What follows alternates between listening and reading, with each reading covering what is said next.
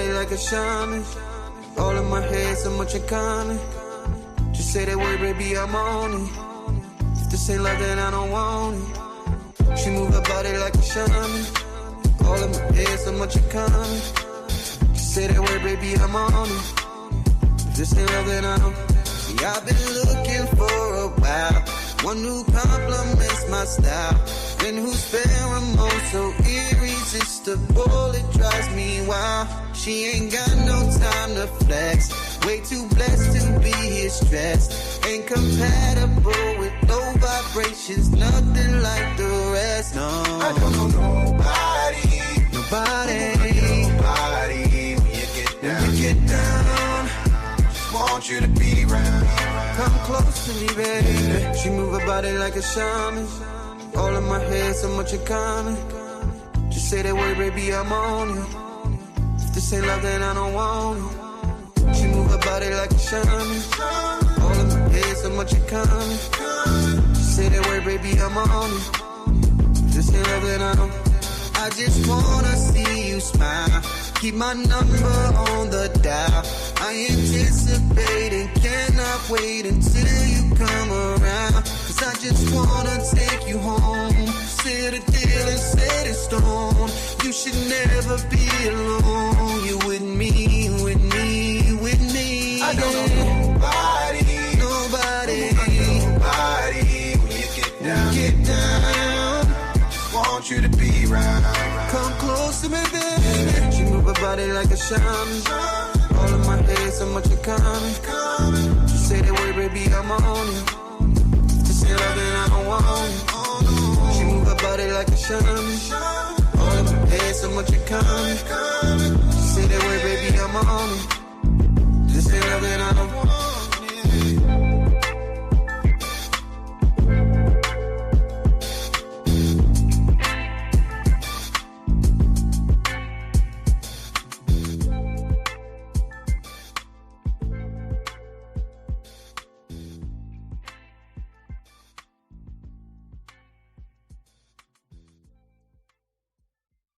All about color, but it just goes to show you how one little thing could mess up a whole discipline, and have to go so deep into it, because sometimes you can't trust all of it.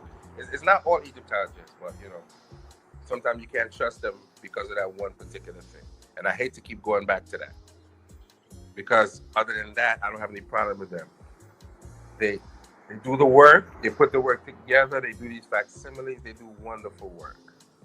But because of the world that we're living in, we have to argue about one silly thing that ruins the whole discipline sometimes, because everybody's not like that. But to go back, it definitely plays an important role. But once again, I'm going to say it again, when you study these things, the best thing to do your own research, learn the language, so when somebody pull up something on you, you can say, bam, they say this, they say this, they say that. Shut up and stop talking now. I want you to read one line of that. And if they can't read one line of that, be quiet. Stop talking. And I did drop that link in the chat for you, Reggie.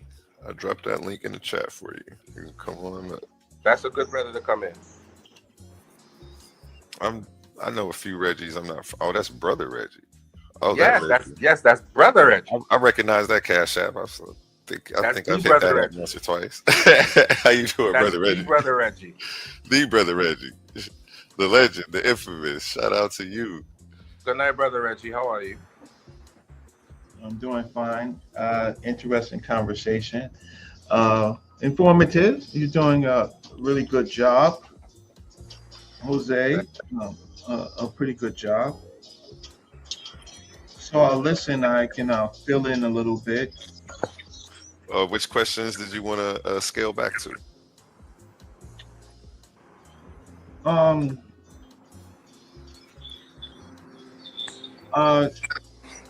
Listen, A1. There were a lot of good questions.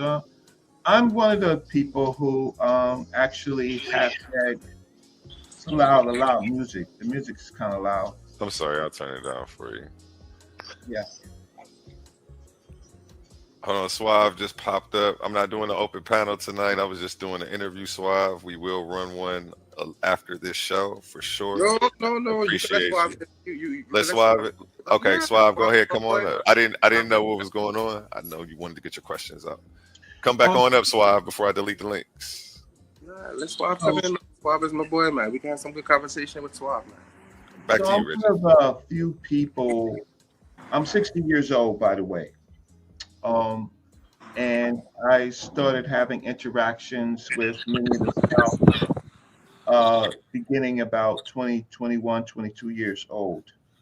In New York, we formed an organization called the Association for the Study of Classical African Civilization, which was a national organization. And there we pulled together many of the people that you know that talk about ancient Egyptian literature.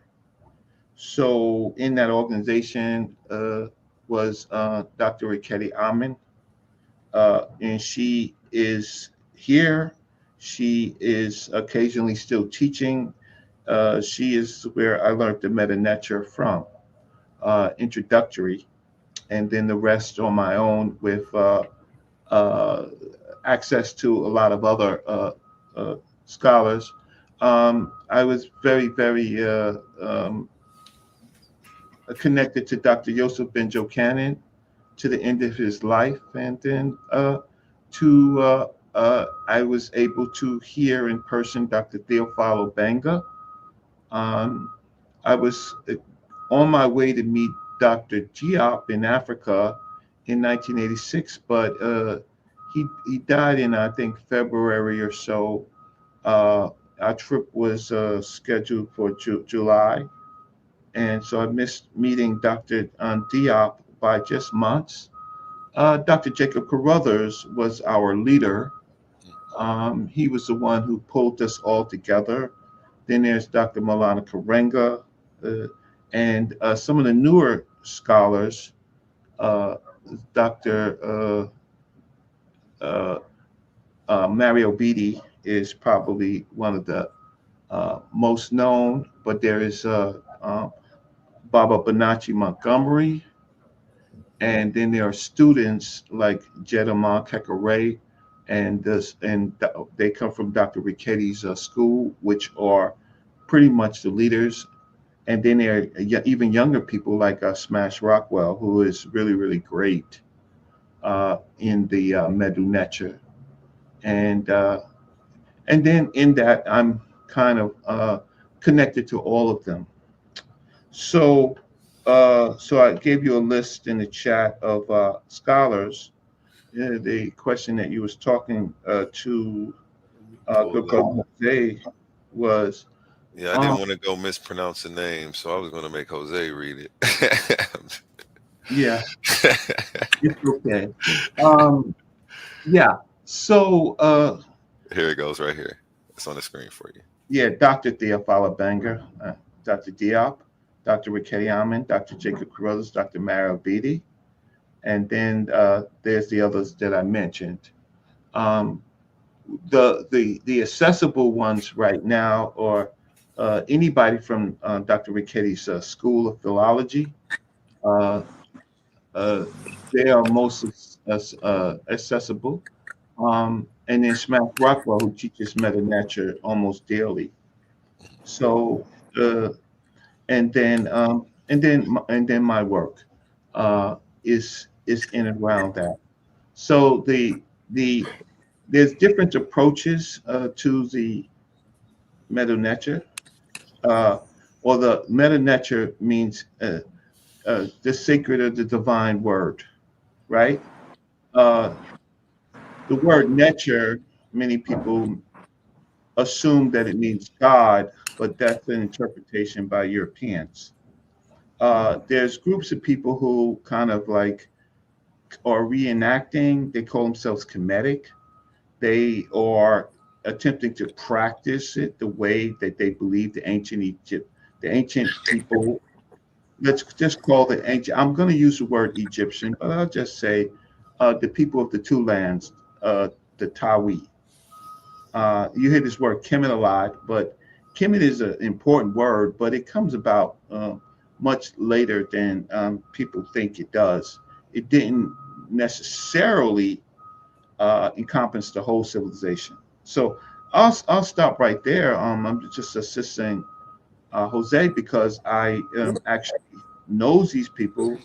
I can read roughly about 60 to 65% of basic Medut Neter that is on the temple walls, and then I have to source vocabulary and source grammar. But outside of that, um, and but I don't do it religiously. It's not religious at all to me. Actually, I give a side eye to people who want to practice something that they can't read, and that's what Jose was saying. That's deep. I think somebody needs to do a presentation on that. If you go on, ahead. go on Brother Reggie's site, Africa Online TV, you're gonna see all of that. There's presentations like that all the time. And shout out but I don't do a lot of. Africa Online TV. I don't do a lot of Medut Neters there, believe it or not. I do more history of Africa, and Black American politics. I don't do it there because I just think that the Smash Rockwell, he does it way better, right? He has much more time to do it. So I don't. I study the history of the civilization and the surrounding cultures of the civilization to answer some of the questions that to track back to some of the questions. Egypt is the child of African civilizations. We can see the graphemes and symbolic thought in Southern Africa. And we see that, 60, 50,000 years ago. And then because of the climate, we see people moving to Northern Africa. And then in North Africa, there's a period called the humid period, which is the wet period. And then in that period, which we also call the Green Sahara, so where many populations of Africa went to. And there they left records in caves. They left their symbolic in their thinking in cave. And then we can track some of those things that they left to later cultures in Africa. And we can track it through pottery. We can track it through rock inscriptions and portable art. And then we find ourselves in something called Nabta Playa, where we find the worship of the cow, because the cattle culture made the land of Africa much more accessible because people had to travel with cattle. And that's a whole nother period outside the Green Sahara period, and where they track to this region west of Egypt called Nabta Playa. And so Africa is very connected because of the cattle culture, simply because of people traveling with cattle. And along with that was the creation of from moving from stone vessels to, in fact, ceramic vessels. So now once you have ceramic vessels, you can carry water, gourds of water, and then you can travel longer places. And so the combination, and so you see connecting of multiple cultures and multiple traditions. And they seem to track from the from Nabta Playa into the regions of Nubia, where there are people, well, we call Nubia or the Sudan. And then from that area, we see the civilization that will later be called Egypt being born, moving from the Western Desert, those that went as far as the Eastern Desert, and then tracking up to what we call Egypt through the cataracts. And then there's other cultures like the Ethiopian culture, they have very similar, but they don't have as many ancient artifacts or anything that we can directly contribute to being writing. So the writing seemed to have started in the south regions. So we have in Nubia, we have, well, in Sudan, we have the Siali stone, we have the Kustel incense burner, we have rock etchings of humans wearing a white crown, and then we have a culture within Egypt called uh, this uh, uh, uh, it's called Nakata culture, and we have Nakata 3, 2, and 1, and in one Nakata 1 goes into the what you call the pre-dynastic Egypt, right? And then there's everything else in between. There's everything else in between. So I'll stop unless you have a particular question. But basically, each Tawi civilization, Egypt, is a daughter of many civilizations. A culmination of it. We have the most artifacts.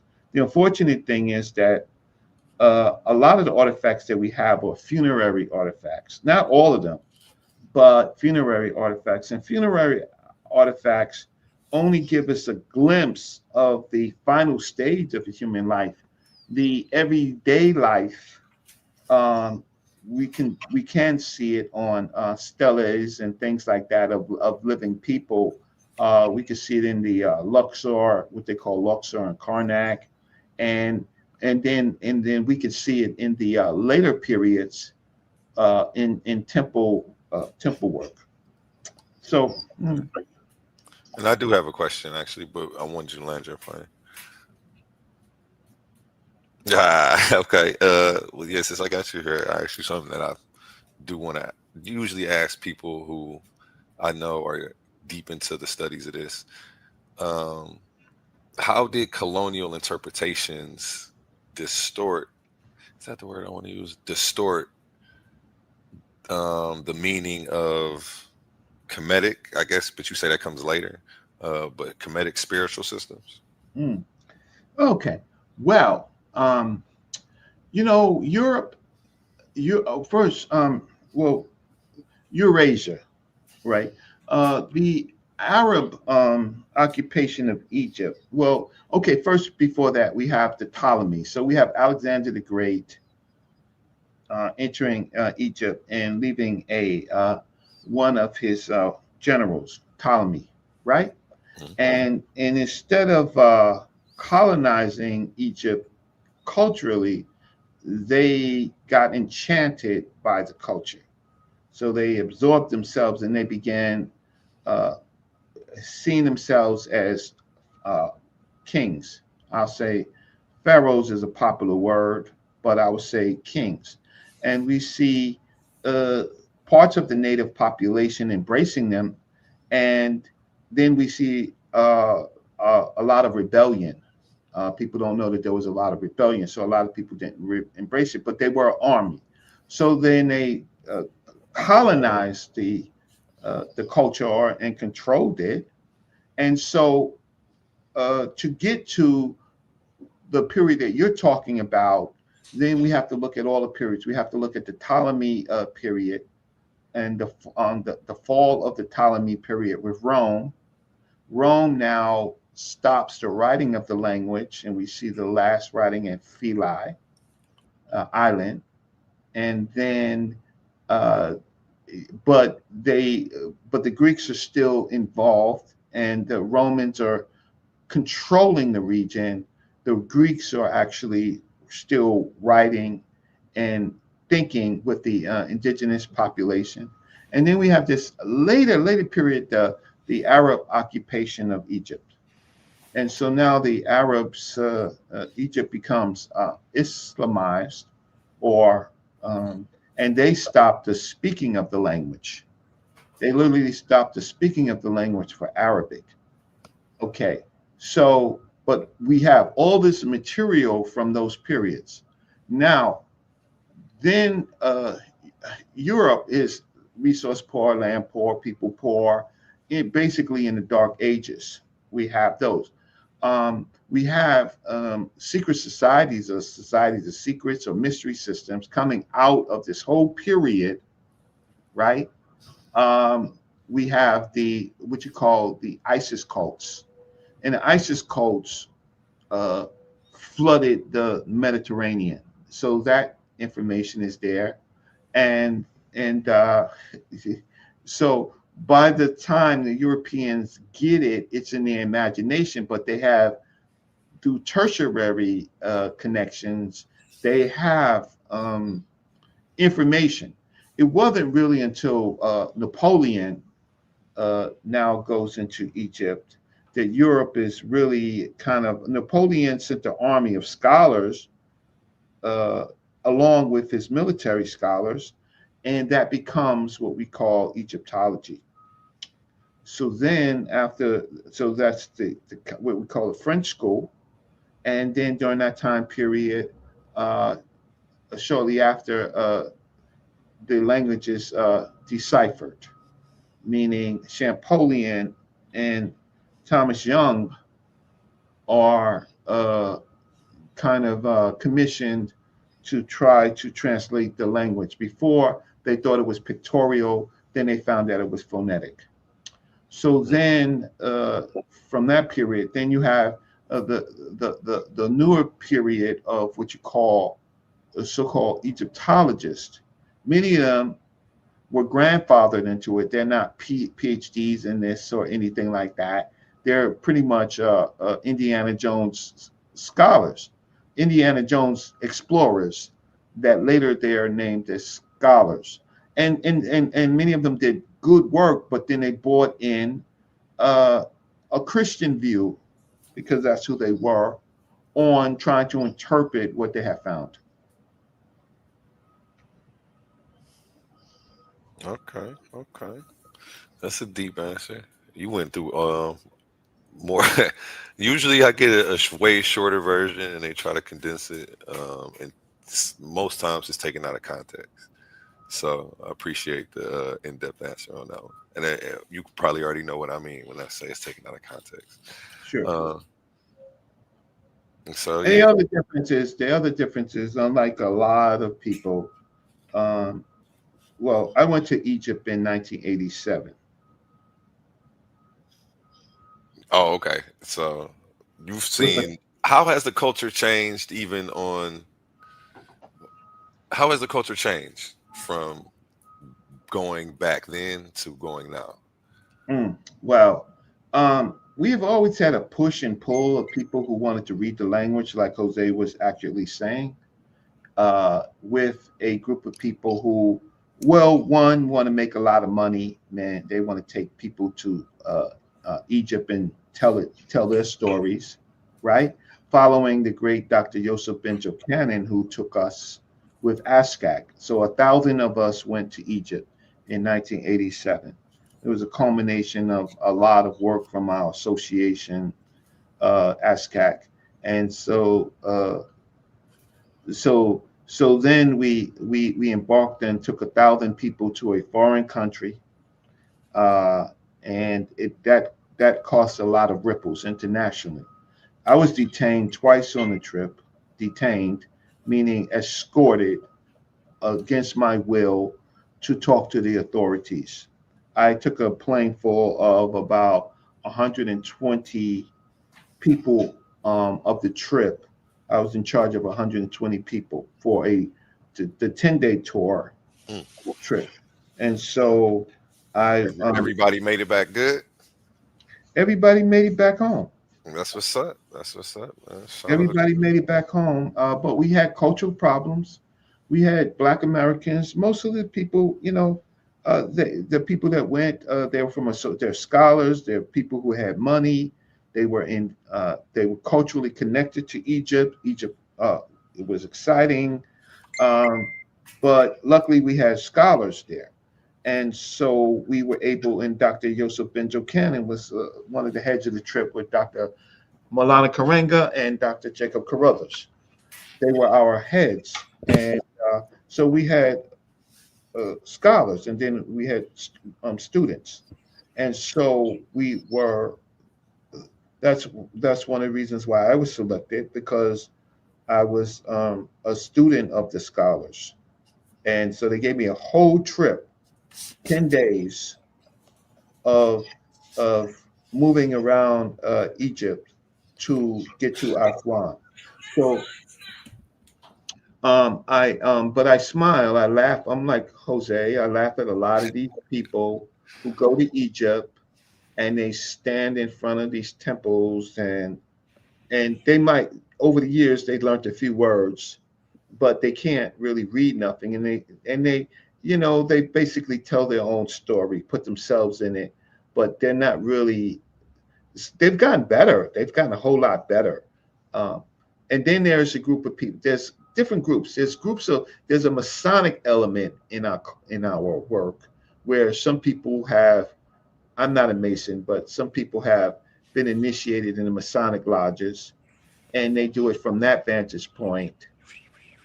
And then there's people who are more religious oriented, or look for some spiritual stuff, thinking that they can touch a statue or stone, and they can get blessed, right? And Yeah, then I've seen that across a few different cultures. right, and so it's those groups of people, and so there's a tug of war between. You was asking Jose about scholarship and stuff like that. There's a tug of war. You would think that of all these people that have went, there'd be much more good writing about the culture, where there's much more religious stuff going on. A little, you see more of that. Okay, then the scholarship. I know that's hard when you go and because that's what you're looking for. I know, so you got to weed through it and sit around a couple of days before you could probably find what you're any of that. I won't say that. Maybe you know the right places to go to. No, I do most of my work. I haven't been back to Africa since 87, Okay. because I could do most of my work here in the United States. Online, it's amazing. Actually, I'm thinking when you hit Africa, they're probably letting you right to the museum through the back door. No, actually, you should know I was able to talk to Dr. Zahi Hawass, the former head of Egyptian antiquities. I'm one of the only African Americans that actually was able to talk to him and push him back for his attacks on Cleopatra, his attacks on blackness, and his attacks on phenotypes, and attacks on culture. I was able in a short conversation to push him back, and that's on record. So I was selected by Dr. Ricketti's students. They bought me a ticket to the VIP so I can get a chance to ask them a question, and that's the only access that we really have. Okay. Some people pay Dr. Zahir Waz, but then when they pay him, they don't push back, or they don't know enough to push back anyway. Okay. How much is he charging? We might have to set that up. In the thousands. I mean, $5,000, you might get a short conversation, but the access to him is expensive. Can you drop his the name spelling in the private chat so I make sure I have his correct spelling when I look him up? Okay, so let's see. Brother Reggie? Yes. The original point of the show. The original point of the show was that a brother named King J challenged me and said I've never presented anything on Smash Rockwell's show. I tried to say I've never presented anything of value. So would you like to chime in on that question, or are you going to leave that one alone? No, I'm not going to leave it alone. I think King J is a avid, let me say, he has a lot of interest in ancient Egyptian culture, and he does have some language skills. But what happens a lot is that when on these shows, there's a lot of competition. So someone like Jose is a learner, very useful in articulating, and has got me to talk to you. King J is kind of like he doesn't give me too much problems, right?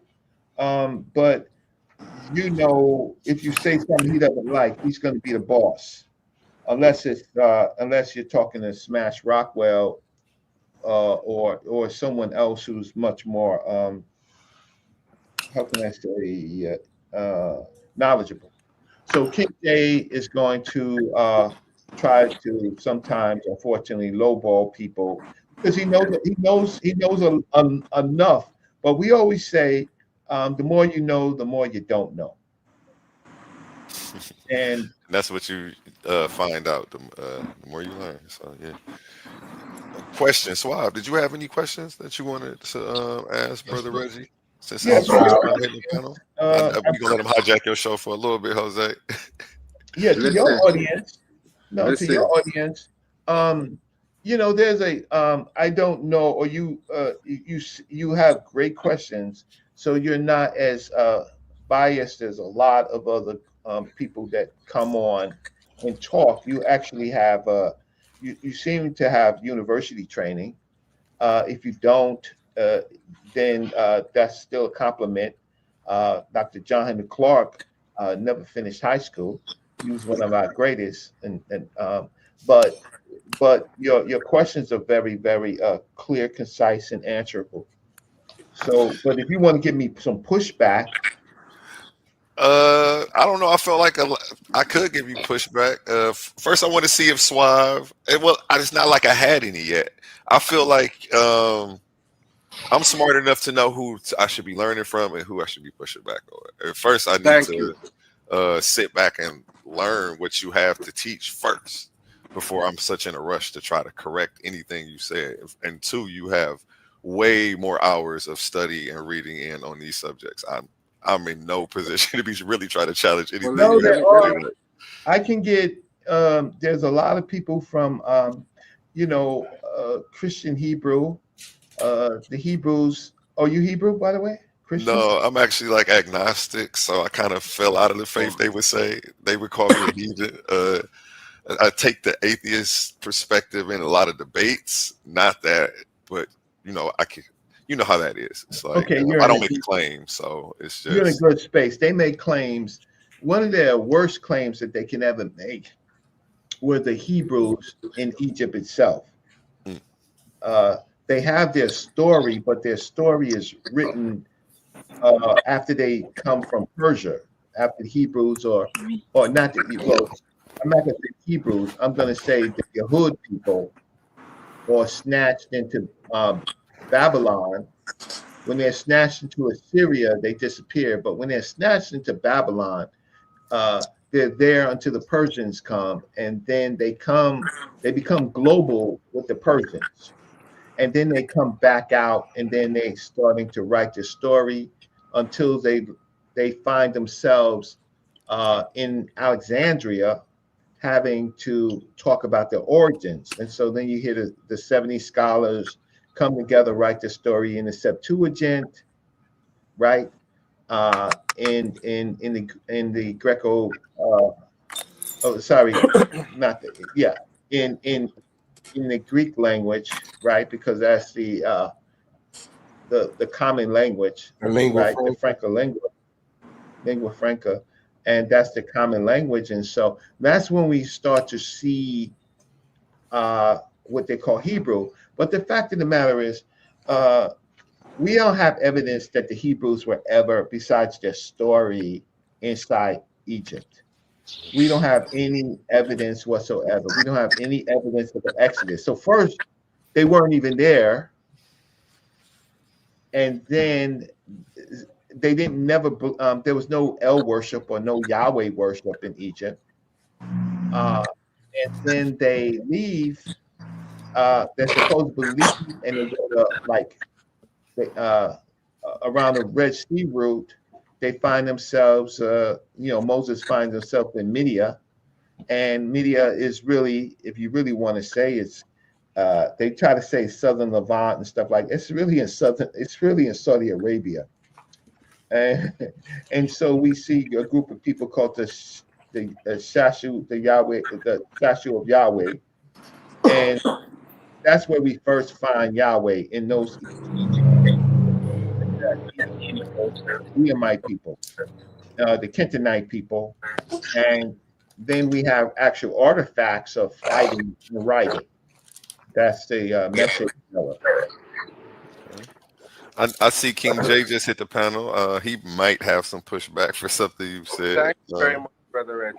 I appreciate you coming out to help me out. Thank you very much, Brother Reggie. Definitely appreciate you hitting the panel. I think at this point, this show has gone somewhere else, and this is what I wanted. This is where I wanted the show to go. Okay. So I'm sorry. So maybe I'm devouring that, but shout out to you, Midnight Madness, the Tuesday takeover on Monday night, man. Shout out, Brother Reggie, Black Power. First of all, shout out to you. Peace to you. You're you're one of the most underestimated studiers, scholars, teachers, brothers. I really feel like you separated yourself from your contemporaries. Like, seriously, I've been saying this for a minute. I've been on a panel with you about 5-6 times throughout 6-7 years. You know what I'm saying? And yes, I just want to give you your flowers first. I wish I did have pushback for you, because I know I can imagine how it feels based off the small experiences that I have of being the smartest person in the room. It's like you want to pull your sword out. You know what I'm saying? Like, we love teaching, but we love to measure ourselves against new data, new researches, and make sure we still on point. So I really appreciate you wanting that pushback. And I understand you spoke on King James personally, so I'm gonna let it go where it go there. But when I saw you here, I had a couple dozen questions. You understand what I'm saying? Sorry. Before you go into King J, Brother No, Reggie, I'm not going to King J. Hold on. Before he allows King J to speak, Brother Reggie, that brother. Oh, my bad. I skipped right over you. My bad. Sorry. That brother you're talking to, A1, is known in the streets as the Abo killer. Oh, you saw my video? He's the Abo killer. Well, I'm not gonna call King J any names. Let's just try to do it scholarly. King J has some points, and sometimes they're research questions. And King J, he's a young boss. I have to deal with. So are you, but I have to deal with people who are younger than me. Not King J per se, but people think that they get points. I can trip over Brother Reggie, and so I'm going to take the shortcut. Oh, well, Brother Reggie has a publication on Kemet human interactions with cattle. And I have to let my dog out, gentlemen. Be nice for 2 minutes. No arguing while I'm gone. I'll be right back. Sorry. Yeah. So I have a journal article accepted in the Journal of Pan-African Studies. So I have a written journal article, and I just think that what do we do this work for if we can't write and transmit in writing, right? And we do a lot of work, but ultimately, except for YouTube, it's going to go away. Like, nobody's going to track back. Maybe if they want to read the Medut Neter, they're going to go to Smash Rockwell show. That's going to be but a lot of our conversations are nothing burgers, because they're not going to go anywhere. I'm sorry. So writing allows you to talk to other scholars because you have a written paper. Because if you don't have a written paper with your ideas cited, you're all over the place, right? So I've been able to go to a few conferences, talk to scholars. So I've talked to Stu Tyson. You see him a lot. I've been able to talk to him. I've been able to talk to Dr. Karakuni at large.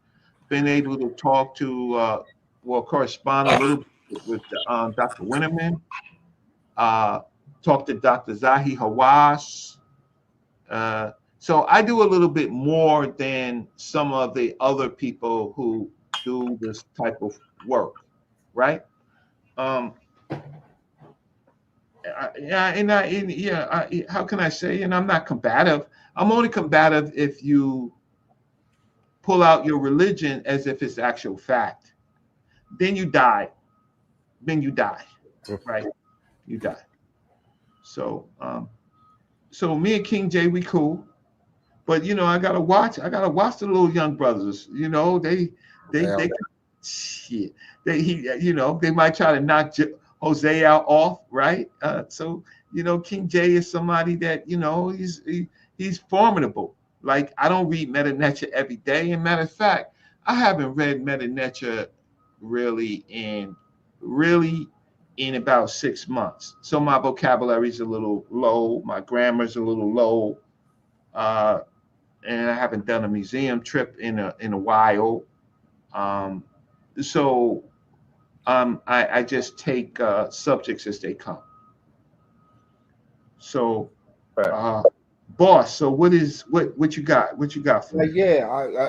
Just you gonna let me speak? Or? yes, sir. Yes, I just didn't want to get into. I mean, go ahead, defend yourself, because he blatantly said your name. But I would like to get a line of questioning in. I'm sorry, bro. Reggie didn't say nothing bad. I respect Reggie. I learned from Reggie. You know what I'm saying? I've been watching Reggie since at least 10, 15 years.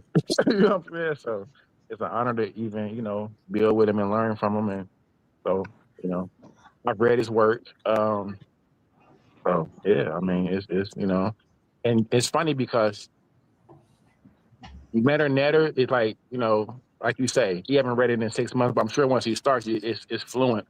But like, you have to be sharp with it, to recognize. You have to like study every day with that. Like I've been studying every day. I'm still learning like the thes and the this, and to recognize like the masculine is pa, and the feminine would be what, cats. I mean, or cat. Yeah, you add a T for the feminine. I'm just learning things like that as far as like the Egyptian grammar. But it's helped me in like Hebrew, with my Hebrew studies, and just knowing, being well rounded in all areas, So, but I would have a question to pose to Reggie, because in regards to the Exodus, right now, I'm a believer in I mean, like, historically, I may can give some archaeology and some evidence. We talk about Hatshepsut, because to me that would be if we're talking about the Pharaoh in the Exodus, I would argue that it possibly would be Amos or Hatshepsut.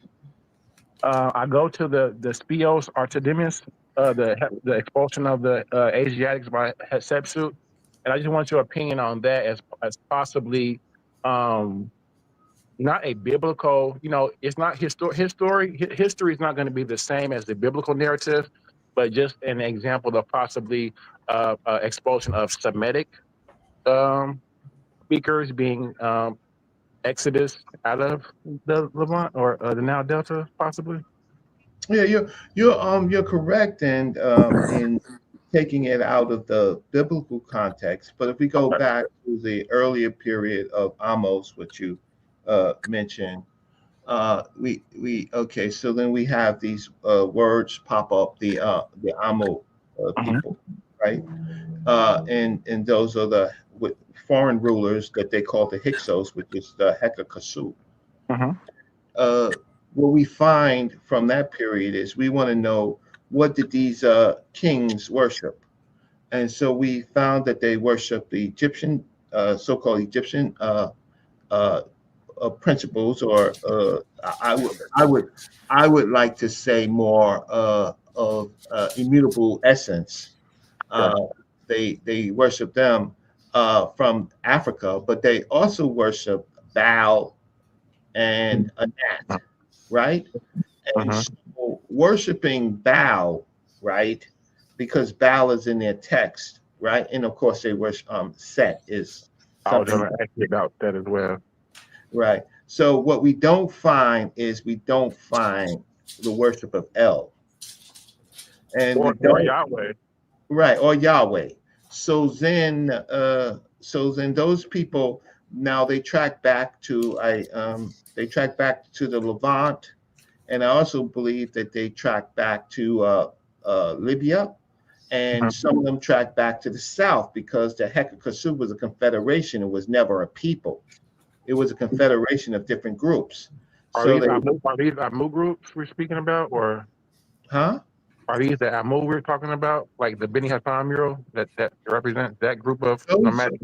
yeah, so those groups of people are very interesting, the Beni Hassan groups of people, because we really can't say directly that they are Canaanite people or Levant people. So there could be evidence that those groups of people were also Libyan people who were Okay. longtime enemies of Egypt. So, but so we have that artifact, but certainly we have the material of the kings of the Hekakasu. We have that, and so we should pay attention to that. So we find that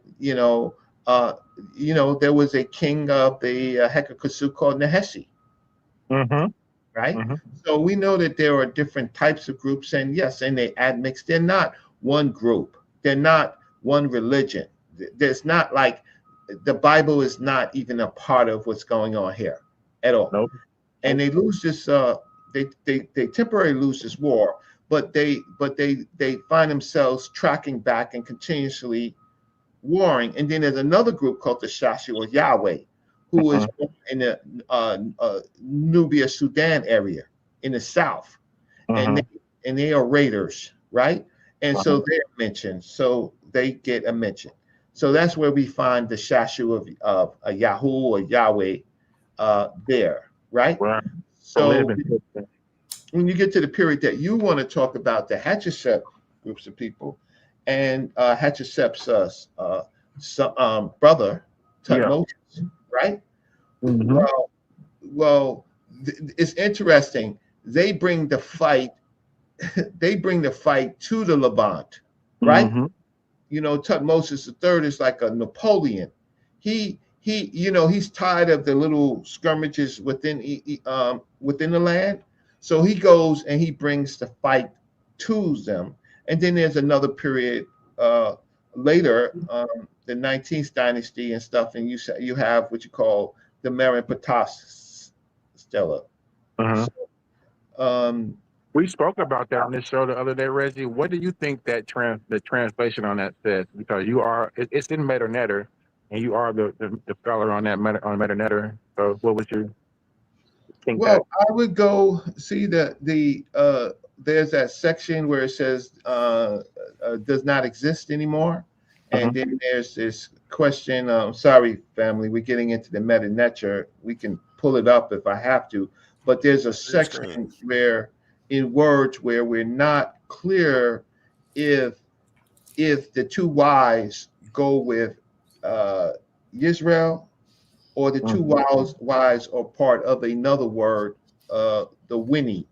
And so Smash Rockwell's argument is that is a ancient form of Syria, because if it was Israel, here's the problem. The piece does not say Israel, it says Israel with an R, with right? R, right. So there's no L in it. So apologists might convert an R to an L, but the problem is L is not in the text. That's where I want to leave it. Hey, you know what's funny to me, just my own theory about the YSR is, because if we look at like the earliest Soleb inscriptions, the Amara West inscriptions that give the Yahweh of Seer reading, the YSR. Hey, share my screen for me, A1. That may be a possible rendering as well, maybe. Can I say something here? No, you next, Jose. And real quick, Reggie, if you want to share this to your people so they know you live speaking, you can hit that button up there that says stream to your audience. I don't have a big audience, and so I'm not. I could. That's up to you. If you just wanted the content, it's. I always tell my people they're free to. Yeah, share. I wish you would have said it earlier. Then it would have been right. Right now, I don't know where this is going to go. So. Okay, I we'll will, get you back. but if I have permission, I can always download the video and put it up, so Definitely. that way I can catch it up. Okay. So somebody want to share their screen?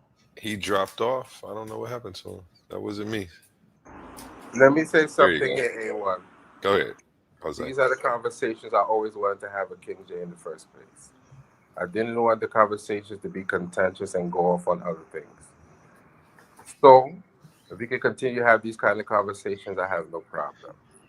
I don't want to come on here and have to yell and scream all the time. I feel like I have to yell and scream. Yeah, we got beef. We got beef So- in our community. So we got beef, yo. So, Brother Reggie, thank you. Because now that you put the stamp of approval, I can't come on here and beef with the brother anymore and go through unnecessary arguments because you put the stamp on it. So we're not doing that anymore. I'm not going to do that. We're going to have that's a dope. conversation. We settled another beef here at Coliseum. It wasn't even a beef. It wasn't even really a beef. It was a beef. It was a war. That's what we're all about. Y'all was spinning Positivity the block here. on each other. We're all about the positivity here. Well, no more spinning the block. We're going to have regular I think he wants some more brother Reggie's insight on some of these glyphs over here. Is that go ahead, Suave? Yeah, I mean that's what the brother was breaking down in sick. We was talking about the Merneptah Stele, and it was like the difference between a hawk and an owl, one hieroglyph and another, and it's just not like it doesn't say Israel, but that is something that is pushed mainstream, and that is something that is accepted and pushed by Hebrew Israelites or anybody who believe a certain, not just Hebrew Israelites, but I guess that's the targeted audience now. Even some Egyptologists put that as Israel, and that's crazy to me. That's why I haven't written any papers anymore on that, right? So you have one of my favorite authors, David Daviditz, right? He's one of my favorite authors, researchers, and so I saw that you pulled that up. But I can share my screen, and I can help people out. So what my good brothers did was show the primary, all right? But what I would show is something a little bit more easier. Okay, so let's split this up. Oh, this is ugly language, right? Okay, so here is this, how can I say, they call it Ascalon, right? And or Westcar, right? And so this is this territory right here of is car, right? So this is like the Uchik, and then it's IS, because these are like an alphabet. They make sounds. So U, I, S, Q, and then they put the A and the R, and it's not even Ascalon, right? Huh? Is that RN? Where RN? Yes, RNY. Yeah. Right. So then they say this other area where it's captured Gezer, right? So basically you use the alphabet, right, to say that it's captured this Gezer, which they say is Gezer, because they're struggling so hard to make it biblical. And then they say this other area, Yanoin, right? Yano. And these are Canaanite places that the ancient Egyptians are talking about, right? 100%. I'm trying to ask you that, Reggie, because we see the determinative of throw stick, and we see the hillside. You sound kind of muffled, King J. I'm sorry. Can you hear me now? Yeah, I was Yeah. going to say the determinative on the foreign the throw sticks on the end of them, so that lets you know that they're foreign lands, correct? Yeah, foreign lands, and in this particular case, they are in the Levant, right? Levant. So here's a throw stick he was talking about with the Kasat, which means foreign lands, and this says that they're talking about foreign lands. And then we have this other area called Yanoam, so it's two reliefs make a Y. Then it's an N. They add some they add the vowels, right? and then there's really there's a nu, right? A nu, and then there is this ma right here. So they say, okay, this is Yanoim because they're trying so hard, right? And then there's the throw stick again, and then there's this phrase, they are finished. Now the problem is here's the issue. The issue is where it says Yanoim, the tears are finished. This is Tim, and then there is a Determinative. Determinative for a papyrus roll, and then it says Winnie, right? So in this particular case, Smash Rockwell's argument is that this particular case goes with this phrase over here that this is finished, right? And then so we have to, so there's a Winnie, there's a win, right?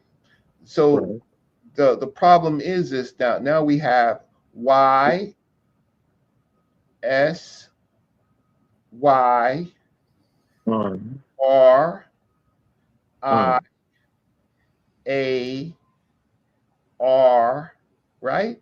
And it throws, right? Now apologists want to make this Israel, and then there's a people connected to it, kind of a double determinative, right? So the apologists want to make this Israel, but there's no L. There's no L whatsoever, because see this thing right here, this open mouth right here, they want to all of a sudden make this L, but they can't because there's a stroke here. So it has to be the mouth, right? It has to be a mouth. The wave is collapsed, so to speak. It's not abstract anymore. It's actually an R, and we know it's an R. And then if we track back, right, and we look at Gezer over here, this is an R. So if it's an R over here with the Gezer, right, then we use the same with a throw stick, and it's an R over here. How does this ever become an L? Right? So we have we have that problem, but that's if you that's the language. That's the language. Shout out, brother Reggie. Medut Neter with brother Reggie every Monday here on Titans Daily. And I just want to know. I put the same source he put when I be beating y'all up on this. I want to let y'all know. So shout out to me, but shout out to brother Reggie, man, because I definitely did that, dog. Like I was like, okay, bet. But one thing that people don't acknowledge.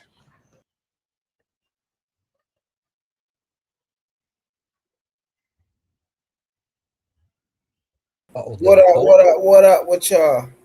What is this? Wall Street into the studio. What up? We got Silky D in the building. We got brother Hassan Khan in the building. What's up? What it do, y'all? What it do, y'all? Peace, family. Wall Street Will in the building. Hey, down the hill. Hey, Hassan, we gonna start with what you think about the video so far, the playback. It's looking good. I was just on the panel with Saber Reggie on the other channel. Yeah. So I was like, hold up here. So yeah. It's looking good. I know when it comes to Medut Neter breakdown, he ain't gonna have no trouble doing that. Yeah. Yo, excuse me. Silky D. Yo. What up, Brody? What up? What you think about the breakdown so far? I kind of think it's quite mediocre, if you ask me, because there's a lot of origins and current sources that are kind of going a little bit against. Well, he's just only going on the Medut Neter, though. That ain't really no, like, I thought I wouldn't mind asking some questions and just really see where his real studies are at. But for as far as from what I know, yeah, he, like I said, he just reading the Medut Neter. That's Coptic, that's a ritual, that's some magic talk and all that good stuff. Then it's read in so many different directions, a whole lot of things. But I mean, he said he's saying it's Egyptian, like he don't know the goddess Nithis from Libya and things like that. So it's a bit that I got an issue with on that, and I can get what I'm saying, I can go in if you want. Okay, look, we're gonna come back around to you. We're gonna get the Will, and then we're gonna come back around to you. What's up, Somebody Will? breathing heavy like Darth Vader on that thing, man. Yeah, he Luke, I am your father. What up, Wall Street Will? Everything's lovely, man. And I was just, listening to the bill and the playback of the video. And my question always becomes like, because you know me, I'm Mr. Today and Tomorrow, right? Like, Right. yeah, the history is important, but it's like, what we gonna do to get active to make history, right? And Facts. what am I gonna use to do that? And so I'm waiting to hear that here, but it just kind of gets into more about disagreeing and figuring out what we gonna use. Like, you know what I mean? Ain't no need to talk about it if I can't use it. Yeah. And I think the biggest like so really feel like the biggest issue that we have is acknowledging that no matter how present the time is, we still live under a Eurocentric worldview. We still live under a Eurocentric law. So understanding these teachings and understanding these principles help us then go back to the root of where it all came from, definitely for people that look like us. And we're able to utilize that moving forward, right? Because we won't have to subdue ourselves with the religiosity that's going on in present day. We can work with nature like our ancestors. You see what I'm saying? We can get back to understanding the farming and growing food and things of that nature. You see what I'm saying? So that's what I feel like that these type of conversations bring, because when King J asked him about the Medut Neter, there's a lot of papyri stuff out here like that. You know what I'm saying? We got the Edwin Smith papyri, and with these papyri, if you go out here and get I got a book by Wallace Budge. I call it the book of Coming Forth by Day, but of course it's called the Book of the Dead. I be forgetting that name because I don't even like calling it that.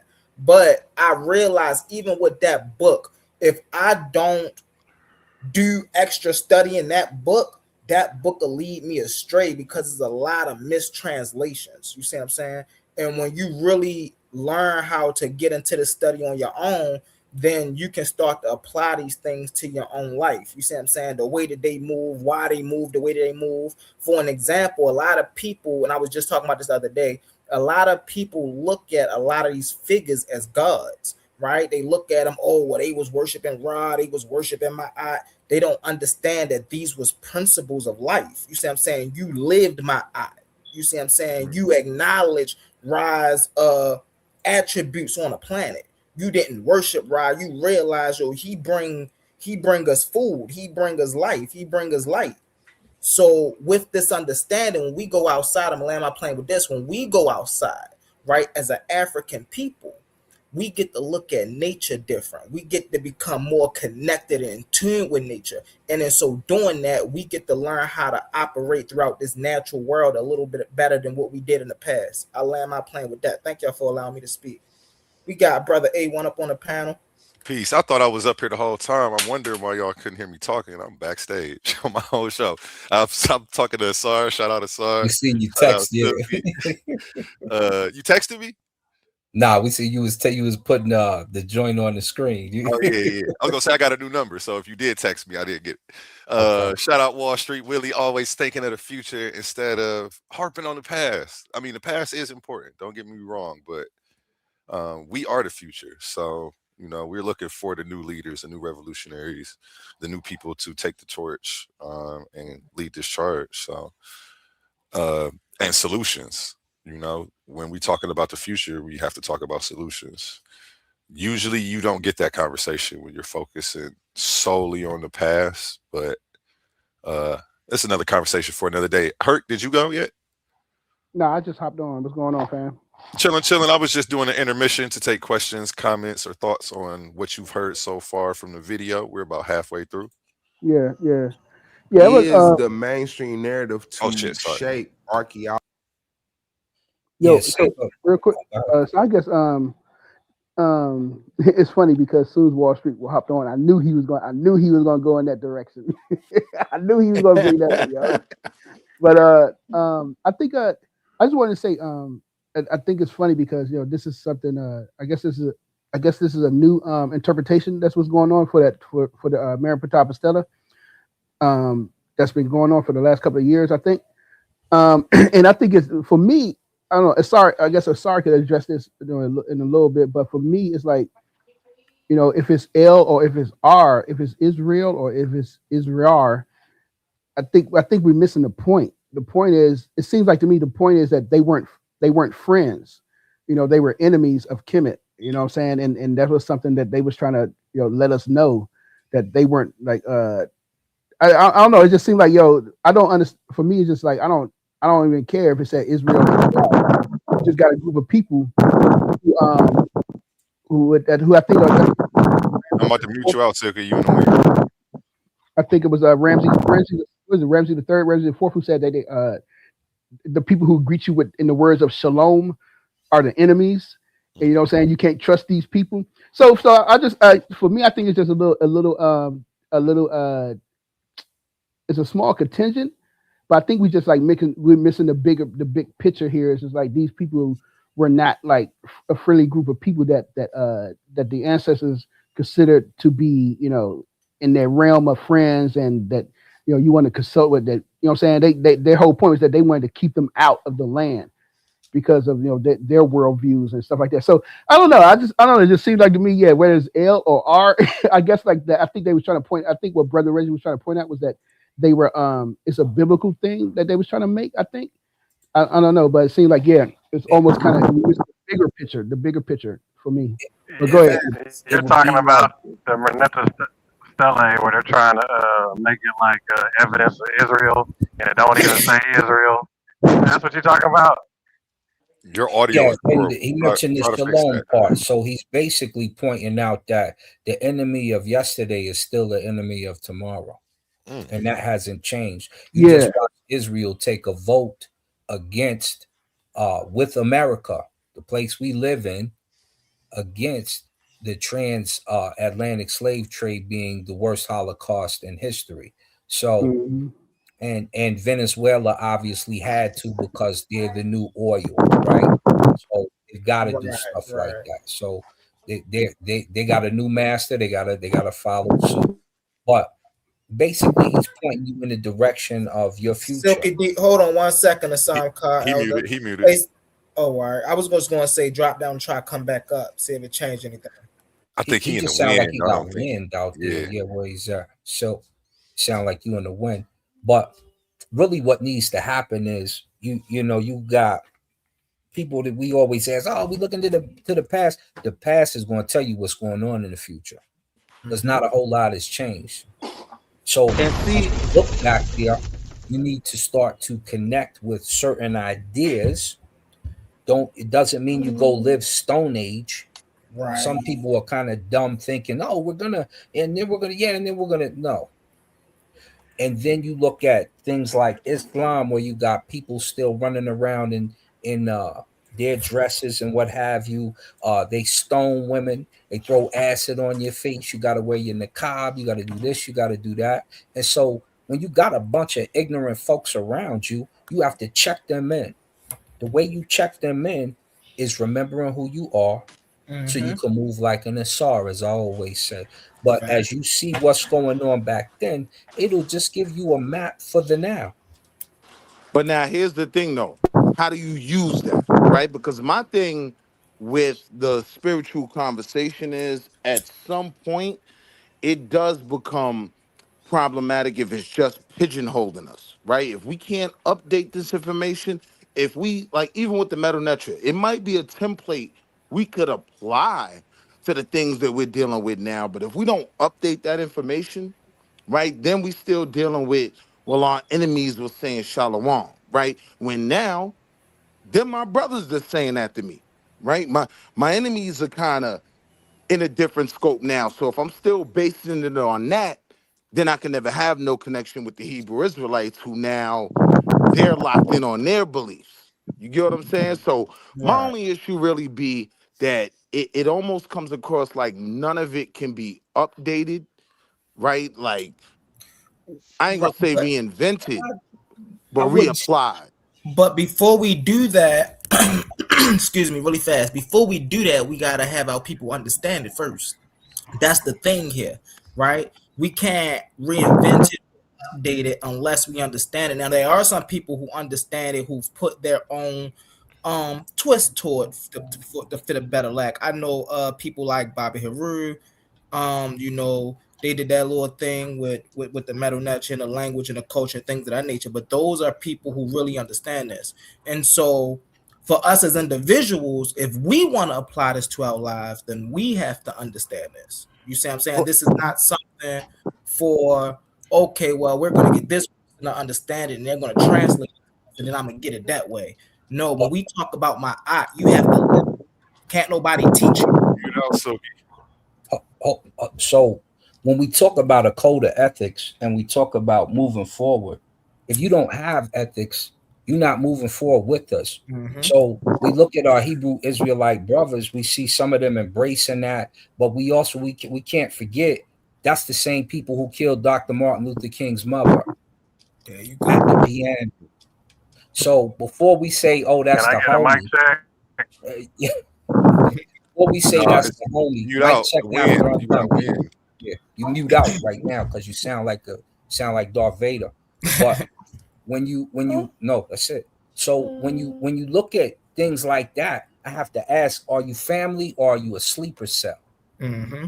Because if you just kill one of our greatest leaders' moms, and it's pretty heavily rumored that they knocked off his brother who swam like a fish, hung around several of them, but happened to drown in his own pool. Right. So they, But see, and they it, happened to be around them earlier that day.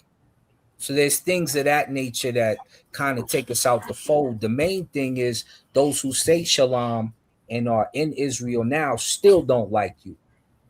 So when but we talk about updating a template, no one says stay stagnant. Remember, this is where you invent science at. This is where you invent astronomy. And they didn't say, oh, stop here. They said, all right, continue on and continue to make it happen. Remember, the calendar started with 360 days.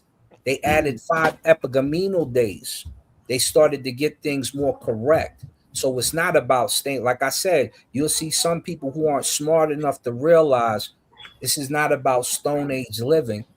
This is about a code of ethics. This is about a mindset. And this is also about understanding the life around you again so that it doesn't disappear. You already now, got them talking about water is scarce to get now. Right. now One look, of that the I things, agree with, right? But when the brother says like we need to know this and we need to teach everyone this, right? We got to realize, even in the time of the Medut Neter, that wasn't something everyone even had access to. Everyone didn't know, Around right? It was a higher level of the people in the structure that had that information, and they used that to define the culture they were building. So it wasn't about everyone knowing it, because a lot of people that you're gonna have to lead won't even be able to grasp it. The question then becomes, how do you use this, right, to create your own kingdom, your own Saber Reggie, how we civilization? use it. Real quick, y'all. We got a special moment right here. This started off as just a rerun. I wanted to play something while I was painting my little store. But we got Brother Reggie in the building. I'm honored to bring this powerful voice, a true pillar of the community, scholar, teacher, elder, community leader. He's DX, put in that stand up. work and earned his stripes. When he speaks, people listen. Brother Reggie, it's an honor to have you here with us today. How you feeling? I'm doing fine. I was just listening for a while. One of the things that Baba Haru Samaj Sepata did was he tried to reintroduce the 42 making modern. So he in fact did that. I'm not I study Kemet, Africa. I'm not a practitioner, but I do respect Asar Ka, and I don't respect a lot of them. I respect Infodici, but again, I don't respect a lot of them, right? Um, what I find is that it's romanticizing and not actually reading the text for what it says. Um, the there's different types of text. There's the religious text, or what you want to say, spiritual text. Then it's the didactic, the moral, ethical laws. We could pull from we already pull from the ethical and moral laws because we find them in the Greek into Coptic, and then we find them into the Hebrew, and then we find them into the Christian. And we just don't know that the ethical and moral laws are ours. The problem that I have is that these people, many of these people, engage it only in religious and spiritual, and they don't engage it in our current political, cultural, political lives. So they're always standoffish as to when Black folks are angry, when Black folks are needy, when Black folks are hungry. How do we use it? Right. They don't have any plans for us to use it. So that becomes problematic. I use ancient culture, right, in my thinking and my writing. Uh, they use it in their shrine practice or their temple practice.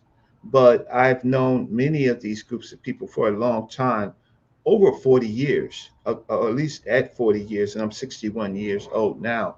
So I don't find them effective, useful, or anything.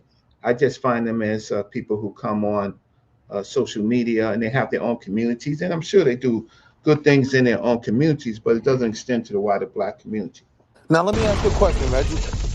Because you just dropped a jewel on me. I didn't know and understand. I'm a kid from Harlem, right? So I know, not know him as, an elder that taught me, but just a pillar of my community. I knew where Baba Haru's table was. I spoke to him every time I walked past. He showed me love as well. I Yeah, never knew he made an effort to, would you agree what you were kind of saying was like update yeah, he did. the 42 laws? Yeah, he did. I don't have I, it. I had it, but I don't have nah, it in I front of never me. knew But he, in that. fact, did. That was a jewel. You know what I mean? For me, like just knowing what I know in my community, because I start to view some of these conversations as stagnant. So to know that he was trying to update it and apply it to where we were in 1990, 2000, 2010, I have a high level of respect for that. And it's almost like it makes me somewhat more of a believer that we can actually utilize this to do something. The conversation isn't a waste of time. Knowing that Baba Haru was trying to apply it to where we are now, I feel like, all right, my thinking isn't off. Like, we should be able to use this for something. So that was the jewel you dropped on me, and I'm gonna kind of Well, try to I look would that up. say really, the I was just gonna piggyback and say really fast. It's so interesting, man. Y'all that's in New York, y'all are so close. I'm from Baltimore, right? So I grew up and I had to be a viewer for a lot of time. But just viewing, I was able to see. Now this is from 13. I'm 33 now, but I was just able to see just so many leaders in New York talk about diets, right? Talk Yeah. about the importance of planting your own food. Stop going, if you are a person to eat meat, stop going to the market, but go out here to an actual farm and get your, like, I've seen them talk about this throughout the years. You know what I'm saying? So when it comes to how do we apply this in our life today, these elders has been talking about this since at least 2013, 2014. Like, and the message has been consistent. You see what I'm saying? You got to live this, right? Not only just go out here and talk, but if you're going to live it, right, you got to learn how to eat. You got to learn how to think. You got to learn how to meditate. You got to learn, you see what I'm saying, what to be vigilant for. You got to learn what to read. These are things that you have to, this is called self-development, is what they were teaching us, right? well, I do think that to see there's a difference. Go ahead, Reggie. No, go ahead. Go ahead. So there's a difference between people speaking and telling, and then actually uh, doing. Again, I don't see large amounts of them engaged in the Black community, what I find is that they're teaching, and they become kind of like thought leaders, and they are building Yeah. their communities. They're not engaged in a Black struggle. So for the most part, again, Infadici, and I will take him out of it, right? Mhm. Infadici was with Malcolm X. Believe it or not, Infadici was a young man with Malcolm El Haj Malik El Shabazz. Mhm. That's how that's how far he goes back. Um, but I think that there have been an antithesis to a lot of the Black movement, always having some presence, but not necessarily doing anything or leading anything. Uh, I don't see them on the front line. I just don't see them. But But Reggie, I do want to give you your flowers, right? Because I'm one of them little kids from Harlem. They used to walk from St. Nick Projects over and sit in front of Mart 25 while y'all went at it for hours, right? And I would just sit there and soak it all up, right? So for me, being on the jack with you right now is like being on the phone with Redman or EPMD. Like, you were one of my, you know what I mean, stars growing up, one of the people I respected, right?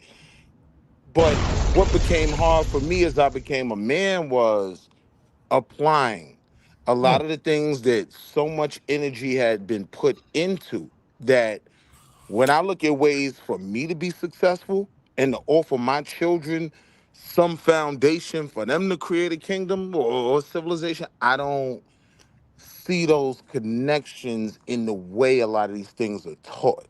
hmm. So, Hey, Well, can I don't disagree, and Brother Reggie, that's what I don't disagree. What I find is that there are some basic teachings to show you that African people can do great things, have done great things, and there are African people who have done terrible things, and for you to know the difference.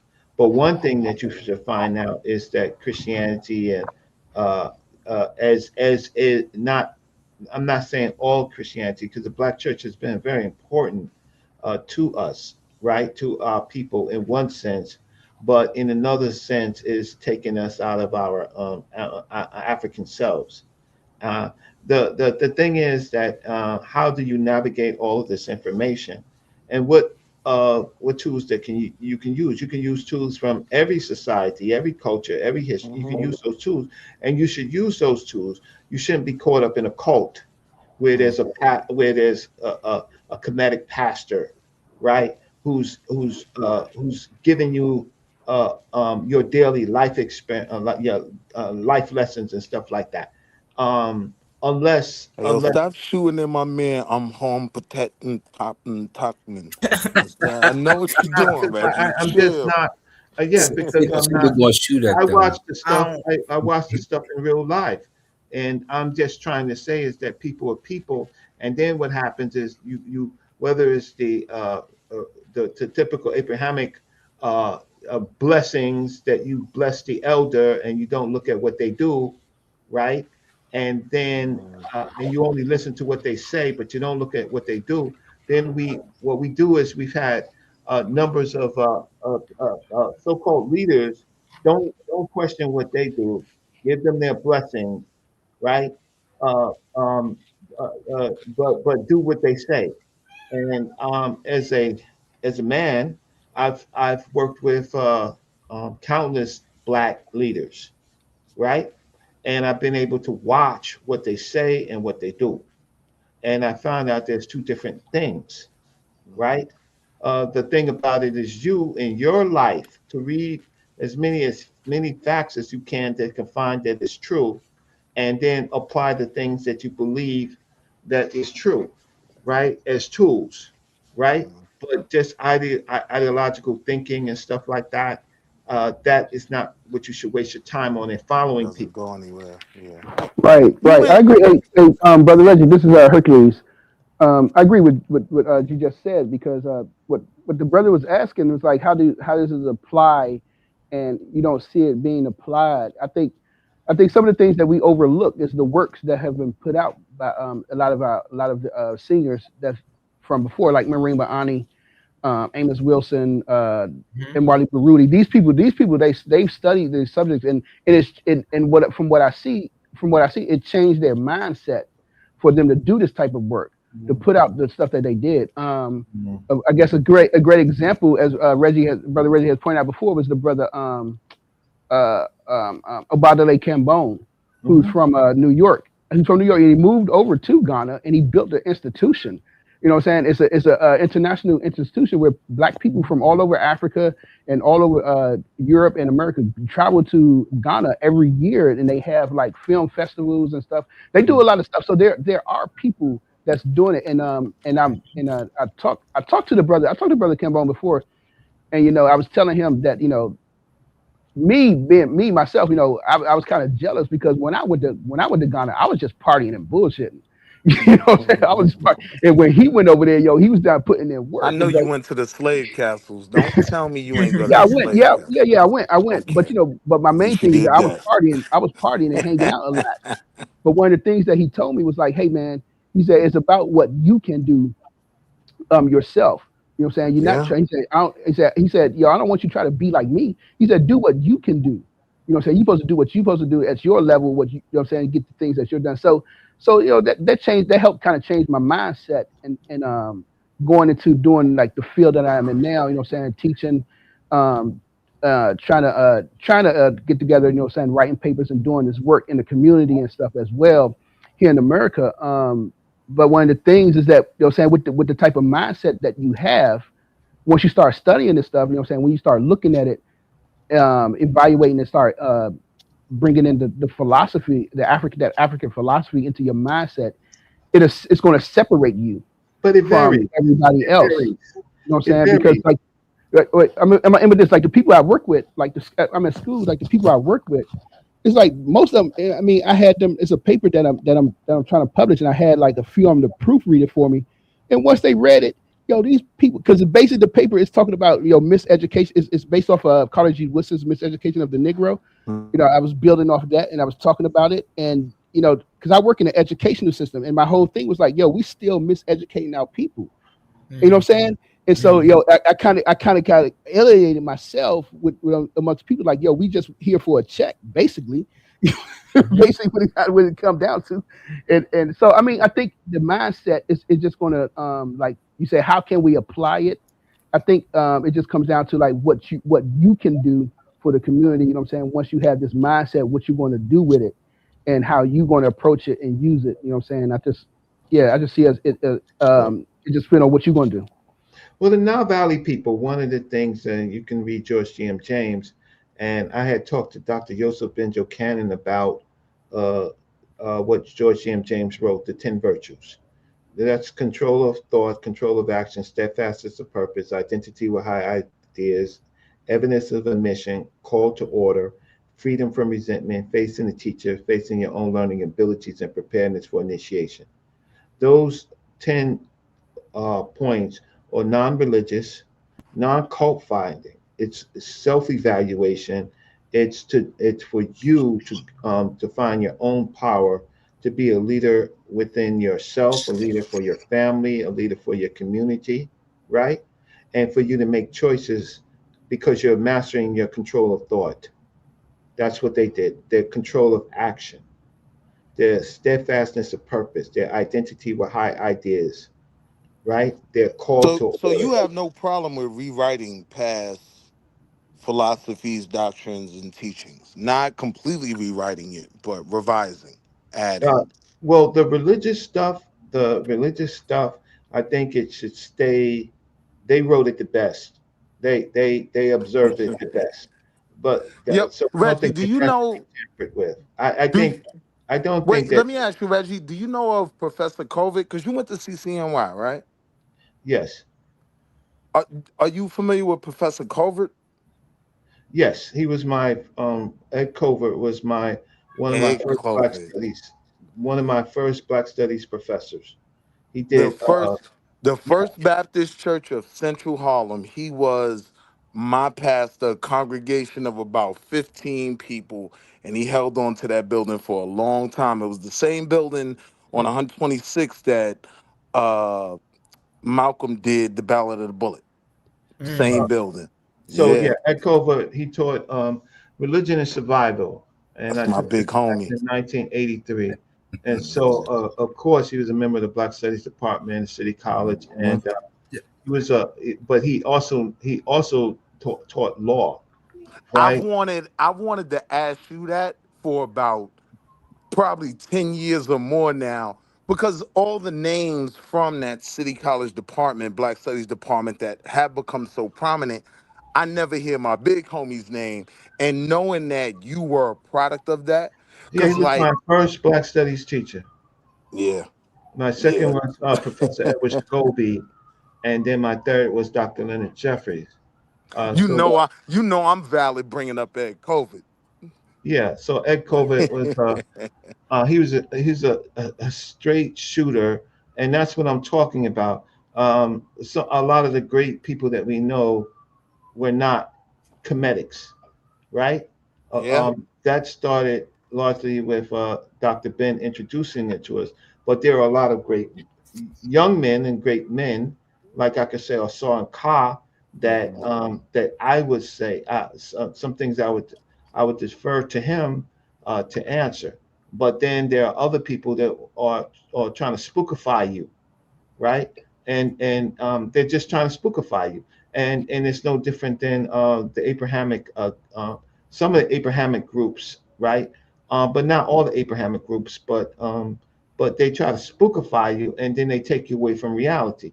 When I'm talking about slavery, I know the Christian church was involved in the slave trade, not the black church, but the Christian church. But I do know that the black church in the United States, their doctrine was, in fact, it was they felt it was in our best interest to be Christians because Most people can't even receive the separation between the AME church and the Black Christian church, but I get well, what you're there's saying. difference, but they I don't want to take over the show, but I just do see my face.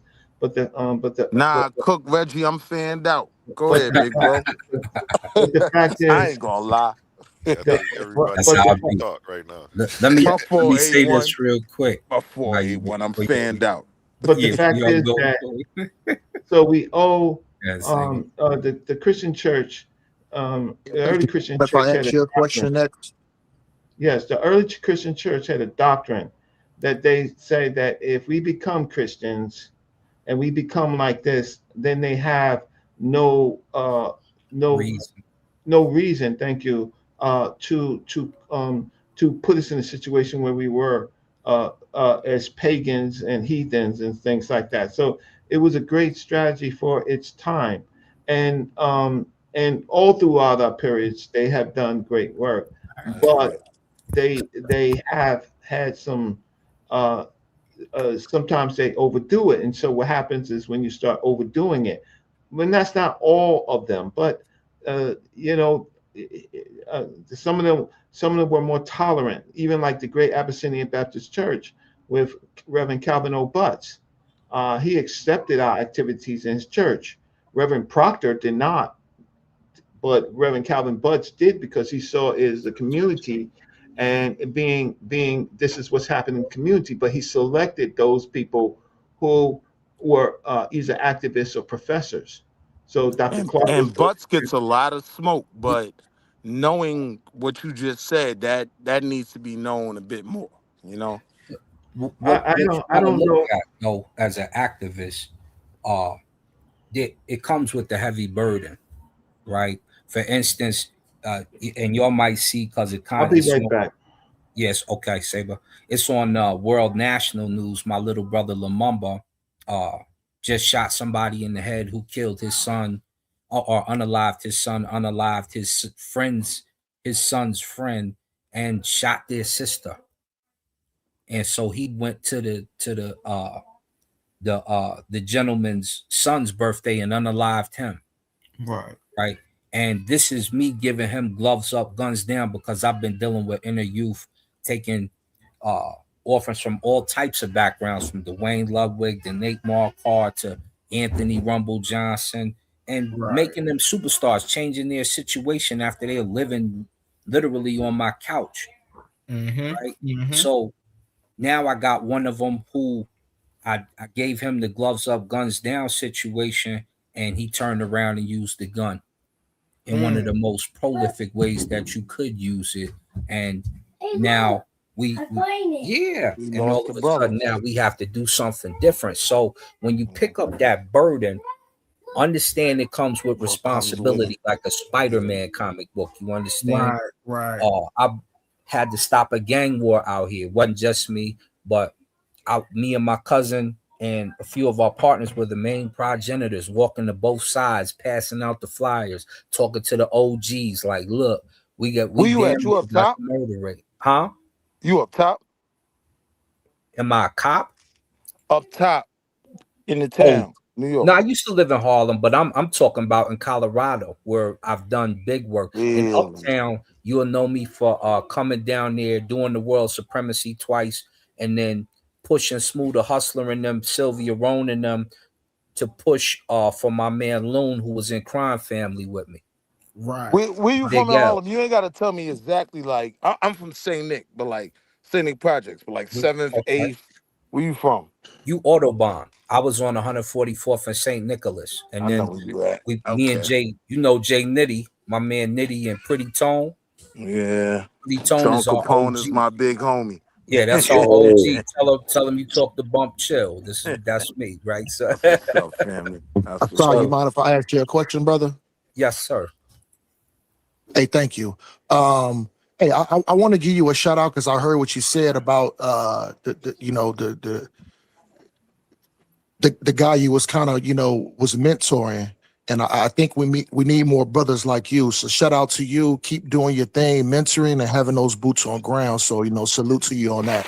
I had a question for Reggie, but since Reggie had to pause for a second, I figured I would ask you. So Reggie says something as far as dealing with Kemet, as far as religious. So to not be biased, to keep it a buck, would you say, as far as Kemet, based upon a structure, and then Reggie can piggyback off you. I'll see he back in. Based on a structure, and you know what, non-biased, and let's keep it a buck. Would you say that they was religious?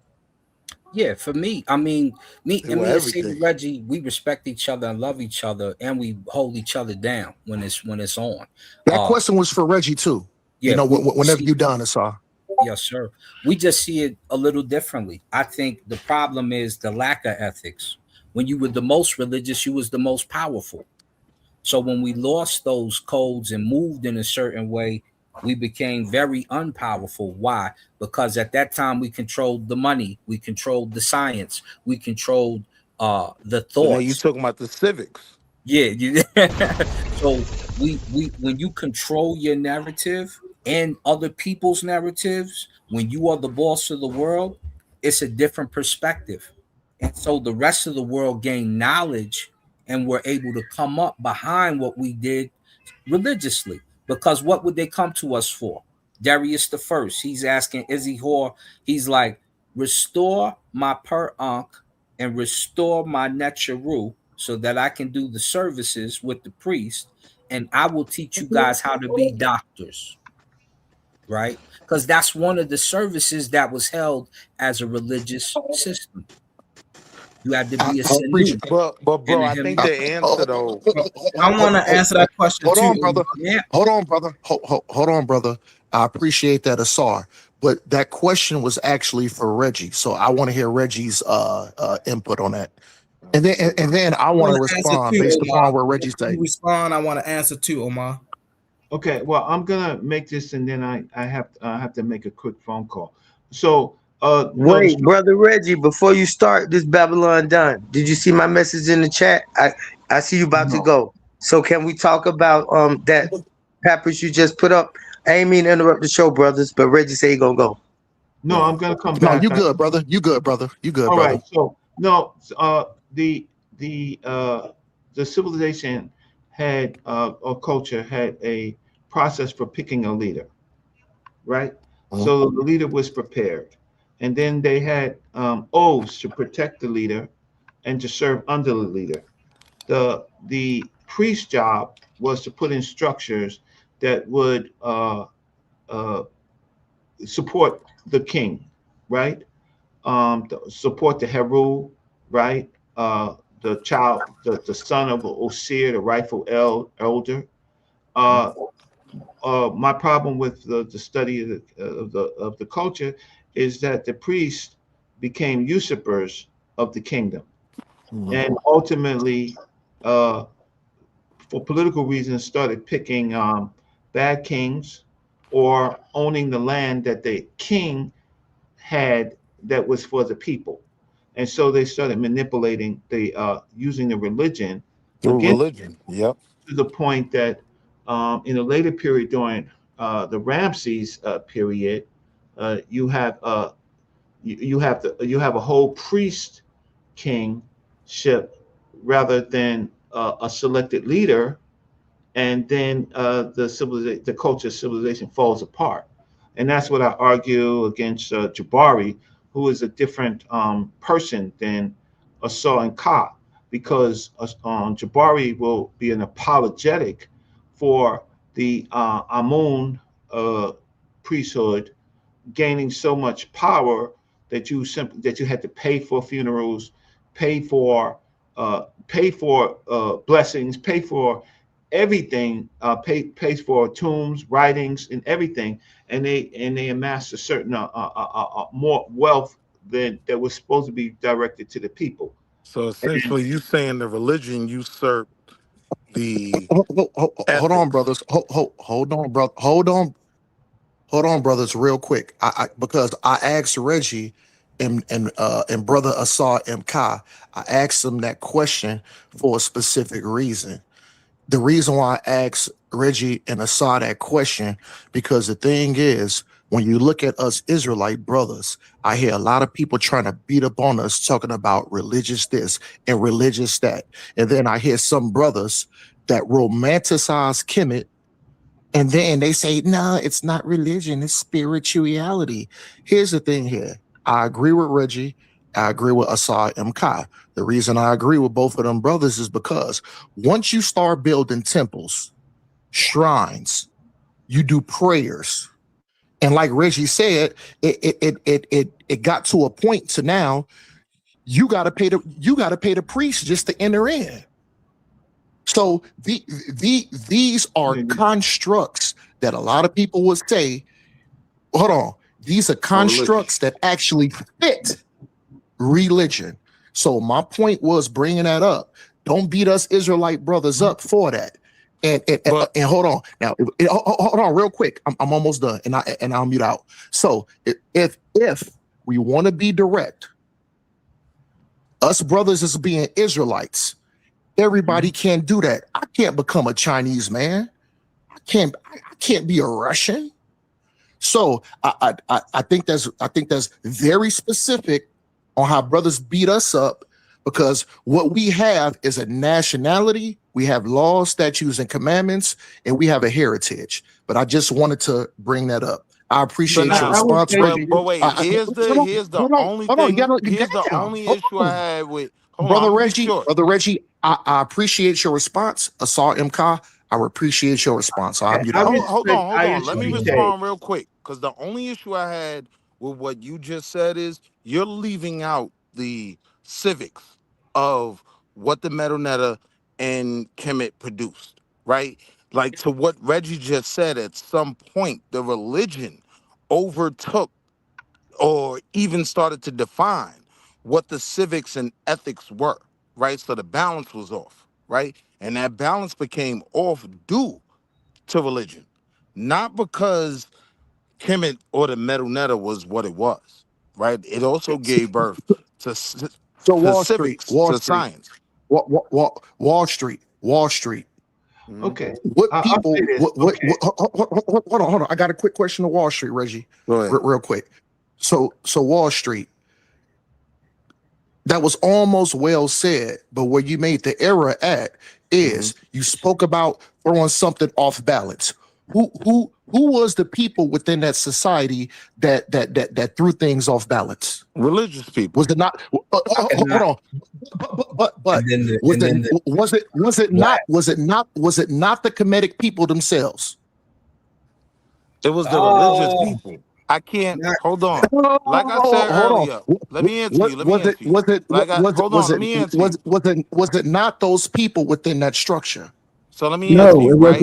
Like I said earlier, right? The Medut Neter at the time wasn't even something that an average Negro like me had access to learn from. I had to go to Brother Reggie, those brothers who had been through a certain program or whatever, who had access to the information, right? So it wasn't like this was just everyone's information, right? So when you ask who threw off the balance, that's why my answer was religious people. Right? It wasn't. Let me say this. I have to do a phone call. Let Brother Reggie get in real quick. Go ahead, Brother Reggie. Oh, I apologize, Reggie. I forgot he had to go. Slack it, Reggie. My bad, brother. Okay. I ain't going nowhere.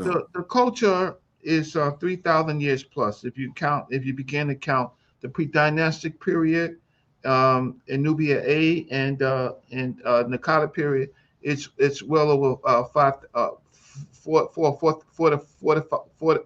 to 5,000 years Some old. say 6, but go ahead. Right? Yep. If you count that period in construction. Right. So there in every civilization, there's going to be errors, right? Mm-hmm. Now, I do respect ISUPK. I know them. I know Captain Yahana. I went to high school with him, and I know Captain Tazaria. General Yahana. Hold on, let him make the point. General Yahana. Yeah, General, Commanding General Yahana. I went to high school with him, right? I went to high school with him. I know, in the Bronx. In the Bronx. I know, in the Bronx. And then, so listen, they are building their world, right? And I don't have, my problem is when they generalize and they attack Africa. Reggie, without knowing the history of Africa. I'm answering the question.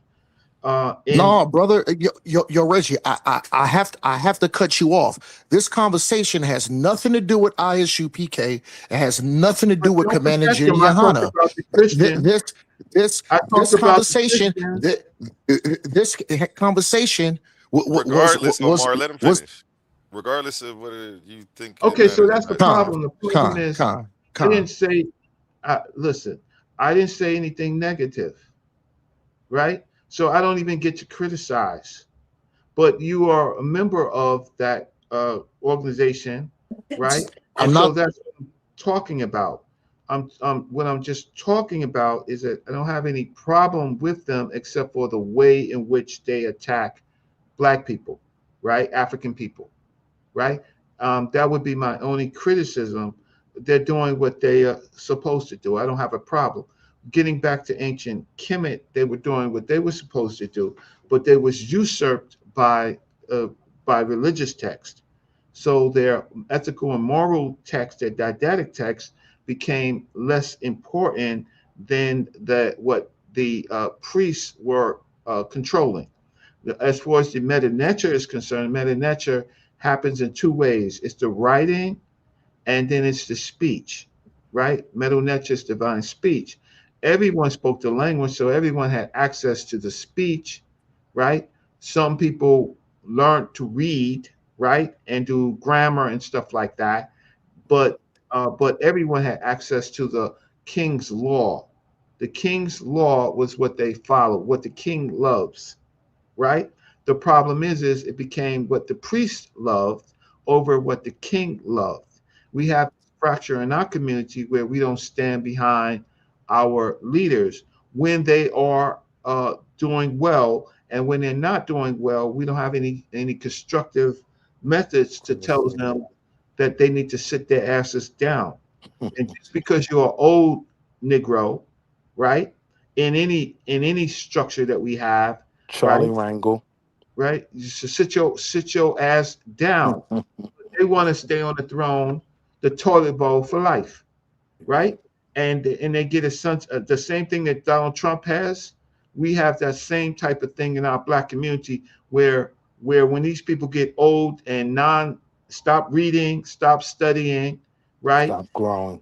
Right, stop growing. We still have to, they want us to follow us. And then when we stop following them, then we become enemies, right? Yeah. And we have to fix our structure. Ancient Egypt had a structure of choosing good leaders. And guess what?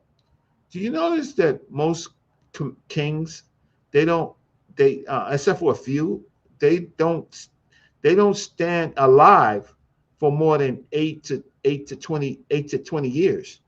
Their rules are short. They take the berry juice. Thank you so very much. You've been useful, but you're not useful now. We need new leaders. You're not going to get off the throne. So you're going to take the berry juice. Gotta go. The minute that you are king, your tomb is being born. Know that, Negro. The minute that you become the king, they start construction on your goddamn tomb. Know that, Negro. Right? And so if you don't pass that hep set, that fitness test, right? And you look weak because that's a warrior culture, pack him up. You going, yeah, we gonna mummy your ass up, right?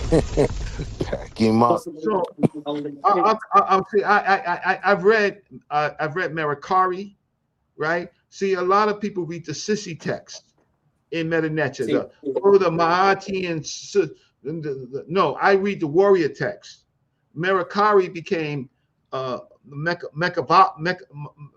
what's his name? Machiavelli, the Prince Machiavelli. You could see lines of Merikari and Machiavelli, the Prince Machiavelli's text, right, on how to rule. And they, in that text, if you study it, if you have somebody disturbing, you kill them, you kill their children. It wasn't the sissy Ma'at type of thing, right? Ma'at was vicious. Ma'at was a killer of Eastfed, right? But so, Brother Reggie, real quick, have you created some type of curriculum or, like just a base for information? I wrote the Black City Plan to understand. The Black City Plan is based on the city civilization, which is really based on Sapats and Gnomes. Well, wait, right? that I'm not talking about, because I know about the Black City Plan because I rocked with South for a long time. So that's how I found out about you. You know what I mean? I rock with you. But I'm saying right, but that's all of this Kemetic. It's kind of because I'm not. I'm into functional and applied science. I'm not into the spooky stuff. You should create a database, though, even a database that does include a portion of the spooky stuff. It, like, what you need to leave. Well, I do. That's why I talk. That's why I'm on your show. That's why I'm on the show. I talk, and then I go and I argue against the so-called Kemetic priests with their ankhs and all of that. Asar don't walk around with no damn ankh, right? Like that's something to be special than your brother and sister. Like you got some superpowers. Joking, yeah. You ain't got no damn superpowers. You might wear some jewelry to, because it's fly, but I don't carry one specifically. No, right. If you're not in per ankh service, right? Why would you? Right, you don't swing it on your wrist. Baba Haru had them good ankhs and I don't those different, stones. Yeah, but there's no sissy stuff. Let me kind of sum up Saber's I'll point. be back. Thanks, Asar. I'll be back. Yes, sir. Saber is about two things. He's about, is it in the text? Is it found in historical use? And so if it's not, and it's something that's just kind of calibrated from your own mind, then he exacts you to make a disclaimer for that. Say that, hey, this in particular is something that's of innovation that we do because it makes us feel good. And if you don't do that, he will call you to account. Me personally, if the energy is good and it's not pseudo, And when I say pseudo, I don't just mean, oh, that's pseudo, because I disagree with it. That's not what pseudo means. When I say pseudo, meaning that you don't have any historical evidence or primary resource to show why you would do something like that or that they did that, then Not just backed up scientifically. well, not even scientific, because some things you do, I'll tell you, like a Muslim told me a long time ago, Sheikh Amjad, he said, if Islam was based on science, then when you break wind, meaning to fart, you would wipe your behind instead of your head, your hands, your feet, and everywhere but where the fart came from. So some things aren't based real off quick, of Asar, real quick, Asar. So here's my point. Here's my point. The Kemetic brother walks around with an ankh. The Christian brother walks around with a cross on his neck. So my point is, what make these people distinct? Well, wait. I can answer that. Hold on, they real all quick. in the same. Respectfully, they're all in the same boat. So But the thing no, is, they're not. they are in the same boat. Reason, what do Christians do? They build the church, customs, worship. What did the Kemetic people do? Build temples. Hold on. Did. And some Build Christians temples. never Worship. did that. Hold on. Worship. Worship. They prayed. But I'm They saying on had both deity. They sides, had though. deities. Hold on. Yes. They had deities. They gave offerings. So let's not sit here and just bash so-called religion, which I don't believe in religion. Number one, but let's not sit here and bash religion when these Kemetic people indulge in the same things. Is if we're looking at a criteria which fits religion, Kemet will fall in that criteria. So let's just be genuine and be Here's honest the here. issue, though. That's all I'm saying. Here's the only issue, though, right? Like, I get your argument, and I'm not claiming you're shooting at Kemet, but you're shooting at Kemet, right? And I get that. What I'm saying is, I am shooting at Kemet. I am. All right, so I'm shooting at Kemet. Hear what I'm saying. On both sides, there are people that aren't religious, right? Like, they aren't, they're Kemetic people that aren't walking around with an ankh. It's Christians not walking around with a cross, right? They're just implementing the structure that these religions adhere to and have created, right? But they're not what you would call like a religious person, the way you're prefacing it. So everybody ain't Jabari, right? Everybody ain't saying protect. Like, nah, everybody ain't doing that. I'm wilding A1 You're going chill. over the Listen, Kemet has no relevance. Kemet is not significant. What? It's dead. It's dead. It's dead. They got wiped out. I can't order a pizza in Medut Neter. Whoa, that's Hold on, crazy. real quick, y'all. I can't order a pizza in Medut Neter. Let me But you'll go to jail under Medut Neter. Hold on, you'll go to jail under Medut Neter. Okay, yeah, let me pass it to Brass real Let's quick. get serious here. Brass? This your first time here. I got your A1. I got your A1. I mean, we're gonna come back to you and probably that too, though. So don't worry about it. Say no more. I'll mute out. Thank you, brothers. You ain't gotta apologize for me. I'm just showing the same support you showed me, G. Appreciate my nigga. Good looking. I can't. He just threw me the alley. So hold on. Go ahead. Good looking, bro. So he just threw me the alley. So there's a couple things. Hold up, right before you get in Wall Street, you have to look at a couple things. Number one, the Europeans who classified something as religion did not classify ancient African cultures as religion. They called them spirituality systems, meaning that they were lower because they weren't monotheistic. So they were more henotheistic. They're more paganist, even though they're the foundation of all things they have, including their water rituals from your baptisms on down. So when you talk about religion, and this is why Mfudishi states what he states, he says it's not a religion, it's a culture. And it's because you're taking a conglomerate of different African countries, different cultures there that got together in ancient Egypt that made it become what it was. And this was the dynastic period. Then you get the Persians, which is when Arabs come in, Cyrus and I can't remember his name, whatever it is, that had the beef. Sennacherib. Yeah, that's when Arabs come in. Then you get Europeans when the Ptolemies come in. That's when Greeks come in. That's the end of the dynastic period, and most experts don't even include the Ptolemaic period as dynastic. And then you have the Romans come in. You have the whole world trying to imitate the culture. Stop right there.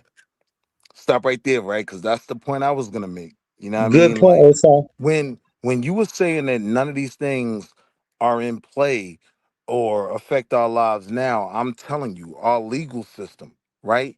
Through this historical drip, you know what I mean, comes from Kemet, right? Like the 42 laws of Ma'at just got dumbed down into the 10 Commandments, which then got dumbed down into something else. And then Tell you them have about the your, judges. huh? Tell them about the judges in the Supreme Court You count get, and the number and why.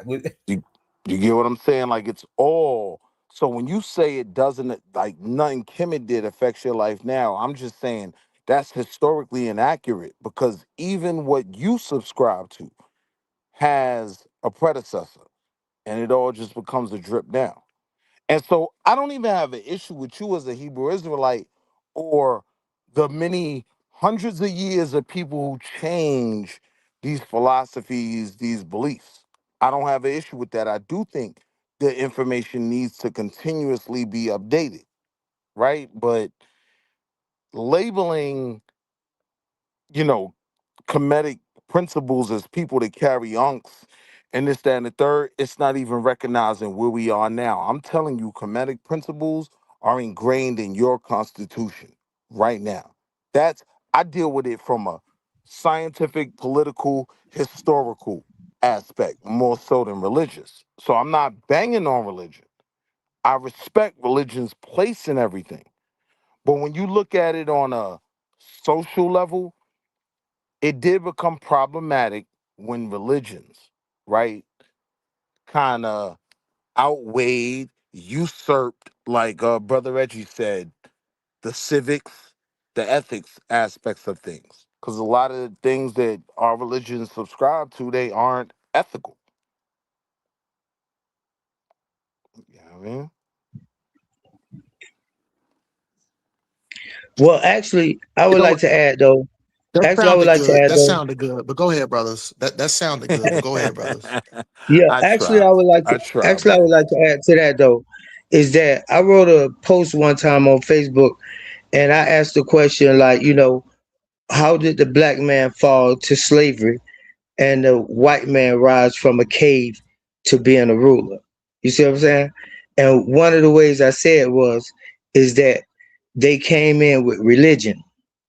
Religion is true, but the way you looking at a brother, and not to point at you, but I'm saying you talking. But the way you looking at it is as if it was an internal religion that brought us down. That Nah, wasn't it.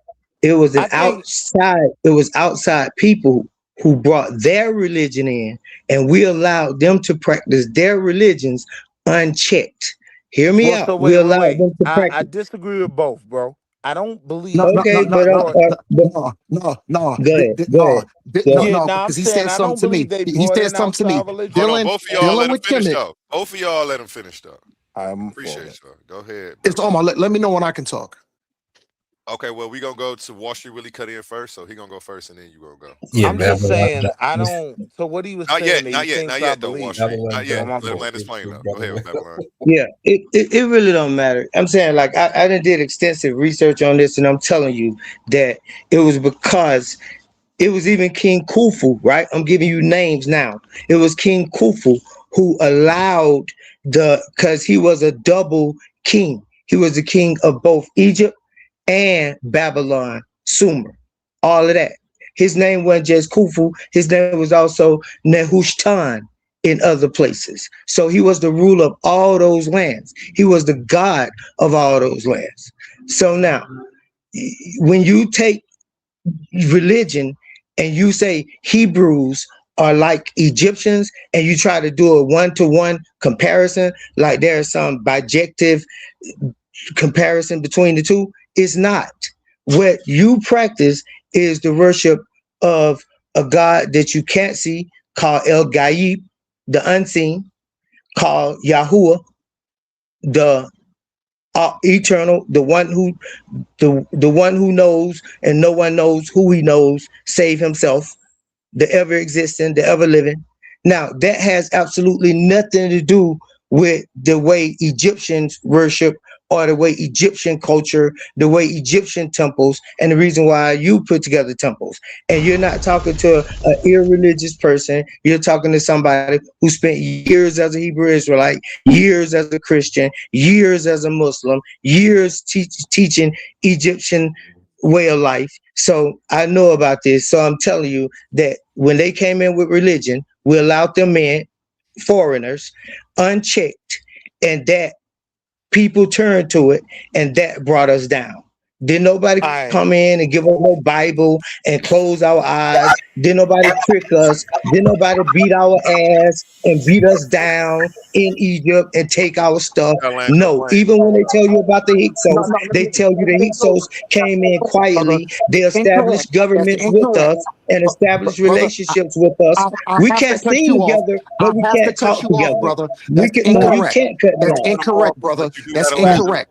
The colonies. I landed Real though, quick. but The that's still colonies. crazy Hold for on. somebody to say. No. Let him go. Let him go though. This. Let him go. Okay, you finished? Right. This, So I was next, this, right? Everyone? this Oh yeah, he was hold next. on, Wall Street was hold on. next. Wall Street was next. This brother just said that Omar, nobody coming it's to no Egypt. emotions in your back I thought pocket, y'all said man. I could Why are you speak. wearing them on your sleeve right now? My bad, A1. I thought I heard I could speak. My bad. No. Appreciate you. What's the violence and the ramped up for though? So hold on. So I'm trying to get my thoughts back together because you Just be said a a lot, man. right? God damn. So It's your turn to so mute up now. so there were certain things that were just wrong, right? Like, so what I said in terms of me seeing this lineage of religion, right? And this whole drip, right? I don't recognize this. They brought this religion into Africa, right? And used it to subject us. Like I told you, look at things from a political and a scientific standpoint. And when I look at it from that angle, yo, we were comfortable, right? Like I look at it from a scientific angle where they needed guns to conquer things and have warlike science because they didn't have the things and resources locally that they needed. So they had to come to the continent to take those things. And we were relaxed. We weren't concerned about losing these things. We were just enjoying them. We were building off of them, right? So I'm not going to put it on my elders that they were fooled by religion. Like, nah, they just got comfortable. You know what I mean? And so me looking at it like that, that's something I can apply to black people in 2026. Like if you look at why they created guns and did the things they did, it was because of an aggressive science. Their science was about taking things from other people. Our science was about building mentally and spiritually, right? And when those two things came to a head, right, the more aggressive science won. Bro, That's when were what it is. guns invented? Hold on. That's what I wanted to say. Is it my turn to talk? Do I still got to wait, A1? It's Omar. That's crazy work. A1, but I just want to say Make something. sure Wall Street finish. Make sure Wall Street I'm gonna finish. wait. I'll come back. Go ahead. Okay. I want to hear what they He gonna was say. I just want to responding to respond to Babylon, that so you right get quick. 60 I'm gonna keep it seconds short. and it goes to Omar, man. I All want right. to respond. I don't want you to go too long with it though, Babylon. Yeah, I got you, A1. Okay. Yeah, And then it goes okay. to Omar. All right, yeah. So, bro, listen, you came on and you just said the two things that I said. I said it's absolutely we were not tricked. You said only conspired to the thing that we were tricked. I just said we wasn't tricked. You said only aspired to the fact that we just sat there. I just said we didn't sit there. What's your argument though? You don't have one. But I just want to say this. I didn't even understand the whole. That's why I I said what's don't the have an beef. argument. That's what I But said was that's to be. not what But you were saying. A1, but You A1, wait. What I was A1, I responding do want to to say is this you though. Can I saying, go? I, hold on. Can I You go I next? want said, to right? finish. You Go said ahead. they brought religion in and used that I to did. subjugate us. That was I your didn't point. say they subjugated us with it. That's what I didn't say. That's what I'm telling you now. You didn't ask Well, I how was what giving they you did with it. credit. I was giving you credit for that I said, being your point. let me finish. Let me say it But to you that's then. what we disagreed Let on. me Let's say be it clear. to you then. Let me give you the answer then. When they came in with religion and we had established our power, I told you, I said, we allowed them to practice their religion unchecked. People from our side slowly converted, started mixing and doing their religion, even having babies and stuff from these people. By the time we realized it was a problem, they were already there. Right. I heard that the first time, and I just don't So agree with listen, that. Babylon. it was a genetic inbreeding that led to the fall of our people. It was not what you talking about when you say, oh, I'm letting you know it was not religion they gave us. I'm saying, like Osar and Carr already implied, that they stole it. Egypt is the head of everything. So all of the stuff you talking about in Hebrew and in every other religion on the planet, hands down, they stole a way of doing it from Egypt. The So we language, agree on the that. culture, the dress, everything. Wall So Street. then The when you only come in thing and you we don't say, agree on well, is then if you I'm come Who in and you saying address to say, Wall you, Street? hold on. The only then thing you we can't don't come in agree and on, compare them up to Egypt. Okay, hold on. I want to jump in and break this up. We about to pass it to Omar, then we gonna go to Hurt. I know you want to get on Wall Street, but we're gonna come back around to you, and then you can address all whoever right, you want. I'm here. Got you, Omar. Thank you, thank you. My apologies if I interrupted. No, you So cool. I want My to. bad for talking over you like that. You good, King? No, respect. I appreciate that, brother. Thank you. So to address Wall Street, Wall Street made another huge error. He talked about, oh, it wasn't to Kemet. They came in with guns and this and that. Babylon did made a good point. Nigga, guns wouldn't even invited. Guns wasn't invited when the Ptolemies came into Egypt and kicked their ass. Kick them niggas up off the crown. Put themselves. So don't try to act like, oh, just because the white man took the Bible, that's like taking a hammer and using a hammer for something that totally disagrees with its use. The white man came into Egypt, the Ptolemies. They came in there, they kicked y'all ass. They made bribes to the priests, offered them money, and the priests sold they soul. So what are we talking about here? What are we I talking mean, no, hold on.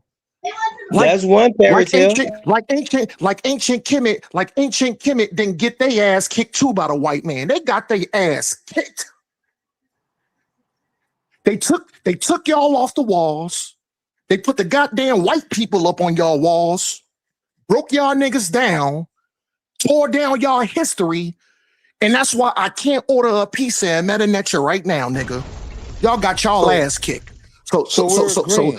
you need to That's the stand corrected. dumbest story I ever Y'all heard. got y'all ass kicked. Wait. Before we That's do the that though, dumbest story I ever so heard, look, though. we're agreeing, right? Like when I was talking about the science, right? I was whether you're talking about the science of Did the the, Ptolemies come in and kick y'all 300 ass? using No, answer spears that first, I'll brother. answer that and later. Wall When he Street. get done, Wall we'll Street. talk. Let him talk. Did the We'll talk about it Ptolemies come later. in and kick y'all ass and I'll Omar, erase answer y'all that shit? later. Let the Omar, brother don't do talk. that. Don't do that, Omar. Go ahead, Wall Street.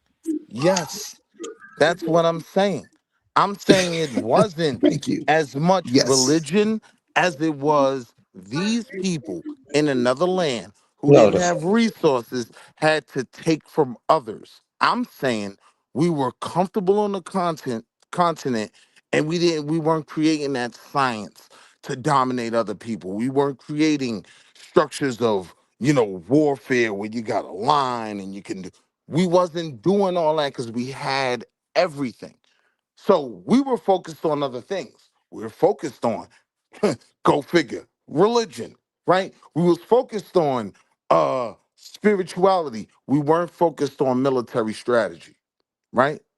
That's my argument. So I'm not saying they didn't come in and whip Africa's ass. Everybody knows that. We niggas in America, right? Y'all weird. So we know that. We know that, right?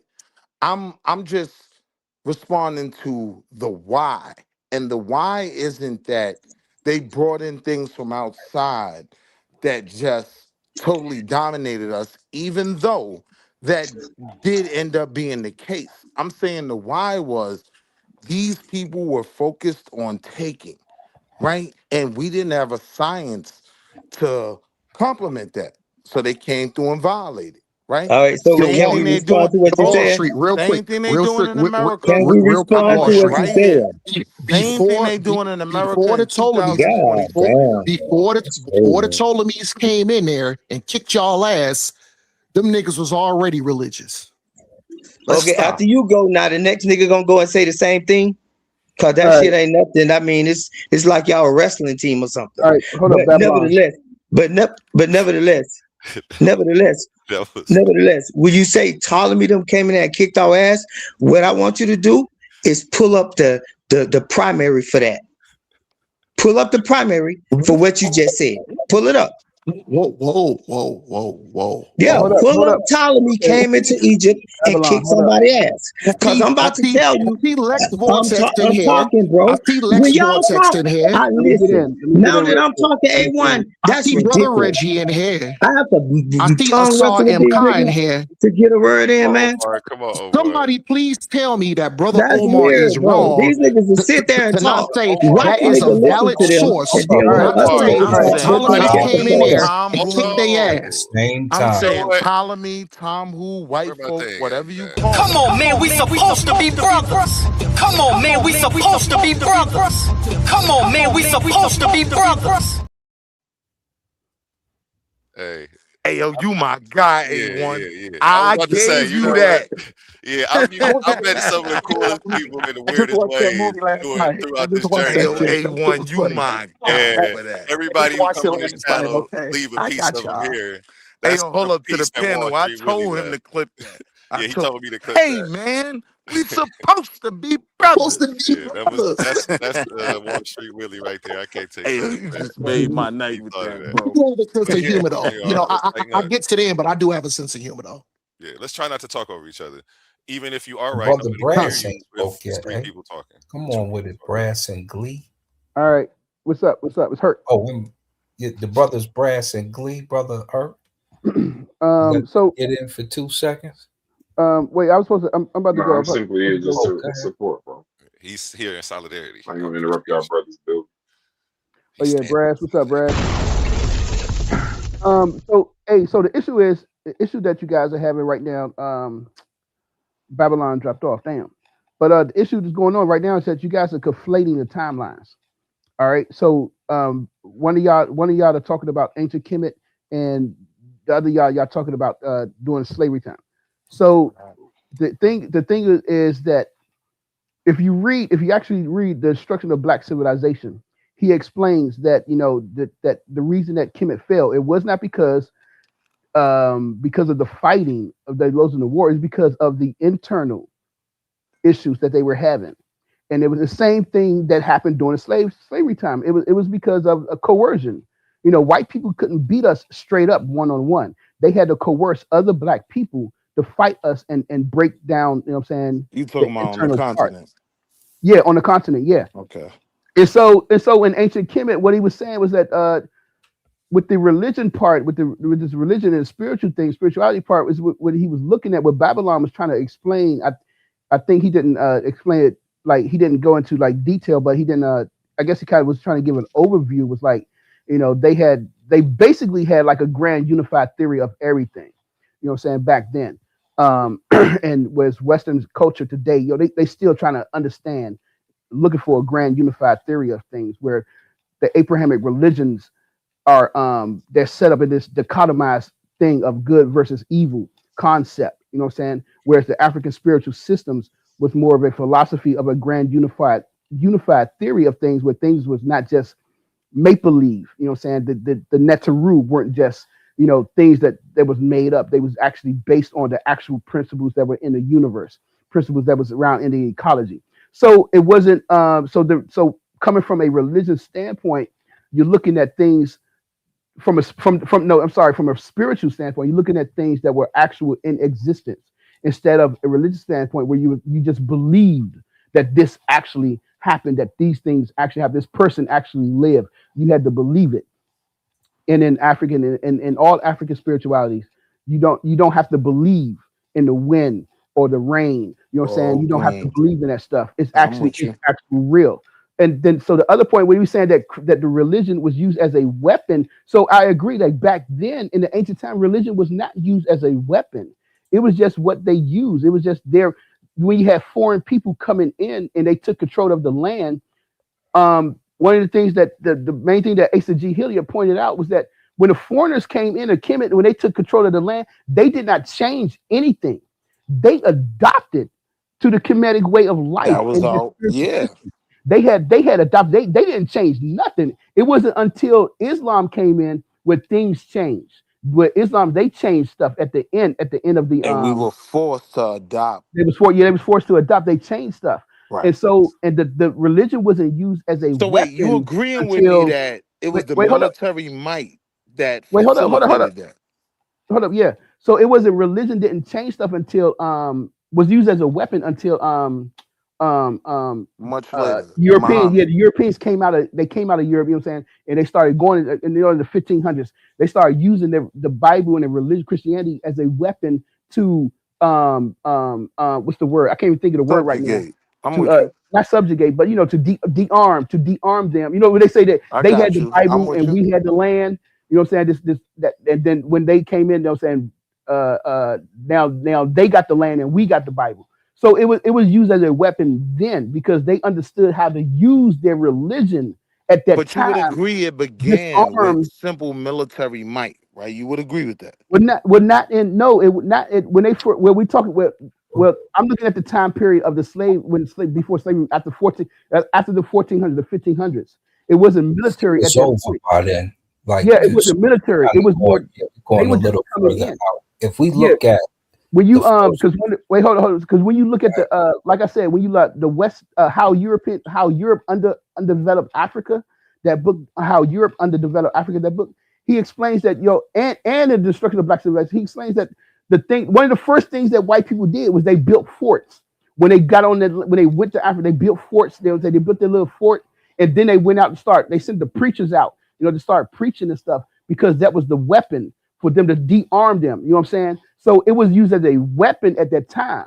But back in the ancient times, right, I wouldn't say it wasn't used as a weapon until Islam came in because that's when they used it as a weapon because most of the foreigners, they adopted to the Kemetic way of life and they adopted to the Kemetic religion. And by the time the Ptolemies and the Greeks came in and stuff, the Greeks and Romans came in to fight the Muslims. We are in agreement, brother. They was not coming in to fight the black people. They was brought in to kick out the Muslims. But hold on. No Muslims weren't around quite yet. Hold up, bro. But real quick, when I always bring it back to I meant the Persians, my bad. I meant the Persians. When we are looking at what created our situation, right? That came with the transatlantic slave trade, and that came after guns. They came in there with guns, and then at a certain point, your exit strategy, your way out of them totally dominating you was to comply, I would agree, subscribe to Islam or whatever. But it really all came because the conversation was about the fall of the black man, right, years ago. Yeah. It came from military might, not nothing goofy, not no books, not no nothing. It came from people with strategies to conquer other people. Yeah, and to really put it in perspective, we're running things in Africa for a long time. Akhenaten gets in power. Amenhotep IV, same person. When he gets in power, he stops sending, and this is why the Amarna letters are important. He stops sending aid to those that we've been friends with. Yeah. And so once they start to get overran, They're they willing to also start to subscribe. flip. They don't have Yeah. a choice. Yeah. So if you're getting overran, you're going to flip. And when some of them flip and they become an aid to enemies, now we're weak. Now we got a Same thing going on with the AES right Yeah. now. Now we got it. Exactly. Now we got an issue. Now we get and that's why I said I always looking bring at it back to history will tell 2026, you bro. your path to the future. Yeah. It's the same thing. Now, Same thing. after he flips, Ramsey, and we can see how weakened we are because Ramses ends up having a fight with the Hittites and it ends up a draw. But they're trying to tell on the Stela like Ramses won. Hittites are trying to tell on their Stela like their god El Cornisa won. But the treaty is with 3,000 Neter, and they all sign paperwork, and it's a treaty for the ages. So when he's out of power, now we start to get to the Cambyses of the world.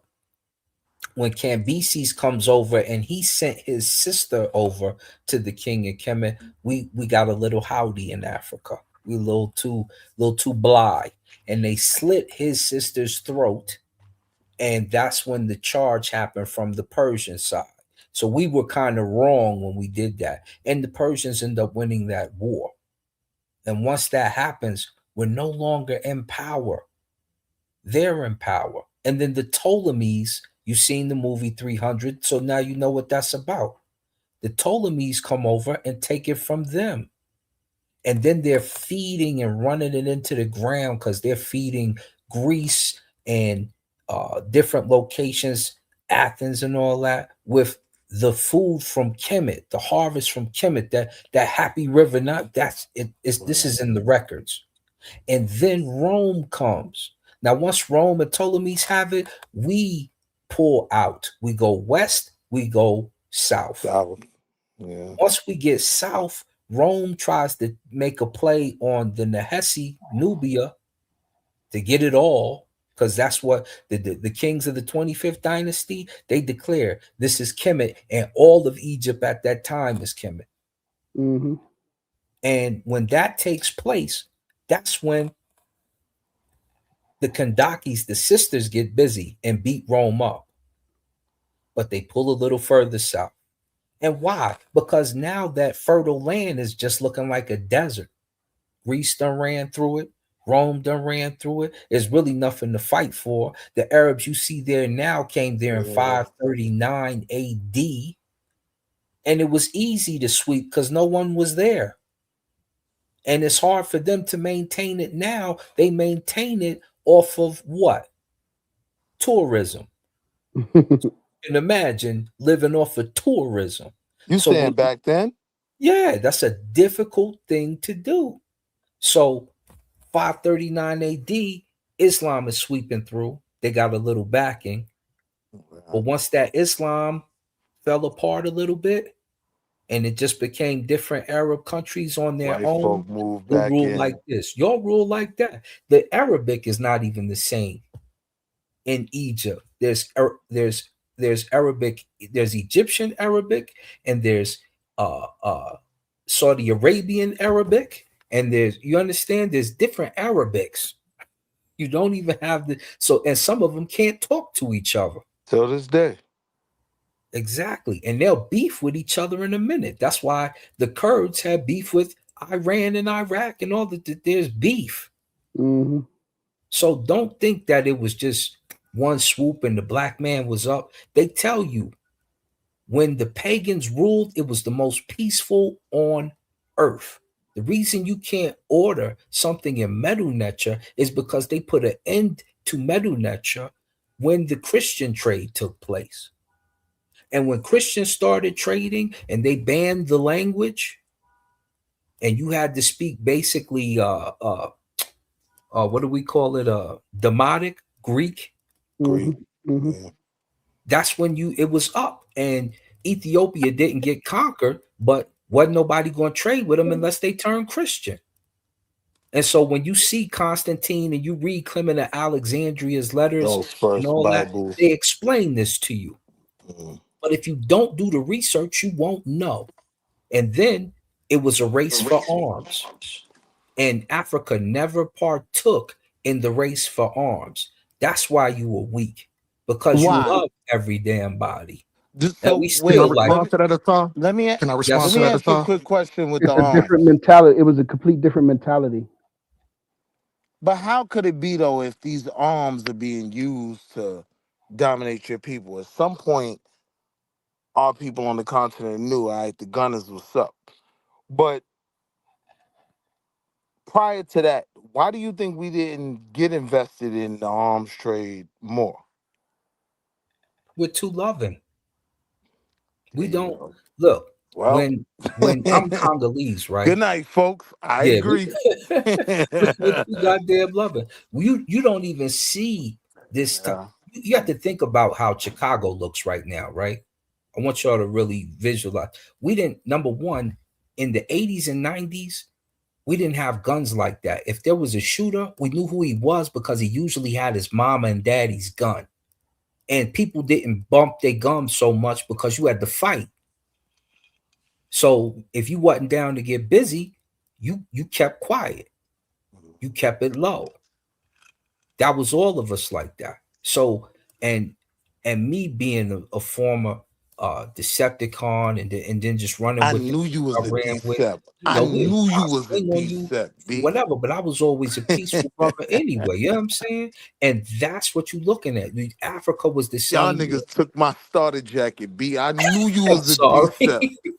sorry. Thurston, look, no, so Oh, if low you look life at Africa niggas, at that man. time, it's a more docile movement. Think about the early wars with Shaka Zulu.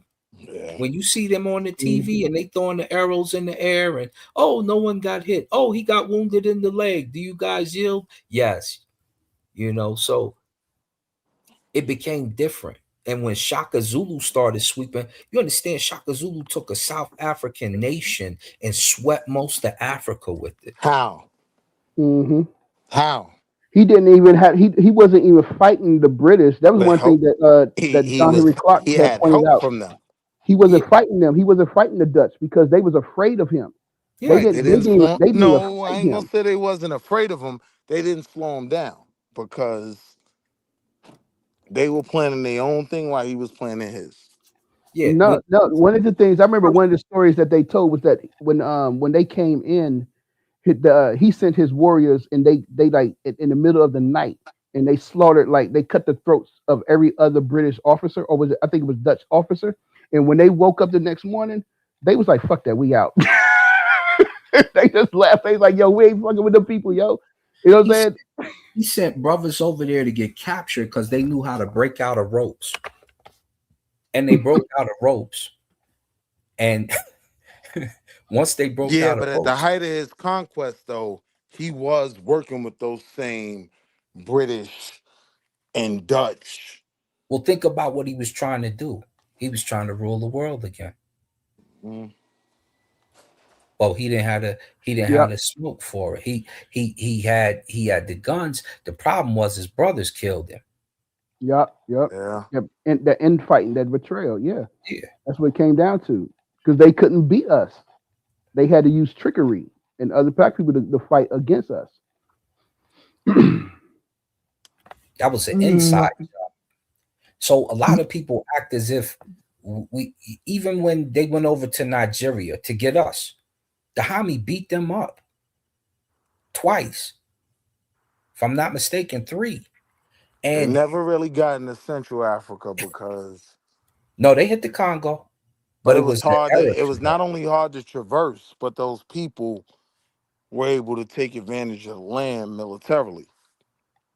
Yeah, and when you have people think, oh, like white people did, it wasn't just white people. It was whites, it was Persians, it was, so you had whites, Arabs, and Arabs, Portuguese, and there's one other group I'm Spaniards. leaving out. They're running over here, doing us dirty at the same time. Yeah. Indian people. But Uh no, yeah, I'm talking nah, about in No, it so South wasn't violent South, like in that nah, South here. Africa. Yeah. nah, so you like let's not act like Africa was some utopia. The reason why the white man was able to do what they did as far as the You gonna say what I the said? Atlantic the Atlantic slave trade is because for hundreds, damn near if not thousands of years, Africa was never a utopia. You had different tribes, different peoples that always was at war with one another. So the thing That is is, not true. That's not true. Man, we just whoa, described whoa, whoa, Egypt, whoa, and whoa, that was whoa, the whoa, utopia whoa, everybody wanted to be like. hold on, So that would be wrong. hold on. You got to Sorry, understand, can you? certain things weren't No, no, even no, at no, no, no, war. no, no, Certain things no, were no, people in no, no, power no. running through other people's towns, You right? hold on. You would have the same people in the same area, same people, different tribe, slightly different dialect of language, and they was still over there cutting each other's heads off. So, like I said, don't act like Africa was some utopia to where all these Africans was just dancing and getting along because, brother, let's have integrity. That's not true. They No was one's always at saying that. war. Nobody They said was always Like that. at war with Europeans Nobody is each doing other. the said that. same thing. Listen, Nobody's saying that. Hold on. There's they always they going to was be internal always at conflict. war with each other. Hold on, they There's was always going to always be at war internal with each other. conflict. You have to show And us guess that. You what? gotta show us that. You gotta show us that. That's why European came in. Guess what he can do? The European could come in and say, okay, they at war with their neighbors next door. Now, you know And where you I know what the will white man? meet you on Hold your argument? on. And you know what the white man did? He said, "You know what? I'm gonna be like y'all said. He was cunning. He did use trickery, but I mean, No, he just put tribalism to the side. That's what the white man did. At man, they certain was kicking points, each other's. even They was kicking at each other's hold ass and on, hold cutting on, each hold other's on, hold heads on. off. But at certain Hundreds, not if not points, thousands of years before that.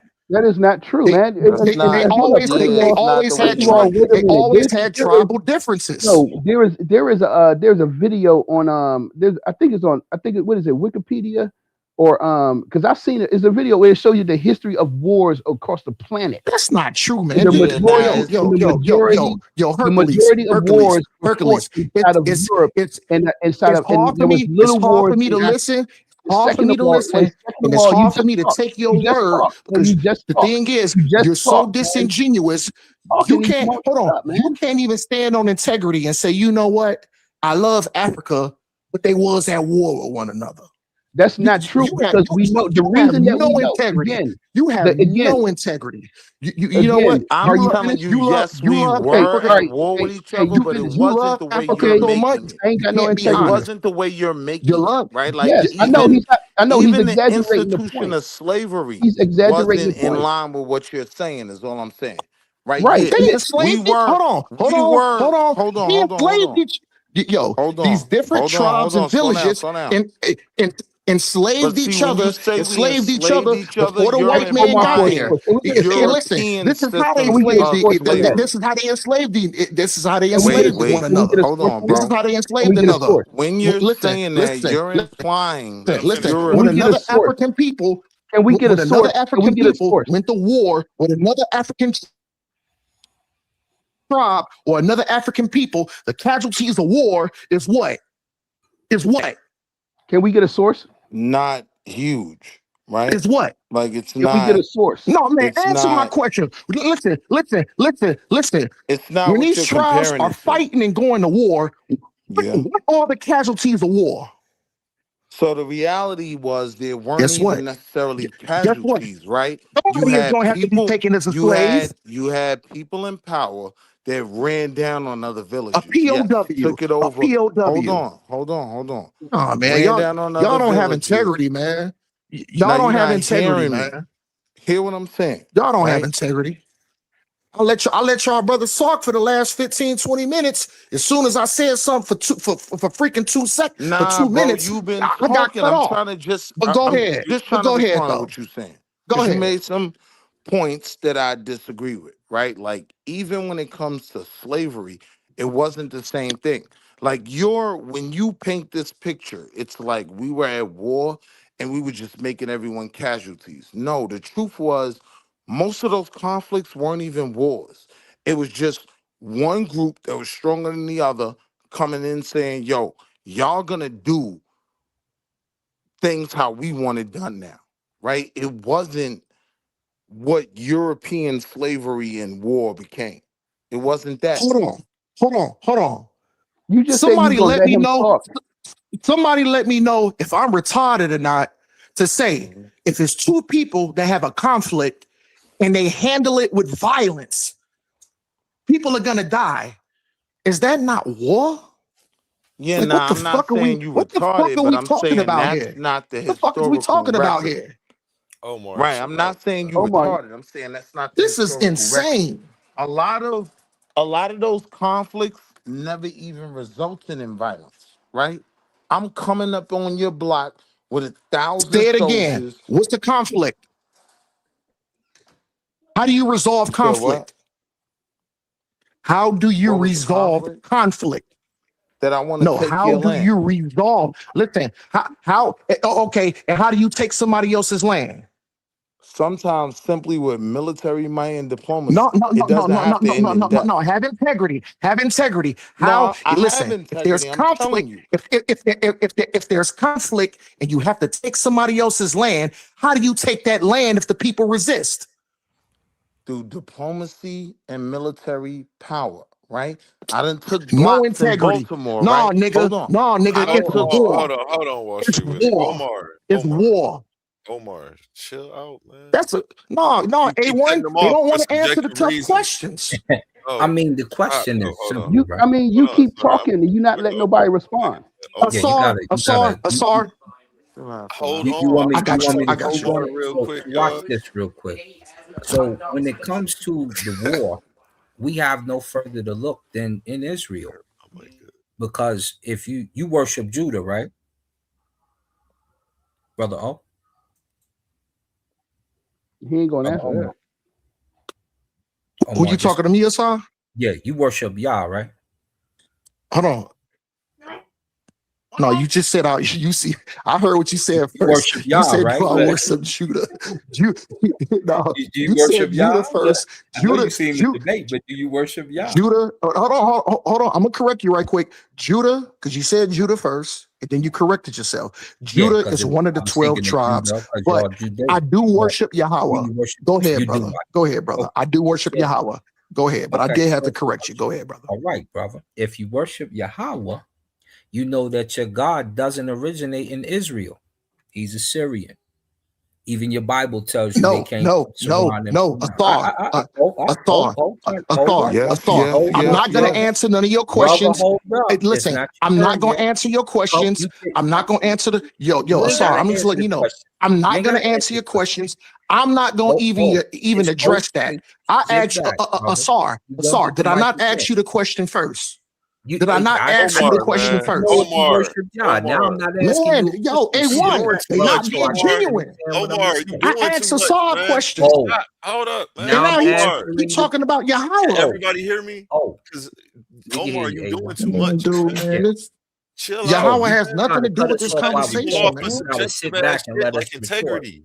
You're not the judge of integrity, bro. It's not a conversation anymore. You understand? So when it comes to Yah, there's a couple things you got to look at. Number one, the Canaanites were there first. It wasn't you. That's why the God is El, and that's how you get Elion.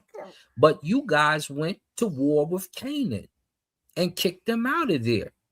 And that was an Assyrian cult. And you won't find any scholar who disagrees with me on it.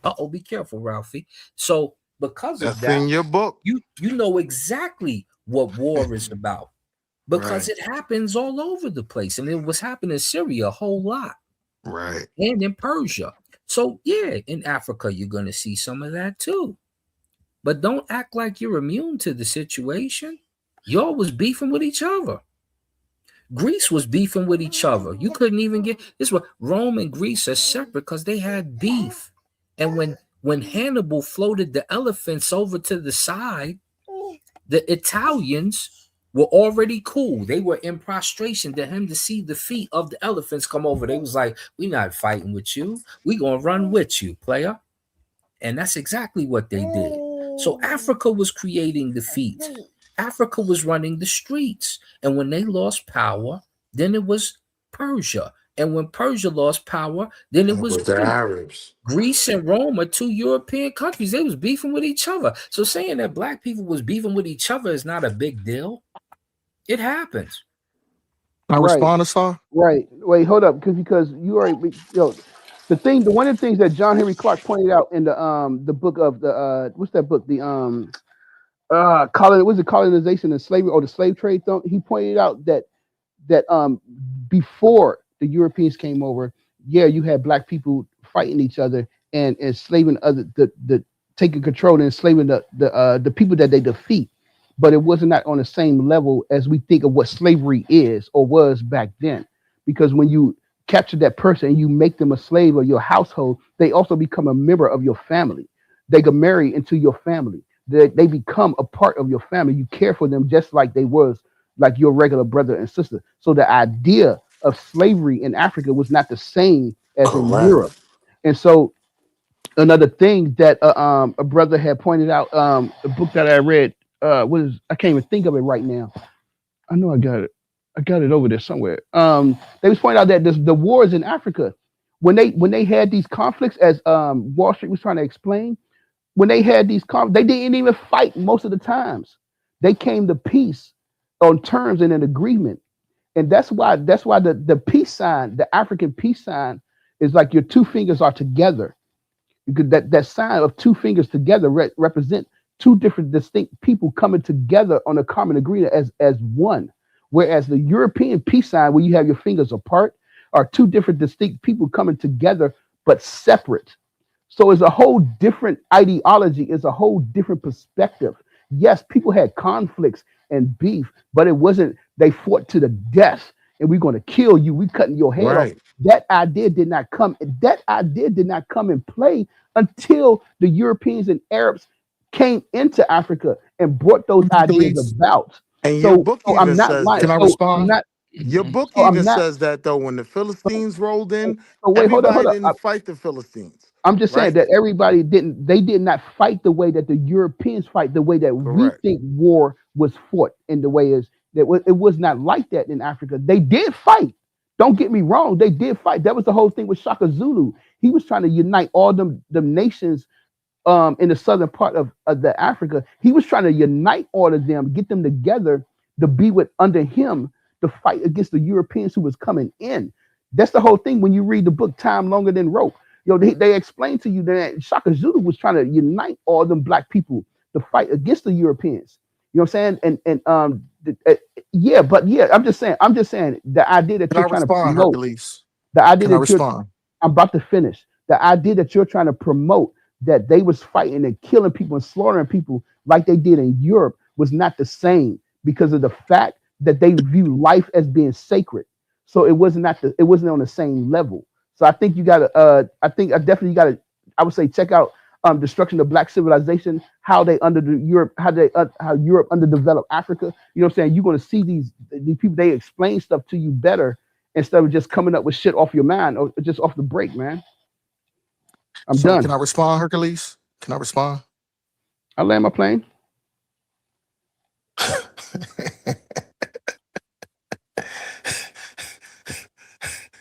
You mentioned Shaka Zulu.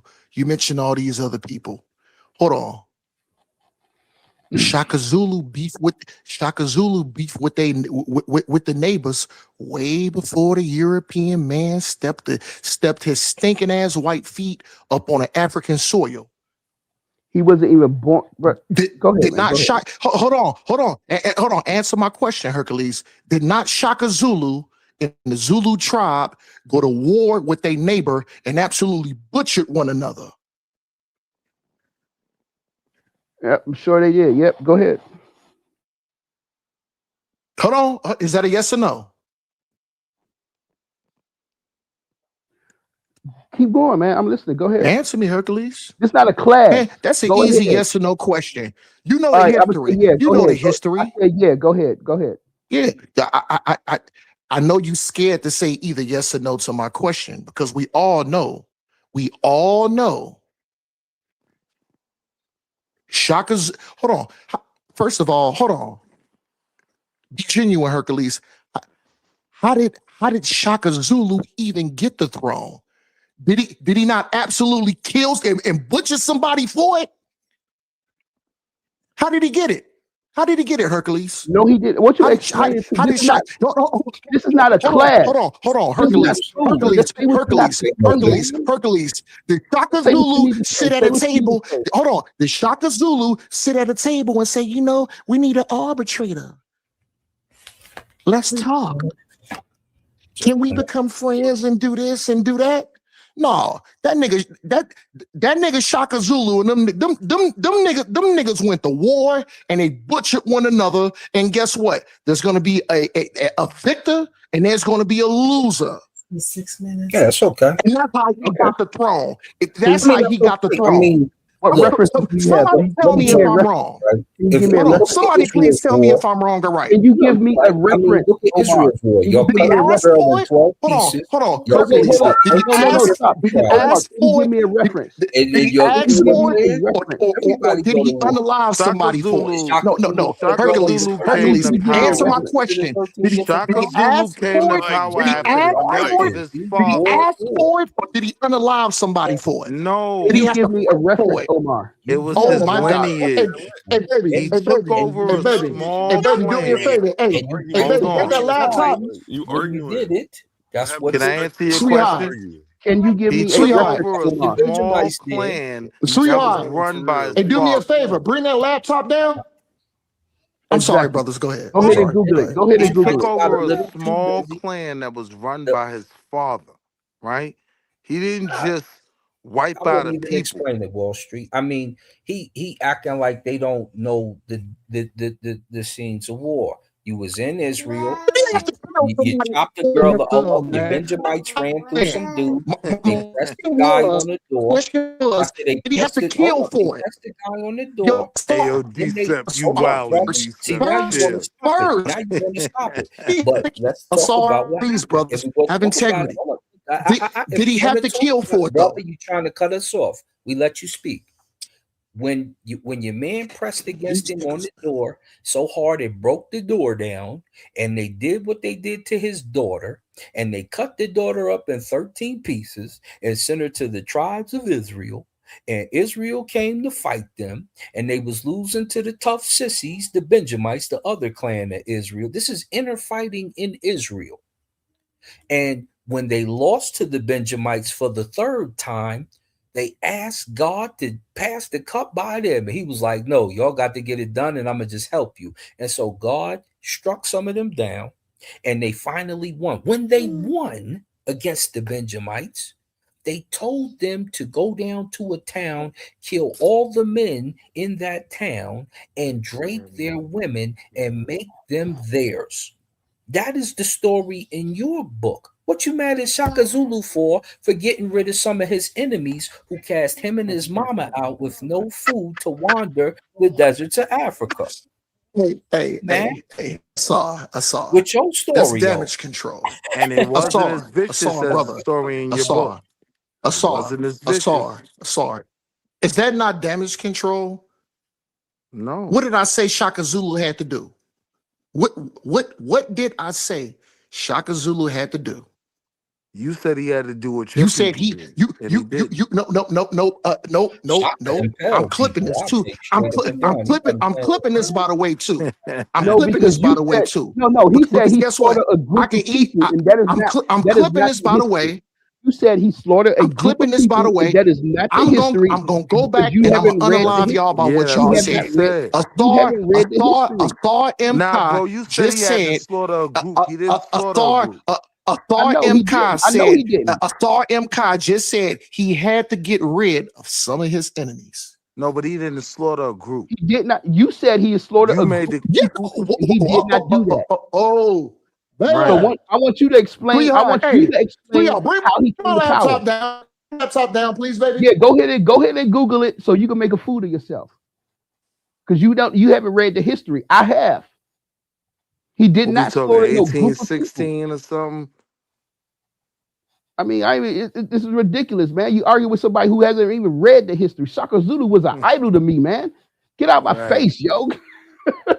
Yeah, he didn't have to slaughter a group of people. He took over a smaller clan that was run by his father. If that nigga was an idol to you, that nigga unalive his own neighboring tribe, nigga, No, he did not. just to get No, the That is he did not throne, how he just not, to get the that is bro. not throne. how he Yes, he became king. did. Yes, That is That's he not not how the he did. history. Yes, he Primary That's not did. the history. Yeah, primary. y'all hey, have no integrity at on that. all. That's He had not the he Absolutely took out history, none. bro. he took out his Hey, own hey, hold brothers. on. He took out his Let own me go brothers up to here Why and make get can't this they him stuff. just king. I'm finna disagree? destroy That's y'all how he now. Everything became has king. to be an I'm integrity finna in that. destroy y'all. They kicked each other ass. No, He it's killed Can you his facts, hear me, own A1. Omar? It's brother. facts, Hey, can A1. So anybody They hear James me? love called Africa so much. Can his anybody They hear me? own brother. romanticize Yeah, I All hear right, you. I when hear these you. go ahead. You hear niggas me? I don't think they can hear I me. can When hear you you. I tell them can who hear you. talk, I can hear you. I can hear you. when these niggas was going to war with one nobody another can hear and me. Omar, unaliving you and can't kicking hear each me? other ass and brutalizing one another. Omar, can you Yeah, hear yeah. A1? Omar? Oh, you talking over everybody. You got to give it the Omar, mic. can you hear A1? Omar? Can you hear me, Omar? I do. I muted out. Oh, my bad. Yeah, because you haven't allowed nobody to talk since you hit the panel. I mean, he You allowed us to waited talk, but he patiently, but talked then over once it, everybody. yeah, that's the thing. We don't want that. The people at home are complaining. But let First, I was Jose up in this complaining joint. how they. Everybody, let everybody talk. Go ahead. Let everybody talk. Yep, pass it around. Wait, hold on, Jose. You okay down there?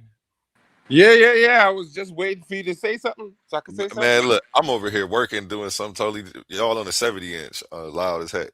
So I Nah, hear y'all arguing. Like I stopped painting. Like, what are they doing? And then I He got on to the come 70. what He they're on the trying 70 inch. to He got the what 70. they're I still trying got I got the 24 inch.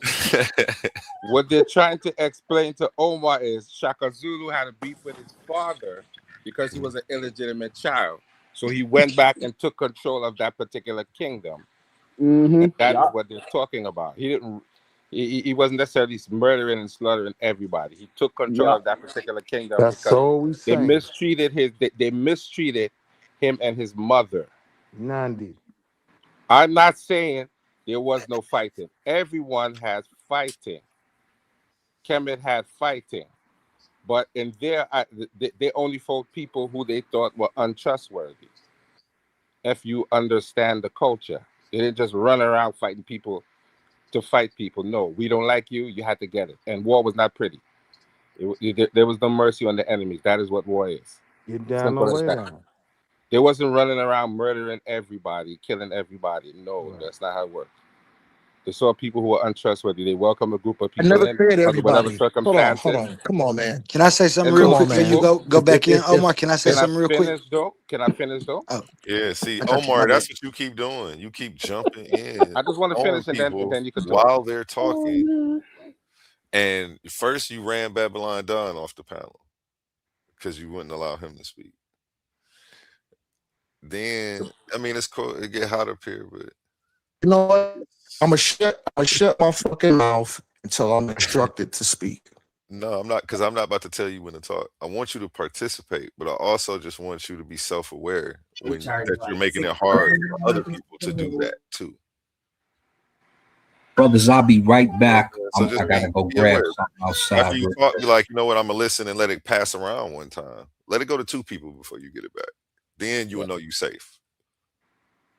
The point I was making of those group of people that you consider your ancestors, they had beef with them because they welcomed them in, and at the time they welcomed them in, according to history, those particular people were going through something, and they welcomed them in, and they prospered. Then they turned on them and took over. That was their beef with those people that you know as the Hyksos. It wasn't just I don't like you. They have their reasons why they didn't like them. They considered them ungrateful and wretched people, and they had some of their own people who were with them, and they had to get it too. That was the culture. So I don't see the problem acting as if Kemet didn't have war. And of course they did. Every culture has war, but they were honest about why they had one. In some cases, they just said, "I want to expand my borders like my father." Right. That's how it goes. And if you don't understand that, then you know you need to take the time to understand what people are trying to say. Nobody's against you personally. You have a culture that you follow. That's okay. And no one here is romanticizing Kemet to say things didn't happen. Yes, a lot of things happen. But at the end of the day, we have to take the good with the bad and respect our culture. We're not going to take on a culture that we don't think is ours. We're not going to respect the culture that we don't think is ours. And that's the problem with a lot of people. They talk about Greeks and Romans and other people and don't respect their own culture. And when you challenge them to show you the culture that they accept is theirs, they cannot do it. And that is a problem. We are taking on a culture, we have to accept responsibility that, yes, people are going to have a problem with us dealing with Kemet, but we're not going to lie about it. We can show some connection to the culture.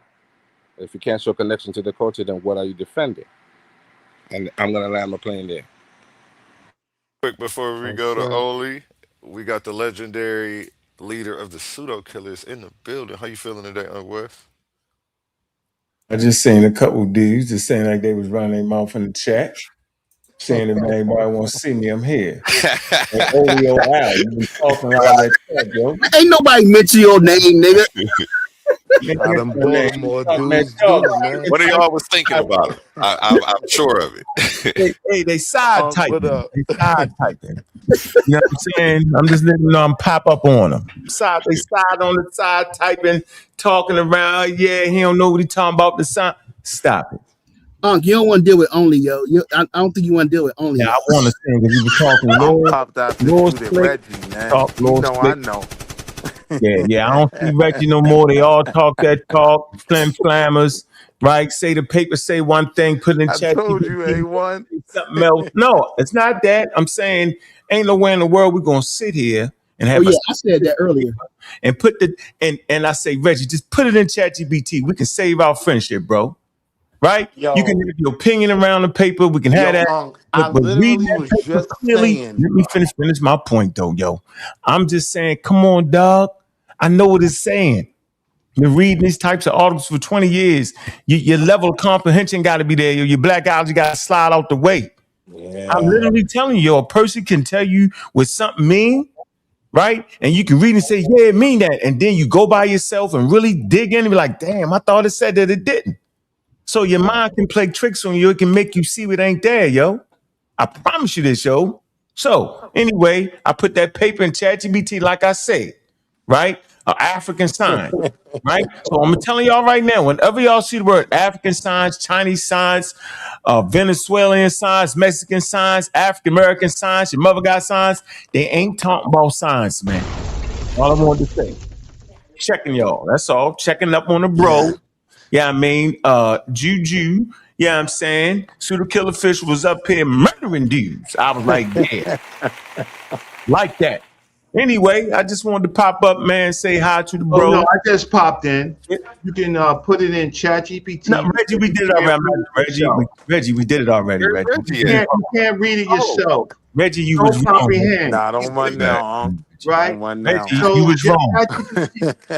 Reggie, you was wrong. No. I'll go back to see where I'm wrong. Okay, all right, that's it is. So keep it cordial. Just keep it cordial.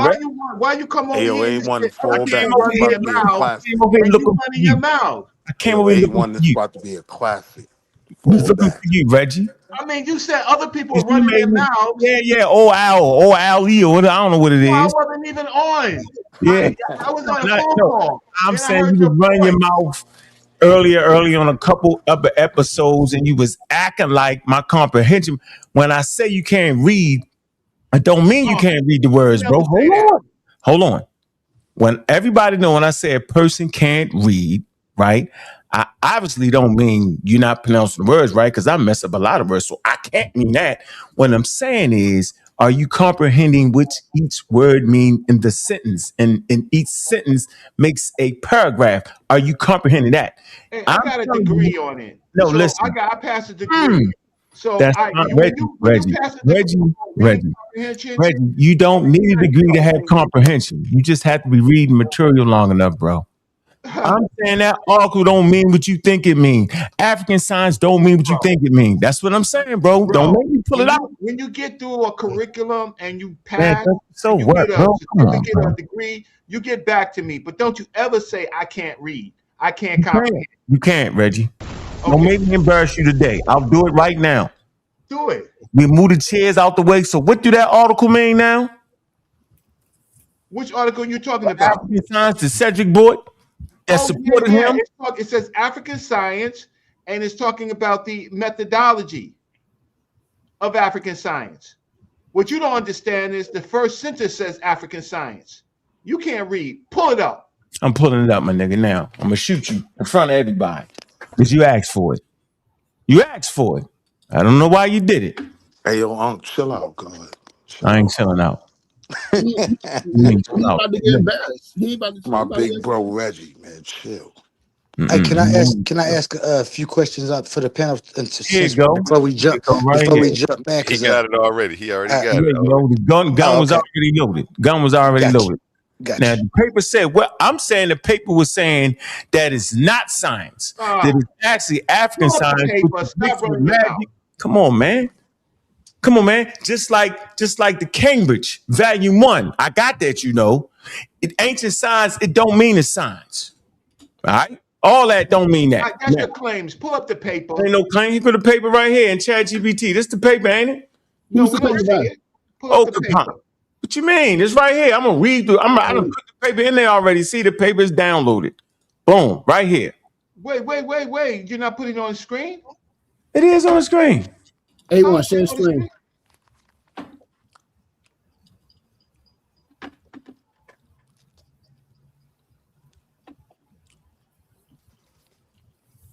We at A1. You got controls over this? I mean, you. Where's the screen?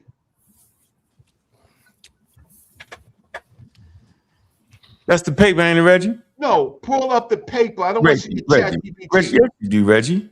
Pull up the paper. I don't want to see your ChatGPT. Reggie, not doing this with you, bro. Nah, nigga, pull up the paper, yo. Nigga, I'm not pulling up nothing. Exactly, because you know you wrong. You know you wrong. Paper right there. So I'm asking y'all, who read the paper in the room? This is how we're going to do this. If I read one thing, who read the paper in the room? Did you read it, Hercules? Yes, yes, I got the paper. I'm the one who fucking introduced the paper. Don't even try that. You didn't, Hercules. Listen. Yes, I did. Listen, because I got both of them. I got the book and I got the damn paper. So don't even try that. Hercules. Don't even try that. Hercules. What the hell do the paper mean? And we all gonna be quiet and listen to you. Go ahead. It's saying what? I know you can't read because even what you got. Man, hold on for a minute, Hercules. What do the paper mean? You said you read it. What did it mean, Hercules? It's talking about African science and the difference between the methodologies of Black people in Africa doing science between European people. That's what it's talking about. Okay, wrong. Reggie, what the paper mean? The paper says it right there. The method of African science. So it has to be African science if there is a method of African science. A philosophical evaluation. Chris O. Akpan. If you know grammar, you know that the subject is African science, the method of African science. So African science is what they're doing is they're looking at the method of African science. But you don't know how to read. Reggie, I'm gonna give you one more chance at it, bro. You can give me, anybody can see once it says the method of African science. Do you understand that sentence? So I'm gonna tell you now. It's actually saying when it's talking about African science, it's talking about traditional knowledge systems. It doesn't say that. Reggie, I didn't cut you off when you was talking. Could you pull up the paper, please? I'm not even listening to you right now. You gave the case on it. Why the fuck A1, he's not A1. He doesn't have the paper on his screen. A1. He doesn't have the paper on his screen. I know what he knows what he's showing. And I'm gonna let him fight how he want to fight his fight. I'm not gonna tell him to switch his stance. Go ahead. I'm talking. Right. Go ahead. Now, this is the damn paper. Okay? Don't play with me. Why can't read the paper. Let me finish. First of all, ladies and gentlemen, I want y'all to see something real closely here. This says the method of African science, a philosophical evaluation. It's not a historical evaluation. It's a philosophical evaluation. That changed the whole dynamics. Get this understanding comprehension. Y'all know you know it don't. No, it don't. You know why? Man, you know why? Because it explains African science. This is what I can't do, bro. I asked these gentlemen the question, they gave me their answer, and I'm saying, Everything is philosophical, though. nah, man, stop It's it. 2-on-1 though. Two people cutting them off at one time. No, All right, that's all right, a little unfair. Go ahead. So I'm we're gonna shut just up. gonna go ahead. The paper was downloaded in here, right? We're just gonna do it like this, and then we can get you to Cambridge History of Science. Now, okay, all right. It says this Nigerian Chris is making a philosophical argument, not a historical claim based on primary evidence. It says to understand it clearly, you have to separate three things: definitions, classification, and evaluations. All right, so he's evaluating African science, two forms of it, right? Now, he clearly says that it ain't nowhere near modern science, right? And for it to get there, it need to be tested and evaluated. That's what he's actually doing. So let's read it.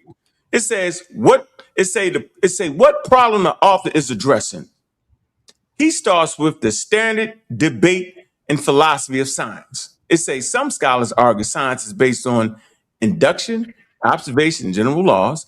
Others argue deduction, theory, and predictions. It says his key point.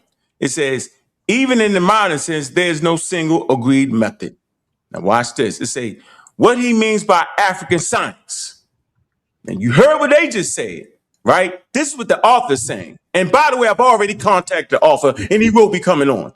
Don't y'all F with me. I ain't playing with y'all. Y'all playing with the wrong one. Now, Coonism is real, yo. this is where the argument becomes definition driven. It says he divides African science into traditional African science and modernized African science.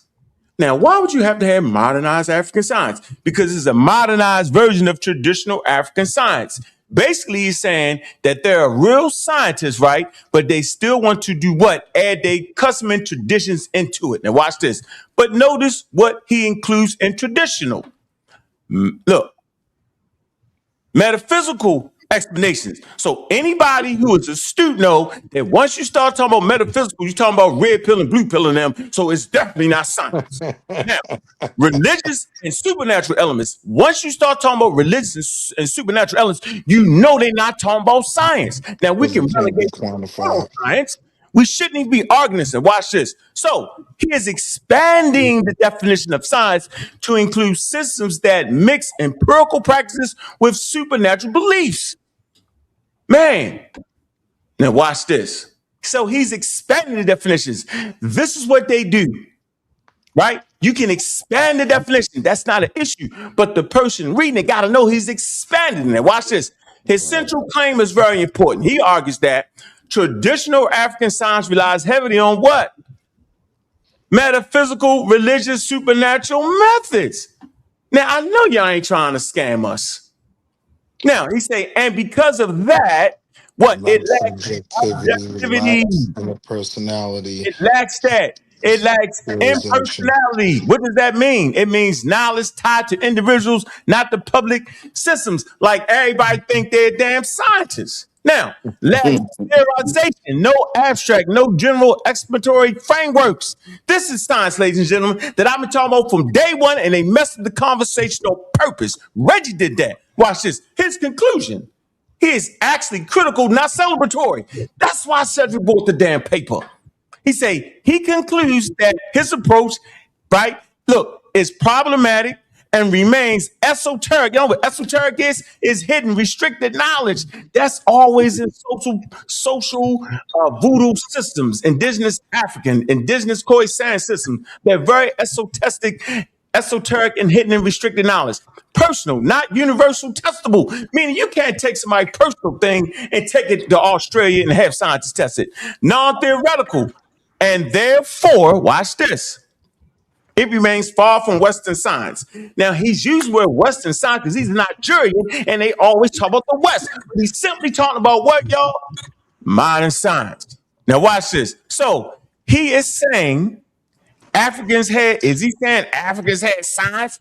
Technically, he uses the label African science, but he argues it does not meet the criteria of modern science. Okay, now we rolling. He say, what he is really doing philosophically, right? It says this paper is doing the common moving philosophy. Step one, broadly label something science. Look, this is what they do in the history of science. The Cambridge History of Ancient Science, they're using broad labels. Next, two, analyzing the methods. He's looking at the different methods that they're using. Three, concludes it lacks key features of real science. I'm going to say it again. Concludes it lacks key features of real science. And if it lacks key features of real science, why in the hell do we put our friendship on the line for that? Yo, it's just a misreading of the paper. So, takeaway is the term African science here is not an endorsement. It's a category being evaluated and criticized.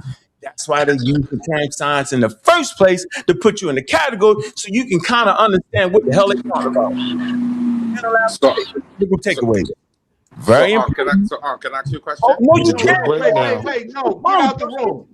Get out the room. So he was able to talk. Takeaways. Let me know when I can talk. I'll Man, wait. be quiet. Man, be quiet. Key analytical takeaways. Very important, right? For your framework. This paper actually supports, look, the distinction. Modern science requires, look, y'all, objectivity. Objectivity, right? Meaning what? Empirical data. Subjectivity meaning your own opinion. That's what they're giving, their own damn opinion. Public verification, theoretical structure, what he calls traditional African science. Once again, whenever you hear the word traditional African science, it's what, y'all? It mixes Natural and natural supernatural. and supernatural, like formal theoretical, is not institutional. Watch this. It says that aligns more with proto-science. I tried to tell him that. Reggie argued me down at the beginning of the argument 2 months ago. Right? Or traditional knowledge system. They don't want that. I swear to God, after they run him out, I'm going to pull my damn presentation and show y'all because they playing with y'all. Bottom line, clear and precise. The paper does not prove Africans had modern science. It explicitly argues that what is called traditional African science lacks key features of science, remains qualitatively different from modern science, bro. I'm done. So can I ask you a question, Unc? Hey, Can give I pose Unc a a question clap, to you, Unc? man. That was masterful. They gotta stop playing with me, yo. I read this for real. Stop playing with me. Let me ask you a question, Unc. When you deal with the meaning of science and philosophy, are they the same thing? No, you can stretch it. You mean the same thing? You can stretch it. No. Man, I said you Listen no. to the question again. Man, I said you can stretch it. The definition is the definition. The definition is definition is not the meaning of. The definition is the modern usage of the word. Not all right, man. So what about meaning? What's the purpose of the paper? Is the etymological origin of the word. And man, what is the purpose of asking the question to the paper I just read? Talked about. Let's stay on course. I'm tired of everybody playing the pseudo game. To the paper. Okay, so when can I talk? Let me know when I can reply. Hey, y'all make sure y'all make sure Yara get a chance. Yara right here in step. Go ahead. I'm muting out. It's on Brother Reggie to respond to so you. Can I talk? Yes, sir. Go ahead. You got the floor. All right, great. So let's pull up the paper, right? So that you can read from yourselves, right? So, thank you. Okay, so let me just pull this up. Okay. Share screen.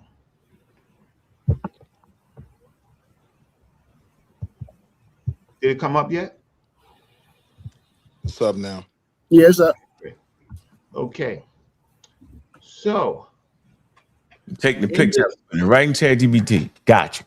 Click. Now go ahead and live. Okay, good. Yeah, go and live. Let me know when you're ready. I'm clicking you up. Make sure you ain't lying.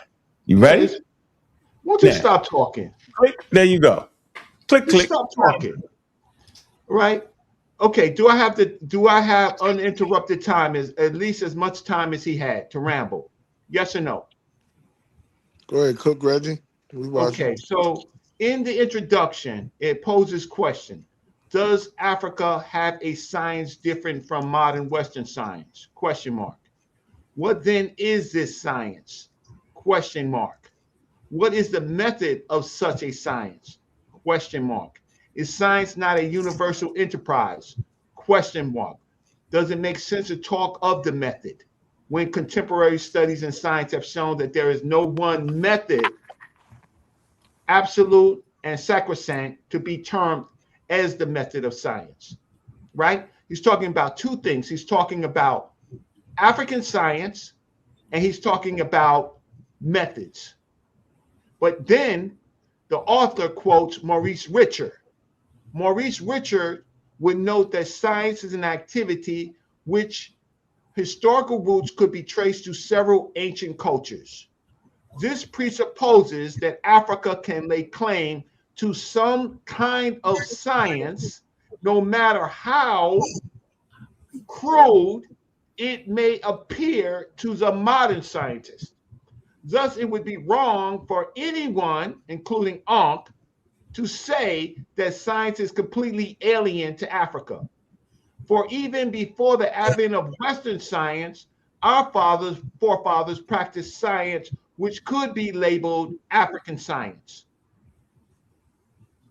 Right? Moreover, such science to some extent has influenced the method of Western science, and of course has also in turn been influenced by the method of Western science, right?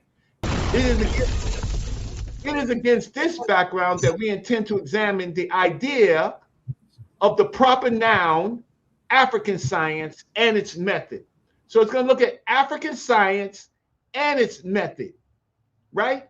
So here we shall classify African science into traditional African science and modernized African science, full stop, period, right? We shall attempt to explain the method of Western science and shall then contrast this with the method of African science. Doing two things.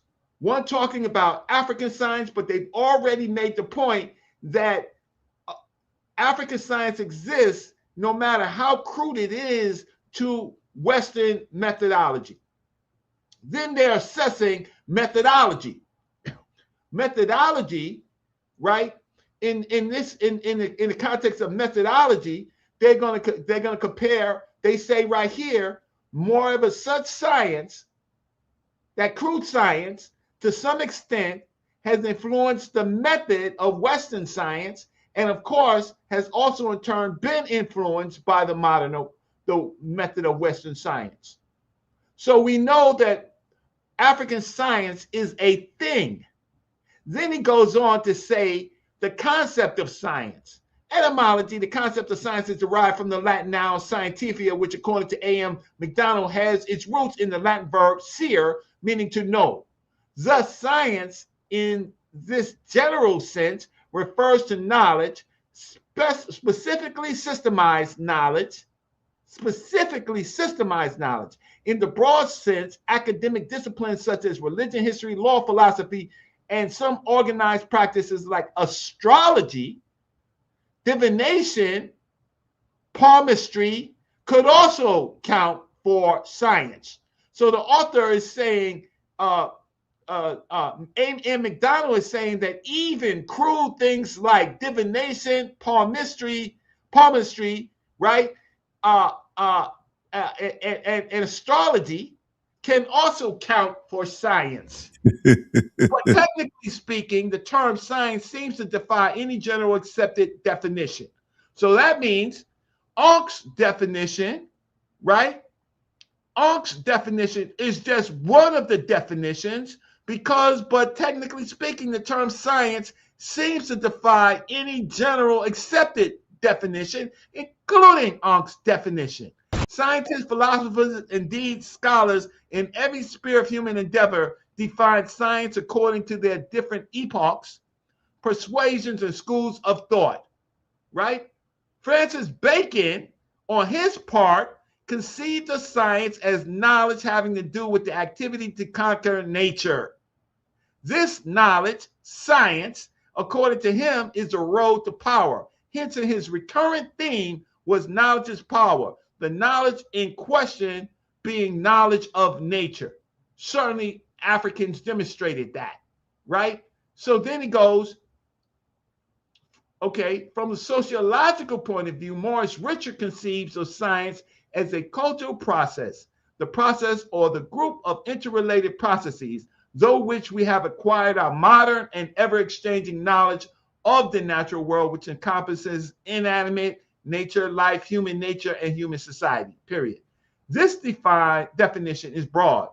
It leads one to know that science is not static, but ever progressing, and that science, as defined, has historical roots in several cultures. Let me read that again. It leads one to know that science is not static, but ever progressing, and that science, as thus defined, has historical roots in several cultures. Of course, this conception of science supports the idea that every culture, including Africa, has some science. Though modern science, distinctively European in origin, has come to impose its methods on other cultures. Modern science, according to Sandra Harding, is ethnoscience, that is, local knowledge systems of the West, but imposed on other cultures.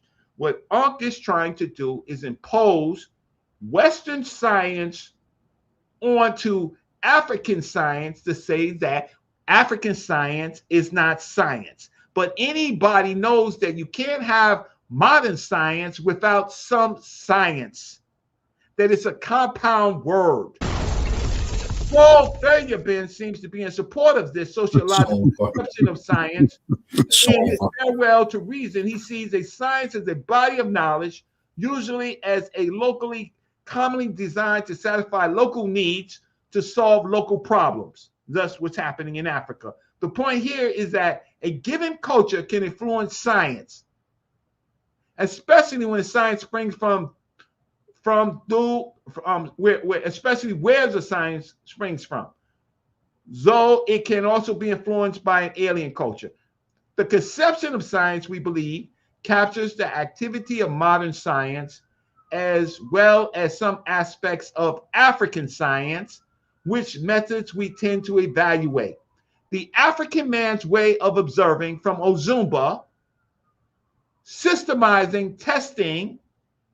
The African man's way of observing, systemizing, testing, confirming facts of his environment with the aim of achieving a high level of understanding of his environment to aid him in controlling or manipulating the forces of nature to his advantage, or at least to escape the heavy consequences of uncertainties which characterize natural phenomena. The definition of the proper noun of African science is indeed embracing and very revealing. This definition of African science. So Ozumba is defining African science from what he said above, the African man's way of observing. This definition of African science is indeed embracing and very revealing. The definition brings to the fore such methodological elements of science as observation, systemization, testing, confirmation of facts, understanding, controlling, and manipulating of forces of nature to man's advantage. The European is not the only one engaging in science. I'll stop. It's over. What? No, it's not over. We should give a hand clap to Dr. Reggie as well, because that also was a mess for reading. Peace to the panel. Let me say this, man, real quick. I've been thinking about this since the first conversation we had. First of all, shout out to Wes and Reggie, because this actually is an important conversation in our community, right? It really is important, because they're not teaching this in the inner city schools. They're not even having this level conversation in the universities. They are not. Trust me. Right. So these are important conversations, to be honest. A lot of us might be joking about it, but so that's why I'm so engaged with it. But I've been thinking about this. What we have is what I'm calling the Wakanda dichotomy or the Wakanda dilemma. And in that movie, right, the Black Panther, we see Wakanda, right, as an African civilization presented with all its technology, right? But the technology that they're presenting is Western technology. Is Western science. But if you look in the other part of the story, they talk about this herb-shaped root herb that was created that gives the Black Panther his power. And then with that, they pray to the god Bess. And so that gives him some supernatural strength and power, right? And so this is the conversation that's being had, right? And this is what that paper is talking about, right? It's giving us the traditional, the cultural power within African, what they're referring to as African science, versus in the same movie, them showing the preeminence of this African country along with the most technological advances of Western modernized science, right? You got cloaking devices, you got flying spaceships, right? She's doing DNA research, right? She got the Minority Report thing going on in the air. These things are modern devices, right? That you see of things that were developing in Western science. And this is the argument we have, and I think it is very important that we show the difference between the two, right? There's no way you're gonna get any credible empirical evidence coming out of this African traditional science and showing zombies, people being raised from the dead. But they believe that. Land your plane, brother. To them, that's science. So, but to them, that's science. So I mean, this argument. Yo, god dang. This argument. I mean, this argument. It's a good conversation to have. So I don't think we should be looking at it as whose side is wrong and whose side is right. We talking about, yo. We talking about let me just hold on. But we gotta hold on, brother. Thing on purpose. But that paper, bro. But that's what that paper is doing to No, us. it didn't, yo. A1, come on, man. Don't let them do this, bro. Yeah, that's what that paper is doing to us, though. I asked them guys with them people. But African science just not One mic, y'all. One mic. We can't hear everybody. God damn, man. You go Hold on. Let us Armcock get in, and then we're gonna come back. Sat back and waited. Everybody want to respond. I sat back and waited. Yara jumped up on and said something. Yeah, we can't get off the wait, man. How can we learn an environment? I thought it was my turn. I thought it was my turn to cook when the thing went around. I'll still wait. You mean to tell me, yo, we ain't gonna answer the simple question that we talked about, though, yo? How can we be coherent, yo? To the chase. So then this nigga gonna go for an hour with some pseudo ass crazy nonsense. You ain't got no medical stuff. Let me Science is at his best. He gonna throw us off the course, yo. Hey Reggie, you lucky you got a bunch of pseudos hanging around you, bro. Because we know the question that was first asked, yo. We asked let people with science degrees reply to you, okay? Hear about all the man. We talking I got a certificate. He ain't got none. Let's get to it right now. On paper, man. I'm about to pull up some papers for you. Ain't gonna pull up some other papers. Hold on. I can't do it, bro. I can't do it, bro. Can't do it, bro. Ain't fair, A1. Back for 30 minutes. That's crazy, yo. That's crazy, bro. Respond to everybody. That's crazy. Take notes so that way you can play clean. My beef ain't clean up. If we don't stay on the subject, you know, Bobby. The nigga that already talked about Wakanda. We don't know what he talking about. Wakanda was not that big. Argument. Just grab it. Go ahead. I'm gonna let you go first. Go ahead. No, I'm saying the only thing I wanted to say before a lot of y'all brothers got on the panel, I was having a conversation with Hercules and I think another brother. I'll wait out. I'll wait out another 30 minutes. I already waited out 30 minutes. I'll wait out another 30 minutes. Go ahead, man. Anybody with eyes can see. So I'm gonna let it go. Go ahead, he gonna share his screen. It gonna miss the page. end the Let the elders pseudo get it in garbage real quick, Omar. Let the elders now. get it in, man. So They don't hit the page that much. We over here let's every get day. specific than the mug, right? Say no more. Ancient Say no more. Let's get specific than the mug. Ancient Egyptians are urologists and they do urological practices that is still used in the medical field today. Let's go to another point because this needs to be said too. The scientific method evolved over millennia, beginning with empirical observations in ancient civilizations and culminating in systematic experimentation and formalization during the scientific revolution. Got I a want y'all point, to huh? knock it up. Shh. I want y'all to knock it off with this. It's not empirical data. They're just mystifying magic. No, knock it off. You get your original medical practices from these people. The earliest traces of scientific thinking can be found in ancient Egypt and Mesopotamia. And when I did the debate with what's his name, Judah Natsara, we went right to those particular things that make the scientific method up. The Edwin Smith Papyrus has them.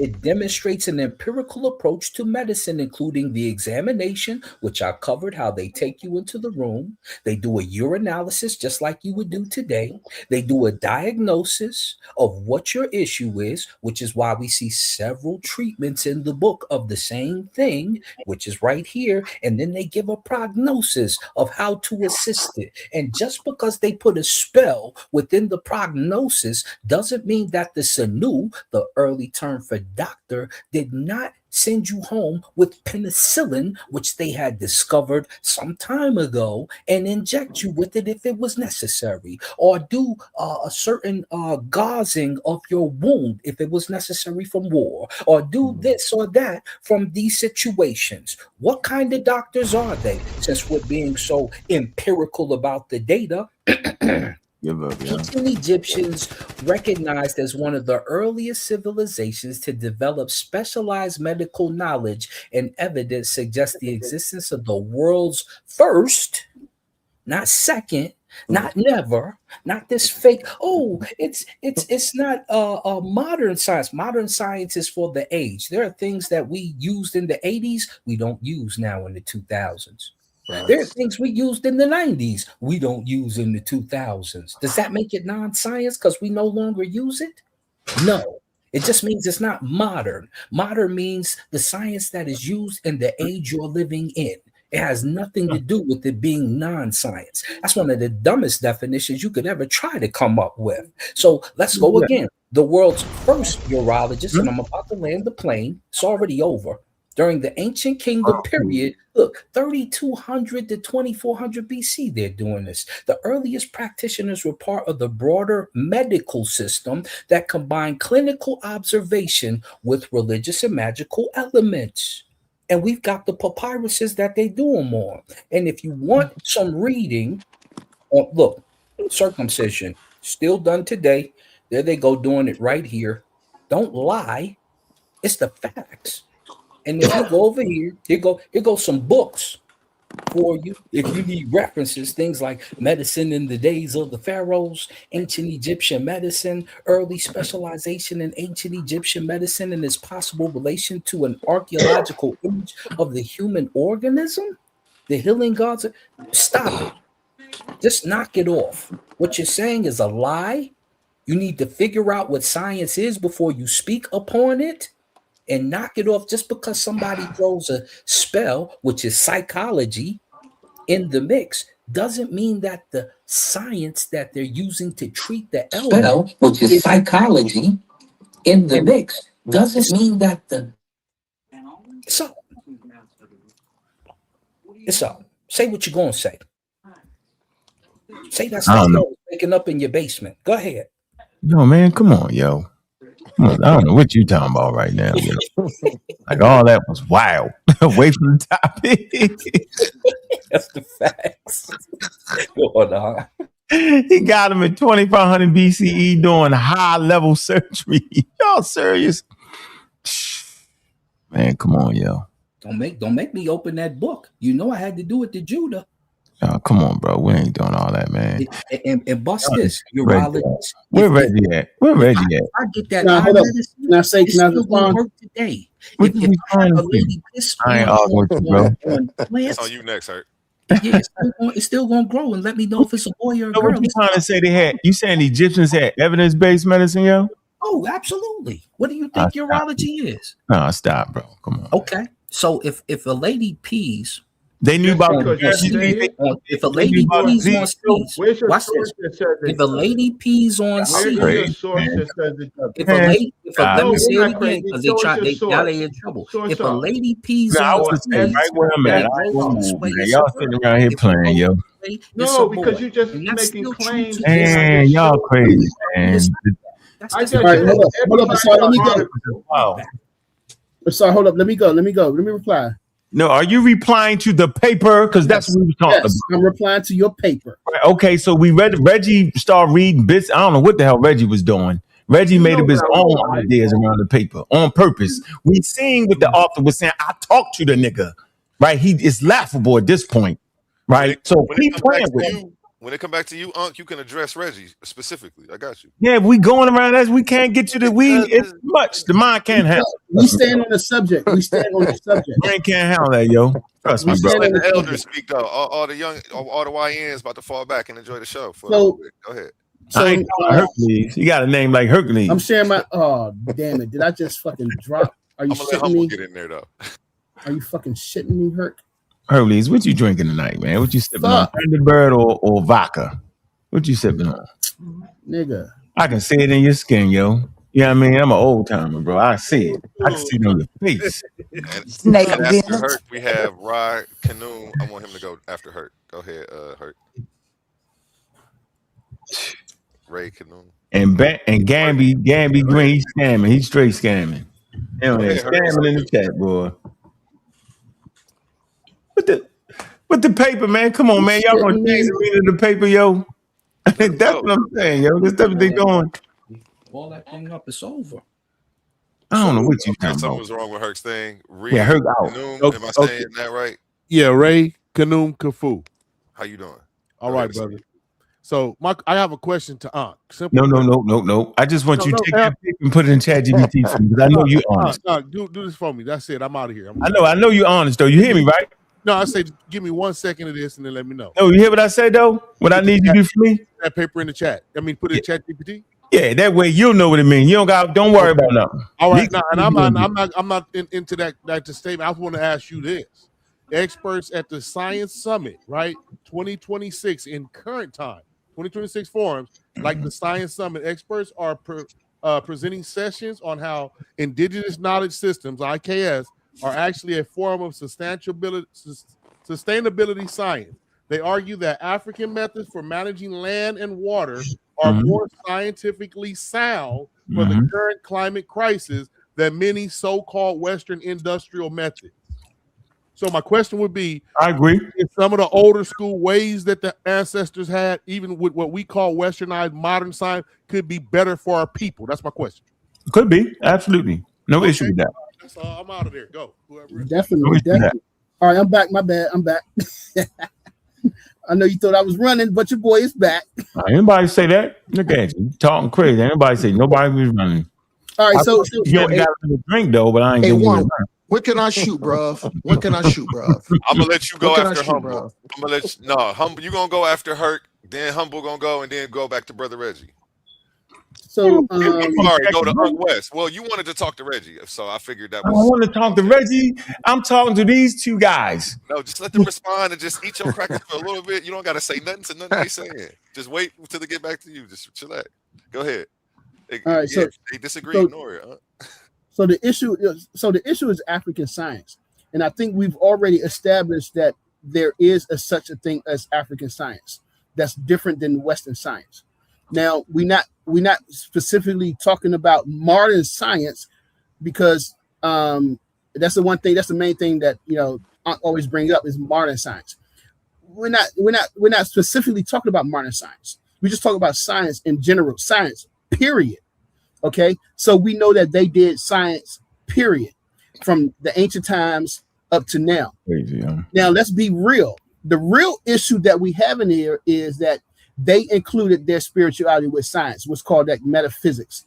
That's the real issue. Does that in compensation of their spirituality with their practice of science, is that actually science? And so according to a Western point of view, no, that's not science. If you're looking at it from a Western mindset, you would say no. And that's one of the things that we have to acknowledge. So from a Western point of view, we can say, no, that's not science. We can say, no, they weren't doing science. Okay. And one of the things that I've pointed out that was mentioned before is the book Introduction to African Science. And on page number 7, he specifically says, let me put this up so you guys, I don't know if y'all can see it, but y'all can try to screenshot and zoom in on that later. And he says right there, he says that in a way, describing and explaining the metaphysical is the main distinguishing factor of African science. A science which does not include the metaphysical in its map of reality is surely not African science. And that is what Western culture does. That is what Western science does. We know they do not include the metaphysical. Now I'm gonna share my screen. Share my screen real quick.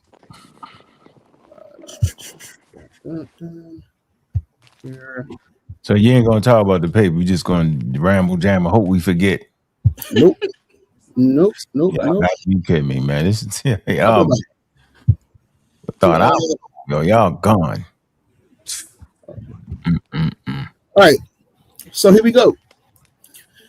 And again, this is another paper. Is African science true science? A reflection on the method of African science. This is by Dr. Afisi. Okay, another brother from Nigeria. So the other paper that you read, this is the brother's, this is his partner. You know, say they all work together. So you just don't have. So what I'm doing is I'm showing you that there's not just one. There's different. You have plenty of people. There are plenty of people. There are plenty of brothers and stuff on the continent that's talking about this. Black people, they've been talking about this for the past about 20 years, I think, over there on the continent of African science. So in the abstract, what does it say? In the abstract, it says that it says that, scrolling down to where it says that in contemporary scholarship, African science is being condemned to the level of the mystical, religious, or supernatural world. African science is said to be a purely esoteric, personal, and devoid of elements and objectivity and rigorous theorization. In this paper, I re-examined this recondite issue by further reflecting and strengthening some of the ideas put forth by some African scholars to affirm that there is a distinct method of African science that can be determined scientifically. All right. So he's saying that there is a method, even though in Western culture you're saying that there's this purely esoteric ideology is esoteric, but he's saying that there's a method to doing this. And another brother, Dr. Luyaka, talks about that in his book on African science. And then we scrolled. So again, I'm scrolled up. So I'm show you guys the paper, because I'm not gonna bore y'all reading the whole paper. We'll go down to the conclusion. Scroll down to the conclusion. Right, just scroll down to the conclusion real quick, and we come right here where it says where he is so you can pull it up. So I know I'm gonna pull it up. I ain't messing with you. Nah, pull it up. Read it. Like I said, there's a lot of brothers out there that's talking about this. And so he says the following above the expectation of traditional African science should take a cue from Western science method of rigorous theorization, which results in impersonalization, exteriorization, and non-veneration of implicit authorities is misplaced. The inevitable of metaphysics and perhaps the ontological relevance of the principle of causality in science must be re-emphasized. what characterizes traditional African science method is the embrace of both empirical and non-empirical procedures of knowledge. This case is strong, and I rehearse the argument that there are perhaps some finitude which are difficult to be proved by mere observational or experimentational procedures, yet we believe tenaciously that they exist. And so this is what I've been trying to show in my my presentations, is that you can prove and show the non-empirical. All right. And so this is what he's been talking about, that we have to do this research. I don't think we have to do anything to prove anything to Westerners at all. But what he's saying is that we have to do this type of research to show that you can prove the empirical, that you can show the non-physical, because Western science is only based on what we can see and what we know. But African science is also based on the non-physical, the non-empirical world, what is unseen. And so I think that we have to. It's just that you have to take the time to show that you can apply this into real life and that it does actually work. And one of the things that I would say that you always say to me, that I always hear that you say, actually not just to me, but I always hear you say, is that, you know, the ancients, they include their, you know, spirituality in their science, and they couldn't get out of the way that, you know, they couldn't get out of the way of that, you know. They couldn't. But I would say my rebuttal to that is that I don't understand how that is a flaw for 4,000 years. I know you don't see a flaw in what they did for 4,000. They built a civilization that lasted for 4,000 years. Right. They was able to build structures moving 100-ton stones that we can't even do today, that they did back then. So, I mean, you would have to show that their spirituality included into their scientific method and their research was a flaw. And I don't see how it was a flaw. So, yeah, so I'm just saying that there are ways to show the non-empirical, and there are ways that we could build on it, and that it is a part of the African system, and it does work, and it has worked for them in the past, and it can still work for us today. So that's all that I've been trying to say. So thank you. My real question is, what has African science brought the world in the last 100 years? That's moving the goalposts. No, actually, no. I can answer that question because y'all been in a whole nother damn stadium in another whole state. No, okay, but because I'm talking so my question, man, grab your. Let me answer. I'm gonna answer it. Let me answer this question. Brother Reggie, let me answer this question. Currently being studied. Let me answer this question. Let her answer the question. Let her answer the question, y'all. So what African science brought in the last 100 years? Nothing. Because we haven't been able to do our own science. We haven't. Hold up. I'm saying we have not. African. You have not been able to see. Don't even. You have. Okay, wait. You could correct me. You correct me if I'm wrong. But we have not. We have not been able to see Black people do their own science without the influence of Europeans. Okay. No, I appreciate you, bro. Now, I would like to answer that. Yeah, go ahead, man. Chat GPT style. And we going to what has African science brought to the world in the last 100 years? Short answer: a lot more than people usually credit, but not at the scale you might expect given Africa's size. The output has been real, impactful, and often underfunded. So you can see big wins in targeted areas rather than everywhere at once. But go ahead, y'all. Okay, I want to go. Don't count. No. I want to go. All right. No, I want to go. Smoking mirror. Say what's after her. Hey Reggie, you definitely Omar, but I'm gonna let Brother Reggie sneak in because it's his show. I ain't go yet. How's he gonna sneak? Ain't he about to address you? Ain't he about to talk to you? No, he went first. Then I had to wait for the whole rambles. I'm thinking he's about to straight talk to you. Okay, you're lying. No, I went first.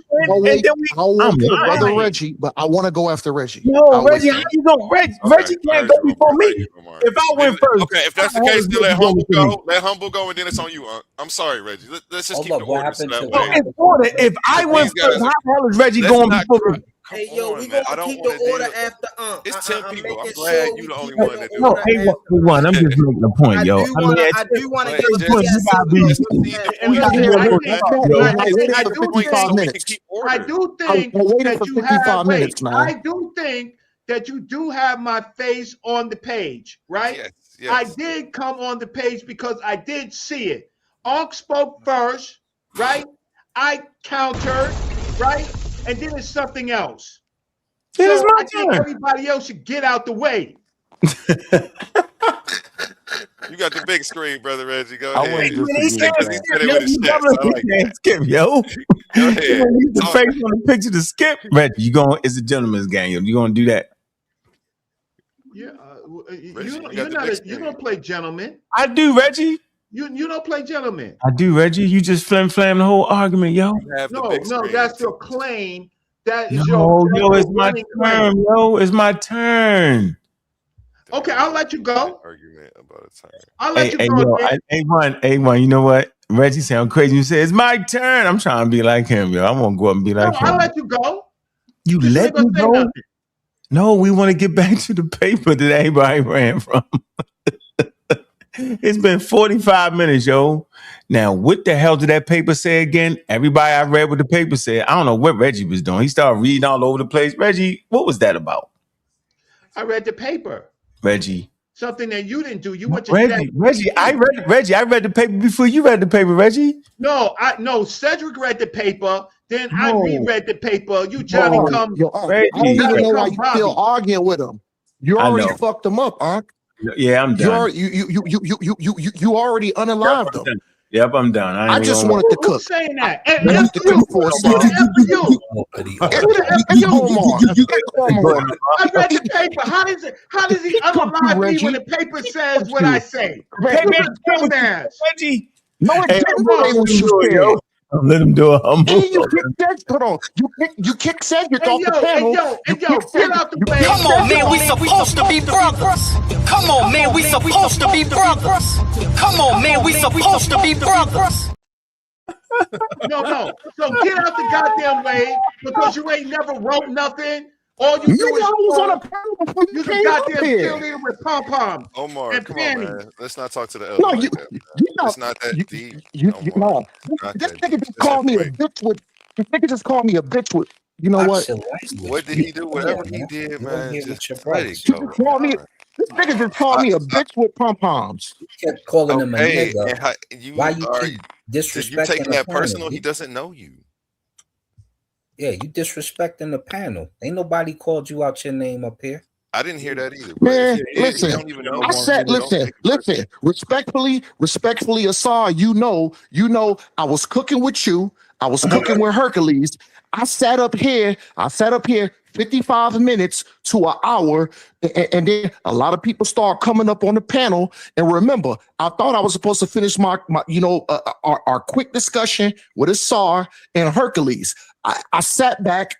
I let Reggie come on. Go ask your question right now. Hold on, forget all that now. You got the go ahead, ask your question so we can keep the order and get moving. Ask your question. Ask your question. Don't say nothing right quick. Whatever you wanted to do. You said something about a YN. That said, "Uncook me." That's who I was responding to. I may not be. I may not be older than Reggie right now. Hold on. Did you say that? Stop, Omar. Stop arguing with me. I want to bring you back My up here, whole but I point want you is- just to ask your question. I want to keep order. This Good is job. 5 minutes about a turn. Is he still graduated high school in 1996. Omar, now go I ahead and know ask. who I am. Bro, Hey, I ain't know who I am. Come on, man. Come on, bro. Do that for me, yo. Do that for me, yo. Go ahead, yo. Talking about you all night. We got good to come. Y'all cold. Y'all is silly, man. Stop. That'll give a man a heart attack. God dang, that man brother said, Omar, you got the floor, Omar. Go ahead. Come on, man. Let's get it together here, man. Who said that? Only. Go Who ahead. said that? No, who said that? Nobody, come Who on. said that? Omar, you just missed your turn. Who said that? You missed it. Who Omar, said that? it's your turn. It's your turn, Omar. Come on, man. These motherfuckers be up here talking shit. Listen. Man, brother. Come on, don't get put out the movie, Omar. We got cussers up here. We got Kufu, he a super cusser. You got me, I'm the old cusser. You got some super cussers, yo. So just calm down, yo. You definitely can't cuss better than me and that man right there, yo. So calm down, bro. I'm You not do it, yo. He usually has supreme decorum. Yeah, he gonna get it real back. quick, He gonna get it back. because you said that didn't count, right? I wanted to say this. What? I'm not even sure it happens. Hey, let me tell this. Count. Hey, you said that didn't count. So, does this count right here? All right, go ahead. No, calm down. No. It says it's the agriculture and environment science.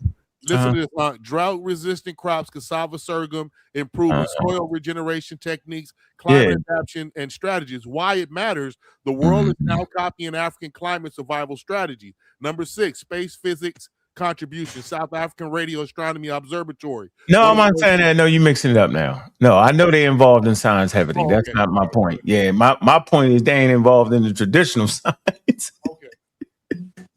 Do you guys mind if I go now? Yeah, go ahead. Do y'all mind if I go? So I can dress a star? I want to dress. Hold on. But take a deep breath and don't be angry. Why are you angry? For me, Omar. Breathe for me, bro. Do that for me, bro. Just breathe, bro. Go ahead, man. You got your I waited an hour. Take a deep breath. Yeah, but you had 15 minutes to go. For the last 15 minutes, everybody was saying, "Go ahead, sir." Yep. And then you was nope. You and Reggie was going at it. No. It's like you're in a time warp, yo. You scaring me now, bro. You scaring me. Go ahead, Omar. Anger does that to people. All right. I appreciate it. Hey, A1, don't let me ever go out like that, bro. I wanted to address Asa, and I wanted to address Hercules. So, Ankh, Rakufu, and brother Reggie. I don't know if y'all was up on here an hour ago. We was talking something about Africa, and I was addressing Asa, and I was addressing Hercules. And you know what? Hercules, we were specifically talking about like African people didn't kick African people ass, and then Hercules bought up Shaka Zulu. Let's go to it. You're colonized. Let's go to it. Hold on.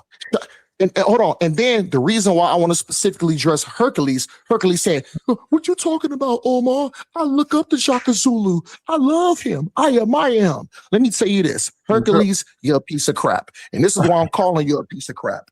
Check this out. Shaka Zulu reigned 1816, 1828. Hold on. Brutal. Transform a small clan into a formidable military. Because what Hercules was basically saying, no, these African tribes, they really didn't war.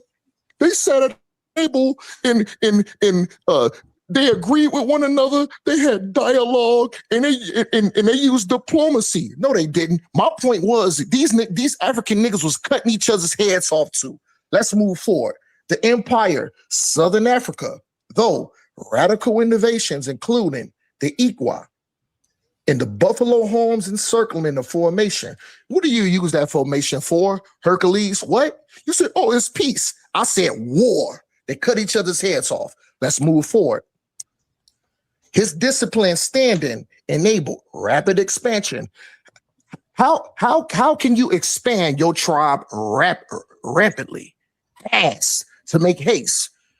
Nigga, it has to be war. Somebody gonna have to die because Hercules lives in an African utopia. Let's move forward. His discipline, standing army, enabled rapid expansion, dominating neighboring tribes. He was like, "You wrong, Omar. He didn't fight his brothers. They sat at the table and they agreed." Let's read it back. Dominating neighboring tribes. Let's move forward. Oh, key aspects. Shaka Zulu's war history. Because Asar and Hercules was trying to like say, I was dumb. My only point was, I would say, you can't beat up on the Hebrews saying this and this and that. When these African tribes put their foot in each other's asses and kicked each other's asses, cut each other's heads off. Key aspects. Shaka Zulu's war history. What does it say? Oh, Shaka Zulu's peace history. This is for you, Hercules. No, this is the key aspects of Shaka Zulu war history. Military innovations. Shaka replaced long throwing spears. The Iqua, a short stabbing spear. What do? That's close quarter combat. Is that friendly? No. That's war, and that's getting nasty. Let's move forward. Oh, what is this? Key aspects. Shaka Zulu history, his rise to power, 1816 through 1820. Supported by the Medut Neter clan, Shaka became Zulu chief in 1816. What did I say? He rapidly absorbed surrounding tribes. Omar, you wrong. He was friends with them. They sat at the table and they agreed. That was peaceable. They didn't cut each other. He rapidly absorbed surrounding tribes, building a force dominated the region between the Lugila and the Angola rivers. Oh, footnote number 2. Oh, they're peaceable. No, this is the Nwande Zulu War. Oh, they're in war, Omar. This is the war between two African neighbors, 1817 through 1890.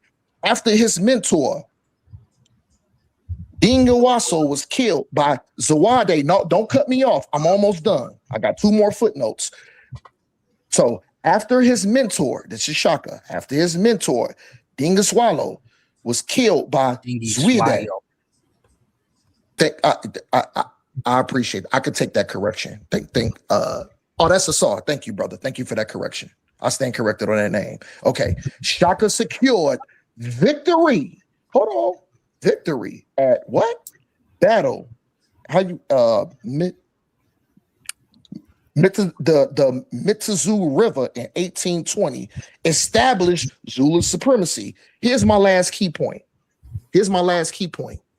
And like I said, this is why Hercules is a piece of crap. Omar, you wrong. They're friends. They're friends. They agree with one another. I look up the Shaka. You know, I love Shaka Zulu. I admire him. Hold on. So this last footnote is directly to Hercules. Expansion of tyranny. Hercules, do you know what tyranny is? No, I don't want you to answer that. Let's move forward. You can answer it later. Tyranny. At Shaka Zulu's peak, he commanded over 50,000 warriors. His rule became increasingly brutal, particularly after his mother Anandi's death in 1827, specifically ordering mass executions to his tribe and its neighboring people. You got to stand corrected, Hercules. I told you, this nigga was a monster. He's a monster. And guess what? If you said you admire this nigga and you look up to him and, Shaka Zulu, they sat at the table. They used diplomacy. They agreed with one another. They didn't war. I proved my point. You got cut the piss again, Hercules. And guess what? You got to stand on business and say, you know what? Africa wasn't a utopia. They warred. Tribes warred with other tribes way before the white man came in and put his foot in their ass. You got to admit to that, brother. I'm done. Y'all brothers go ahead. I'm done. Okay, humble mystic. And then it goes to Unc West. Hey yo, I just been sitting back, chilling, listening. I was over there with Unc earlier. I'm just glad, Unc is strengthening his point. He's just not outright saying that Africans didn't have science. He's now distinguishing. He said it earlier that the ancients had, a thing called African science, but that's not what we know now as modern science. He made the distinction. So, I give Unc a little more leeway because he's not on the whole what they called science was pseudoscience. I tried to get him with that earlier. He said, humble, I ain't never say that. I said, it's just not modern. All right, cool. And the other arguments I heard around the panel, just one little input. This word hecka keep coming up, and everybody this means magic. Hey, bro, ain't nothing magical about a goodwill, saying goodwill, to someone that is harmed, or just putting positive energy out into out there just the extra kick. We know this works, right? It's called the placebo effect. If you are made to believe you being healed, then you're being healed. So there's nothing magical about that. And so we have to understand that just because we see some hacker and then the Europeans say, "Oh, look, this means magic." No, what do they say it means? Because they didn't say it means magic. So I land my plane with that. Thank you for allowing me to speak. Excellent speech, humble. Hey, Uncle Wes, you know what to do. You've been waiting for this moment. No, I'm just trying to make a point. Everybody gave they Hercules and Reggie. We gave our stance what the article meant, and we see it meant exactly what I said it meant. And so I think we do Africa a grave disservice when, first of all, when you make the mistake and act like the Egyptians are your ancestors. That's trash. That's like the Fakians. That's trash. It's like you almost shy away from who you really are. We're not Egyptians. Never have been, never will be. We come from indigenous tribes in Western Central Africa. Simple as that. We know exactly where we came from. We just don't know the tribe or the clan. So that's disrespectful. All right. We never talk about the golden age in West Africa. Never talk about the great colleges that was formed in West Africa. We talk about Egypt, right? And that was a mistake, right, by our elders. Next point. The article clearly said what I said. And anytime you can sit there and read an article and they say that African science ain't up to par with modern science, then you know it's trash. In the modern time, it's trash. And so I asked the question, what was it that indigenous spiritual systems gave to us in the last 100 years? Right. Nobody gave me, because there is no damn answer. Let me share my screen real quick. Let me show you what's really going on. While we over here in the West promoting indigenous, quote unquote, African science, the Africans on the continent doing real damn science. They got the whole journal of Nature dedicated to them. It's called Nature Africa. Right? They also got this right here. You need to subscribe to it. Scientific Africa. The Einstein Forum. The next Einstein. They're looking for the next Einstein in Africa. So while y'all playing this wild game, like y'all want to move back into the Sahara Desert and travel through the rainforest and grow some daggone food, you got Africans putting in that work that's going to end up helping the rest of the world again. I say again. So we ain't going to play this wild game. Africans, which is different nations, right? So we need to start calling about, are they Kenyans, right? Are they South Africans? Are they Khoisan? Are they Ghanaians? Are they Nigerians? They all practice modern science, to which the foundation was laid in ancient times for modern science that we all humans practice. Science is not a white person endeavor. It's a human endeavor. There's no one starting place to it. So I don't understand why y'all got people wanting to go back to the damn Stone Age where you had to practice African sciences in the Stone Age. We're in the space age, man. African countries are trying to get in the space age. Y'all see what's going on. Iran can protect themselves against the United States. Can Africa protect themselves with African science? No, this is a wild conscious community game. So I don't know what Reggie is doing. I don't know what he's talking about. African science cannot protect Africa. Now, what it can do and what it is doing is African traditional systems, which y'all like to call African science, I call it proto-science, man, is 70 to 80% of medical practices in Africa. They don't have enough money to use the evidence-based medicine. They would like to, because in some of those countries, they do have evidence-based medicine. It's just too expensive. But they still stay with traditional herbs and practitioner treatments to the tune of 70 to 80%. So I'm never marginalizing the continent of Africa. I'm just saying, why the game, right? Epistemic regimes create knowledge, but their knowledge system unto themselves. I just like to ask the panel, why are y'all so asphyxiated with science? I know I've been talking about for 20 years, but why are y'all so asphyxiated with science and not wanting to really understand what these people really was doing and what it really was called? Reggie got the ability to take what they was doing without never mentioning the word science. So why is he afraid? Hercules don't give a damn. He just take a couple drinks of Thunderbird and some Ripple and talk crazy half the night. He don't care for real. He like to have fun.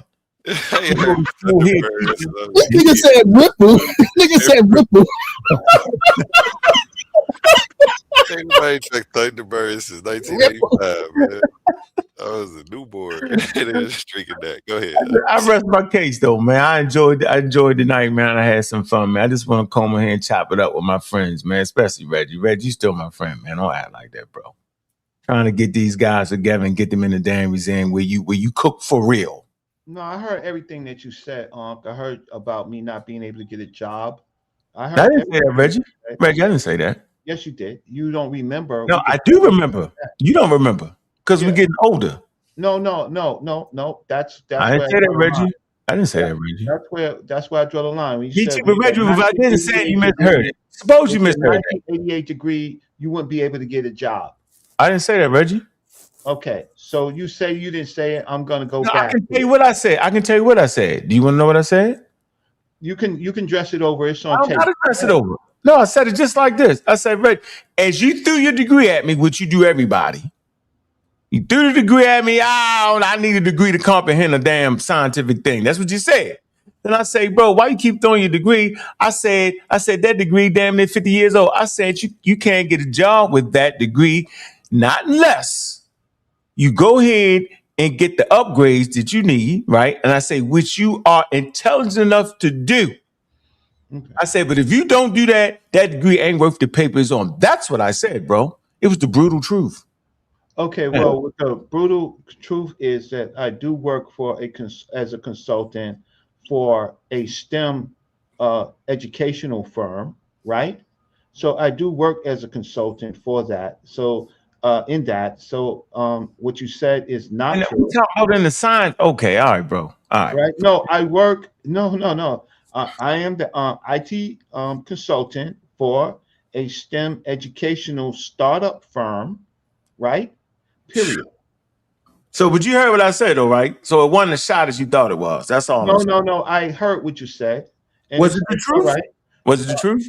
No, because I work as director for educational. So you saying you don't got to get your thing upgraded? You don't got to do that. Take the courses because you had dollars. I do not have to take. The work in your field, Reggie.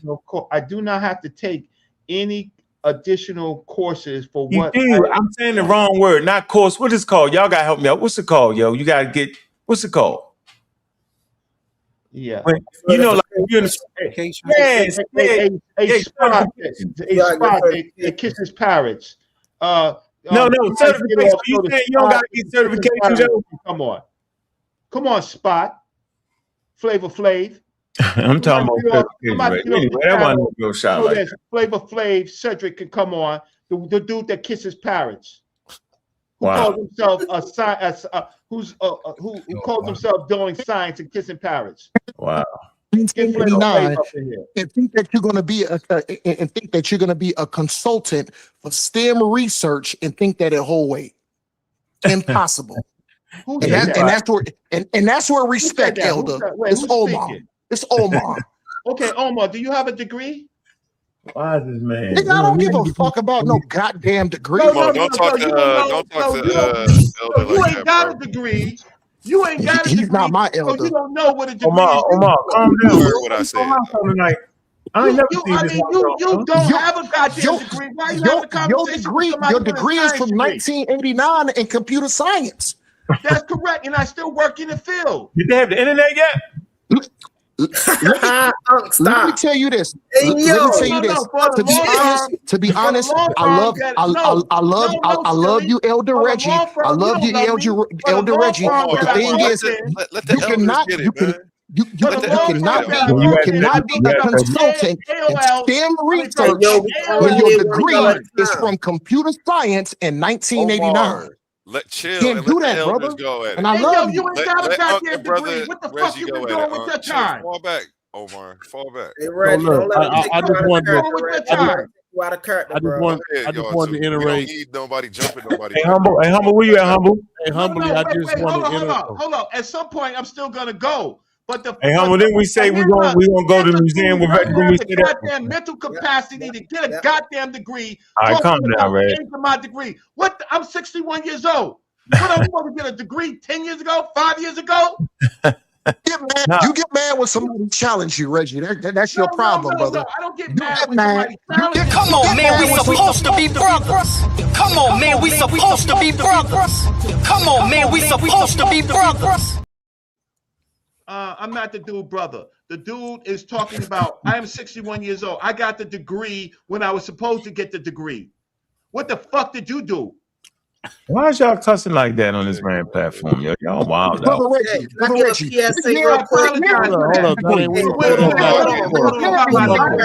getting my blood pressure.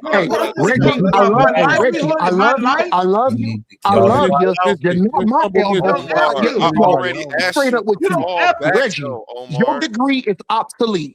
Omar. Hold on 1 second. Can I get a PSA? Let me reply. Hold on, let me give a PSA. I don't want you up here tearing other black men down. If you want to talk about some information, we can get to that. Yeah. I'm not gonna ask you again. I know you're about to turn on you. Facilitate. Hey, all right, hold on. Let me give a PSA real fast. Let me give a PSA before anybody get in here. Hold on, Hurt. Hey, yo, we have to be mindful that we're sitting on Brother A1's platform. Right. So we act like we don't have no decorum. We're also disrespecting this man's platform. So, man, hey, listen, we know it get hot in the ring, but hey, control yourself. Okay, with that being said, I'm gonna get this in and get out the way. I just want to say simple analogy to what Ankh said. I have a little pushback where he said, and I like the way ChatGPT. I really like this. I wish I'd have put it like this. It's saying, think of yourself as a tree. You on the West African, Central African branch. Egypt's on the Eastern branch, same tree. Where Europe is on their own tree and Asia's on their own. So indirectly, the Egyptians are our people. Don't let that get lost in the sauce. Go ahead. Okay, so here's the deal. I thought I was in the room with Ankh. So in between me and the conversation with Ankh, right? I mean, this platform, which I do respect, and I apologize for cursing, but when people start talking about my livelihood and my life and something that I work real hard for to get, which few black folks got, right, during the time that I was getting a degree, then they're going to say that my degree is obsolete. They don't know my life. They don't know my work. They know nothing of it. The only person who's ever met me on this platform is Asar Ka and Ankh. Everybody else don't know me. I could show you 20 years of work experience. So if I have 20 years work experience, right, and I'm still a consultant for an IT firm, I don't see where you get to talk about my life. Well, plus your son is in science and doing better than most of us. So obviously, you got to speak for yourself, yo. Important. So my ex-wife is a PhD. Do it. So my son is graduating with a PhD in neuroscience this year. In neuroscience this year, my ex-wife has a PhD, a master's in physics, and a PhD in math. What he got? An African science PhD in African science? No, he got it in neuroscience. Oh, neuroscience. Hey, he got it in neuroscience. So now here's the thing. They was cheering for Obama. Your son was sitting with him, right? That's not for them, Asar. That's not for them. All right. But let me just share my screen real quick, because you talking about the paper. My former brother Ankh. I ain't your brother no more, Reggie. Hey Ankh, I'm gonna go back to that tape and I'm gonna play back what you said about. Go play it right now, Reggie. I know what I said. I ain't gonna. You wasn't mindful about what you said. No, you said, Reggie. You got to know that every time you throw your degree out there, it's disrespectful. We was on Sarnet. We didn't get a degree to talk to Sarnetters. Why? We don't understand why you do that. Why you use experts? No, I never. But the degree is not now conversation, Reggie. Right. Well, when I am talking, I have to explain that I have a degree. When I know something, Reggie, you talking to me, Reggie? I know what you got. I can't. Like you got double masters and a PhD. I'm not, yo. You don't got us. Come on, man. Can I go? Yes, go ahead, bro. But I don't want to hear you say I ain't your brother. When I stop being your brother? When you start talking about my livelihood. I didn't talk about your livelihood. You talked about mine. No, only after you talked about mine. But let's move the goalposts. I put up something on the screen. Man, cry baby, yo, for no reason, bro. I ain't nobody. Don't stop calling me names, though. Don't call me no names. Right? Well, I'll take it back, Reggie. All right. Okay. So you accept my apology, Reggie? I accept your apology. I'm gonna move on. All right, man. Because we got these dudes we need to get into these damn fucking. Excuse me. We need to get them into the. Come on, man. The National History Museum. You gotta take them through the same thing you took me through, bro. Come on, yo. It's just we ain't falling out over you, man.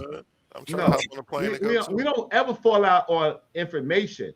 Yeah, man, we just got everybody got slick. Everybody got slick. You read that paper wrong, though, bro. I don't never let that go. Okay, that's fine. Good. All right, let's move forward. All right, let's move on. Go ahead. So your Flavor Flav is in the chat. You need to calm that dude down. He needs to get up in here. Here's my chat. Okay, so simple grammar, just simple grammar. We speak English. All right. The method of African science is a noun phrase. Method is identified as the head noun. The functions as a determiner, right, of African science. African science is a prepositional phrase modifying the method, right? So basically, what they're saying is that African science is a noun, is part of a noun phrase. Does African science exist? So the question is, in this, right, it says the phrase of African science is a genitive associative, not possessive in a strict sense. It indicates the origin, method from African science, or domain, method within African science. Reggie, how do you get the bird, Reggie? Hold on. Before you respond, Reggie, Cedric, I don't know if please don't track mud in my house. Don't start no beef. Yeah, you are welcome. He threw mud out the door. Always welcome to engage and participate. I love your perspective on a lot of stuff, but just be respectful, please. Go ahead, though. Now y'all got the floor, brother Reggie. Thank you. The phrase of African science is genitive associative, not possessive in a strict sense. It indicates origin, method from African science, or the domain, method within African science, right? So in each of these examples, African science exists. African science. So the question is, does African science exist in this phrase? That's all we want to know. We want to know if yes, African science does exist. He's coming, yeah. Didn't he warn you? Okay, so hey, Times Debate League. Yeah, I need to reply. Times Debate League. Yeah, we have a decorum up here, and we keep it in order. So please, keep it order. I don't want to boot you off, man. I will feel bad, but I will have to if I have to. Don't kill sad, man. I'm not. That man said kissed a pigeon or something. Yeah, that was wild. All of that was okay. And then okay. It was okay because nobody was here to catch me. I didn't know you were here to catch me. So don't use the word that you don't allow shot, or that decorum is at the highest level, because those are low shots beneath the belt. Anybody with some level of decorum would have said, "Hey, hold on, Reggie. It's a bird." You know that's a trick, right? He got you, said. He got you training to do that, right? I'm learning. I'm new. I'm still learning. I got you though. I'm gonna write that down. I'm on my mama. He said you was parrot. So that was the little B move. We need a translator for that nigga, yo. Yeah. But so for you, I sure bet. Because you ignorant as hell. You can't read or write. So you will need a translator for me. The words I use go straight over your dumb head. Okay, so he won't stop. Me? I could go You on gotta another explain to people platform. how you kiss the parrot, Reggie. Show us how you kiss the parrot, Reggie. Because Come on, you know man. what it is to Stop. train a bird to do that? That is the high level of cognition. That you reduce it to kissing a bird. You a weird freak. But don't you be Bambada's friend when you were small? Reggie, what was going on in your life, Reggie? Reggie, Hey, hey, Cedric, come on, man. We got Reggie trapped up right now. Hold on 1 second. Hold on 1 second, y'all. Hey, Cedric, we said we're gonna let you go right after Reggie finished, Brody. We can't let you go on a hiatus like that. Go ahead, Reggie. On a hiatus. That mean you left, yo. You said, he left Well, I go y'all know what I mean, man. He left the building with that conversation. Go ahead, Reggie. All right. So the question I asked was does African science exist in that phrase? The answer is what phrase? What phrase? The phrase inside the article. Is that how you doing? Go ahead. All right. Go ahead, man. Yes, African science does exist as a unit inside the phrase, but its grammatical status depends on what you mean by exist. Inside the phrase, in the method of African science is a prepositional phrase. Within that, African science is a noun phrase. African, adjective, proper adjective modifying, science, head noun. So strictly in the terms of syntax, yes, African science is present as an embedded noun phrase functioning as the object of the preposition of. It is a meaningful grammatical unit, not just a loose word sentence. Conceptually and disciplinary.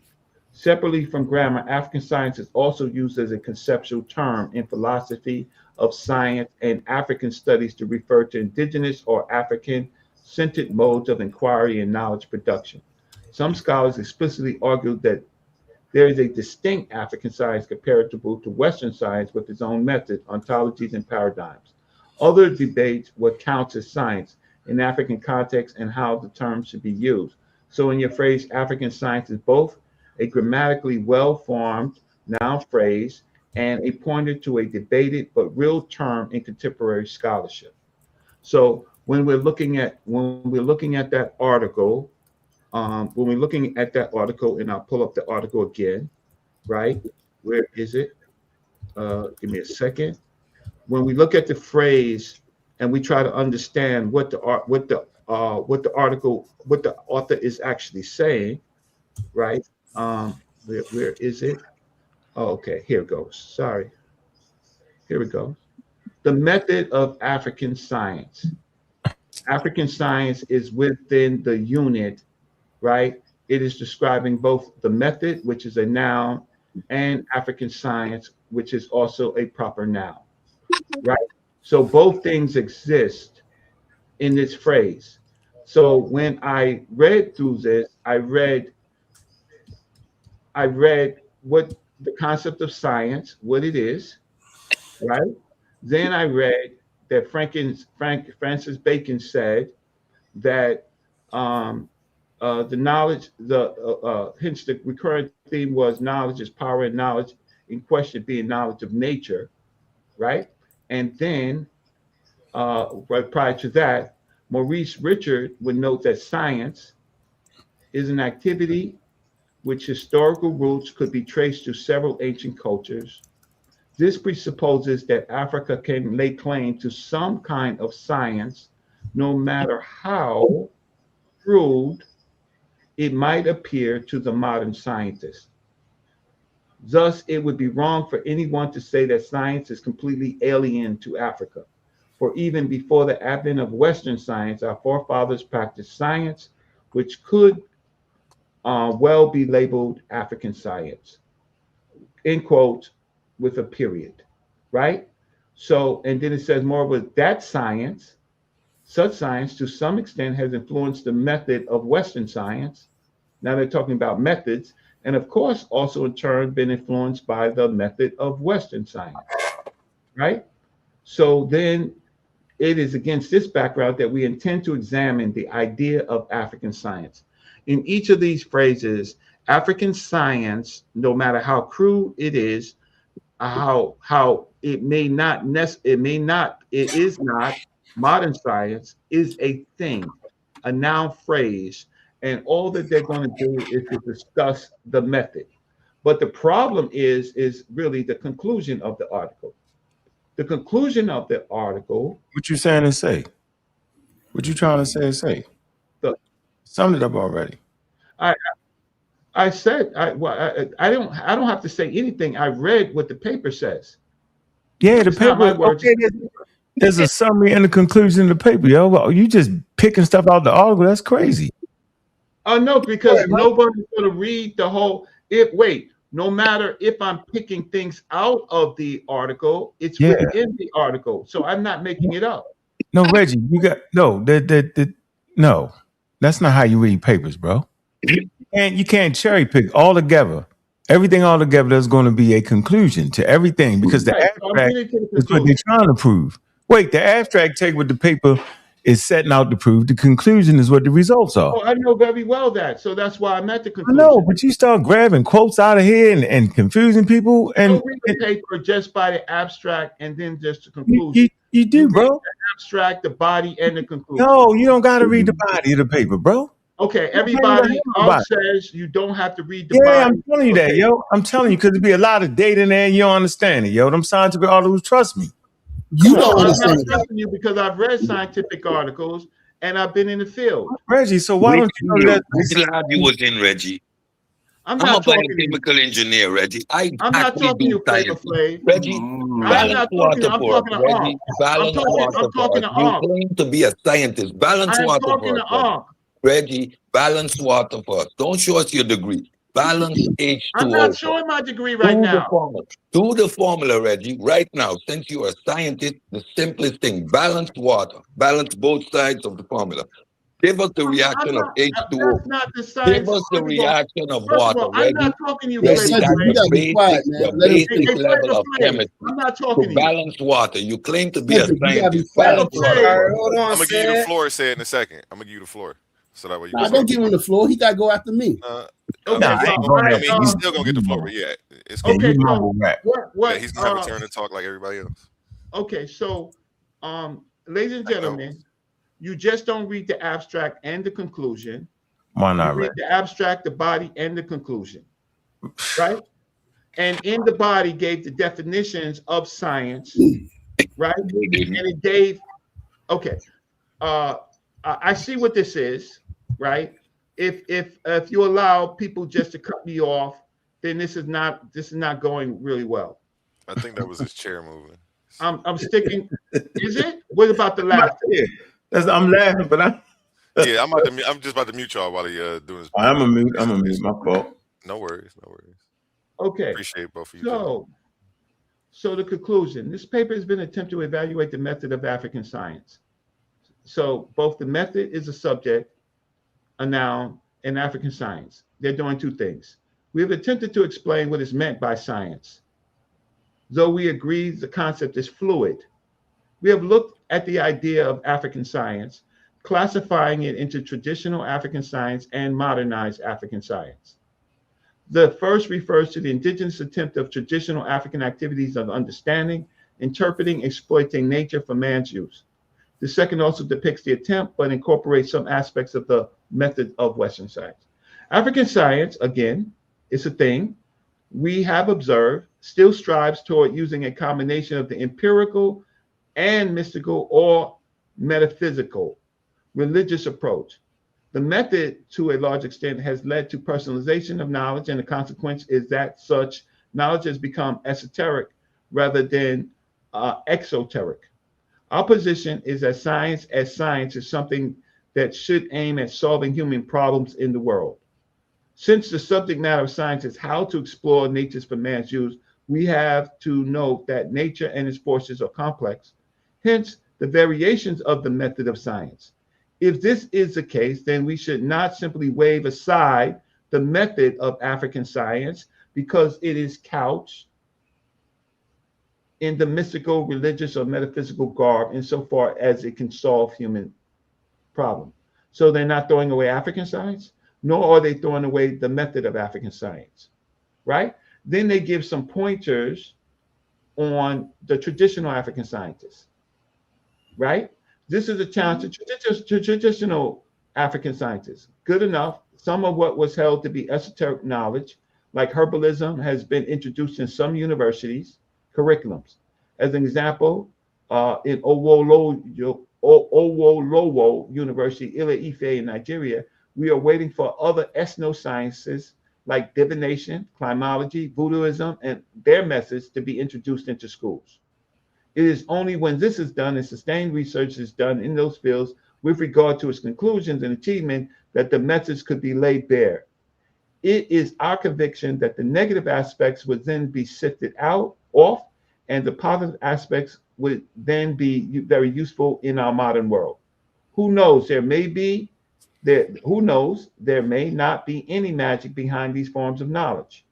The traditional African scientists may only be invoking the spirits and deities either ignorantly or to scare people in a bid to be revered. Or perhaps these spiritual entities and forces are the same entities like the modern scientists' subatomic particles, namely electrons, protons, hadrons, quarks, leptons, gluons, etc., and may even have similar functions. This speculation may sound intriguing, but no less significant when we consider the discovery of quantum mechanics that quarks and leptons considered as the ultimate materials, the final stuff from which all the complexity of existence emerges or linked together like a glue, like stuff, gluons.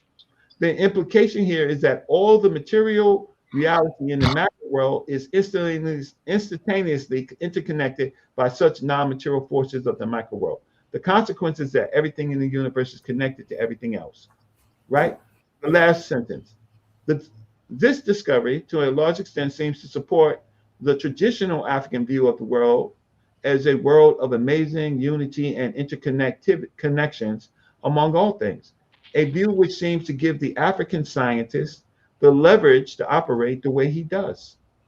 However, the African science should appreciate the fact that Western modern science could only achieve this discovery because its methods encourage rigorous theorization, which results in impersonalization, exotericization, and non-veneration of inexplicable authorities. Thus, traditional African science could only grow if it could employ the approach of impersonalization and exoterization as part of the methodology.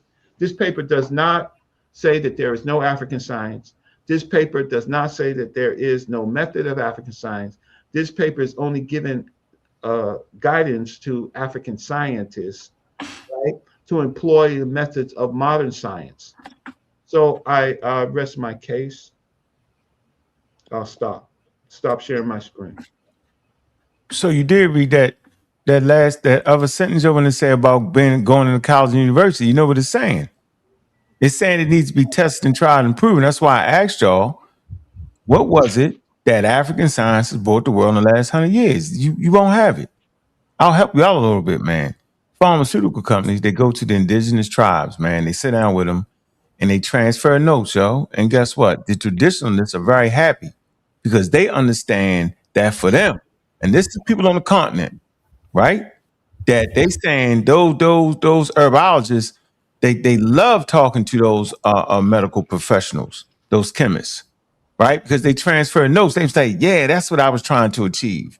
So y'all slighting African people, right? That article right there is simply saying that, like in Nairobi, they teach evolution in the schools, right? And they teach about Australopithecines and all that, right? Because that is the home of the Australopithecines, right? But they also, alongside, they teach each clan traditional spiritual systems, right? Of creation and all that. Okay, so that's okay. But y'all got to understand that there's Africans in Africa right now practicing matured science, bro. Right? And then you got people who want to mix it, and then you got people who stay deep in the tradition. That's because Africa was underdeveloped. So I asked the question again, right? What is it that traditional African science what has it brought to the world in the last 100 years, bro? Y'all don't have it. So at a certain point, African Americans got to just knock it off, man. Like, stop putting them people back in the Stone Age, yo. Like, the world has moved on from traditional African practices like that. Just like in China, just like in everywhere, it moved on. We want to get in the space age. And that does not mean that we can't continue to look back into ancient hunter-gatherer cultures or traditional cultures and still get ideas from them. It does not mean that. No one is that stubborn but y'all. I rest my case. Yeah, Reggie, you got that whole article mixed up. Man. No, the article you read something outside of the article. I read what the article said. No, I didn't read nothing outside the article. Reggie, I never did that. The article said, if you want to read the article, you go in and you quote the article. You read something outside of the article. Something that you... No, Reggie, I did not. Reggie, stop saying that, bro. You're going to get me mad. Gentlemen, for the last 7 minutes that he was speaking, did he read from the article or did he interpret? Yeah, man, I put the article in ChatGPT, bro. No, I was talking about when you were speaking, bro. When just now? When he was speaking, he didn't touch on it. But what's happened is we've gone summarize the journal. This is African science. No, it's not. Hold on, Asal, I'm not finished. Asal, I'm not finished, yo. I thought you was done. Reggie here you go. Here you go, Reggie. I did it again. I'm gonna show you what you keep doing over and over again. This is the piece from the article right here. Can you share my screen, please? Here you go again. Crude, it might appear. Look, crude, it might appear to a modern scientist. Thus, it would be wrong for anyone to say that science is completely alien to Africa. For even before the advent of Western science, our forefathers practiced science, which could be labeled African science. So let's see what the statement means. The highlighted sentence is easy to misinterpret if you read it by itself. Let's break it down carefully and keep it consistent with the full paper argument. Here's the whole paper. Remember? Here you go. I put the document in ChatGPT. That's the document right there. The method of African science and a philosophical. It's right there, bro. All right. Now, this is how we do this around here. We use technology to our advantage. It say what the sentence is literally saying. The author's claims. It is wrong to say science is completely foreign to Africa because Africans had practices that can be called science. See that? No, Hear that? That is your argument right there. No, Reggie. That sentence is your whole argument. See, that's what you want to do. No, I just want to finish. Reggie, I didn't cut you off, though. I just want to finish. The first is the author's claim. Like, we got to get through it. Like, what's going on? Like, come on, yeah, I definitely got something for you. Go ahead. Let me finish. It says, so at face value, he is rejecting the idea that Africa had zero scientific activity. He is saying there were knowledge practices before Western science, but of course it was. He say the key phrase you must focus on is could well be labeled African science. See that wording, bro? It say this wording is very important, Reggie, because it's going to give you context. He does not say it is science in the strict sense. He says it can be labeled science. That signals everybody brain. It's supposed to be a signal for you because it signals my damn brain. It says this is a classification choice, not a strict equivalence that Reggie's trying to promote. It say what he means by science here. Early in the paper, he defines science broadly. Remember, I talked about broadly, man, and how you can do that. And I talked about the Cambridge Volume 1. Ancient science, right? Remember I talked about that? When I get my turn again, I'm going to go there. He goes on. Early the paper, he defines science broadly as systemized knowledge, even including things like, here go again, y'all, religion, divination, and astrology, man. That's a red flag for those who practice science and understand scientific literacy. Watch this. So when he says Africans practice science, he means they had organized ways of understanding and using nature, not modern science. We've been saying it from the beginning. We're not saying this, modern. How the rest of the paper clarifies this? No, man, let me finish. How the rest of the paper clarifies this? Very important. Lately, it say later he clearly states that this African science mixes empirical, supernatural, esoteric, that means secret, and lacks theory, lacks objectivity, right? And includes, concludes. And concludes, man. If you don't leave me alone, you gotta give it to us right, huh? Go ahead. Okay, cool fool. You help me out. Thank you, cool fool. That's the reader, ladies and gentlemen. Read. It say, it is miles. Look, watch this. He says in the paper, he say, it is miles away from Western science. Remember, the guy keeps saying Western science because he in Africa, and it is the Western, but it's really modern science. It is miles away from modern science. He goes on to say, so what is the correct interpretation? Because we over here fighting over it, and I'm done with this. Wrong interpretation. African had science just like modern science for Europeans. That is not what he is saying. Correct interpretation. He is saying Africans had knowledge systems about nature, which can be loosely called science, but it is not science in the modern sense. Translated into precise academic language, what he calls African science equals what? Practical knowledge, empirical observation, technical skills. Look. Metaphysical, religious explanations. I keep trying to tell y'all that, right?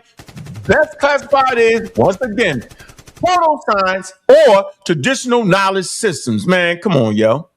Bottom line, very clear. He is rejecting the idea that Africans had no intellectual traditions. See, he is not proving Africa had modern science. He is using science in the broad, loose sense. His own conclusion says it still needs objectivity, theory, and public testing. All right, can I reply to that? No, 1 second. I'm about to just make a statement. Let's be real for a second. Some of you claim you're the best debaters in the game, but every week you're still arguing for free. You study, you prepare, you show up, you give them viral moments, and the platform gets paid, not you. That's not competition, that's exploitation. Some leagues built their entire reputation off the backs of debaters they never intended to compensate. Clips, views, donations, super chats, and the people creating the content still walking away with nothing. Over here, we don't play that game. We are one of the only debate leagues actually paying debaters, reinvesting back into the community. Because if your arguments generate value, you deserve value. So here's the reality check. If you're really the monster you claim to be, if your research is really as sharp as you say, if you really think you could dominate any room, then prove it. And here's where the stakes are real. Warriors don't fight exhibitions forever. They fight where the prize is. So you have a choice. Stay comfortable debating for exposure, building someone else's empire, or come step into the arena where serious debaters get respect and paid. This isn't charity. This is combat. In the arena of ideas, words are weapons. Confidence is your armor, and every Titan needs their gear. From the Titans Debate League comes a movement born from energy, faith, and power. Custom debater tees, spiritual wear, and PVO gear guaranteed to uplift your spirit and elevate your mindset. This isn't just fashion, it's identity, it's purpose, it's power. Join the movement, step into the arena. Shop now at ColiseumOfArguments.com and wear what Titans believe in.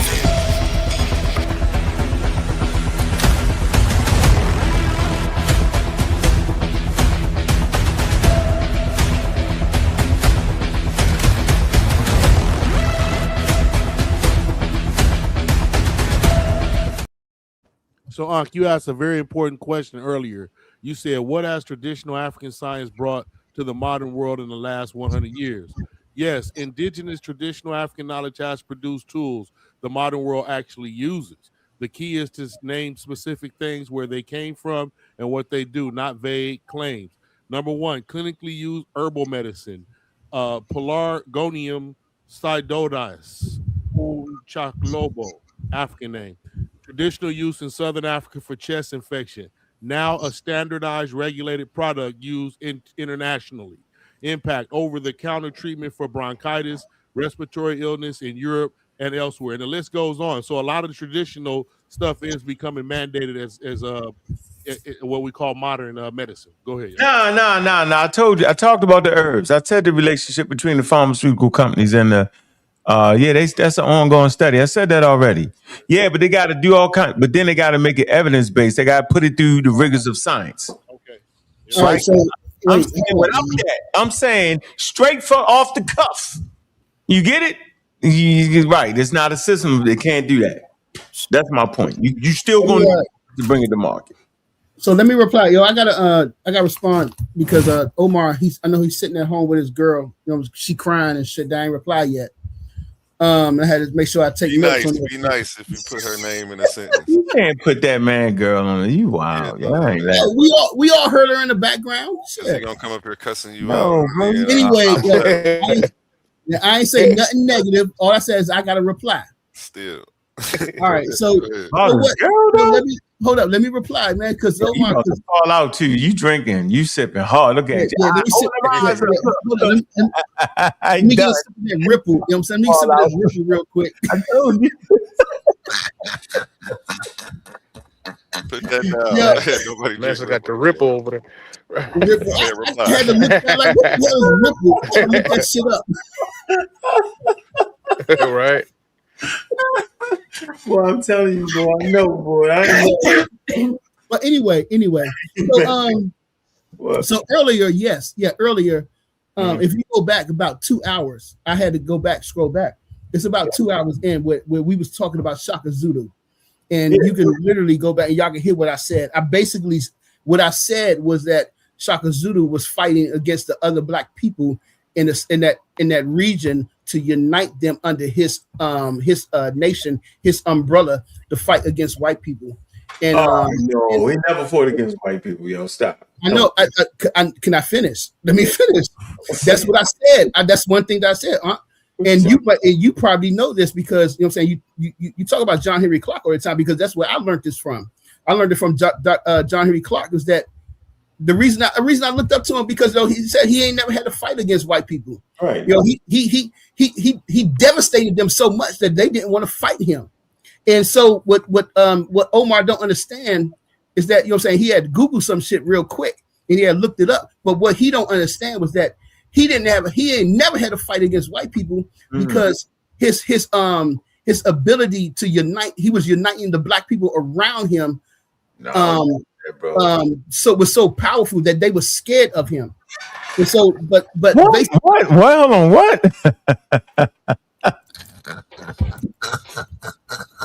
Can I finish?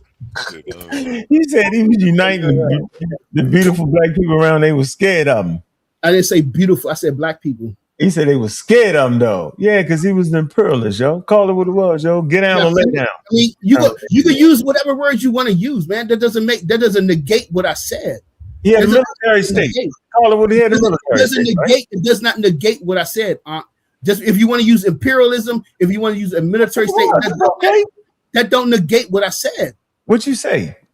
I said he was uniting the other black people around him to fight against the white imperialism that was coming in. Well, one of you nice. Suppose you just like our little thing. Let him finish, because I want to go to say it next. Come on, man. And then, go ahead. I don't want to bother Ben.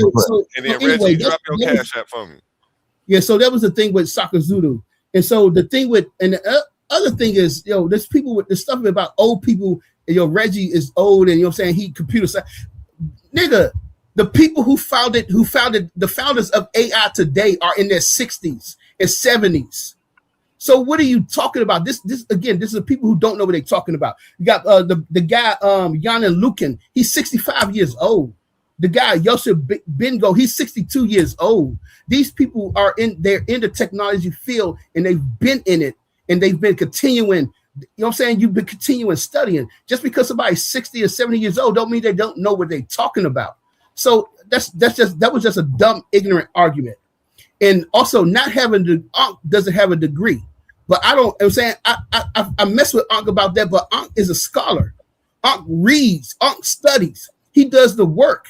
He puts in the work to sit down and read and do the information. He just don't Google shit. We see him Googling, you look at some of YouTube, but he got the books. You know what I'm saying? You don't always have to have a degree. Malcolm X didn't have a degree, but he was very intellectual. So not having the degree doesn't always negate the things that you know. It's about your level of studying, your level of doing the research. And a lot of people don't do that.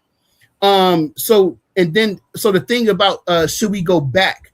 Science, like about the ancient science of African science, about going back. Y'all want to go back, doing science the old way and stuff like that. The thing is, my argument has always been that today's science, Western science, is detrimental to the planet and to people, period. And we could see that. You could see the results of the detrimentality of the science, of the technology today. It don't matter just because we have a computer, you got cell phones and stuff. You're looking at how it destroys the earth and how the radiation is hurting humans. That does not equate to just having this convenience and stuff. And so there's a difference of doing a reductionist science and doing a science that's holistic, which is basically African science. African science is holistic science, whereas European science, Western science, is reductionist, where you separate everything and you break everything down into its components, and you do not care about whether or not it has radiation, or whether you want to kill people, or whether it has a negative result on the environment. African science was not like that, and that's what Brother Rocketti was bringing up, is that African science today, they was looking at it as like, hey, it could be a solution to the problems that we have going on. However, I don't think that, because we would literally have to get rid of it. So my whole argument is that you have to put Western science on the back burner and bring back the way that we approach to doing African science. And the main thing, like I just said earlier, the main thing is that, your disagreement with African science, and we don't even have to call it African science. That's fine. We could get rid of that. We could just say Reket Tehesep. As the words, we could use the words of the ancestors, Reket Tehesep, the correct way of doing the calculations, the correct way of doing it. Whereas Western culture only wants to look at what your uncle was saying, that they go over there and they want to talk to the herbalists and they like it. You forgetting to mention they exploiting these people. They exploiting nature. The way that you solve, you get get your results for the cure for some type of diseases. You want to find some little molecule to find it. You want to forget every other element that's inside. All right, man, you gotta get him out of here, man. So hold up. So this is the thing, when you actually take science classes, this is the stuff that you learn. So hold up, and for someone, I've taken classes in physics and chemistry, I know what I'm talking about. So it's a holistic. African science is a holistic thing and not a reductionist thing. All right. And so, unlike Cedric, nigga, I can show you my degree. You know what I'm saying? I can show you my degree right now. I can share my screen. Nigga, can you share your screen? Share that screen, nigga. Don't play with me. Nobody share their degrees. Share that degree. Yeah, play with me. Yeah. Go ahead. I'm screen share. Go ahead, Cedric. Go ahead. We appreciate it. A1, look.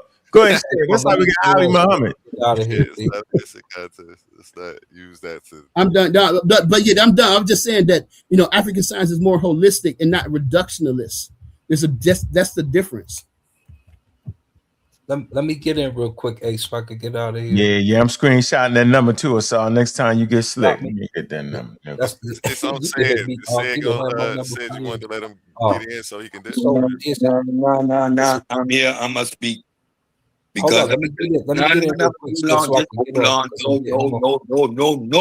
I'm speaking. Get out of my way. Say, hold up. No, I ain't holding up. Let me tell you something. Let me talk now. Nigga who's bragging about walking through Pentagon City and nigga, get the out of here. Let him go. Walk through Pentagon City down in the mall. Easy, no problem. Y'all talk DC was so bad. Cedric, come on down. Yo, get yourself. Take a breath. Come on, man. You gotta get him. Take your breath. We can't fight like this when you shooting everybody. Look, you gotta smile. The question we here to deal with is the flim-flam, scamming, intellectually dishonest bastard called Reggie. Come on. He was good. You got His parents. Your mother. He's a bastard. Go ahead, get him back. Your mother. Tell us how you really feel, bro. That's okay. I got one. They said, "Oh hell no! Hold on, hey yo, now both y'all gotta stop." No, I don't like bastard. Thank you. Nah, we're gonna stop. That I don't have a father. No, we're gonna stop. stop. His mother. No, we're gonna stop. You got And one then to he do. said you ain't got one. Then he said You DC got one. Y'all got to stop. I don't appreciate this. Hey, hold on. Come on, man. This is a good conversation, yo. Yeah. No, Hey, everybody channel your inner Sosa right now. So let's deal with Reggie. Let's deal with the flammery of Reggie. Don't come back to that. Don't cut me off. Let me speak. Y'all trying to stay Reggie? Please, everybody, let's say it go. He was waiting patiently. He waited real patiently. The only reason I jumped up on the panel was because I thought I was dealing with someone that had an intellectual capacity to have a mature conversation, right? And I was honestly thought Reggie just got this confused. Because it's not it is a subject that a lot of people get confused, just like the word theory in a scientific context versus theory in a colloquial context. During the debate, Astar was consistently switching back and forth between what is traditionally African and what is universal practices. If you talk about a surgery fixing a leg, that's universal. Everybody does that. If you talk about trekking and cooking and these things are science, then it's universal. What makes it uniquely African? So now, when you were trying to make universal principles uniquely African and then make African science equal to science in general, you can see the confusion right there. So I pulled the article because Reggie challenging, bring a source. And this source was doing exactly that. Putting it all out so we could go and quantify and qualify what we're talking about. When you say African science, what you mean is African traditional knowledge. Do not confuse it. And what Reggie does, the bait and switch. Yes, African science, the Africans were practicing science. That's two different things. If you're practicing science, you're applying methodological naturalism, because before that scientific revolution, nobody was practicing science. These people's cultural container and how they gain their knowledge, Reggie admits that natural philosophy isn't science. So how do you quantify indigenous traditional African practices as quote unquote science? Then you should say Greek science, if you want to be use the words correctly. So the whole flim-flammery, which Reggie was doing, I got up there and said, Reggie, let's have the discussion. And a real intellect would have said, wait, if Cedric was supposedly claiming there is no African science, why you bring an article with African science on it? Because we are going to quantify what African science actually is. And what African science is not science. It is traditional knowledge, because when we say science, we are talking about methodological naturalism and the modern way of understanding the natural world we live in. Each epoch, each environment have its own epistemic regime. The only epistemic regime is applicable universally, because it strips away your cultural baggage, is modern science. So the whole conflation, what Reggie was doing and insist on doing, tying himself up in linguistic nonsense, prefix fallacies, ancient science versus modern science. So somewhere there must be just science, right? Creating this linearity as if Africans just had less of modern science. Like, you are fundamentally, structurally out of your arena in this conversation. You are doubling down, and when you get exposed, now I'm kissing parrots. Let's talk about animal training, Reggie, because again, you're showing your ignorance to most basic subjects, right? To engage with a wild parrot, although born in captivity, it is not domesticated, it's still wild. That relationship you see there is training. It's the patience of developing a relationship. I don't kiss a bird, you idiot. That's a trick. Mwah. Give a kiss. Mwah. It's a trick. It is a high level training. But you see, your simple mind and your derogatory trying to attack me because you're high yellow sensitive bastard feel offended. You've been going on for days and days and days. Yes, I have one, Reggie, obviously, because you don't fall out of the sky. What's your point? You gotta stop using bastard. Go ahead. Yeah, no. I take whatever Reggie dishes out. I don't complain. So when I start shooting, nobody tell me nothing. I have to deal with the things that he been saying, and I stay quiet. You know why? Because I know Reggie simply doesn't have the intellect to carry this conversation. So every time he rattles off of the mouth, gets emotional, goes down rabbit holes, now he's thrown his guns because of an art form that I'm proud of, a skill that I'm proud of. I free fly those birds, Reggie. I take them outside and free fly them. You have no clue. That's the little bubble you live in. Everything that came out of your mouth in this community has been false. Heck, is that nuclear? What is that? What was that, Reggie? Quantum physics entanglement in Egypt? Reggie, you've been a fraud. But what happened is this community coddles you. We put our hand and go, oh, it's Reggie. You don't understand the skin map, Reggie. No, Reggie, them days are done. You know why? Because I came to you with sincerity, just like I had a discussion. You wanted a gotcha moment. And now forever, you are going to be the clown. Anytime I feel like I got the clips, I'm going to just pull them up and show how stupid you look. Well, natural philosophy isn't science. Well, if natural philosophy isn't science, Reggie, which it isn't, nothing before it is. Tommy, not am I playing. You could say whatever you want now. I'm done responding to you. You are a fraud, a fool, and clueless monkey. You have no idea what you're talking about. You high yellow bastard. Tell me my mother again. I got one. Your mother. I got one. High yellow bastard. So I at least get a rebuttal. It won't take me too long. I knew this was going to happen. They want let us all go. Saber Reggie. No, I get a rebuttal. No, you got a rebuttal. He didn't call me a bastard. He gives me. I get Muhammad back up here. Let me it won't take me long. I'm gonna just do a. I'm just gonna do get up there, Muhammad. Cedric gone. Muhammad, hit the link. So okay, so no assault. No. Go ahead, my good brother. No. Wait. You gotta go. Since you gotta go, I'll let you go. Right? Okay. Calm down, Reggie. You have to calm down. On fire. He burned you up just now. Go ahead. So let me share the screen real quick so we can. What you going to do? You go ahead and make them have quantum physics in Egypt. You know how we go. I ain't doing all that though. It's my brother. Way to the Nile Valley. I like how Ted explained that though before he hopped off the panel, man. He had a really good explanation of.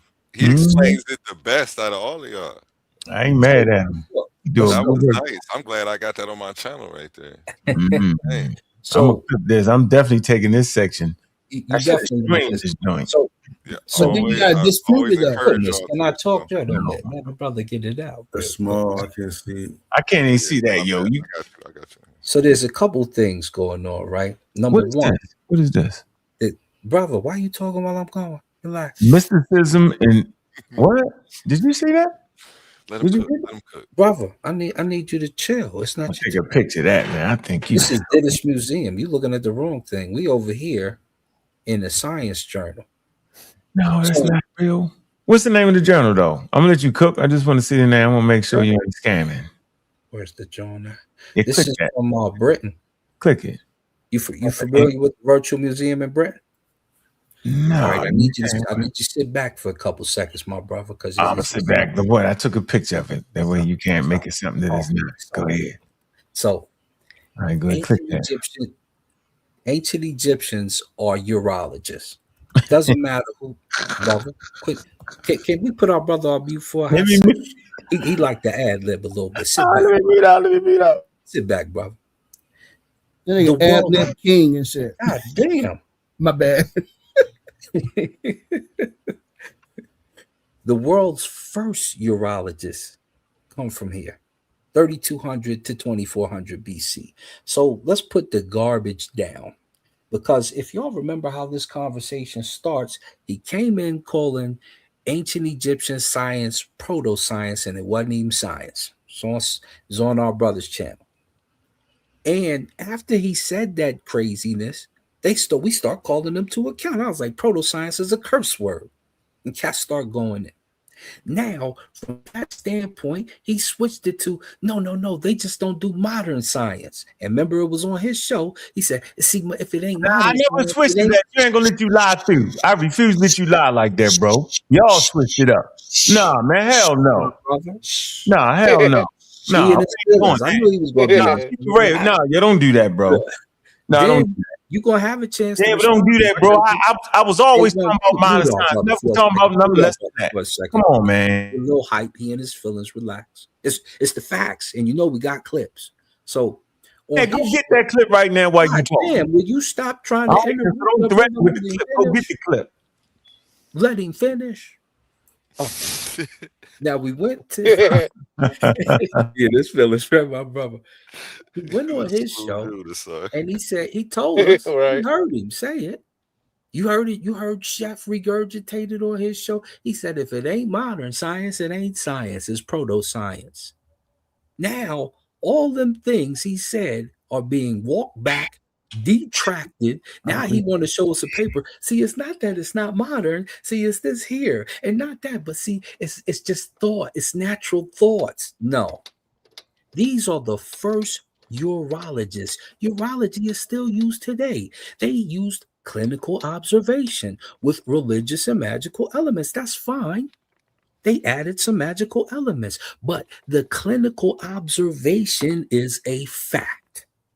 Now, when we go to the Edwin Smith Papyrus, and they're the first ones to discover cancer in there, don't nobody got nothing to say about that. When we go to the Eber Smith Papyrus, and they're showing the scientific method in its first stages, repeated incidents where they're going over things like when to administer the penicillin, things of that nature. When we look at their urologist record, which is right here, and they discovered bladder stones, hematuria, hydrocele. They were the first ones to do circumcision, which is the first medical operation in history. You have nothing to say. And that's the British Association of Urological Surgeons. So you can't run around here and lie. The gig is up. The gig is up. The fact is that ancient Egyptian does science. That's what it was. Modern science, who cares? Like I said, some things we did in the 80s, we don't consider that to be modern science anymore. We did the 90s. There's some things in the 2000s that aren't considered to be modern science anymore. But guess what? Still see people getting circumcised. You still see urologists. You still buy that eye medicine with that urea in it. And so when they come to these points and then they start conceding, and then they concede some more, and then they concede a little bit more, it just lets you know they're full of it. And there's nothing that can be done about it. The ancient Egyptians were your foundation. And saying silly stuff, because watch this. If I call the ancient Egyptians black, you know what he's going to say? No, see, we're all human beings. But in the same breath, he turned around and told you, we not related to them. We ain't no ancient. And I'm a Congolese. We know who did the Neter dance. It was the 12. It was my people. Hey, but you can't sit up here and lie. I don't think I'm going to sit here calm. And then everybody say, yo, calm it down. Yo, we ain't doing that calm shit like that. I'm not even yelling. I'm not. I'm saying I'm never going, nigga. I'm never sitting here and you sit there and calmly lie on me like this, bro. First of all, you are a dedicated pseudoscientist. I'm not trying to hear and you scare me right now. You nothing got my nothing. You are scaring me right now, and I got you, yo. Where's the mute button? Next on the list, yo, because you're a super. Where's the mute button, brother? Scamming, brother. I ain't no mute button. You lying. Hey, look, hey, check this out. Ain't no look. If we doing our thing, right? He don't got all you got to do is present the information, though, bro. I ain't howling and screaming. I'm saying, but just keep it on the info. Don't lie, though, bro. To get your point across, though, no. Come on, bro. What I'm saying is, yo, don't lie. So quit cutting the brother off. You get my point. I'm not cutting you. I'm saying medicine. This is the medicine. But you got a bad line. But listen, but you can't lie, though. You can't sit there and lie, though, bro.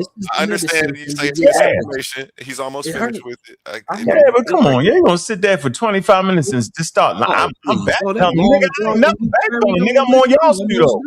I'm almost done. Stab. Look, let's go here real quick because he hurt right now. I know. In various sources, didn't he ask us to go get some other people to observe it and declare it clinical? Yes or no? Including the Edwin Smith and Eber papyri. The sources of knowledge of ancient Egyptian medicine include medical papyri, paleopathology, art and hieroglyphic carvings, and I don't know why everybody's forgetting about the gynecological papyrus, talking strictly about the coochie.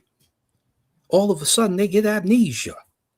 Urological diseases treated in ancient Egypt, and some of the first documented urological surgeries are presented. Finally, we studied the role of the physician priest and the intertwined use of religion and magic in ancient Egyptian medicine. You need to sit down.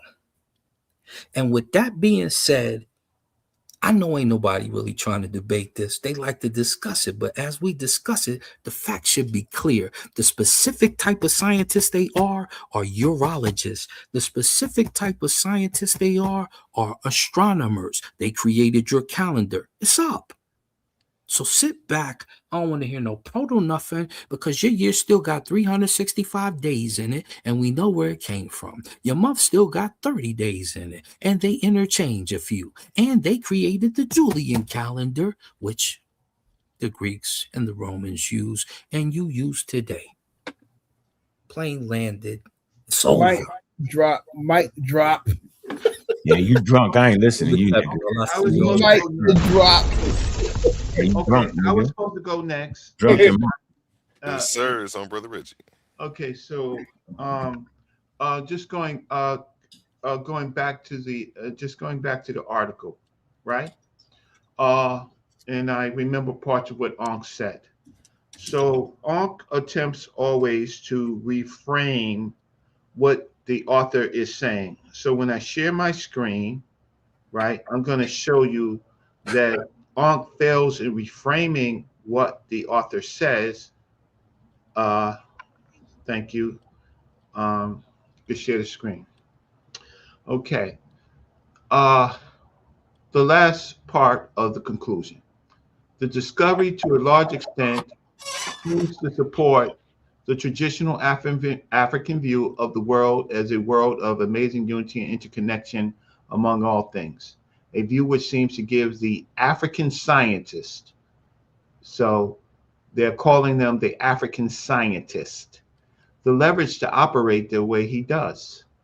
However, the African scientist should appreciate the fact that Western modern science could only achieve this discovery because its methods encourage rigorous theorization, which results in impersonalization, exotericization, and non-veneration of inexplicable authorities. Then he concludes, thus traditional African science, now he uses the full phrase, thus traditional African science could also grow if it could employ the approach of impersonalization, exotericization as part of its methodology.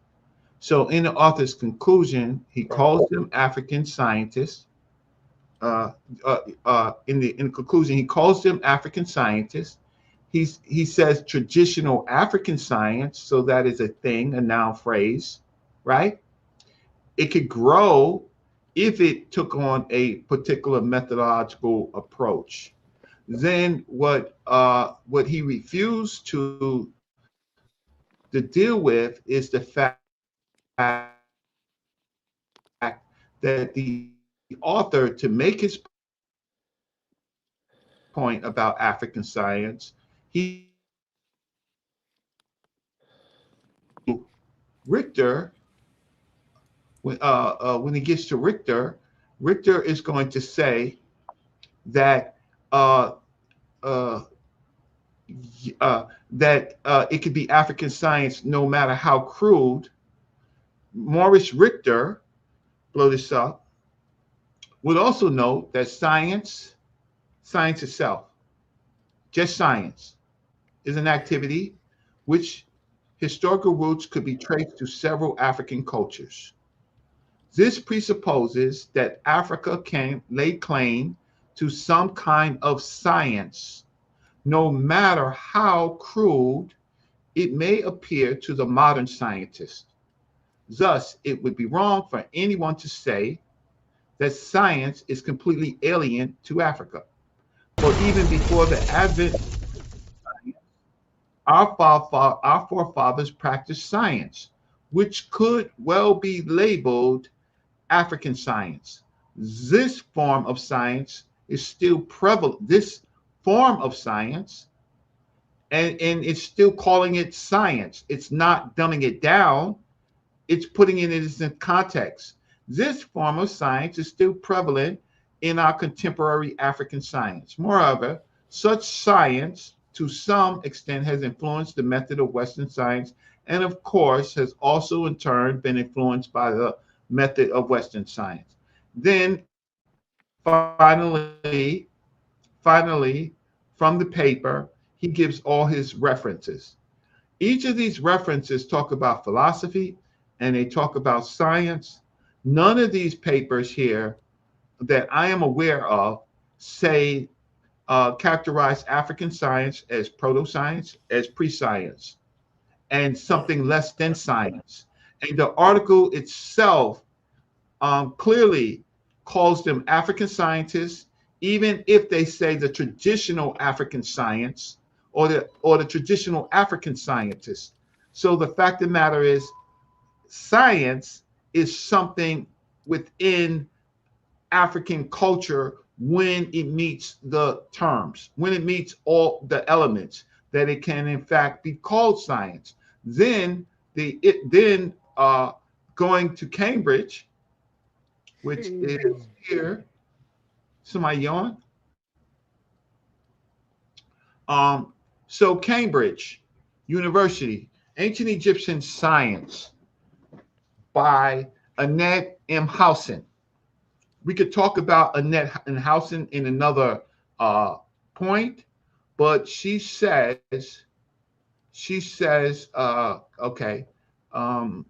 what she says is she gives the history of studying Egyptian science and when it actually came about. So let me just see even more critical. Let me just get to the point.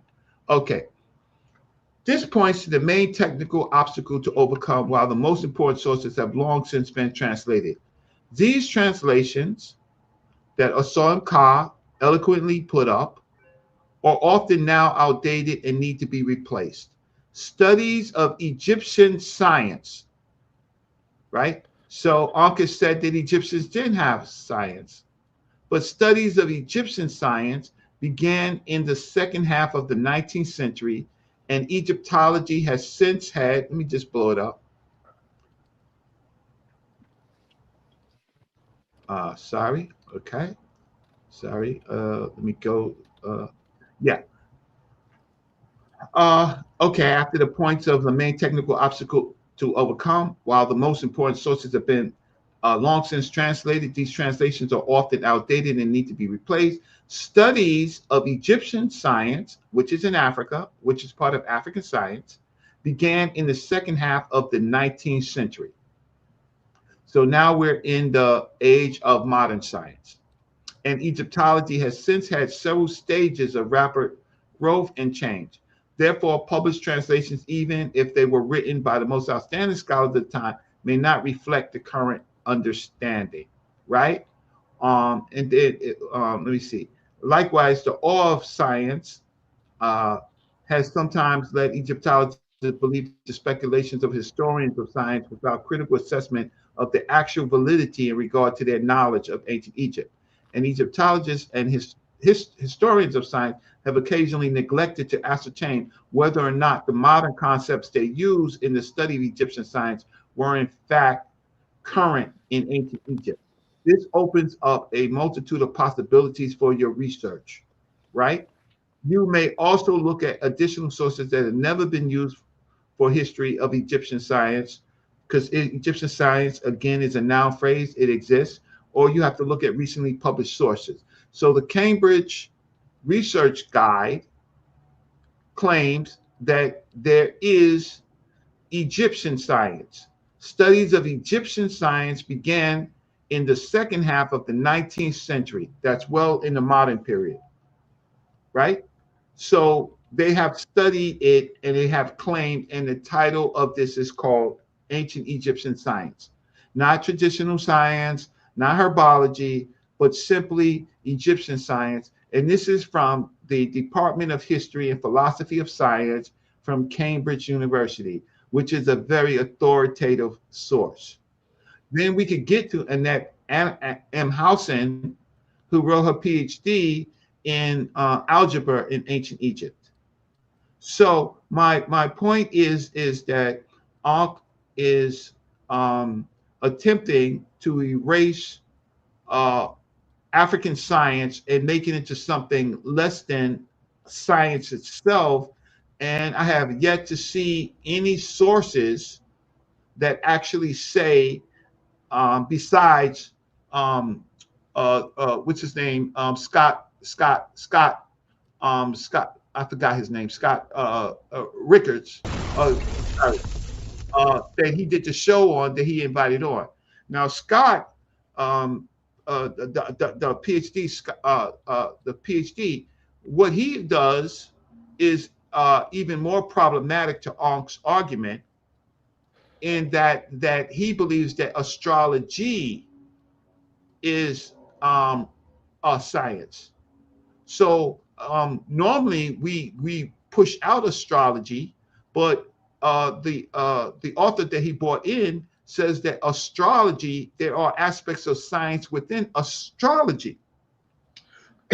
Okay, but one of the problems with that author is that he does not engage at all Egyptian science. He starts his journey in the Middle Ages, right? So he has not given a complete analysis of science in Egypt or science in Nubia or even Chinese science at all. So again, the term science is fluid, but it's not fluid enough for Ankh to say that African science does not exist, when every source that I've shown, given the source that was brought up by themselves, right? Now, I do want to say, and I'm not going to do it now, but Ankh, I am familiar with the published article that you wrote. In that published article that you wrote, you did not say on STEM, you did not say that there was no African science in Southern Africa. It is a fact that you did say, if you wrote that portion of it. We'll get to that at another point. Maybe Truist will do it because Truist brought up the point. But the fact of the matter is, you seem to wobble in your point. So all I ask you to do is give a hard, factual paper in a source that says exactly that African science and Egyptian science did not exist. All that other stuff from Flavor Flav doesn't matter at this point, right? It's me and you sitting in the room, right? Me and you, we have a long relationship. Yeah, that's Cedric. Yeah. We have a long relationship, right? Now, outside of the issue. If you call him a name, he gonna come back up here and call you a name, Reggie. Call me a name. He got off. I mean, but that was supposed to be the end of it. Wait. That's the only thing I said. You started it. He finished it. It was over. No. When did I finish it? No, he finished it because you were calling him names when he wasn't up here. So you started it, and I didn't say nothing. And then I started it in the chat. I didn't start it on the page. Man. Okay, I was at all points in this conversation. I have been professional. I have showed the sources. I have read it, right? I have attempted to make my point very logically based on the sources that we are dealing with. It was their paper All right, come on, man. You're gonna talk us to death, yo. We heard all that, yo. You took and then you took an ancient Egyptian sign. They don't mean signs, bro. You What gotta if stop they say that, yo. ancient Egyptian signs? How did they not say ancient No, they Egyptian don't mean signs? it. Don't mean that, yo. You got come No, on. no, you got to stop it because you can't Reggie, give me I source. already showed you what it means. No, you claim. Reggie, That's come a on. I claim. didn't claim nothing, Reggie. Anybody some sense? No, ancient No, Egyptian I signs got ain't sense. signs. You All can't right, man. All right, then my refrain. turn next, man. Y'all You just claiming You now. cannot refrain. Okay, bro. You have We to got show us a source. No, man, forget it, man. Let me go next, man. No. Now I'm gonna take longer because you're Oh, now interrupting you're gonna me. take longer, yo? You ain't finished? You been on for half an hour, yo. No, Reggie. no. A family. It is 1:58 in the morning. I let him go. I will leave because I Bye. showed sources. Bye. Right? Wait. And so this is very unprofessional if the moderator allows him to continue to cut in. Man, you've been going for half. You got to be fair. I've done my job. I didn't call you no name. I ain't calling you no name. I just had to Man, stop him. I had to listen to a sorry nut ass for half an hour talk crazy. I'm about to beat him. I'm I not didn't talking think about crazy, Reggie. sir. I'm not talking about you, Reggie. I'm trying to get this Why nut. are you talking about anything else? I'm closing out. I'm not. Oh man, go ahead, man. Close out on a what? That ain't even a paper right there, Reggie. Let him. This is the department statement. This Right. is the research guide. Let's call the lady and act. Hell, I tell you what, and let's call her. We're gonna do that. Let's have her on the show. Yeah, we're gonna do that. Call all my sources. Yeah, And we're while gonna end you're this. Now we're do gonna me a end favor, this. Call Oh, Shamarka Kita. Why did you call him first? Call Shamarka Kita. Call him first. So call him first about what? Okay. So I think listen, it has been a pleasure to be on this show that I have been on. I think that what I did try to do is I did try to show where I am getting my information from. I tried professional and while other people were interacting, causing me to be unprofessional. I apologize to your platform. No apologies needed, man. It gets hot. But at the end of the day, I came on because I actually saw the title, Brother Reggie Talks Kemet and Genealogy. And that's why, even though it was a rerun of another show, that's why I came onto the show. And I appreciate you entertaining me. And I want to say good night. I did put in my Cash App. If anybody, I didn't see it. Put it in there one more time, folks. Reggie, so you saying what I presented was an incorrect framing of the article, bro? That's what you're saying? Yes. So why don't you take the article and put it in your chat GPT and let's read it right now? I will. I will. Let's do it right now. Let's do it now, Reggie. That way we just get out the way, Reggie, because I just did mine. It said what it said. Reggie. What? Is that something that you really want me to do? Yeah, I really want to do that, Reggie. We really want to see that, Reggie. And I want you to ask the same question I asked it, Reggie. That's what we really want to see, Reggie. Have some heart in the situation, Reggie. Oh no, I definitely have heart. Give me a quick second. Reggie. Yeah, Reggie. I got more heart. I've got more heart than you think I do. I don't believe you got heart, bro. Oh yeah, well, you know what? Listen. Hold on, put in the paper. Hold on. Say, is this paper trying to say? We'll say, what is the paper trying to say? Is it trying to say that Africa had science before science? Please explain. That's the question I did. No. Science before science? Yeah, science, you said they had science. There is no modern science without science. You don't understand There is no modern science without science, Reggie. That's retarded. What's wrong, bro? Come on, man. You don't even sound right. Of course, because science is part of the world. No, bro. Put the thing in you the can't have science. thing in there. You can't have modern science without science. Yo, you sound crazy. Put the paper in there, man. Damn, give me a second. All right, go ahead. Give me a second, man. Go ahead, man. Yeah. You can just say put your whatever chat. you want to say until I get the paper in, okay? I don't want to say nothing. I'm looking. Because I'm going to get a saw pseudo ass. Hey, that's crazy to say you can have science without have modern science without science. don't even know what y'all talking about, bro. I'm just wondering how you said it was no science before modern. No, you're not. It's not science, man. It's spirituality. Come on, bro. Mixed with technical. Come on, man. Why I gotta keep saying it? It's like I keep saying it over and over and over and over and over and over again. I get it. We don't believe you. Man. But I agree. I agree with Ankh though on this subject. We got to stop saying that it's science. We got to stop. We got to stop saying that it's science. They had Riket Tehesep. Right. Say that. It's Tepeseb. Right? And so it was far more. It's far more advanced than what the Europeans had. Okay, I don't mind you saying that, but at least say something other than science. Well, I can't say that because even he wanted to chat. Ankh wanted to chat, and Chet say, "Can modern science exist without science?" He say that's ludicrous. Can mathematics exist without numbers? Like, what is he talking about? All right, man. Come on, bro. Come on, man. Come on, yo. Okay, give me one more second. You got a wild. You got a California Chat GPT. Blue, you got the blue on too, bro. Real quick, a word from our sponsors. Attention all debate fans. You've been watching, you've been arguing, you've been picking sides. But now it's time to level up. From this point forward, all debates on this platform are going members only. That means the hottest clashes, the wildest arguments, and your favorite personalities going head to head will only be available to subscribers.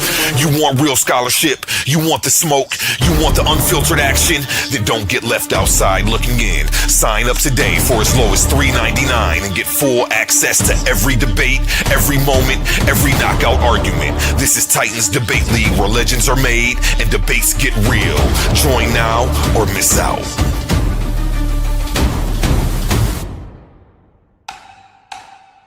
Okay, great.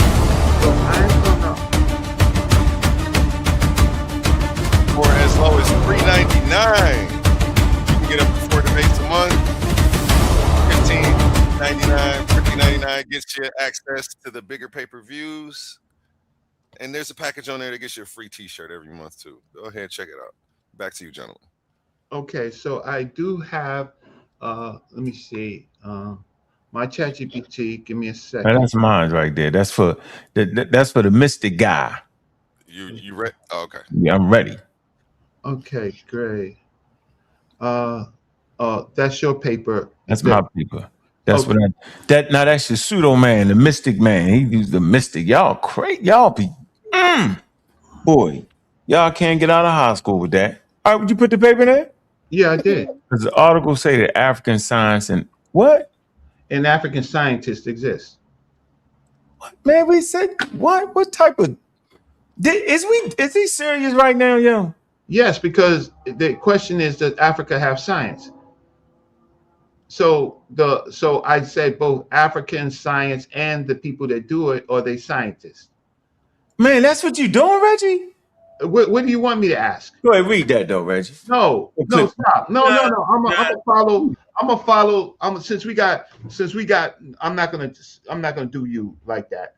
I knew you too long, right? Yeah, what do you want me to ask?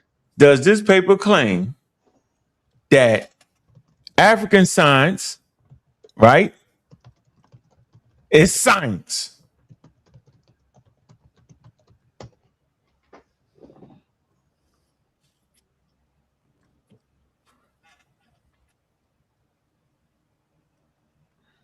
Yes. Just read it. Read it. Chief X voice. Yes. Yeah, we're gonna read that. It says yes, dude. It says yes. No, we're gonna read that. Nah, it says yes. Period. Man, we're gonna read that, bro. We reading that. Come on, man. Go ahead, Reg. Read that. Yes. Huh? Yes. The paper does treat African science as science, but with two important qualifications. It says Africa undeniably had science, yet argues that much of what it calls African science does not fully meet the author's own idea of modern science until it becomes more public and personal and theoretically articulated. See, there you go. No. Reggie.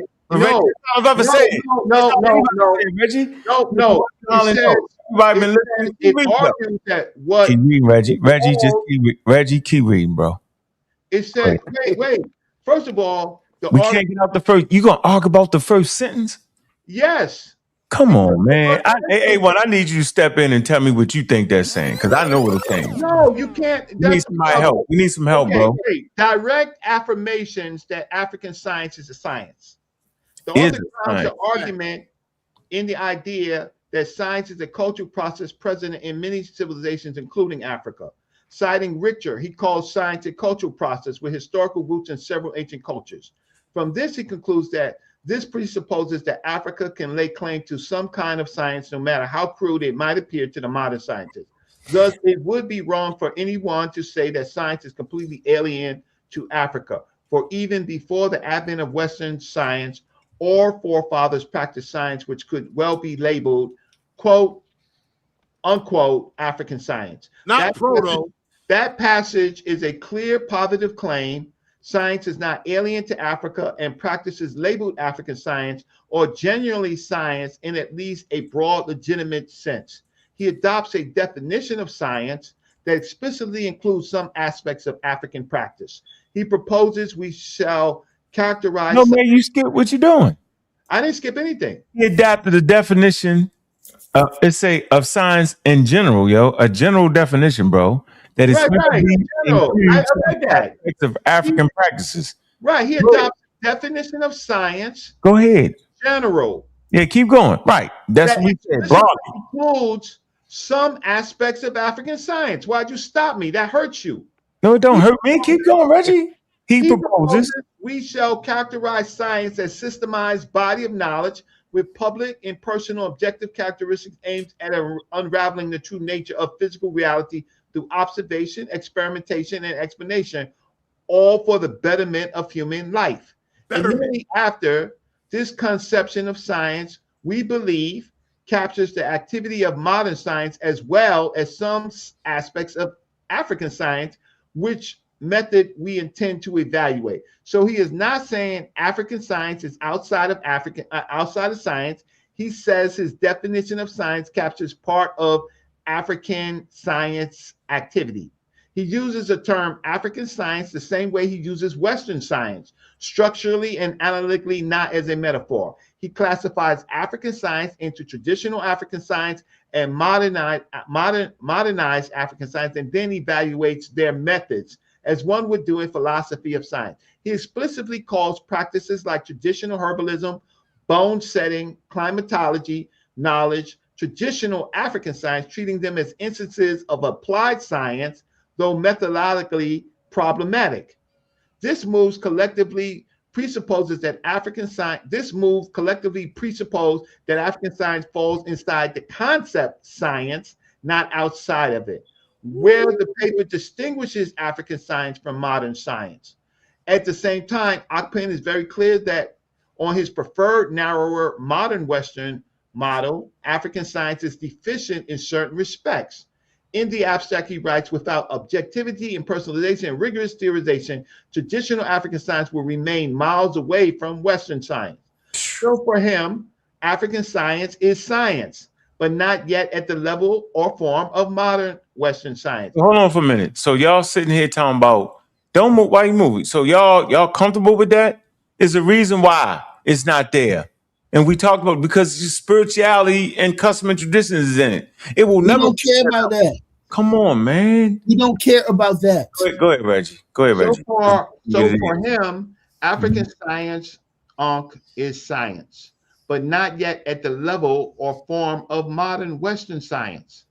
In the conclusion, he makes the normative contrast explicit. Our position is that science as science is something that should aim at solving human problems in the world. He then says we should not simply dismiss African science just because it is couched in the mystical, religious, or metaphysical garb, insofar as it can solve human problems. That implies as long as African scientific practices solve human problems, they belong under science as science, even if their methods is mixed, empirical, and mystical.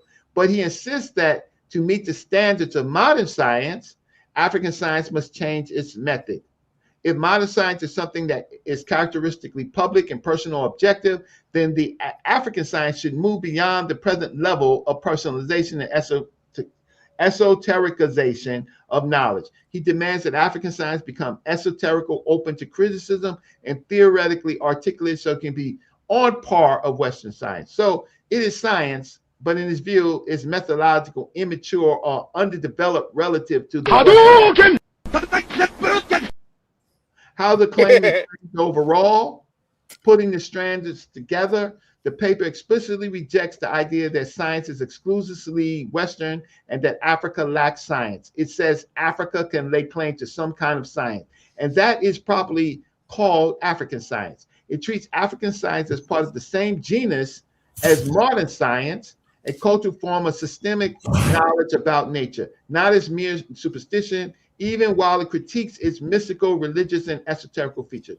Normatively, it argues that if African science adopts more objectivity, impersonalization, and theorization, it can grow and stand closer to Western science. But even in its current form, it remains a kind of science because it aims at, often succeeds in solving real human problems through systematic engagement with nature. So if you phrase your question as, according to Akpan, is African science generally science or is it pseudoscience? The fairest reading is he does not acknowledge African science as science, especially in the broad culture. He does acknowledge African science as science, especially in a broad cultural sense, but he worries that methodologically, much of its current functions as a flawed or underdeveloped science that risks treated as pseudoscience unless it becomes more public. Good night. Let's have a good night. There you go. Good night. Good night. Good night. That closing statement was rough. Go back, Reggie. Go back, Reggie. Go back. That was rough right there. That killed y'all right here. No, it doesn't. No, hold on. Hold on, Reg. You don't gotta yell. Reg, I'm not yelling. Answer your question precisely. I'm not yelling. Hold What on. do you want me to go back to? It risk being right there with risk being pseudoscience. You ain't get that? I got that. Oh no, where is it at though? I want to see that again. It say so to answer your question. You got to go down, Reg. You going up. You going up, Reg. You gotta go the other way. The other way, yeah. Right there. No, keep going. I'm sorry. Keep going. Keep going. No, this is Oh, that's not okay. Okay, yes. This okay, so where? Okay, so where? Wow, right up in there somewhere, was it? Oh man, you made it easy. Features. Normatively, it argues that if African science adopts more objectively in personalization and theorization, it can grow and stand closer to Western science. But even in its current form, it remains a kind of science because it aims at and often succeeds in solving real human problems through systematic engagement with nature. So if you phrase your question as, according to Akpan, is African science genuinely science, or is it pseudoscience? The fairest reading is he does acknowledge African science as science, especially in a broad cultural sense, but he worries that methodologically, much of it currently functions as a flawed or undeveloped science that risks being treated as pseudoscience unless it becomes more public, personal, and theoretically explicit. Yeah, that's the end of it right there. Y'all rest my case, yo. All that you have no case because what it proved is you don't have any case because what it proved is that there is a thing called African science. What they're doing is they're looking at the methodology of it, and it risks being treated as pseudoscience. No, right? Because of what reason? Because they hadn't done it. Listen, it becomes more public and personal theory. No. It said he does acknowledge African science as science, especially in the broad cultural sense, right? Now, hold on. Up here, you say, so if the phrase, the question said, according to Aspan, is African science generally science or is it pseudoscience? The fairest reading is, see, because now I ain't even say nothing. Your thing introduced pseudoscience. It says he does acknowledge that African science as science, especially in the broad cultural sense. He says, but he worries that methodologically, much of its look at this. Currently, like right now, it functions as what? As flawed, y'all, or underdeveloped science. What the hell is that? That risks being treated as pseudoscience, unless it becomes more public and personal, because right now it's personal, and theoretically explicit. That's not happening. That's not going to never happen. It's been that way for 350,000 years. Hold on. It is been that way for 350,000 years. All right, good night, bro. Appreciate you, yo.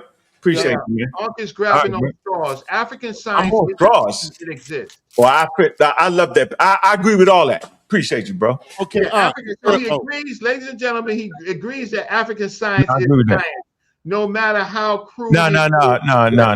Your comprehension. That's what it says. You don't agree with that? Your comprehension is horrible, yo. Let me ask you, wait, it says that. Reggie, ladies and gentlemen, it's flawed. So what is flawed science? We never even heard no flawed science. Wait. What is flawed science, bro? Watch this, ladies and gentlemen. You don't gotta go back. He called science a cultural process with historical roots in several ancient cultures.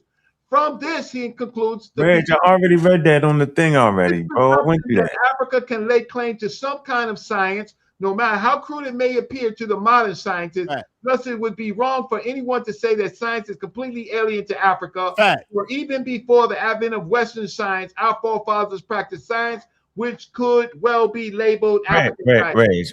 Not a form. Yes. Ladies and gentlemen, I want to say good night. Good night, brother. Have a nice night. You can good night, brother. Party. Good night. Good night, brother.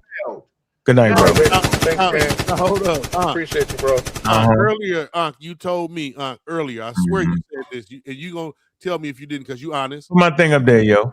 Did you or did you not? Oh, go ahead. Did I not what? Okay. So did you or did you not agree with me that some of our methods that was older, as the article said, is better in how to, and more sound and provable, and how to no. I mean, like making sure stuff recycle, stuff like that. I gotta finish it. So if that's the case, if we have older stuff that can be more helpful for our people than what so-called in quotation modern stuff does, I ask you it in this frame. If me and you, we took our boys to get water, and they went to get some water at the store where they was bottling it, and scientifically modern science is saying this is the best water, but then I took mine into Brazil or to Belize, and the so-called backwood doctor, whatever, gave them the water, and then they did a test on them then and a test on them 20 years from now, and they find that yours had all kinds of problems because science do that all the time. No, that's not true. You know they do that, huh? They do that. No, it's not true. You know, they come on TV, they be saying you can sue this company because they told you this pill was all right, but now we find out. No, man, you jump from water to the pill. All right, let me do this. All right, man. No problem, bro. So, mysticism, urology in ancient Egypt, geologic history. This man came up here and ran his mouth 100 miles an hour, right? All right. So I said, I need this website right here, right? All right, there's a website right there. That's it. All right, so we're going to break this down, right? Okay. All right. Let's see what the paper actually argues. All right, especially whether it treats Egyptian medicine as scientific, proto-scientific, or mixed with mysticism. Let's see. See, I got to research ChatGPT. I don't got the one to tell you what you want. It's a deep research. Now, what the paper is about, core idea, the article, mysticism, urology in ancient Egypt, is not arguing that the Egyptians had modern science. See, all that he was talking, all that they be talking, they always die right here. Instead, it's making a historical medical claim. The ancient Egyptian medicine, especially urology, was a mixture of practical treatment plus mystical religious beliefs. That's that red flag again. Step one, what mysticism means in this context. To understand the paper, you have to understand mysticism. Mysticism equals belief that knowledge or healing comes from supernatural spiritual forces. You know how long that's been going on in the world? 350,000 years. And it's not to fully formed science that idea got wiped out. It often involves magic, divine intervention, rituals, and symbolic thinking. Scholarly definition describes mysticism as involving religious experiences, altered states, and supernatural explanations tied to healing and knowledge. I don't know how far that's going to get you. In short, mysticism is non-empirical, non-testable explanation. Step 2, what the paper says about Egyptian medicine. Egyptian medicine had real observations. They recognized symptoms. They described diseases, including urinary problems. It says they used some physical treatments, herbs, and procedures. This is the practical, empirical side. But it was deeply tied to mysticism. At the same time, they believed diseases could be caused by spirits or gods. Healing required spells, incantation, rituals, and divine appeals. So the treatment was not purely naturalistic. Step 3, what this means scientifically. I'm always talking about what this has to do scientifically. It says, this is the key takeaway, important. It says the paper is describing a hybrid system, practical knowledge, supernatural explanation, not modern science. Step 4, where does it fit in the framework? Category, does this paper support it? Modern science? No, it doesn't support it being modern science. Why? It says no control testing, no theory building, no natural causation. All this is important for today's medicine work. Goes on to say proto-science. Yes, it supports proto-science. Some observation, pattern recognition. Traditional knowledge system, strongly yes. Mixed with religion, magical cosmology. Step 5, deeper academic point. This paper is actually reinforcing the standard position of the history of science. Trying to tell y'all, ancient medicine was not separated from religion and magic. This is why historians distinguish science, right? Modern, natural cause testing theory, ancient knowledge, practical skills with belief systems. Bottom line. This is why we know Asar came up here and lied. Made it all up, ran his mouth, and talked crazy and lied on me. I've never changed my position. My position has always been here from a scientific position. This paper is not saying that the Egyptians had modern science. It is saying the Egyptians had medical knowledge embedded in mystical worldview. Simple translation. If you strip away the academic language, they can treat some illnesses, but they didn't understand disease in a scientific way. So they mix real treatments with magical and religion. So can I ask you a question, Aunt? Nope, because now I'm coming to the next paper he had on here. Right here. Urology and the scientific method in ancient Egypt, and he lied. Because I'm gonna clip this all the way up. What you looking at? Screenshot. Journal of Urology. Urology at the scientific method in ancient Egypt. Now, Jennifer and Jenny. It say what the abstract is actually saying. Objective, key line. It examines urology in ancient Egypt using sources like Edwin Smith Papyrus and Papyrus. Let me read it, huh? I got you. Okay. I got you. I'm cooking with hot grease. All right. Y'all reviewing historical evidence. Come on, man. I know what the Ebra Papyrus is. Come on, man. Y'all reviewing historical evidence, not proving modern science existed. Now, methods, important.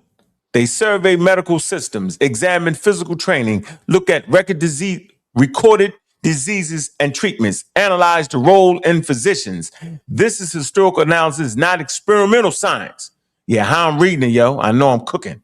It say the key phrase, scientific method. This is where people often get misled. Yeah, he tried to mislead y'all, not me. It says, the title says scientific method in ancient Egypt, but academically, this does not automatically mean modern science. Automatically mean it doesn't either. No, bro, come on, man. You cutting it now. Now you're being disturbing. Now you're being disturbing. No, you gotta put the objective. Now you're being disturbing. I'm reading a thing, bro. You said not automatically. I'm reading a thing. Oh, okay. It's an important distinction. Historians often use scientific method loosely to mean observation, classification, and pattern recognition. That's something for y'all to learn. They're using it loosely. Hypothesis, not hypothesis testing, controlled experiment, and falsely mathematical theory. This is important to understand that they're using it loosely, man. And I know they're using it loosely. It say what the paper is actually arguing based on the abstract and known scholarship. The paper is saying Egyptians had recorded systems, identified diseases, developed treatments, some surgical procedures. This reflects empirical practices. Now, but they also had no consistent experimental testing system, right? No naturalistic theory of disease. Of course they didn't. Heavily reliance on religion, magic, especially in the texts like the Ebers. It is not modern scientific method. How to classify this framework, which Assad did not. Does this paper support it? Modern science? No, it does not support modern science. No experiment method, no theory building. Proto-science, yes. This paper supports the proto-science. Right? Explanation to say observation, early rational practices. Mixed systems, strongly yes. Practical and mystical elements. Why they use the phrase scientific method? This is a historiographical issue important for this debate. It says, boom, scholars sometimes project modern terms backwards. We've been saying that, man. Use scientific to describe early rational behavior. Scientific does not have to equate to science.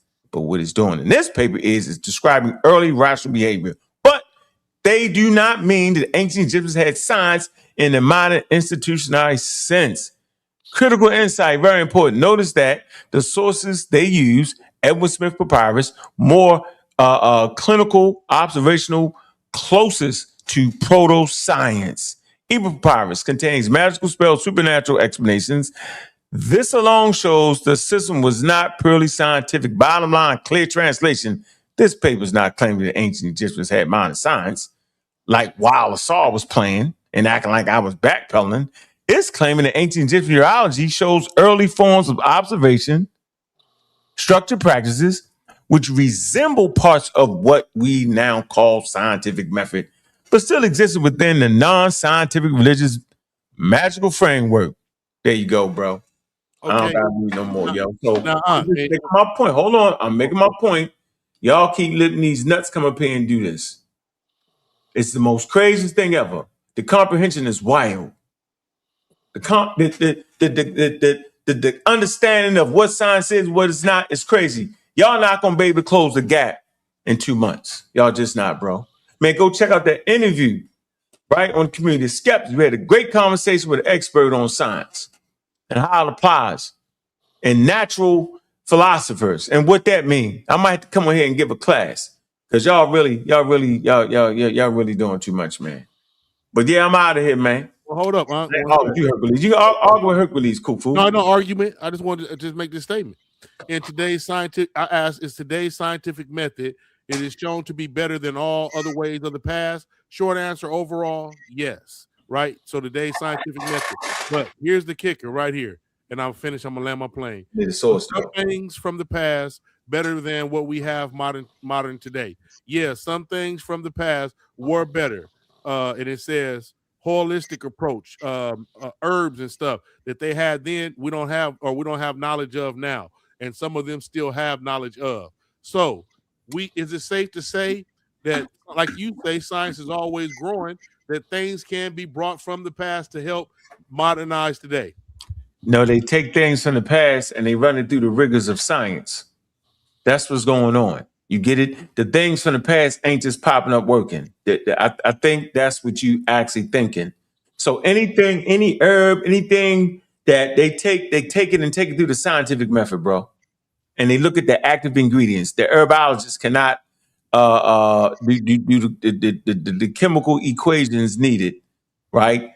And the chemical processes needed to synthesize that active ingredient in those herbs. So would this be a and then they take you clinical trial. All this is the scientific process. So would this be a bold-faced lie? It said that older whole person view, right, is something modern systems are now trying to bring back. So they're trying to bring back what was already being done. No. You misreading that. All right. So go ahead. You and Hercules. I'm out. You all right? Yeah, you misreading that. You got to give me the things you're actually talking about, yo. Would make more sense, yo. Hey, so A1, at a certain point, yo, you would have to step in, yo, because it's just mania run wild. It's only your. It's only I your. don't check nobody information. I let y'all do that. I just try to keep y'all from insulting each other and talking over. Yeah, you can't just let that run wild like that, bro. You gotta see what you gotta read that. You gotta be able to read a statement and say that mean cat shit or bad shit. I be knowing I be knowing people be dead wrong, but then I become the gatekeeper of information and the person with the mute button, and that's no fun. It's not fun for people to. Oh wow! Yeah, everybody got to run their thing the way they run their thing. Because I'm definitely not letting want to come over here because they're like, okay, I Yeah, don't got to yeah, I argue bet- with yeah, the host. I can get over here and make up some because shit. he's saying I'm wrong and won't let me finish my sentence. I'm gonna come over here and make sure everybody get to finish their sentence. Yeah, I don't. Yeah, even play though I that don't way. agree with him. I don't play that way. because I don't got an argument. I just sit back. I'm just enjoying the show. Yeah, I hear you, bro. You got the way. That's a non-cipher, yo. Yeah, Can't do it that way. Because then you sitting in the audience and you breeding more ignorance, more people, like more inconsistency in being able to read. When they go get a job and misread that application and reading comprehension, oh wow. Yeah, that's It's not my job. It's your job to make sure it's a pseudo killer over here every night holding Nah, it down for I science. ain't right. That's Yeah, your but job. Oh yeah, but you want me to do all the work. No, I want you know See what? how that is? You see? Now, if somebody asks you, listen, a person made all the ask you. graphics. No. I'm saying if somebody asks you, hey, yo, we just read that sentence, yo, what that mean to you? That should anybody, you know what I'm saying? Like, come on, yo. Like, goddamn, I ain't saying be the daggone whatever you just said, gatekeeper. I'm saying the information because it's not either I'm gonna run the platform or I'm gonna come debate, but I can't do both. I ain't gonna fight that. I'm gonna let you have that. Yeah, I can't do it. Because the saw start lying. Nigga just start lying. That's wild. Like I'm gonna step in and say, yo, stop lying about that man, yo. I walk anything back. I'm walk nothing back. I'm already saying what I'm saying. Matter of fact, before I said I already studied and talked to 10 experts about the subject already. I already took a class some damn way. I don't just jump on this motherfucker talking. This was crazy. Yeah, I'm not talking. Come on, man. Get a picture. You do just be talking, man. Go over that, yo. I know, yo. You drinking, your liquor is getting the best of you at this point. I know. Well, whatever. Whatever. Yeah. Go over that, bro. Proud you enjoying yourself. You had a good week of work. I'm with you, bro. I ain't messing with you. So, man, come on, man. This conversation we've been having for, like you said, the last 2 months. That's 2 months. And you have changed your stance. You act like not. You have stop. Nigga, what you talking about, bro? I ain't changed my damn stance. What you mean? What you saying? I said they had proto-science. No. At first, you were saying they didn't have science. No, and then it switched to proto-science. I didn't switch. I said they had proto-science. All right. So now, and I said proto-science is not science. That's what I said, bro. Come on, yo. I ain't subject, bro. The whole thing. So I think the thing is this. We could just kill this conversation. I said, we could just all agree. It's like, fine, they didn't have modern, because nobody said modern science, and you always bring up modern science, and nobody has said that they had modern science. Man, why they ever jump into the conversation? That is what I'm saying. Did you get that? Punk. You always keep bringing up modern science. Nobody brought up modern science. I did. The nigga who taught the lecture did. Me. But that's the thing. Shut up. People just been saying science. No, that's because they know they was beat. Yo, you know how you know you beat? Look, here go the lecture. Look. Here you go. Hey, goalposts did shift from science to modern science, didn't it? I ain't even know this. Yeah, it did. No, here you go. You did. They didn't have modern science in the title. Okay, let me ask you this question. Let me ask you this question. You messed it up. Yo, no, the debate was based off one question. Hold up. Let me ask you this one question. Share my screen. No. Wait. Let me ask you this one question. You can share your screen, but let me ask you this one question, though. Let me ask you this one question. No, bro. Wait, hold up. Before you go into it, let me ask you. I don't win. No, I don't want. I'm not answering that. Come on. Don't do that. Don't do that. Still done. Hold on. It's real simple. Bro, I'm not answering. I'm not doing it. You're not derailing the conversation. You about to go through a whole thing. I'm not. I'm just showing this. I ain't going through that. All right, go ahead, yo. I'm saying, A1, my hand to the man that I don't even believe in, bro. This was the conversation that I started, bro. I said global timeline from indigenous knowledge to modern science, yo. The cumulative development of scientific thought across civilizations, bro. And See this was that? before the King J debate? Yeah, that spawned the damn debate. Okay, I didn't know that. Right. All right, can I talking about modern science, bro? Okay, can I ask a question? And I think and it's wild to me because I'm teaching minding my business, bro. Boom. I explained the evolution of scientific thought, bro. A journey from ancient wisdom to mind and understanding, yo. Dude, look, hold on. Software are you using to put them presentations together like that? Yeah, you know how I do it. Look, then I came to Britannica, yo. Look, I was always here. Look, this what really got him. Look, this what got him. This got him right here, yo. The history of science right here, yo. This got him. Look, the history of science, the development of science over time. It's always development of it, because it takes time. Right? I ain't gonna read all this. The Homo sapiens. Hold on, watch this. The mere record, watch this. Hold on. I'm gonna show you what really killed him. Right here. Wait. Hold on. Skeptical. Hold on. Wait. You gotta read this one day, yo. Hold on. And infer Pythagorean. Hold on. A combination of strong. Man, where is the statement at, yo? This is the one that got everybody. The first place, the simplest of the human mind. No, that's not it. Damn. The motion of the sun. I want to see all that. Hold on, yo. Science. Days, seasons. Nope. The mere recognition. First place of mind cannot be. Nope. Follow. The laws. No conquest. See, regularities and even expressed in mathematical laws. Anyone sometimes exists. Hold on. Man, is the causes of modern quantum mechanics. Oh man, permanent. Man, where is the daggone thing at? Certain conventions govern the appeal of God or the gods of the spirits of the gods cannot be comparatively arbitrary. Nope. Kepler's laws and all that. Einstein rejection. Science then is to be considered in this article the knowledge of natural regularities that you see is subjected to some degree of skeptical rigor. Yep, just give me the whole thing. Nope, the article provides a broad survey, science and natural philosophy, science. Okay, science as has been defined above made its appearance before writing. Now watch this. That's gonna kill you. You're gonna be like, oh, I told you, but you gotta look up here as it was defined, because this is, look, pre-critical science. Hold on. The cave paintings, see, they talking about cave paintings, right? Remains was content of that science.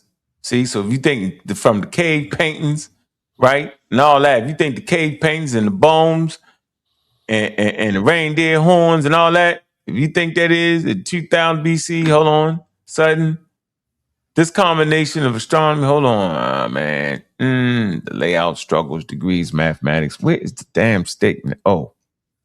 Pythagorean, Pythagoras, the combination. All right, here you go. This is the one that got them started right here, yo. Science in this mature form, see, developed only, see that word, in the West.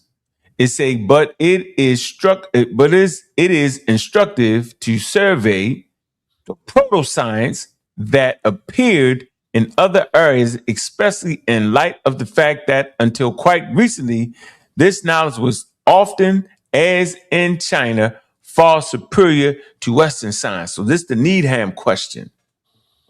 Why is it that China is far superior than fully formed Western science? That's called the Needham question, right? So y'all overemphasizing science where you can be at a higher level with a group of people that got science. See, y'all didn't know that. But this clearly says that science in its mature form developed only in the West. But it is instructive to survey the proto-science that appeared in other areas, especially in light of the fact that until quite recently, this knowledge was often, as in China, far superior to Western science. So the proto-science was far more superior than the science in the West. And that's called the Needham question. I did a whole presentation on the Needham question. Needham. Right. Hey, I agree that all your sources you show do use modern science and proto science, but in between your arguments, even you and King J was saying, I don't know if it was today or yesterday, that since the word in itself, science, is modern, and that came to be from the first scientists, that they did not have science. And now we see that they had science. And now you switch it from they didn't have science to just trying to stick to modern science. But your in-between arguments were saying the word in itself. You kept on saying the word in itself is modern and that you can't have it without the first scientist. So in it itself is modern. You kept saying that. No, I never said about no first scientist. I want to holler at you too. You did. No, I ain't saying about no first scientist, bro. I don't care about no first scientist. Y'all was saying that it was a woman that was the first scientist, right, and you don't get science without her. So you said that they argued that the word. You and King J, you was agreeing with him, and then you said that the word science in itself is modern. Right, so but I don't know what King J was saying. I don't hope it enough. So now you're switching it. No, but you said no, but you signed. Come on, man. Let me say this real quick because you said it. You said that the word science is modern, man. You said that. I said that part, but then you mix in King J's statement with it, which is ridiculous to do. So we can even leave him out. I've used him as a reference to remind you when that conversation happened. I agree but you agreed. I agree. That the word in itself. Okay, wait, hold up, yo. I get the reply, man. I get the reply to this, man. No, I want to talk to him, specifically him. No. He just hopped on. Hold up. Told me to put that paper in ChatGPT. You know we put the paper in ChatGPT, right? And when you asked Reggie to ask your question specifically, it murdered you. No, it didn't. Right, it did. Stop. No, nigga, that was 2 hours later. You playing games, man. No. Hey, Kenway, you didn't see that? Okay, I'm done. Y'all crazy. You playing games. Because I saw when you put it in there. I saw when you put both of them in there. I seen when you put Seb's in there. I seen when you put the Cambridge in there. And I seen when you had Reggie put his in there. When you had Reggie put his in there. Reggie, I don't know. Reggie thing took a long way to get to the point. Damn, they called it pseudoscience, bro. Like, come on, man. All it said was that much of it could be. So not all of it. So that means it's a portion of it that is undoubtedly science. No, it didn't say it was science. It said it was low grade. Oh my! It explicitly said that it's science and that it should be in the category of science. It said it a number of times. It said it a number of times. And we can go back and don't be clipped out. Hey, yo, listen to what I'm saying, bro. African science is not science. Proto science is not science, yo. It's the precursor to it, bro. And that's it. And I had an expert on, and y'all all act like fucking expert ain't say it. We don't believe in white boys, man. And we don't believe white boys. So how can I have a coherent conversation? Look, I'm not agreeing with him on that. So don't put me in there with him on that one. But everything else I said, I stand on that because I heard you say it and I heard your argument. Okay, I understand. Hold on. Do you understand? Okay, look. Go ahead, Hercules. I want to show. My man. All right, go ahead. Fine. So let's be clear on this. Let's be clear. Let's be crystal clear on this. Mm-hmm. This whole conversation about African science. Not science started with me when I was on House of Consciousness, because I went through your channel and you did not you guys haven't been talking about this before I was on Sonetta. All right, your shit was incoherent. Anybody know what you about? Stop, man. So you didn't get it. No, you didn't get it. No, you didn't get it. Hold on, don't get it confused. No, we're not doing this. You're not doing this. Don't act like you've been talking about this for a long time. You have not been talking about this for a long time. Did you forget that I laughed at you when you did that presentation on Sonetta Joe? You forgot all you want, but you couldn't. If he's wrong, why you just can't let him get it off and then correct him? You know what I'm saying? What's wrong with that? Huh? Why you can't just correct him if he's wrong? Just let us hear it. You could laugh all you get want. It off. You literally told him to go, Unc, and then he going, and now you cutting him off. Just let him get it off, and then you can correct him if he wrong. I just come up here and make up shit, though. I don't be doing that. How am I making it up, Unc? Because you forgetting. But keep going. Okay. All I said was that this whole conversation about African science, you never brought up before I came on the house, before I came on Sonetta. Now, prove me wrong on that. Show me. That? You Show me. been talking about science for 20 years. Show me, Hercules, do you know what your presentation was on? Yo, again, so here's the whole. Can I tell you what your presentation was on? What was the presentation on? Some wild ass idea about Africans and got a different science, and I was like, "What? The man, yeah, you don't nonsense." You was. I was like, "You don't know. You don't know." No, you gotta then act like that Africans had something that was totally different than traditional thing and the whole magic thing. I was like, you just was wilding, bro. I've been talking about standard science. I don't know what you was talking about. I was there and I laughed at the presentation. So you saying I'm saying, yo, I didn't do my presentation because you did that wild, crazy nonsense. I did my thing because I'm teaching. And that's where I'm at. Stop. What you mean? Bro, come on. Yeah, go ahead, bro. Because you forgot what you So we could go back because I've already went through your channel. Went through my channel what? You have not been talking about African science or distinction of what science is. Shit, nigga. I never talk about no wild pseudo African science. You're right. Okay, then stop. I'm not saying nigga. Can you stop? Can you stop? Can I finish what I'm saying? Come on, yo. See what I'm saying? I'm gonna blame you. You know what I mean? You gotta let me finish, man. Can I finish what I'm saying? Go ahead, man. Yeah, you never talked about it because you never thought about it.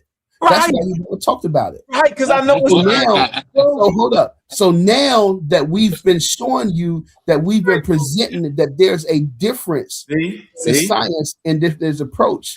Now this whole thing is coming up. So what the thing? I'll say that I don't agree that I don't think he started the topic, but I wanted to hear what he had to say. No, I did start the topic because my presentation was on Black mathematical science. Right. What is that? And I showed that the ancients was doing mathematics and science in a different approach than what Europeans and what we do today. And so, and what Reggie was saying, and what the paper was showing was that African science is a different approach than what modern science, than what Western science is, and what I was always pointing out is that is not modern science, and we're not saying it's modern science at all. No, nobody said that, but he keeps bringing that up. Okay, and nobody's saying. Hold up. And I think we could just kill the argument if we could just agree that the ancients and African people, they weren't doing Western or modern science at all. They was doing Reket Tehesep. They was doing their own approach to. They had their own approach. Can we just keep it that way? Can we keep that way? And so what they were doing was Reket Tehesep. It was a correct method. That's fine with me. I like that. It was a correct method of calculating. You know what I'm saying? Of what they did of the universe. And we can see what they were. Hey, look, if you went into a hospital today, man, let's just say you had a surgery, and then the doctor that performed the surgery on you did a prayer over you after that. Do the surgery then fail, and is it not science then? Because he's not relying on the prayer to fix you.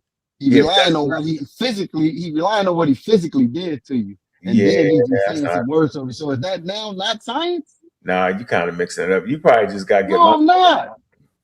Yeah, you probably just got to get my number, yo. We got to really build, yo. This ain't. Because look, the people that's in the ancient time that we're speaking of, hold on, look, the people that we're speaking of in the ancient time, we're not saying that they relying on the hecker to heal them, right? They did you underestimate.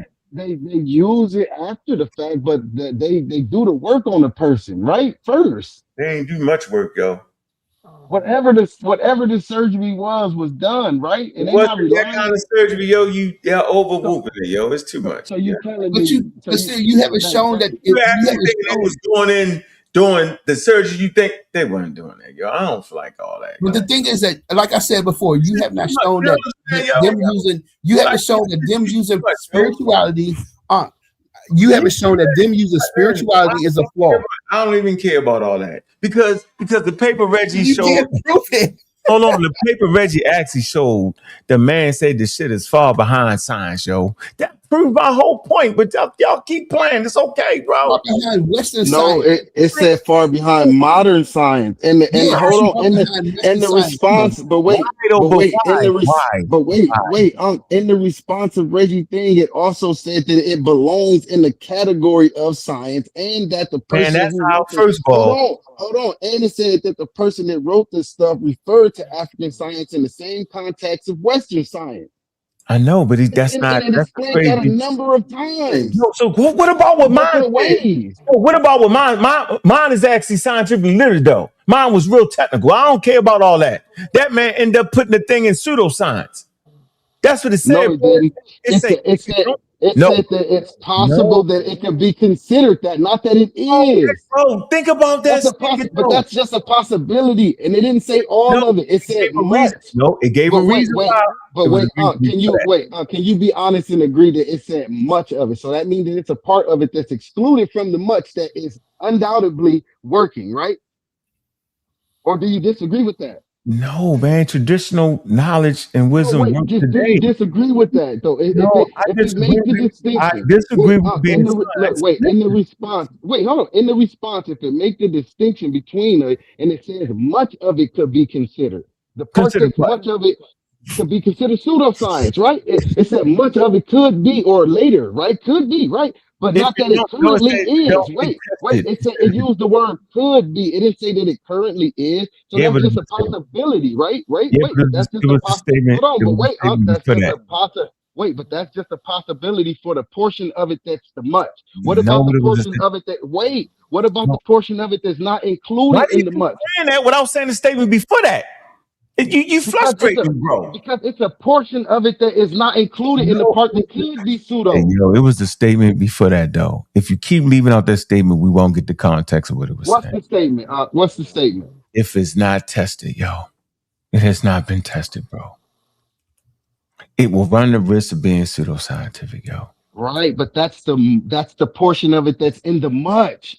But no, And but don't you get it? Don't you get it though? Don't you get it? distinction first, though. That's a I great. do get it. No, do I you know get it it's been because it around made that? it. How It old would is have that? look if it was in its totality, it would have not make it wouldn't have no need to make a distinction to say much of it. So the part of it that's not in the much, that means that part is tested and it worked. So you're not understanding? No, it's not. It ain't saying nothing. Work, man. Listen, bro. Come on, yo. So what is it saying about the part that's not in the much then? I'm That's trying to not make gonna a be point considered here. pseudo, I'm right? trying to make a point. It is We obvious, get the part that could be considered but pseudo, possibly, right? I'm not even So what leaning about the towards. portion that they're not saying that I'm not about? leaning. It's not saying nothing about that. It's saying all of it, though. No, it's not. It It made the is. distinction. No, it said all of it needs to be It tested, did bro. not. It said I much got it of right it could here, be yo. It say considered. all of it needs to be tested. We got the article right here, yo. Show me where it said that. Where it Come said on, all of bro. it. Because I remember it explicitly Like, what saying are we much. doing here, yo? What are we doing? I remember What it are we saying doing? Here go much the of it. paper. Here go It the said paper, much bro. of it. Hey, yo, you gotta share the screen. I know you about to fall out, but I can go. I know how to go. I can go. I know how to just keep going. You asked Reggie to ask it specifically how you wanted it Put it to. on the screen. And Put it on the in the screen. response that you got, it said No, much of man, it that could man. be. First of all, I don't even trust people chat GBTs. All right, they just be My saying anything. God. Yeah, that's crazy. Here you go right here. Let's go right here, yo. Gonna tell you. So your chat the only one that's right. Yeah, I got a serious one. Y'all playing. Oh I don't know my what y'all got, God. yo. Yeah, mine 350. I don't know how much Oh y'all my paying for yours. God. Yeah, 500. I don't know what y'all got. I don't know. I don't stunt none of that. Yeah, I pay the cost to be the boss, so I don't know what y'all doing.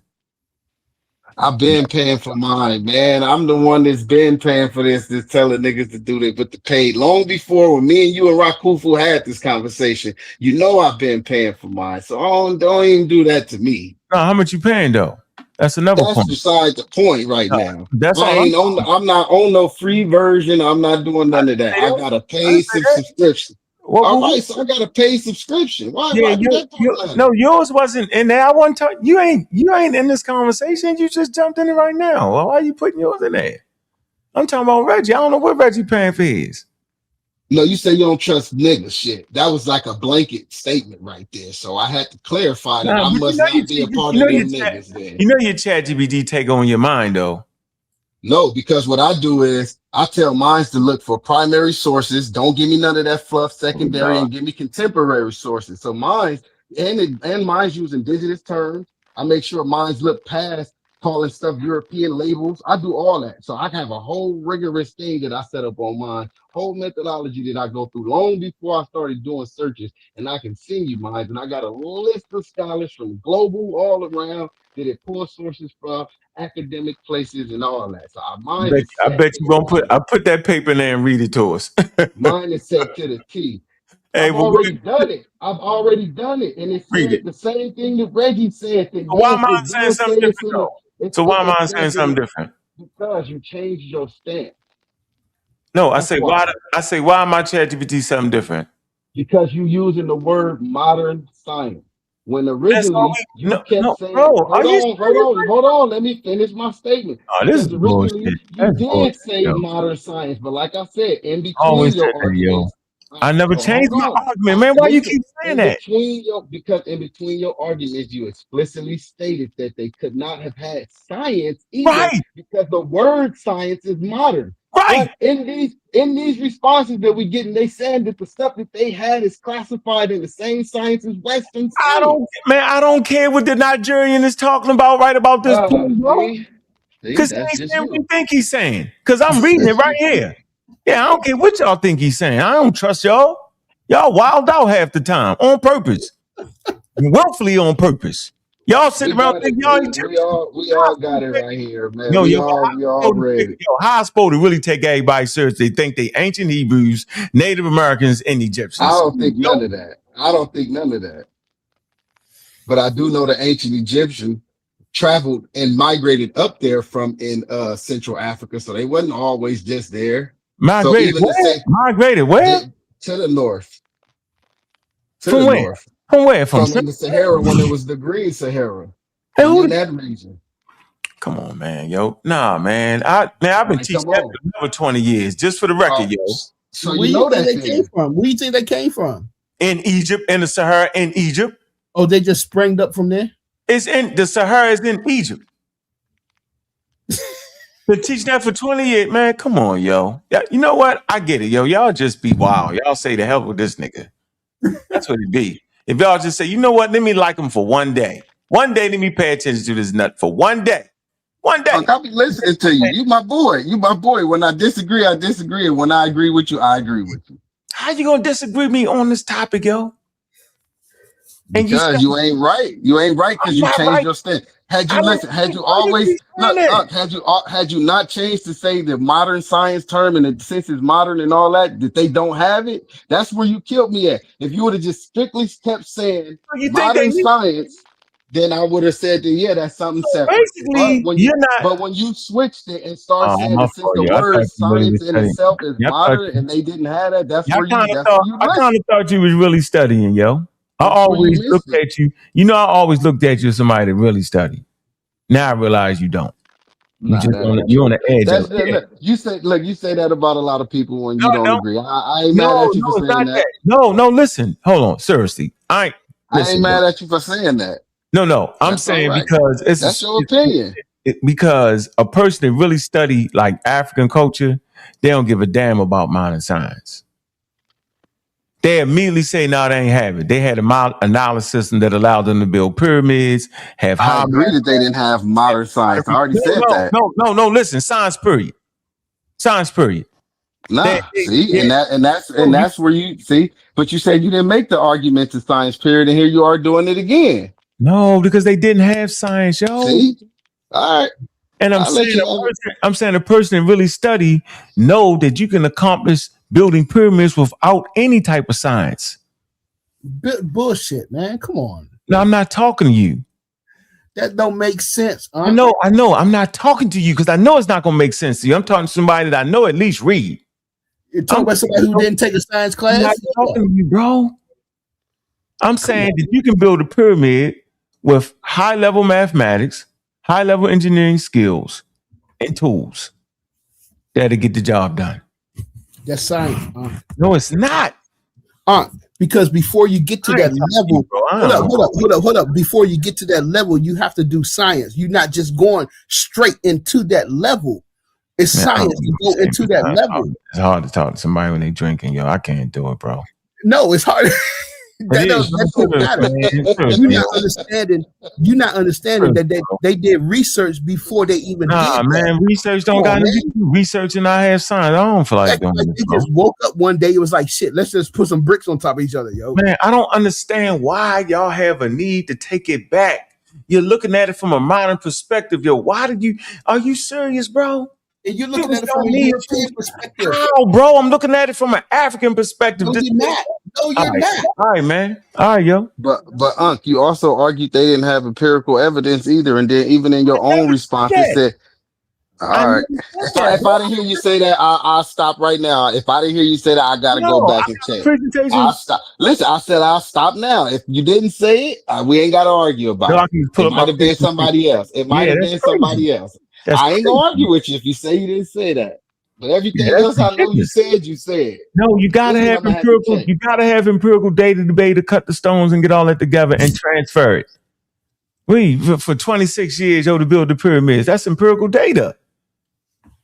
I've never said that. I got it straight in the presentation. Let me see. The university. I said all right. I said it might have been somebody else I heard. I ain't gonna slap that one on you. Yeah, nut talking crazy. It said this is a good challenge to traditional African scientists. Let me see. Oh man, what is he saying right here? Deviation comment. Do we believe the traditional? This is a good challenge to African scientists. Good enough. Some of what was held as esoteric knowledge, like herbalism, has been introduced into the universities. Yep, curriculum. And examples in the OFEMA, Odawa. Let me say Owalua University, LAFA. In Nigeria, it say we are waiting. Look, we are waiting. It go. This is the part that I was talking about that the thing was trying to talk about right here. Say about the testing, right? It says we are awaiting for other ethnosciences like deviation, climatology, voodooism, and their methods. Look, to be introduced into schools. It is only when this is done, because it ain't done, right? And sustained research done in these fields with regards to its conclusions and achievements that their methods should be laid to bear. Meaning you should be tested, right? And then the methods that they use should be laid to bear. It is our conviction that the negative aspects would then be shifted off. See, once it gets tested, right? Once it goes through the scientific method and all that and studied, then only then, right? Then only then would aspects be lifted off. And the positive aspects could then be very useful if they find some useful things, right? In our modern world. That's the point. A European point. No, man, I'm talking. Come on, yo. Trying to make the point here that it ain't been tested. They're not bringing it in universities because they're trying to keep it a secret because it's esoteric, bro. Because it's a European point of view. No, that's not. He know what I'm. Come on, yo. Come on, bro.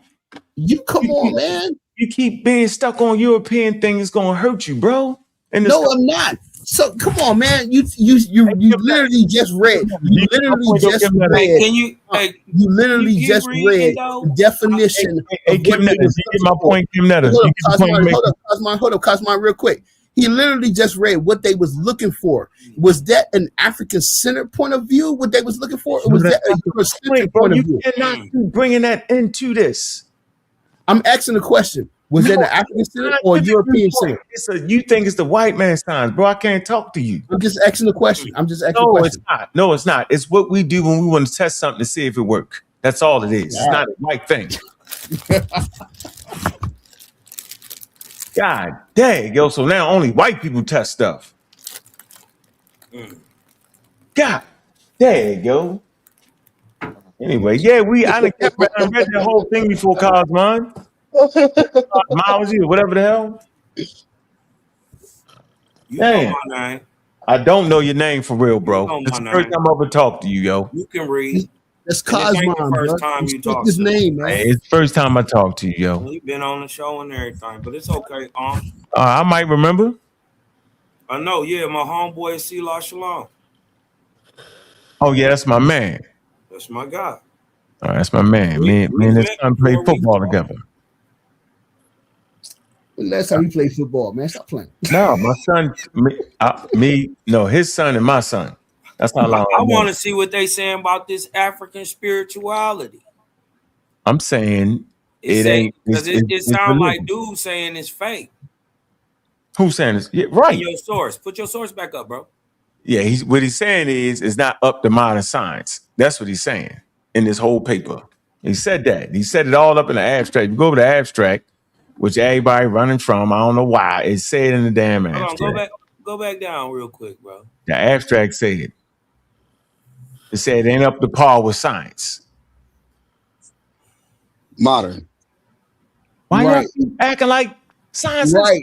Because you Yeah. Why don't y'all get? Is it me though? Hold on, bro. Ain't nowhere in the world y'all can't play this game. You just argued two different points. First, your first point was they don't have modern science, and then you doubled down and said they didn't have science at all. So even in your abstract, it agreed that they had a form of science that wasn't modern science, that wouldn't still meet the methods of modern science unless they brought it in and did the extra testing, right? But it agreed that they had science, and you just doubled down, like I said, and said they didn't have science at all. You probably should know it's proto science, bro.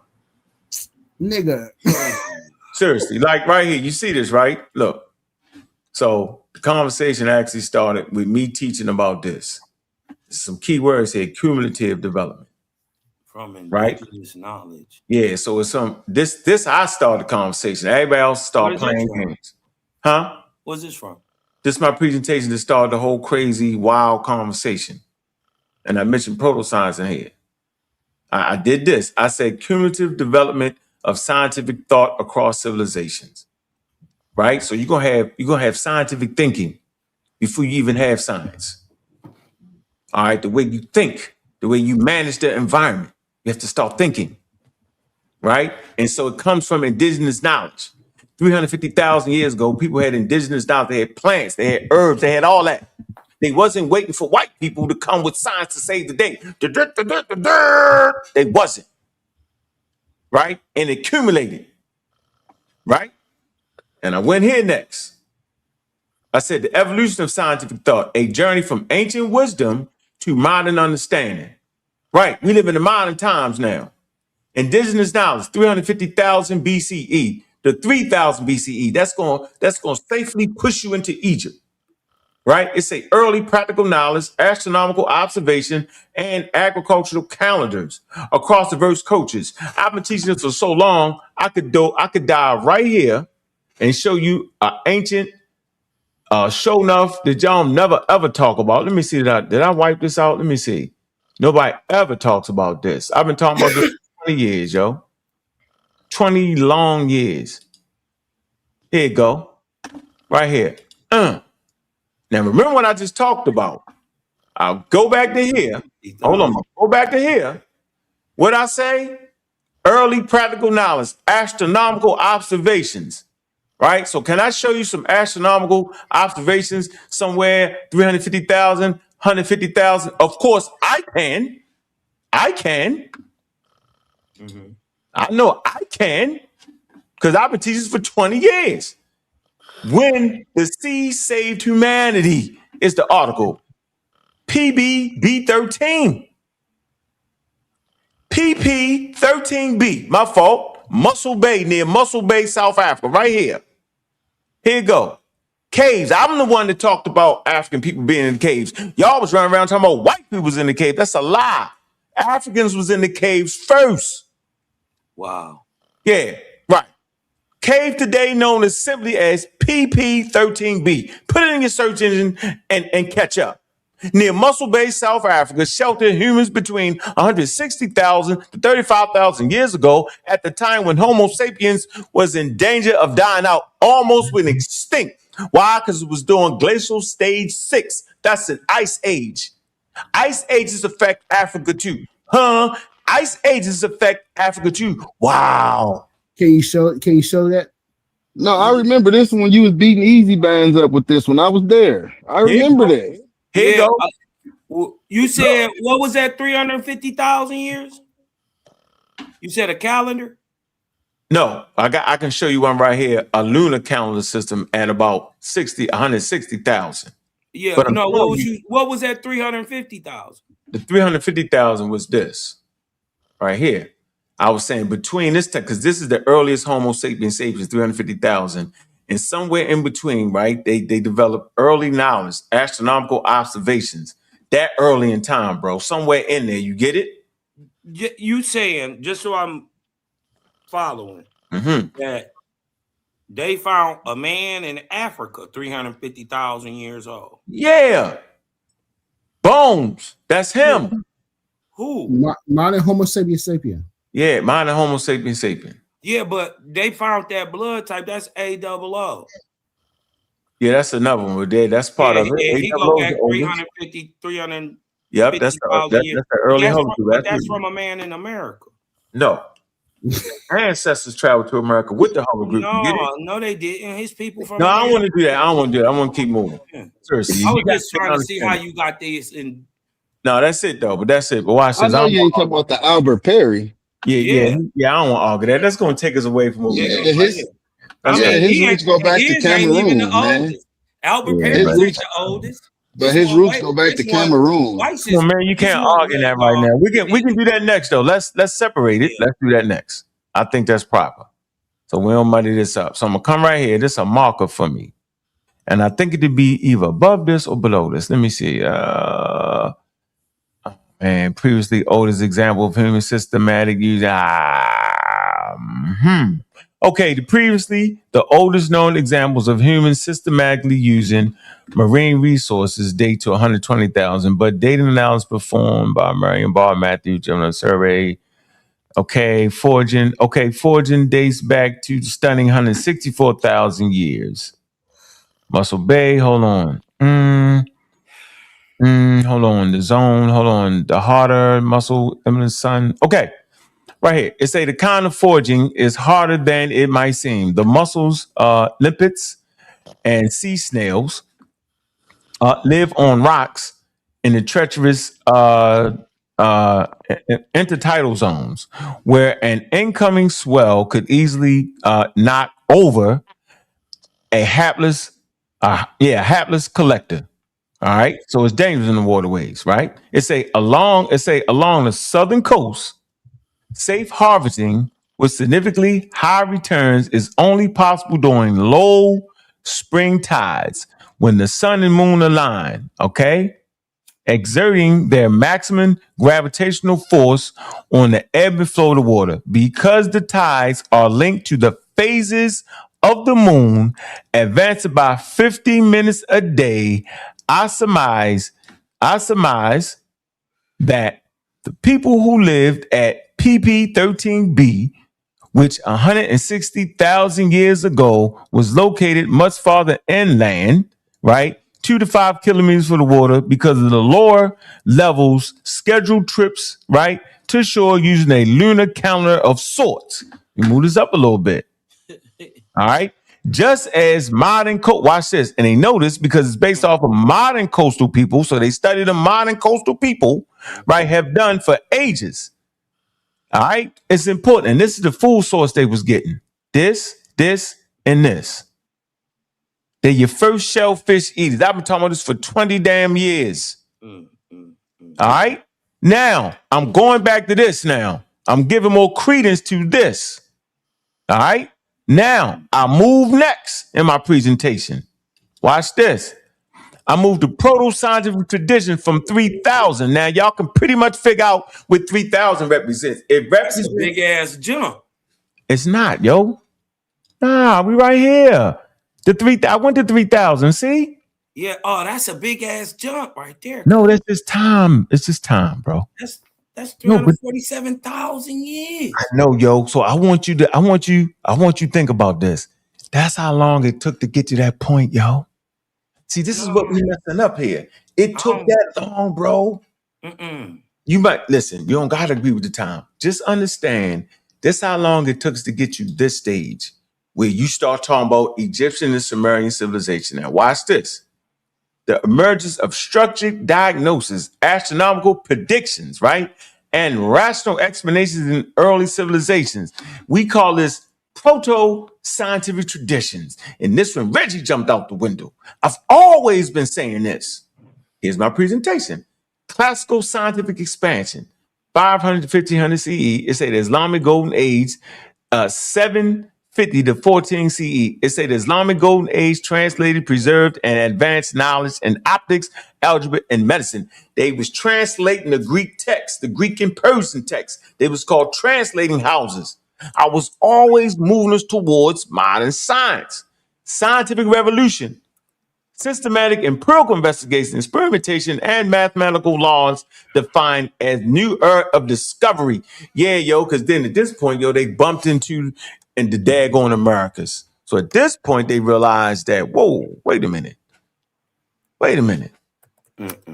It's actually more than 3 continents. Modern science emerged 17th century. This is what I was talking about, right? Institutionalized, 18th, 19th century, globalized, 20th century present. Institutionalizing of science development, new fields, global collaboration, and peer review. That's what I was at, yo. And I don't need the music in there, but that's the only thing I was talking about. And then I killed it with this, and I was basically did you like this. I said, hey, yo, this is a serious part right here, yo. The authority. This the part that most people couldn't get their head around. Hold on. This the part you can't wrap your head around. Y'all, if y'all can wrap your head around this show, y'all wouldn't even fight me. This is if y'all ain't learned nothing else, yo, this is the most important thing right here, yo. But it's confusing what you're saying because you comparing ancient Egyptian, what you call proto-science, right, to modern science. I'm not doing that. Y'all doing that, not me. I know better. It doesn't make sense. Yeah, I'm not comparing the two. I'm not doing that. It sounds like that's what you're doing, though. Okay, so I just showed you timeline though. So we're moving, and it's not even a straight line, but we're moving. So I'm not comparing the two. You don't supposed to compare the two. You supposed to compare Egypt to Mesopotamia, not Egypt to America. It's ridiculous. So why would you compare Egypt? You don't have to compare Egypt to anything. You could Egypt stand all on its own. But got its own science. No. I'm saying if you're going to critique it, deal with its time period. That's all. But you must admit, the point is moot when you already admit that Egypt practices a proto-science because proto-science is science. No, it's not. It's proto-science. It's just the education on it. I know what it sounds like, but it's the education on it. That's all. It's not a big deal, bro. Like we all get new terms and we got to know how to apply those terms. That's all. I'm not sure if you're religious or what it is, but if you say Jesus Christ, I'm supposed to already know what the hell you're talking about. But the other problem, you have to show that their scientific method is not the same as and it wasn't proto for their time. It was cutting edge. Right. Yeah, right. And this is why he's mistaking it. And he's no, I'm not saying. No, I never said it wasn't cutting edge. No, I agree with you. It was past. Not even chronologically in the right times. Yes, yeah, yo. It wasn't even that it was it was more than cutting edge. It was the level, bro. It was the standard. Why? So why are you comparing that thousands of years ago to modern science? I'm not. They keep doing it, not me. You is doing it. No, I'm not, man. Listen until you read it. So you got to show. I mean, you have to show anything. Where's this? This slide is not about comparison here. This you have to show that their method is not scientific. This is not. I'm not taunting you, bro. You keep saying something. You got to show that their method isn't scientific. Yeah. Listen, I'm saying that the global timeline from indigenous down. You got to show that their method is not scientific. That word is essential. Hold on, you got to let him get it out, though, bro. It's called true modern science. I'm not comparing anything. I'm just showing a walk towards science. Yeah, but your whole point is moot. It don't even mean nothing. What you're saying don't mean nothing because what you're still doing is comparing what they had to modern theoretical natural science. No, I'm not. Yes, you are. No, I'm not. They keep doing it. You shot yourself in the foot. No, you got me confused. Because what you must understand. Let me do. I'm done. You teaching me. I can't do it. I can't understand. No, you got me. In the time is because you keep saying you not, but then you read no, everything that kills your whole point. Hey, when I'm out of here, bro. I gotta you go. keep wanting to talk over me. No, I'm not. No, I'm saying, hey, yo, have a nice day, bro. I appreciate you. All right. Hey, So Kemet, anyways, like I was saying, your right? whole point is moot when you no problem, bro. When you walk us from proto science or the science that was going on in the time of Egypt to modern science. You kill your own self. It's stupid. You wouldn't do that. You dig what I'm saying? You compared the science for its time versus the science of its time. And you compare modern science to modern science. This is why one is called proto and this is one is called modern, because one came before the other. It's not like they didn't have science. It just didn't have the same exact modern sciences, natural sciences that we have today. They had engineering, anatomy, chemistry, mathematics. You dig what I'm talking about? So we can't say that they didn't have science. They just had early versions of it. I'll say they didn't have it. That's crazy. That's crazy. And then he shoot himself in the face again when he say, proto-science ain't science. Right. Let me see. The only problem is that I have is that he has not shown.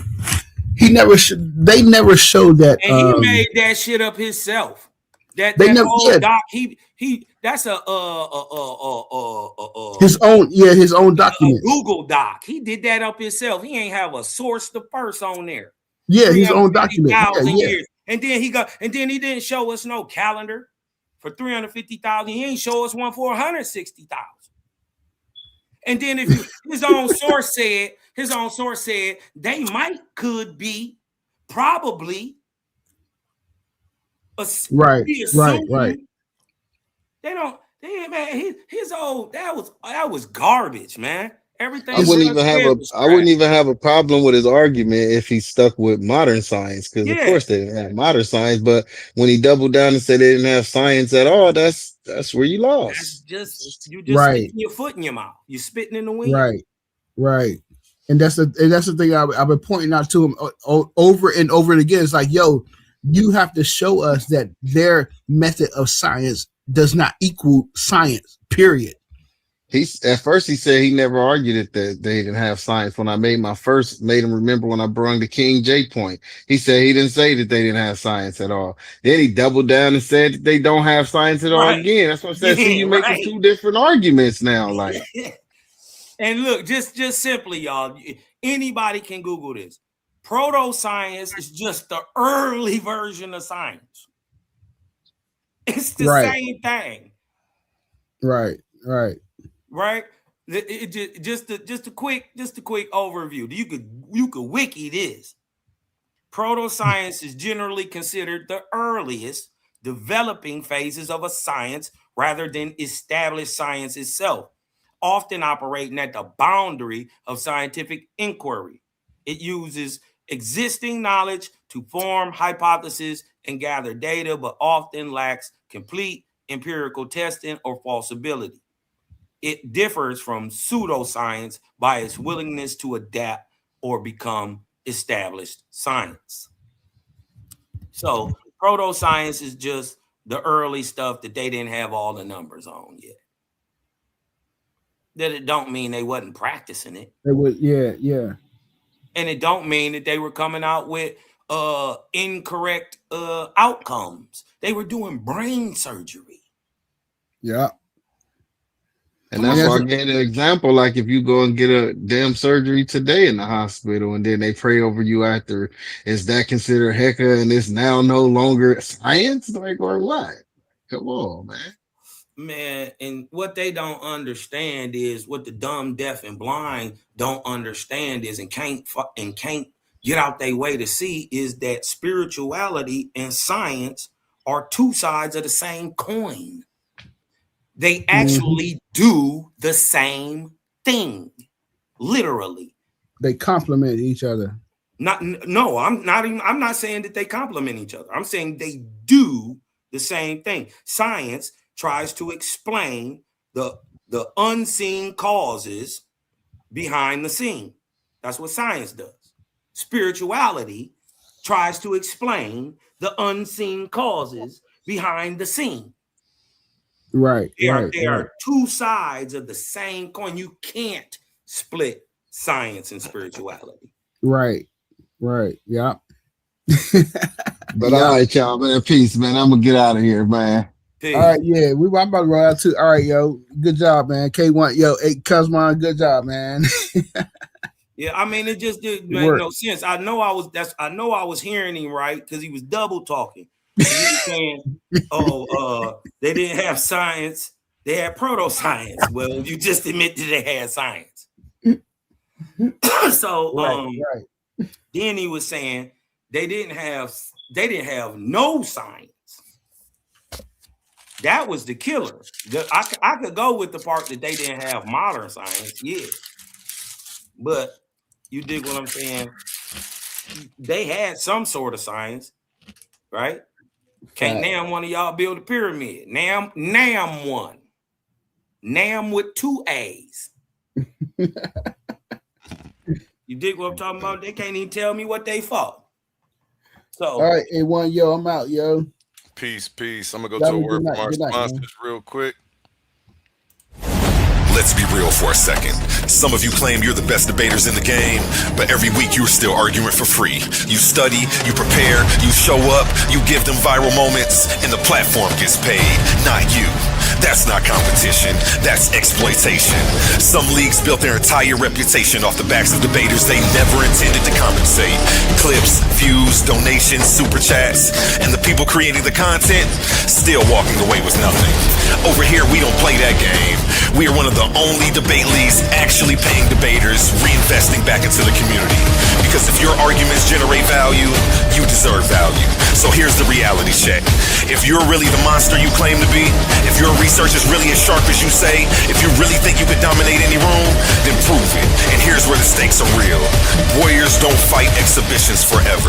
They fight where the prize is. So you have a choice. Stay comfortable debating for exposure, building someone else's empire, or come step into the arena where serious debaters get respect and paid.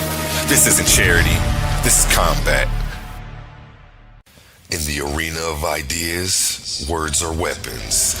Confidence is your armor, and every Titan needs their gear. From the Titans Debate League comes a movement born from energy, faith, and power. Custom debater tees, spiritual wear, and PVO gear guaranteed to uplift your spirit and elevate your mindset. This isn't just fashion, it's identity, it's purpose, it's power. Join the movement, step into the arena. Shop now at ColiseumOfArguments.com and wear what Titans believe in.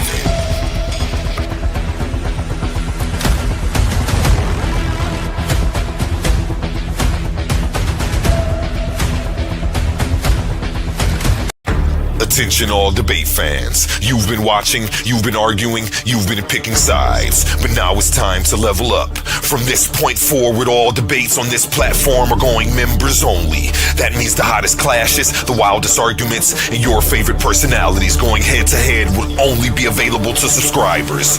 You want real scholarship, you want the smoke, you want the unfiltered action, then don't get left outside looking in. Sign up today for as low as $3.99 and get full access to every debate, every moment, every knockout argument. This is Titans Debate League, where legends are made and debates get real.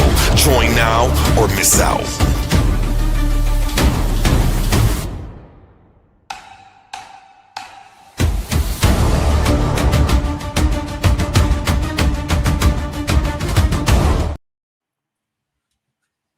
Yo, what's up, guys?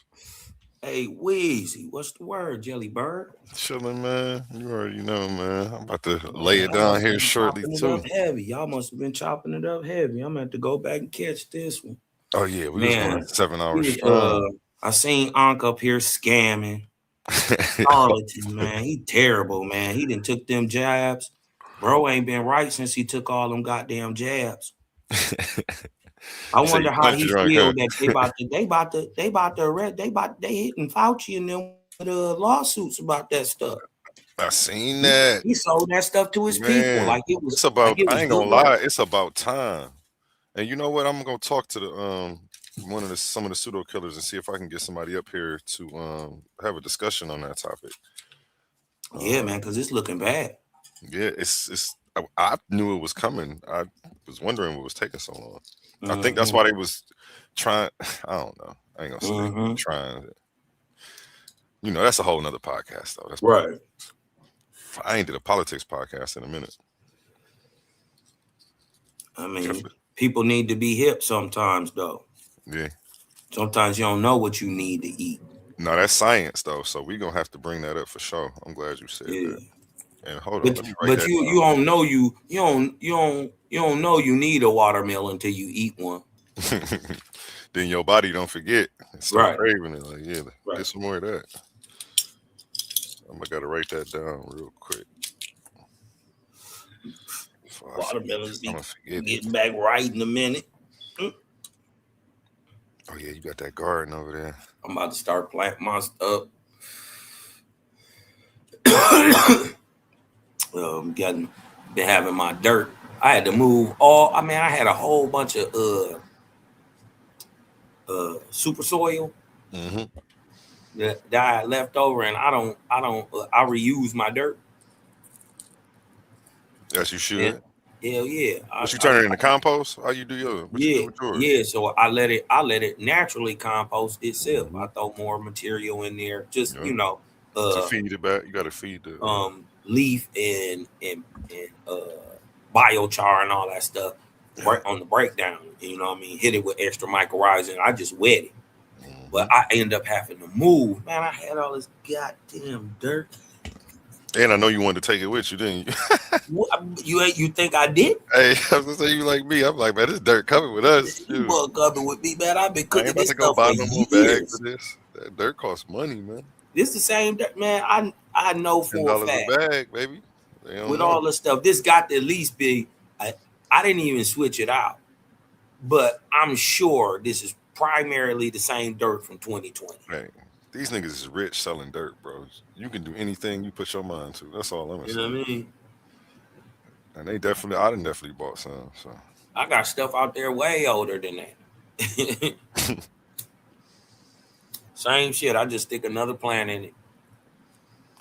Yeah, this was a fire show. This was a classic. It's perfect. It's ready to go. What do you do when something is perfectly ready for a plant to grow in it? Put a plant in it. You know what I mean? It's just really perfect. doing what it it just do. set over the winter. It's been cooking. Yeah. You know what I mean? And then I done flushed it, so it's not heavy strip. So all I do, I just turn it. I just turn it in the when it's time to plant, and it's a wrap. You dig what I'm talking about? I put it right back out there. I may hit him with a little HP Pro Max. You dig what I'm talking about with the mycorrhiza? And then I may put some more perlite in there, but that that just add bulk, allow water flow to go through. You know what I mean? Air. And other than that, it's the same shit. I just you know what you're doing. Rework that right into the you dig what I'm saying? And it's already heavy with nukes, so even when I just when I'm first putting the plants out there, even though I blast them heavy with mycorrhiza, I don't gotta feed the plant. You dig what I'm talking about? That first week, I don't even feed them. I just let them pull from what's in the dirt. I just give them just water. When I grow, I barely have to feed. I never feed my plants. If anything, I just add more compost to the top, and over time, the nutrients. No, I don't feed my plant either. I feed the dirt. Yeah, you feed the dirt. So that's why. Yeah, I feed the dirt. My dirt is alive. And then you cover your. Do you cover your soil? Do I? Yeah.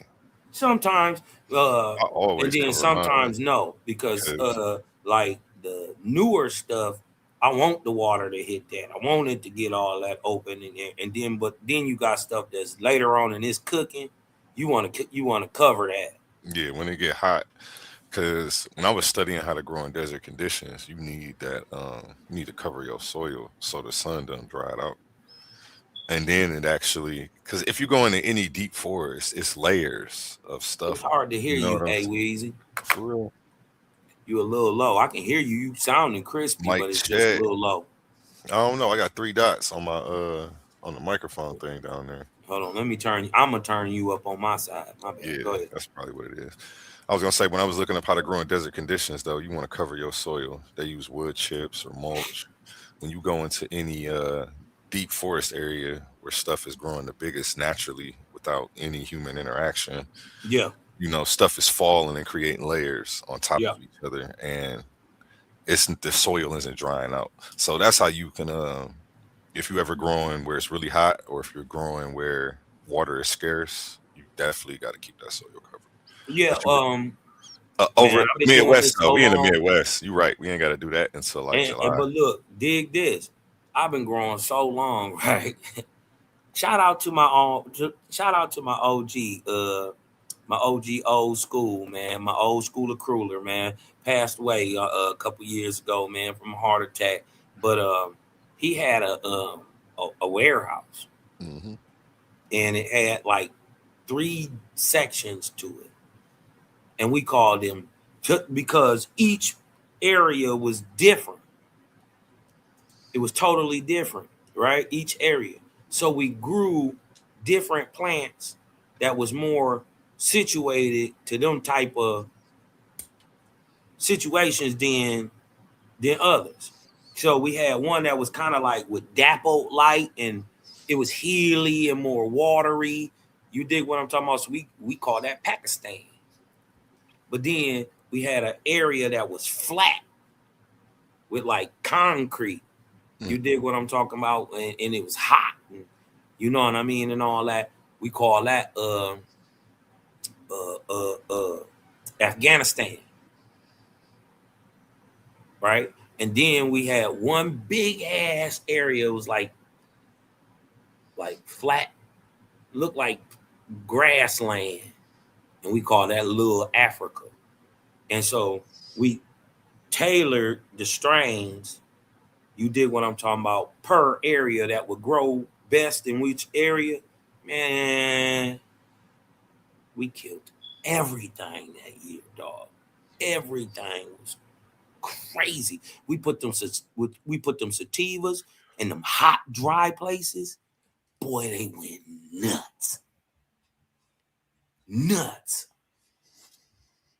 We had to come up with different watering systems. Right? Because the one, it was so hot. You dig what I'm talking about? We had to put it on a drip system. Right? And it basically damn near fed almost 24/7. You dig what I'm talking about? We had, man, I'm telling you, it was a nice little setup. Nice little setup. And then we had the more pure endo types. You dig what I'm talking about? Over there in that Pakistani stuff, we put that out there, and you dig what I'm talking about. And then we just swamped the hot, man. We must have had, I know, easily we had 2,000 plants that year, just in Little Africa. Just in Little Africa, with room enough on each side to drive trucks.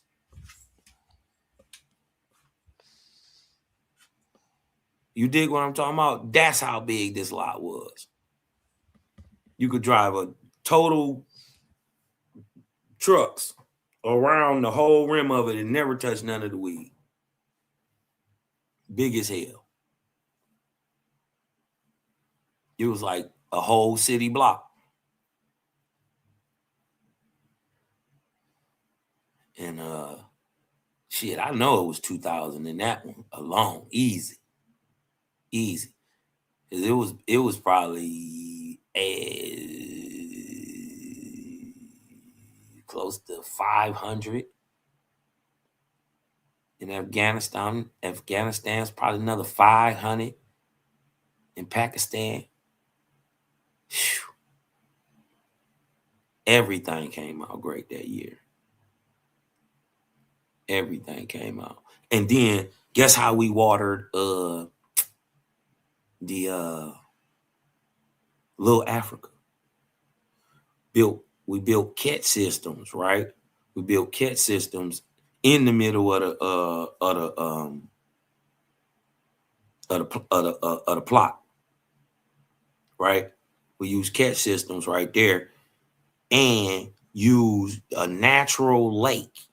They had a natural lake, and we caught a bunch of crappies and bait fish and all that stuff. And it was already something in there, but we threw more in there. Man, that shit was bomb. Whatever that fish, guano, that nitrogen in there, boy, it's different. It's different. That aquaponics is different, bro. I ain't even gonna lie, it's different. Yeah, I wish I had more space. Well, we kind of do the same thing today, but I never grew aquaponics. Yeah, man. My man had been having the same fish for gotta be 5 years now. And he just had them in a 50. Crazy part about it is he added another 50, right? But didn't put no fish in it, right? I had them all connected. This is just to his little backyard plot. You dig what I'm talking about? He got a little backyard stash. And he got 2 50s on there, but he only put the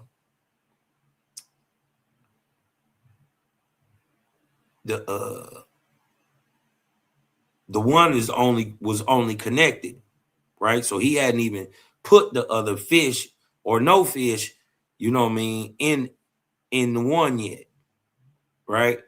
So he get them connected and all that shit. You dig what I'm saying? And he come out there one day, man, and called me. He was like, "Cal, man, come look at this shit." I go over there, right? Bro, it was only fish in one barrel. We did not put no fish in the other barrel. Somehow we come back, it's like 3-4 fish.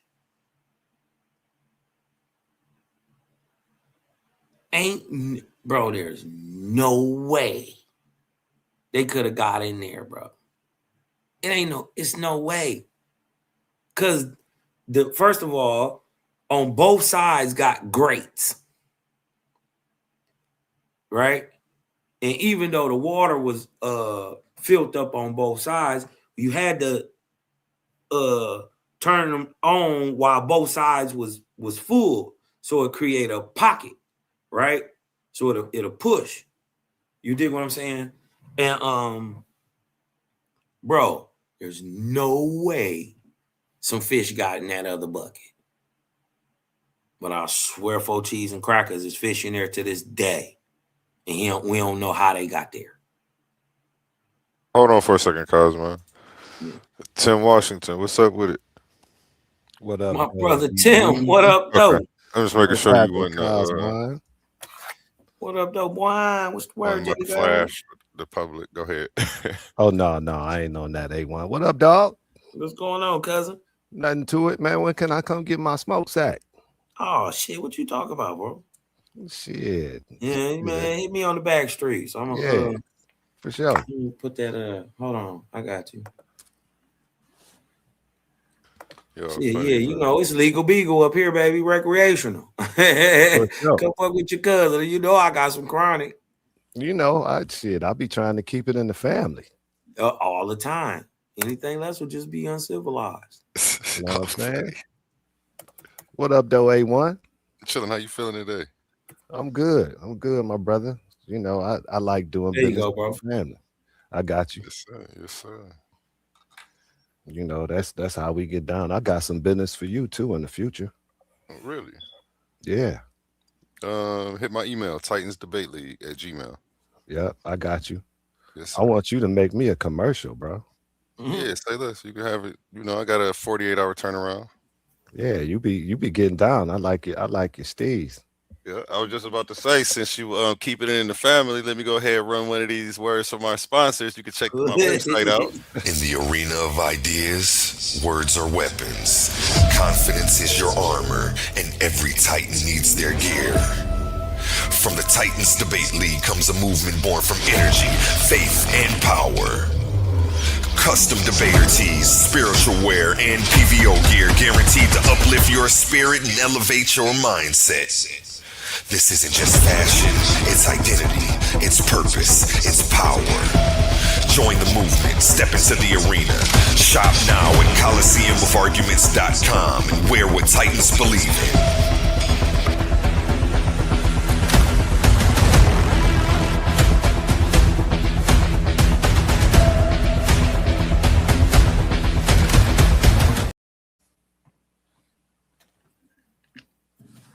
Yes, sir. That's what I'm talking about. Yes, sir. And I got a t-shirt raffle coming up tomorrow, so check me out. We will be selling $1 raffle tickets, and I'm gonna be raffling off some merch. The merch. Yeah. That's always a good lick, man. Yeah, man. Yes. Shout out to them I've been boys making out there t-shirts. producing that merch. I've been making custom t-shirts since 2017, so that's what's up. Gotta put that out there too. Yep. I'm actually opening my convenience store tomorrow, so I'm gonna be doing custom t-shirts here. So y'all will start seeing me live while I'm ringing people up. I'm gonna just turn the camera on. That's dope. Oh, you talking about a real store? Yeah, I got a convenience store. Purchase. Yeah.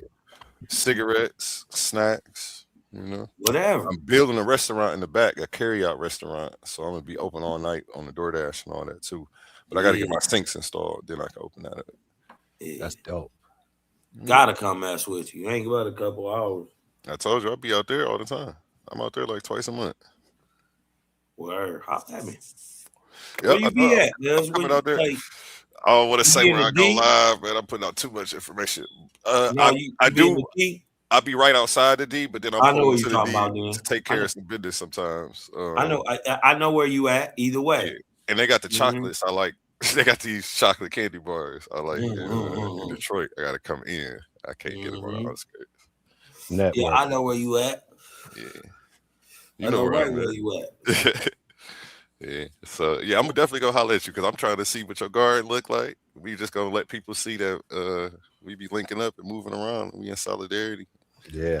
Last year, I had a weird year. You dig what I'm talking about? It was a weird year. But I was starting to do I do a thing called electrofarming. Mm-hmm. And I was just teaching the people how to electrofarm. You dig what I'm talking about? Because it make your shit crazy. What's the electrofarming? Is that when you put the copper wire in the ground? Yeah, and the copper pipe and all that stuff, and how to do the lead and all that. And then but what people don't understand is you're not pulling the energy from the air, you're actually pulling it from the ground. Mm-hmm. So you ground it. You dig what I'm talking about, and allow it to dump through the copper, and it'll fit. And if you wrap the wire in the pot, right? Just because it's touching the wire, the vortex spins through the pot. That's the energy that grows your plant. They call it org energy or dark matter or whatever. You dig what I'm talking about? Side by side experimentation with it. Yeah, but and I was showing it. You dig what I'm talking about? How you and what the plants look like with it, and the ones that what they look like without it. Interesting. You dig what I'm talking about? So people can see the benefit of this, because it's actually an old Aboriginal practice. Yeah, you can see that in how some of the structures is built. Mm-hmm. They understood the spiral vortex energy, or the fact that all energy moves spirally. I was considering incorporating that in my project, but I don't know how. I don't do enough plants in the dirt. you know, I'm growing mushrooms, so it's a little bit different incorporating that.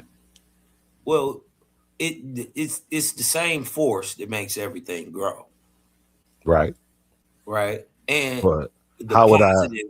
what would I use for a conductor? Because, you know, I'm growing in bags. I got like thousands of bags, and the bags is, you know, they plastic. Right. And one thing that I would probably think about, you know what I mean, especially if I was growing the roomies, is the same force that you would call light or sound is the same force of heat. That same force could be used as a propagating force, energetic force to keep it growing. And I would think that would probably be better, even though you don't want to dry them out. And you would probably have to stay on that a little bit more, but maybe a heating pad. You dig what I'm talking about? Well, the heat is already there. It's in a controlled environment, so the heat is already there. Yeah, and heat, humidity, and light. Yeah, you don't really need no light. That's the last thing. But what I like, No, for mushrooms, you need light for the fruiting phase. Yeah, a little bit. Yeah. Yeah, they just need to know what direction to grow in. Yeah, yeah. And you don't need a lot. But when I was playing around for a minute, you dig what I'm talking about? I had a tent. You dig what I'm talking about? And I just kept it temped out. But what I found out is that what did better for me was the natural basement. You dig what I'm talking about? Yeah, because of the humidity. But when I threw, because I got these little seed warmers for my cloner, you know what I mean? Sometimes the water get cold. You dig what I'm talking about? So instead of warming the water, I just hit the pad. You know what I mean? And it put a little light little touch on it. You dig what I'm talking about? Make sure them roots clones is popping. You dig what I'm talking about? So they feel like they tropical. You dig what I'm saying? You can trick them. And I did that same process for the weed because it was good, but I needed more warmth with that humidity. And my shit went crazy. As a matter of fact, I end up I think that round I probably had 8 pucks, big ass,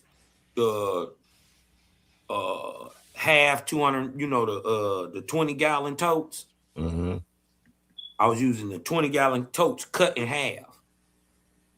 I swear for cheese and crackers, I dipped them pucks about 5 times each. Then went right back in. And see, it would give just enough little bit of heat, you know what I mean, to where it would it wouldn't like warm but it did something to where it gave just enough to where it would be, when I opened it up, it would be misty almost. You know what I mean? I had plastic tops. I had the other tops. I had the plastic tops that went with it. So, you know what I mean? I was playing around with them bitches for a minute, boy. I was playing with the roomies, man. I got some old school stoners, nigga. I know some stoners. Man, these niggas get you fried, man. Just talking to these niggas, you get high. Yeah, I ain't talking about just them though. I do those too, but I'm talking about like lion's mane, the good oysters, cordyceps, yeah, all those. Yeah. Shout out to my boy Brian Yog, man. Put me up on the game and where to get the good cultures and all that stuff, and the good what's the word that I always the good inoculant. Yeah, that good inoculant. Yeah, I make my own cultures. Yeah. Yeah, I built a lab. Man, I got a full lab. Gotta mess with you, man. I see, because I like them. I like the new stuff. I don't like none of the new stuff. None of the new strain. I don't like none of that. I don't like penis envy, the bull rushes, the golden teachers is okay. But any of that shit, I don't like none of that. They don't even make you, they not even mushrooms. I don't know what that is. They make you feel like you drunk. They hybrids. Yeah, I don't like that. I don't like what they do. You know what I mean? It What make your kind you body like? feel funny, and I don't know. What kind you like? I like old stuff. I like the old hillbilly pumpkins. Okay. You dig what I'm talking about? Stuff like that. The old XJs and peyote and stuff like that. I like the real stuff. Like Panalias. You try Panalias? Huh? Panalias. Panalias. Sound familiar. But I don't think so. Truffles? Yes. Okay. Yeah. But yeah, a lot of the older stuff. You dig what I'm talking about? I got one favorite. What's that? I got one favorite. The Z strains? Nah. It's a place named after it. I can't even call the name of this place. Oh, Koh Samui. Huh. That's Fire. where it's delicious. I mean, it does everything you like, nothing you don't like. I mean, so far with everybody that tried it, and it's one of them natural ones too. It ain't hybridized or nothing. Right. I don't know what they did either it had to be like around 2000. The game changed. It was just different. That whatever they was giving out, that's when the penis envies came out. I could tell you what happened. What's that? They figured out how to splice them. Huh. You know how they be making all these different weed strains. They figured out how to do that with the shrooms. Huh. So they merging strains. That's one of the first ones they did was the penis envy. Yeah. That shit was, man, that shit's garbage, bro. I don't like that. I don't like none of that. Yeah, I don't like those either. Even if it's crossed with it, I don't like it. Yeah, I don't either. I sell them, but I won't eat those myself. Yeah, I can't eat that. You dig what I'm talking about? The favorites everybody like right now, and I don't know why.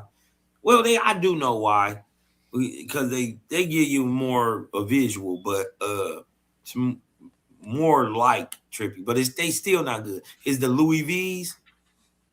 I got some of that. Yeah, man. Everybody like the Louis V, man. I even, you know what I mean? I can't. But it's not right.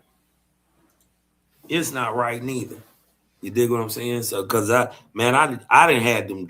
I mean, the ones where it's all it's written all over your face. You ain't got to say a word. People be hitting me up for Bluey Machine. Yeah, I haven't had that, but I seen it at the shop. Yeah, I got some, and they like them blue meanies too. But I'm out of blue meanies. I gotta make some more of that. Yeah, it's gonna be a while though, cause I'm in construction right now. I'm having my lab finished off and my greenhouse finished off. Oh shit! Hell yeah! Putting a greenhouse out there. That's my next little lick. Yeah. Put me it's up about 1,000 square feet. Oh shit! Oh hell yeah! That's a nice little. That's a growing center. Yeah, for real. You know what I mean, boy? I have everything in there. Yeah, it's going down out here. I'm putting a concrete slab out in the back for my processing machine. You are way? I don't want to ask you where you at, but you are way? I ain't scared. I'm in Southfield. Oh, my nigga. Oh shit, hell yeah. You know, I'm over here on the east side. Yeah, I know where you at. Yeah. Yeah, I'm in the 9 Mile Telegraph area. Oh shit, you right up the street. Mm-hmm. I'm right off 8 Mile, damn near. Yep, sure enough. I'm in a bat cave. When you come through here, you're gonna be like, damn, I didn't know this was here. I like the little tucks, man, the little honeycomb hideout. Yeah. It's always some fly stuff you never seen. You dig what I'm saying?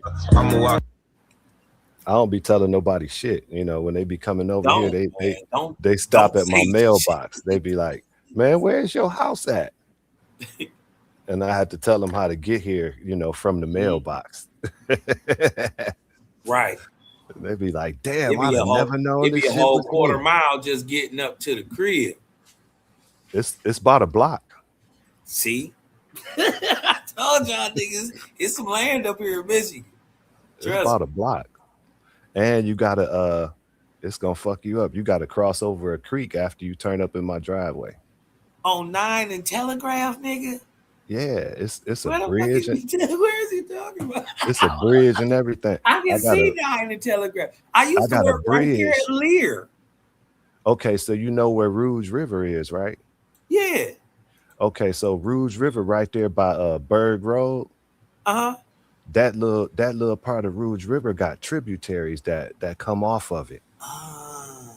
And one of them turns and goes under Telegraph and comes down this way towards my house, and it rolls right past the front of my house under my driveway.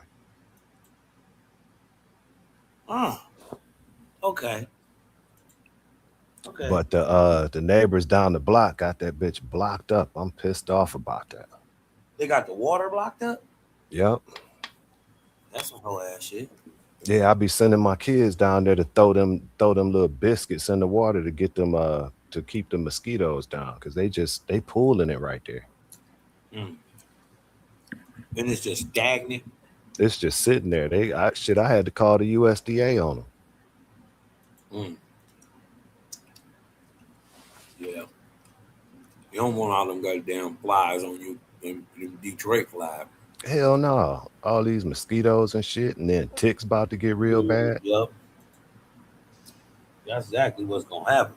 Shit, I got babies around here. That's exactly what's gonna happen.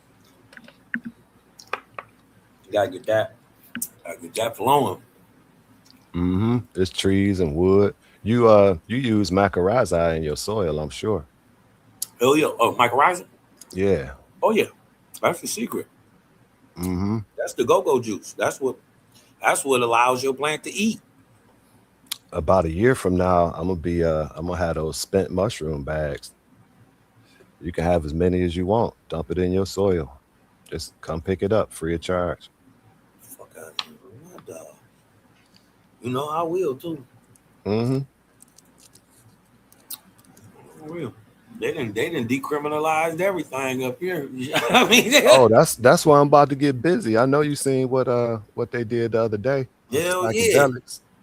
Shit, you can get everything. Damn near. I'm about to cut loose. Like you get everything. I'm gonna have A Weezy do me a commercial for my herbs, my herbal website. Yeah, man. And I'm gonna have micro doses on there. Types of crazy stuff. You wouldn't even believe it. It's big business. Not you. If you get it by Monday, you get 2 for the price of 1. Okay. My nigga, A Weezy. That's dope. That's dope. I'm gonna have to get that. I need a jacket. Oh yeah, that's a Burberry. Nigga, that ain't nothing but Sergio Tuccini. Little Burberry joke. Man, that's say the debate league right there. It should. I should do something like that. That's funny. I'm glad you said that though, because now you just gave me a vision. Thank you. Yeah, for real.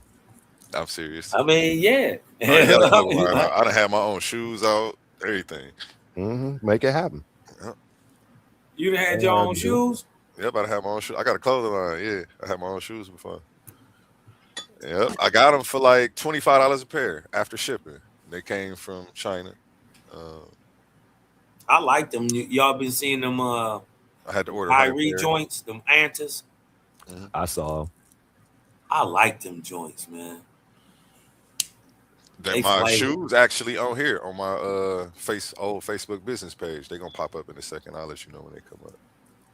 Yeah, I like them little Anta joints. They come with a little story about why the shoe looked like it, why it's named what it's named, and it's flavor to me. I like all that shit. I'm gonna pick me up some. That's hard. Yeah, I make gold teeth too. So I make gold teeth. You make gold teeth for real? Yeah, one of my best friends from the Sandbox of Celebrity Jeweler, he put me on. I used to do music and he used to do the jewelry. So I used to always be with him traveling around like different states and stuff. And then like he used to try to put me on then. I just didn't want to do it. I was like in the streets. So I'm like, I ain't trying to do none of that. I used to do jewelry too. I had a little shop in Fairlane. Hey. Once upon a time. Yeah. Lost Max Casting. So back in 1996, Cosmo. Hey. At Fairlane? In Fairlane. Boy, you was getting it.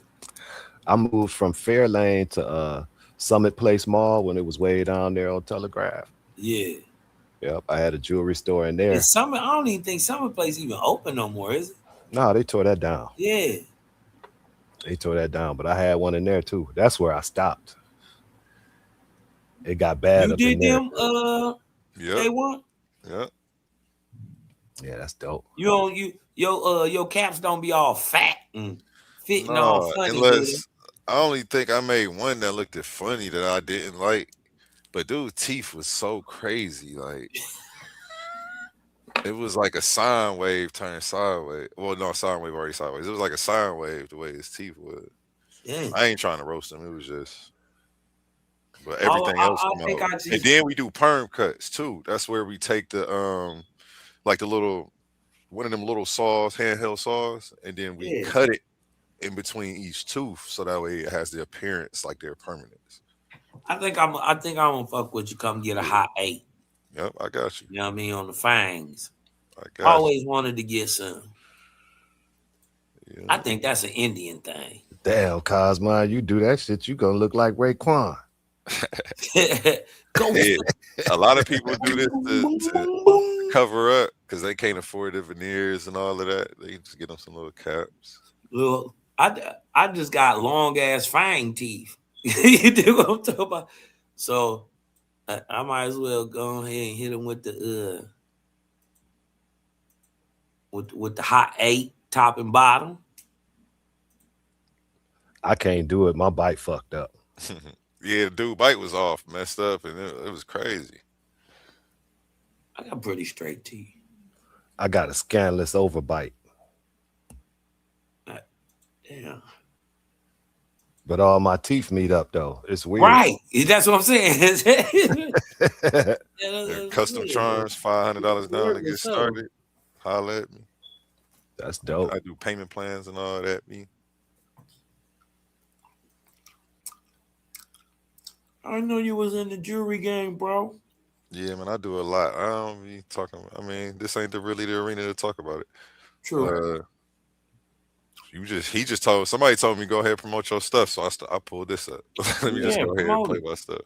I mean, and I'm about to your folks will holler at you on the low. They hit you on the back streets. Yeah. I mean, everybody around me already know what I do, but yeah, we online. I'm on as well. We got a lot of people watching. So. Yeah, I mean, if you got support, get it, because that's what time it is. It's time to support each other. I rock with you and didn't know. Yeah, see, it's just there ain't nothing to talk about. Is it real? To me, it's just normal. Say that again. Real diamonds or them moistenites? No, them real diamonds. What's something like that to hit you for? Them start at $450 for the cheapest ones. That ain't bad at all. Yeah. No. What's something like that to hit you for? That's VVS with the invisible set. Something like that might cost you 10 bands, around 10 bands. That's actually not bad. Yes, other people will hit you over the head, but I mean, it depends on how high quality you want your diamonds. Right. I mean, flawless is, The setting look good though. People, you really buying a name when you buying stuff from people. Like, this is all branding.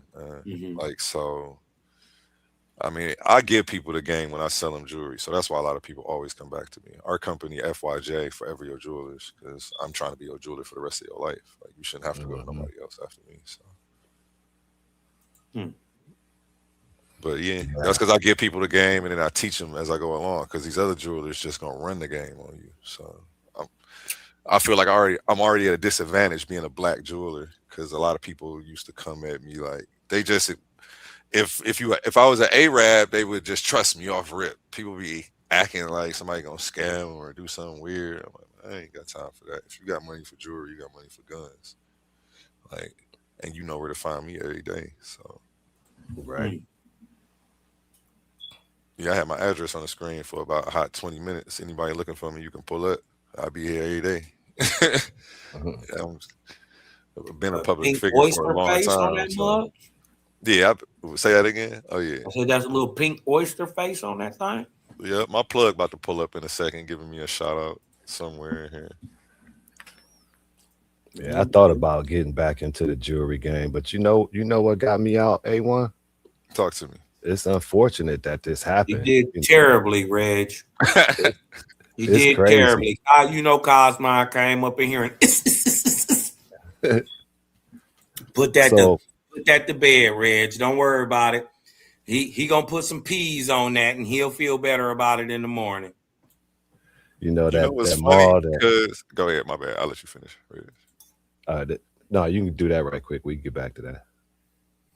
I was just about to say it's funny because somebody, like one of these internet people from the back chats or something, hacked my page like 2 years ago, and I fell off on the jewelry because I did all of my sales off of Instagram. Online, yeah. My Instagram was bumping like on the clothes and the jewelry. And then I didn't have nobody's number and nobody had my number. I didn't say nobody's number. Everybody just used to FaceTime people because I'm always fresh, I'm dripping. Yeah. People want to see that, you know what I'm saying?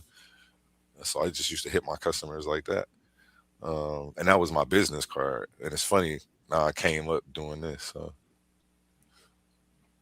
boom, in your face. But go ahead, my bad, Reg. Go ahead. So joints. You know that old mall that me and Cosmo was talking about, that Summit Place mall. I'm a old cat. You know, I've been around here a long time. So I was in that mall. This before internet. You know, we talking like 96. So I'm giving Zales the business. Like Zales is losing money. You know, and my store wasn't buffs. Go back. Let me see them buffs. My store wasn't nowhere near theirs, right? One more. Go back up one more. Yeah. I got them on right now. Yeah, them ain't no bust downs though, but yeah, I got them on right now. So go back to the video yesterday. I was wearing them with my camera on. I've been wearing them for like the last week. I had my camera on for a week. I keep some birds on, man. I don't play. One day my customers is coming and people start asking me for refunds. I'm like, what's going on here? They said, we heard your jewelry fake, right?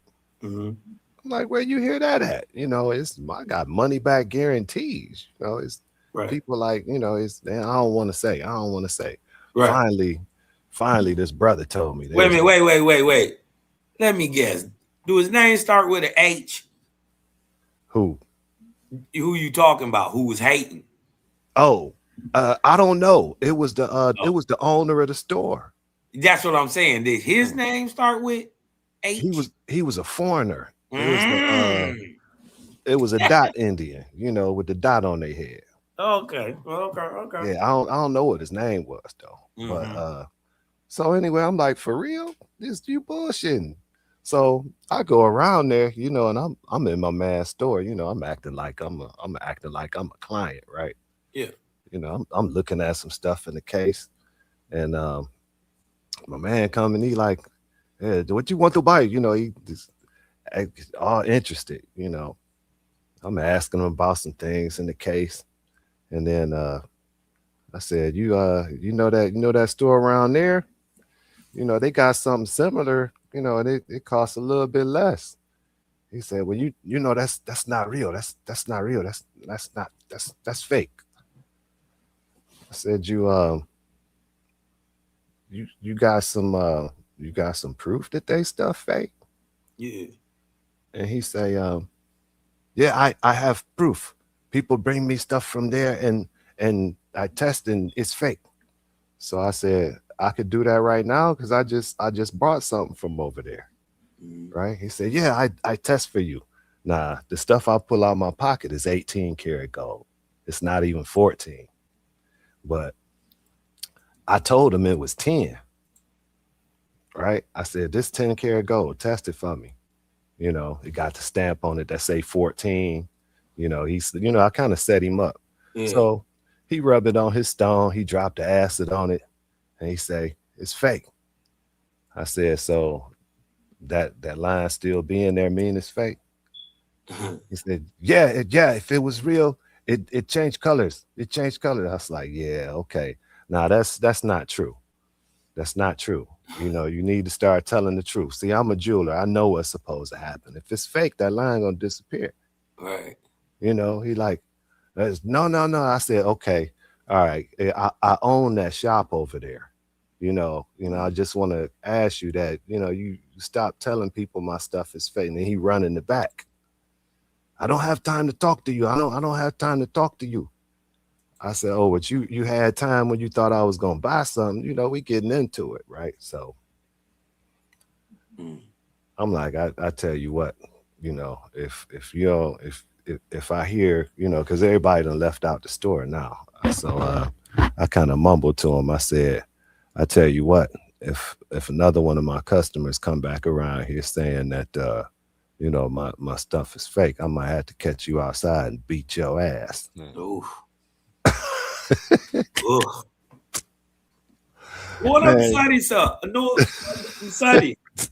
No, he called the police. I already do. He called them boys on me. I already knew he did. Man, they kept coming and harassing me like every weekend, throwing me up in the county because the county was almost right next door, right? Damn. They was throwing me in the county for the weekend, like almost every weekend. And I went and told the mall manager, man. I said, "Man, your mall is dying anyway. I ain't got time for this." So I shut my shop down. I was gonna move my shop to the River Place Mall, that other Taubman Mall that's out there up north. You know the one I'm talking about? Yeah. I was about to open up in there. And man, I put all my stock in my garage. Hey, one, go back to them ones with them open faces. Cause see that's what I want. I want like the fangs, but I want the ones next to them to have open faces. Go back down. You see the ones? I think it was the other way. Oh wait, was that in that was a slideshow? Is that what you was talking about? I think it was they had the open face go. I think it's one more. I was right here. I ain't go past this one yet. There you go. Oh, right you there. talking about in that? That's one of my. Oh, that was in the slideshow. Yeah, that's one of my very first flyers from 2017 when I first started. It was just I don't know why I threw it in here. Hold on, I'm gonna pause it on that though. I got you. I think that was a multicolor open face. No, that was just a regular open face. Yep, that's just an extra 10 to 2. Yeah. And my flyers say 250, but I got you for the 150 for the solid golds. Ooh. Yeah, I got to come fuck with you. Damn, I wish I could get a set. Y'all wrong. I got to come fuck with you now because I always I'll pull out there and do your mode because I already come out there. So I'm gonna just pull up on you, do your mode. I be feeling real niggerish anyway. Sometimes. You're gonna put half down and then you gonna give me the other half when I pull up on you with your teeth. I be feeling real engine. Feeling like an engine with them teeth in. Damn. Feel like a Mayan. Man, y'all. Oh yeah, this gonna save your life, bro. I'm saving lives out here, bro. You don't know, bro. Niggas is getting their whole groove back fucking with me, man. Yeah, that's why you asked if that one picture if I did them. Yeah, I was gonna say niggas getting their whole groove back fucking with me. Man, damn, Stella. Yeah. Man, if Stella you could get work the with my whole groove. overbite, I might have to do it because I like those. You know what's funny? I sell more females' teeth. Maybe they just be wanting to come see me in person. I don't know, but I'll be selling more females' teeth than men. I sell a Well, it lot all of men's depends on teeth. where But you at. Women though. say that again. I said it's sexy on women though. Yeah, it's way It's sexy. crazy. I like, man. That's when I fell in love with it. I was Yeah. 18 in Memphis, and I had never seen a female with gold teeth till I got there. And everybody had them. I was 17 just, in Virginia. You dig what I'm talking about? Just turned 17 in Virginia, and boy, they got them down there. That's a thing for the women here now, though. See, I made her teeth. In the D. Yeah, how many women I be seeing with their teeth all iced up. On them That's bikes. Thick Baby from Cleveland. If y'all hip to her, she a female rapper from out here. What's her name? Thick Baby. I put Kiki in her teeth. We do laser. I do laser engraving. I can put anything on your teeth. Like we'll make them solid, and then we got the laser engraver. Like I can do little planets, and it'll look like Saturn for real. I'll send you examples. Like if you ever want something like that. That's dope. We do opal stones on top of diamonds, so you can That's get dope. something where like you saw how the open face was. It'll be a big opal stone right there, or you can get like different amethyst, different things like that. See, I just want like the fine. I like Oh my yeah, teeth. yeah. I'm just putting But that I like- out there. You know, But I like you dig what I'm talking about when that where bing Yeah. that little bing. her teeth gonna come up right here. Oh yeah, this her teeth with the Kiki on it.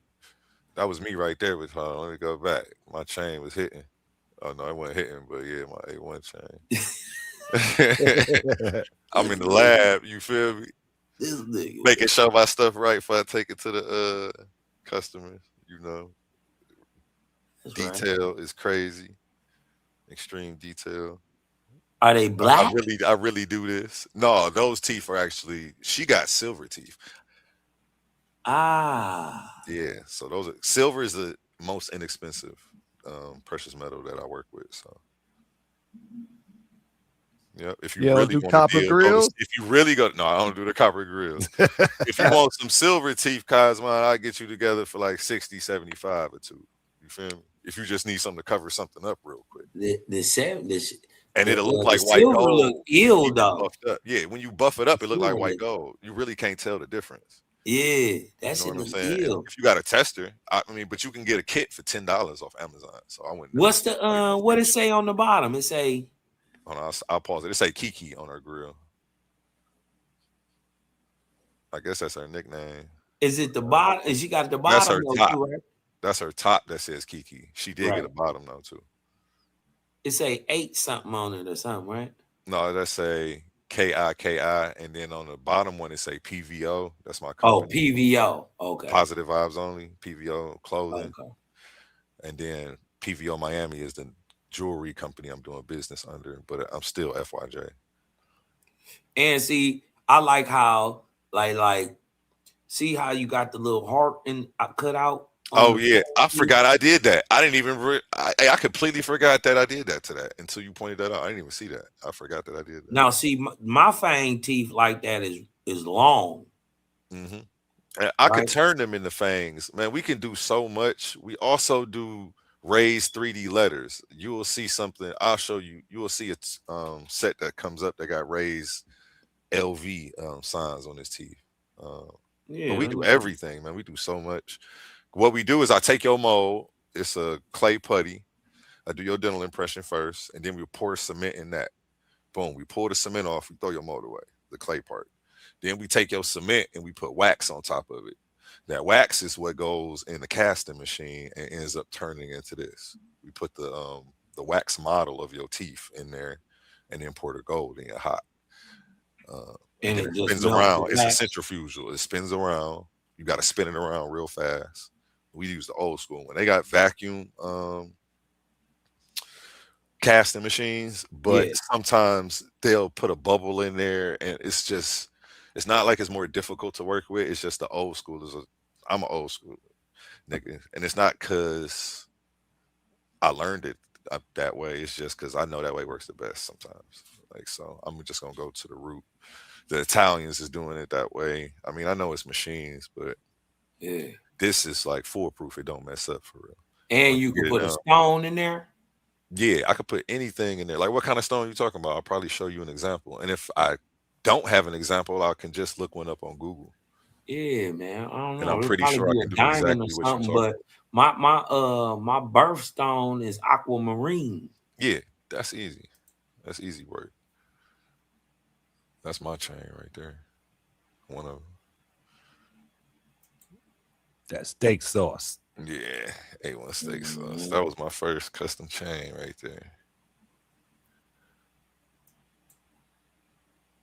Black and yellow. Yeah. Shout out She's Poison, one of the models. That's my clothing line right there. My shoes gonna be on here too, probably on this little ad. I've been doing commercials for a long time. That's why I'm so good at them though. I've been doing the voiceovers on top of my stuff, you know, for like 10 years for real. And I do like a lot of video work. I've been doing video editing. I shoot music videos for like a lot of people out here.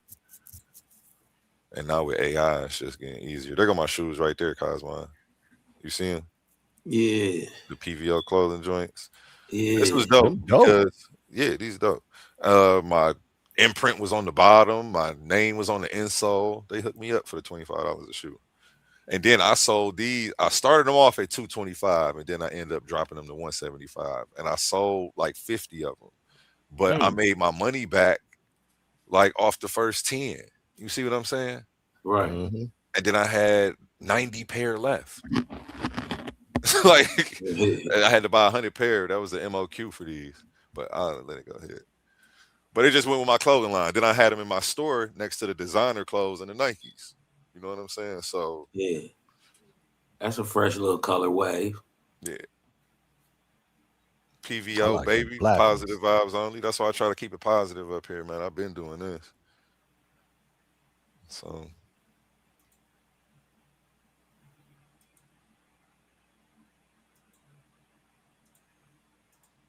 damn, she was slugged up. Yeah. Some slugs. I ain't make hers. That's just some random picture I found. I used to share funny stuff just to make people laugh. Slugged up, boy. Like, yeah, we really do. She this. coming It's down. Life, baby. She from Houston. I'll pull up. Oh, you coming down. Trump way. You can't mess with me because I'm a black jeweler. I'll get you right. That look like a Palestinian right there. She popping those, got the Trump waving. Tipping on foes. Shout out Moet, he in the feds. That's my homie. He locked up too. That's crazy. I can't believe he locked up. That's somebody I never thought would be locked up. He was on his conscious stuff way before me. When I was still scared to share conscious meme because I didn't want people to look at me funny. He had been went through the phase of dragging, dragging people. Right. And I got off of it. Like, and I used to send stuff to him like, share this. I can't share this. I got my business. I don't want to. And then I just start turning up one day like, fuck it. If they're going to spend, they're going to spend.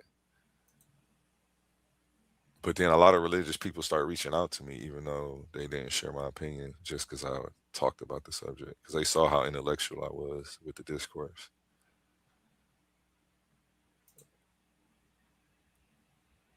That's the one shorty from Scotty, ATL Scotty. Shout out ATL Scotty. I rocked with him for a little bit. He was one of my plugs for a second. He made grills in Atlanta.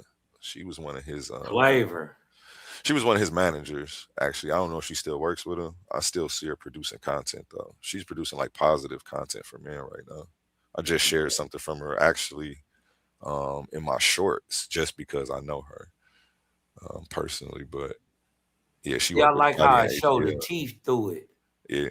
This was a challenge she started, the flip for the females, the flip your grill challenge. That's why I used to sell so many grills to the females, man, I swear. we had the challenge going to have all the females post their stuff doing this. Yeah. I didn't know that was a challenge. Flip your grill. Yeah. That's interesting. I was just trying to promote, man, independent. Then I used to run the ads like this, all female ads like flavor, bro. I don't care what nobody say. That shit is so flavor. Yeah,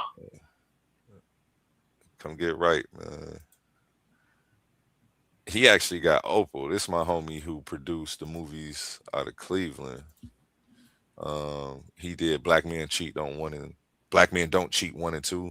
Both hit #1 on Tubi. Go check them out. I worked on both of those films with him.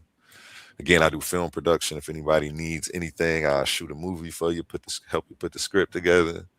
We do it all. I got a team too, so it's not just me. I can't hear nothing. I want this to play. If it's a dime to be made, A1 gonna get it. This internet stuff new to me, man. I started off as a debater because I was just a nerd. So at the same time, I call myself a trap nerd.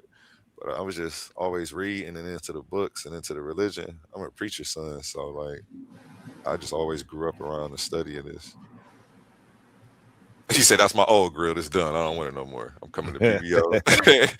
He threw his old grill out. He a comedian. He is hilarious, man. That's my homie, man. It's funny because he was just at a Miami game with Gabrielle Union, and he shot a shot on the court or something, but his grill fell out. I forgot if he said he lost it or he stepped on it, but he just called me today. Like, I changed my number, and he messaged me on Facebook like, "Yo, your number changed. I lost my grill. I need another." You're the only person that do Opal. I can't find anybody else that does Opal. I'm like, sweet. I'm happy you couldn't. Like, dang, why didn't you call me first? So, yeah, I'm about to get him right. Let me pause this back. Like 2. Moet. Yeah, Moet. This is one of the grills I didn't like. But he loved it. It's probably just his mouth. You know, I digress, but I ain't gonna comment. I mean, you know, it was an improvement, but yeah, it wasn't. Yeah, I can't do that on his teeth, like how we made it like veneer flat almost. Yeah, So, I see what you was working with, but you did it though. Yeah, it would have been extra bulky if I did that. Like we would have had to use so much gold. Like I would have had to charge him extra. I like that gold with that with them gold squares in there like that. It's like little raised up pieces in there. Which one? Hold on. That right there? That right there is called honeycomb. That's the honeycomb setting. There are different settings, and we set the diamonds at different patterns. So you can get those diamonds in there. They're different color stones. Yeah, those are stones. You can get them set like it's just a picture blurry. So that's why I look like it's gold indented, but it's not. That's some stones. Yeah, you can get them. We do invisible set. That's where you can't tell that there's anything in between them. Yeah. Then we do, and it's literally not. That's the most expensive one. Then I'll go down the list. Then you got a visible set. You got honeycomb set, box set. It's a bunch of different ways to set them. Zigzag set. That's usually the one that most people get. That's my favorite if you're gonna be on the lower end. I either do zigzag set or invisible set. I think the square ones, I don't really like them, but that's my personal style though. And that's the same way on. Well, I mean, nobody really asks for that on chains. On chains, it's kind of how depends on what your design looks like, and then we gotta figure it out. Chopper style. Chop style. Yeah, this was for local rapper Ski Mask Marley from Cleveland. Yeah, that need to be on a rapper. One of my commercials. Let's see if the song come on. What was I saying? More. Why I keep muting? I can sell. Oh, you already know when I put on this Fendi, I'm feeling fancy, man. So here what we doing for tomorrow. Friday the 21st, anybody who pull up to get 6 teeth or more get $100 off. Again, anybody who pull up tomorrow get $100 off 6 teeth or more. I don't care if you're getting gold, diamonds, rose gold, white gold, silver, whatever you want, man. $100 off 6 teeth or more. Yeah, I've been there. Yeah, I always get deals, man. That's why I told you, fucking 2 for 1, man. We gonna make you a customer for life, Reg. I don't know if he's still on here. Reggie Marbury with gold teeth. Not my bad. What's your name again? I'm tripping. Oh no, I'm Tim Washington. Tim, what's my bad? I thought I heard him call you something else. Maybe he was talking about it. I can sell a P and swipe a P, you know I multitask. Lil' bruh shoot that chopper, make your OG do the running man. Crazy. That's silver too, though. That's silver with the perm cuts right there. So if you get silver, it's gonna be hitting like that. Crazy. Them is silver. Yeah, that's just silver. Like I Do told he you, got 3 front teeth? He look like he can. Look, I'm looking at the bottom ones. He looking at the top ones. You are funny. He should have got the top done. I forgot. No, I was distracted by those. I couldn't even see the bottom. I forgot who I made these folks. Because why didn't they get the top done? That's none of my business, though. I let people I'm not spend sure their money. which one is the front of his grill, though. I let people spend their money how they want to. I was trying to orientate myself. I wasn't trying to roast him or nothing. Now you see how I told you first I'll do your clay mold and then we pour the cement in there. You see how the cement brick comes out? Then we put wax over it. It comes in a square and then we like layer it over the teeth. We mold it to the teeth. We got to use hot water to mold it. And then we'll cut your designs out of the wax. Then we pop this off of the clay thing. Usually I give this clay thing to my clients and tell them if you keep it safe and it doesn't get chipped or anything, you could bring it back. If your teeth don't move, I can just, take a couple dollars off because I don't got to do your mold again. But yeah, we do. And you see how on top, you see the Egypt lady up there? Yeah, Nefertiti. Yep. On the top too. You see that, guys? Yeah.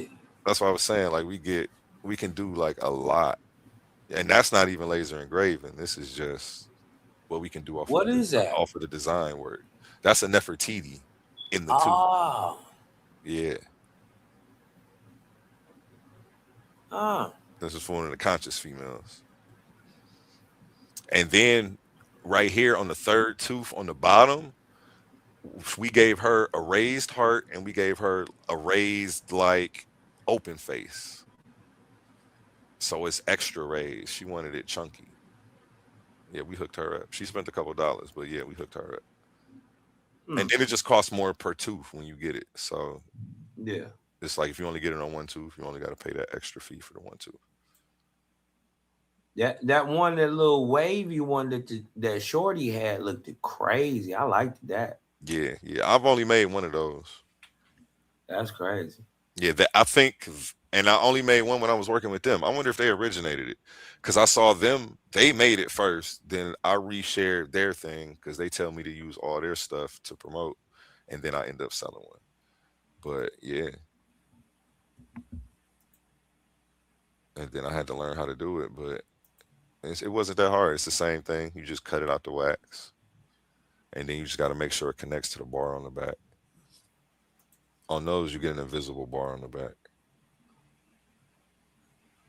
Cosmon, it just hit me who you was talking about with that H. Yeah. Yeah, no, it wasn't him. Okay. Dang, I forgot I had broke my hand. May he rest in peace. Right. That was my boy, though.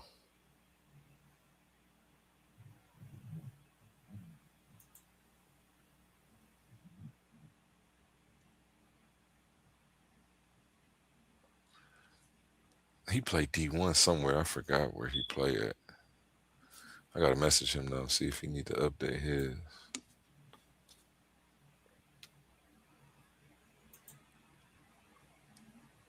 Well, he went and got a 3-piece McNugget. He had 3 different joints. No, that was just an order that came in. I had 3 of them. See, I like them open faces like that on the bottom. 3 of them due on the same day. 3 people picking up their teeth. I like them like that. With the See, I would need something like that, but you have to make mine flat. I got you. Just let me know. Oh, without the fangs? Like, nah, with the fangs, but my bite is like straight across on the bottom. No, you see how he got the straight line. You see the LV on the teeth? Mm-hmm. So like we can. That's just a cutout though. Like I showed you on the other mode. It's the same way. Oh, it do say LV on the top. Yeah, dude, right in the middle too. Got it looking like a big billboard. And then, was that 2 little LVs on the side on the bottom? Yeah. Okay. That's dope. Yeah. That's different. There you go, right there.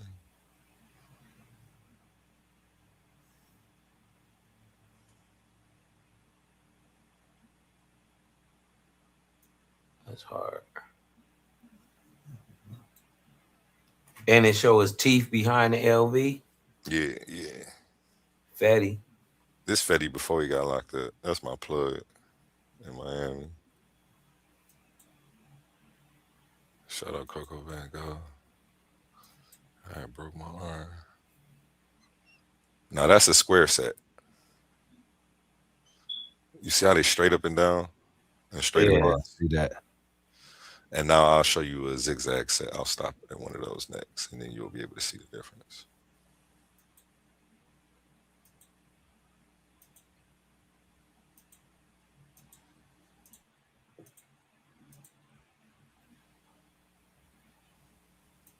Dang, I forgot about that phone number.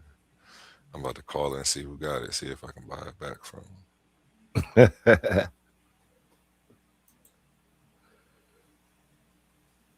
I want one of my old numbers back. The casino got it now. You ain't getting that one back. I done bought a couple numbers back. I did it. It don't matter. I don't gotta go through no stories. Open face. Dang, that was when they was 75. Shout out Big Homie Max, Cleveland rapper. I gotta check on him, see if he need an update. I'm glad I'm going through these.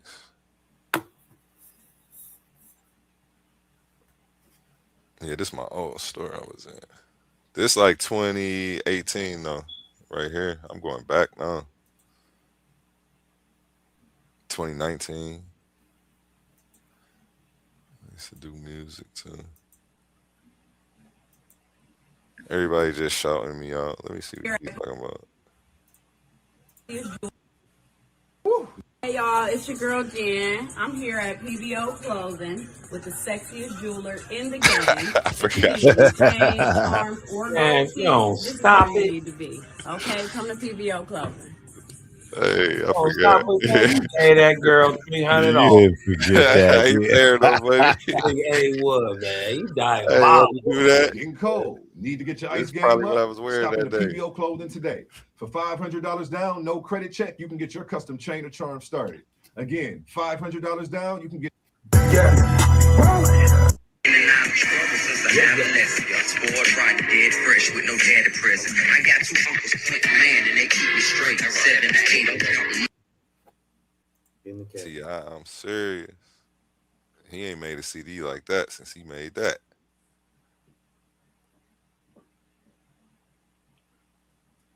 Yeah, he had the $100 bills on his. I didn't make this though. I was trying to see if Look somebody hard, could though. get one. Yeah, my plug made that. He sent me that, like, see if you can sell somebody one of these. This shit banging. It's room in the game now that your boy gone though. Who? The guy me and Kaz was talking about. Yeah, man. I know. Shit, a couple of my partners then got into the game. You know Zach the jeweler? Uh-huh. That's my homeboy. Okay. All right, I'm my guy. I thought about it, but after that little ordeal back there when I was changing shops going from Summit Place to the other mall, I got a crackhead brother that caught my girl slipping, man. She came home from work. Yeah. And she didn't lock my garage door on the way in the house. He went in there and stole all that stock from the store, man. Damn. That knocked the wind out of me, man. I couldn't even get back into it no more. I just started doing tattoos and piercings. I opened a tattoo shop. Yeah, that'll be heartbreaking because even when you catch him, you can't kill him. Yeah, you know, I've been avoiding him ever since because of it. I ain't seen him since then. And that's why. And that's exactly what I be saying, man. I don't even want to do that to you, man. Leave me alone. Just stay away from it. Open face joints. That was when I had my diamonds in on this one. I ain't got that grill no more. I don't even know what happened to it. I forgot. Man, he was all out at no, that was gold. It's just the lighting. It looked like silver. He was out at Gibraltar Trade Center. He had opened a booth and was selling my stuff for like a third of the value it was worth. Getting it on. You know, that's my hood. You know, that's my clip. I know. That's where he was. You still see people in the hood rocking my stuff. Damn.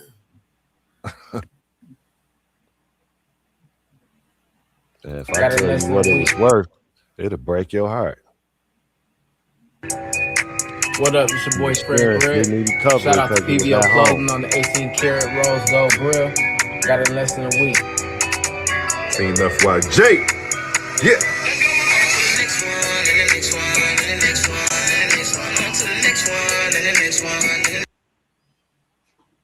I just wanted to hear what he said. I forgot about my homie Fred. I gotta check on him. These are cuts. I think that's what you may have thought the other ones were. Those are called diamond cuts. We also do the square cuts though, but that's what called square cut. Yeah, these are called diamond cuts. Almost look like nuggets. Yeah.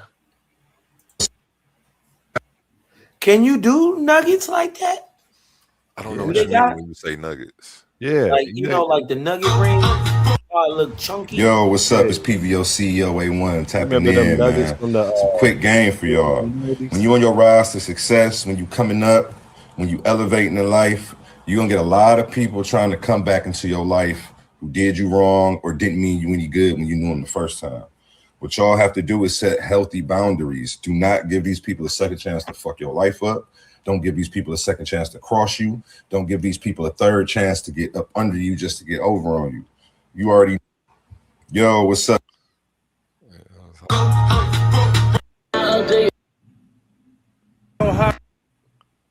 Ohio, Painesville, Ohio. Whatever jewelry y'all need, make sure y'all tap in right now with my brother, PVO Clothing, man. That's family. Whatever grills you need, diamond teeth you need, chain, earrings, bracelet, you want to sell your jewelry, you want to trade, tap in right now, man, with PVO Clothing, man. Team FYJ. Ohio, Painesville, Ohio. Hey, yo, y'all want to live a good life? Be successful, be happy, be genuinely happy and successful? Well, rule number one is surround yourself with the right people. You're only as successful as the person standing next to you. So be very careful and very wise who you choose to have around you in your circle. Facts. You know what I mean? Every once in a while, you got to do a circle check. What I mean by that is check the people around you. Make sure everybody's for you and not against you. And make sure that people aren't opportunists and only with you because they could benefit from you. How can you benefit from them? That's the question you should ask yourself. You know what I'm saying? Nothing but success. Let's get it. Keep those squares about your circle. That's my sandbox homie, man. That's my plug on the jewelry. He Armenian. He look like one of them Arabs, but he ain't. Ohio, I think I learned that. He from Ohio too, so he doing this thing in Miami right now. He holding it down. Them ropes coming back, A1? Some people wear them. That's just what some people like. I like ropes. I don't have one right now though, actually. But I've been seeing them a lot lately. They're my favorite actually. All I got is Cubans right now. Even my little chains are little Cubans. I need a rope. You know what I like that I ain't seen in a long time? Byzantine. Is that a movie? Nah. That's a link.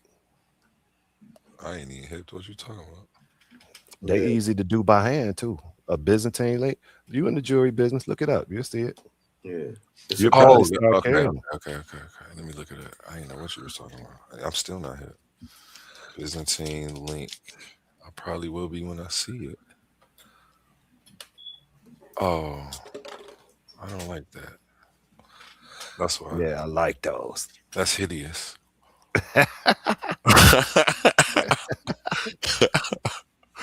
I wouldn't put that on my dog. Let me see which one you looking at. Let me share the screen.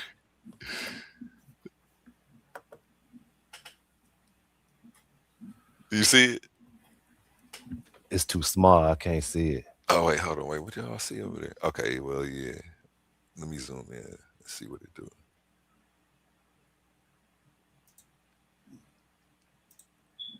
That do look ugly. That don't look like the ones I'm talking about. That shit look like a damn. I don't know what that look like. Oh, that is Byzantine. That's the round one. I like the square one. Mm-hmm. I like the square one better. He said that's hideous. That's probably why you don't see them that much. They hideous. They are hideous. I don't like that. That looks like, I wonder how they put this together, how they link these links. It's just a 2-wire split. All the way around. They links. They easy to make by hand. Okay. I'm actually about to have to look up a video and see how they make these now, because now I'm just interested. Yeah, that's the busy. I want to see if I could do that. Yeah, that's the busy right there. Before the Cuban was big, they was rocking the Byzantines. Yeah, I told you I'm old. Yeah, that's what have to outsource. It got big because of the Romans. They the Byzantines. You know, you can make those by hand. That's what the popes and all the Caesars and all them used to wear, them Byzantine style ropes. You could use those round and flat pliers and make those by hand, A1. It's not even that hard.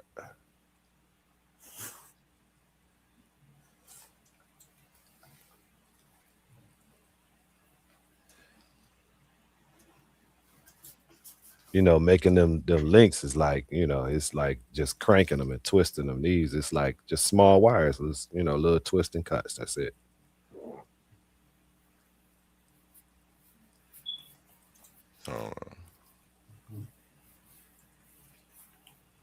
Yo, Painesville, Ohio, Cleveland, Ohio, and all surrounding areas.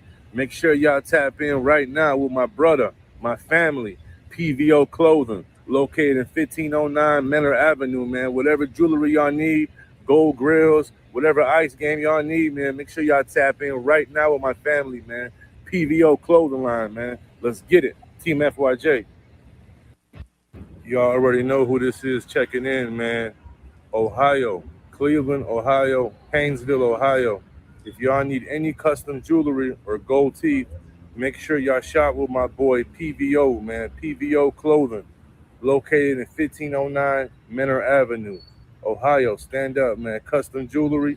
Make sure y'all shop with PVO Clothing, man. Everything top shelf, man. Tell them AP sent you. 100.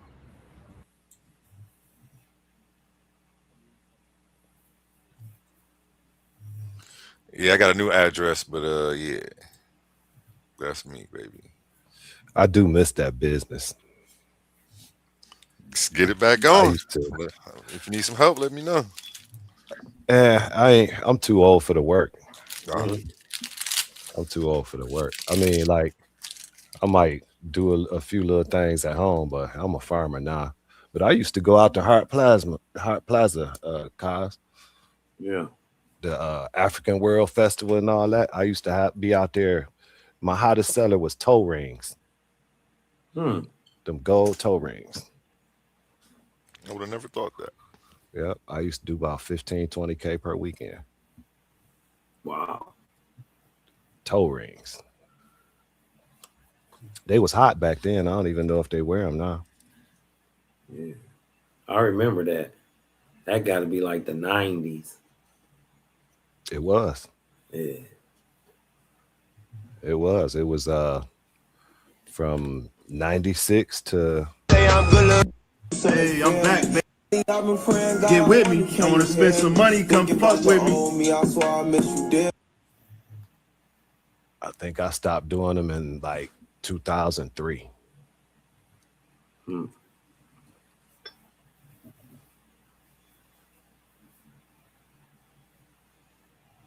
Why did you all in my face? Go back down. Go back down. Get in the cage. I ain't gonna tell you again. Get in that cage. Good dog. Yeah.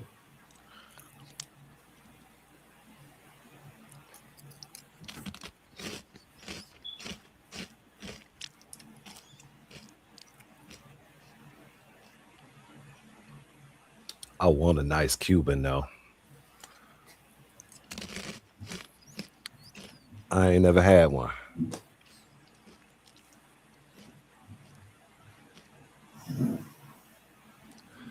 One of these days when I grow up. I never even been a rope guy, and when I get them, I don't wear them. I like chains and jewelry and stuff. Even like the stuff that I do got, I don't hardly wear it. Like I'm like copper jewelry and shit. You know what I don't be wearing none. I used to wear them ropes in high school. Yeah. Like I put some copper rings on now. Something like that. They be getting caught in my chest hair though and be pissing me off. Better that damn taco beat. Yeah. Yeah. Man, oh man. I'm about to go eat me an ice cream pie, fellas. That's what's up. I'm about to go eat breakfast. Yeah, man. I'm gonna lay it down, man. It's 5 a.m. Yeah, it was good kicking it with y'all. Hey man, I'm gonna what's the best days to come out there and grab my bag? Man, daytime. You dig what I'm talking about? Daytime. Daytime. That's what's up. Well, next time I'm out that way, I'm gonna holla at your boy, man. Call me. Yeah, for sure. Okay, for sure. Come get a QP from you or something. Whatever. You dig what I'm talking about? We'll figure it out. We gonna stay legal within the 2.5 ounces. No, we ain't. I'm just gonna bring more people. Yeah, no. We gonna stay legal just in case. Yeah, I'm gonna bring more people. Yeah. That's how we get around that. We gonna have 3 vehicles. Yeah. I farm out that way anyway. My tractor and stuff is over there. So I'm gonna come holler at you. Oh yeah, get at me, my baby. All right, dog. All right, A1, you take care, man. I'm gonna be at you for commercial and some other things. Yes, sir. Titans Debate League at gmail.com. Hit me up. I got you. Got you. For sure, man. All right, my guy. Hey, A1, man. Salute to you, man. Salute to Titans Debate League, man. Y'all go to Cosmon Cal TV. Sub, like, share. You dig what I'm talking about? Thumb up the video before you leave here. Spread that love. Share the lives out, man. Hey, A1. What's up? You can do something for me real quick? Yes, sir. Hey, man, breathe in. Hey. Let that light in. Let's I'm go. Cosmon. I'm out, y'all. All right, my baby. Peace. That's one of the first commercials I ever shot. Let's see. Hey, this is Evie with PVO Clothing. We're giving away a free grill of your choice, 6 teeth, white gold, yellow gold, or silver. All you have to do is like this video, share this video, and tag me and PVO Clothing for your chance to win. So like this video, tag us, and reshare. Step up your flex with diamonds any grade.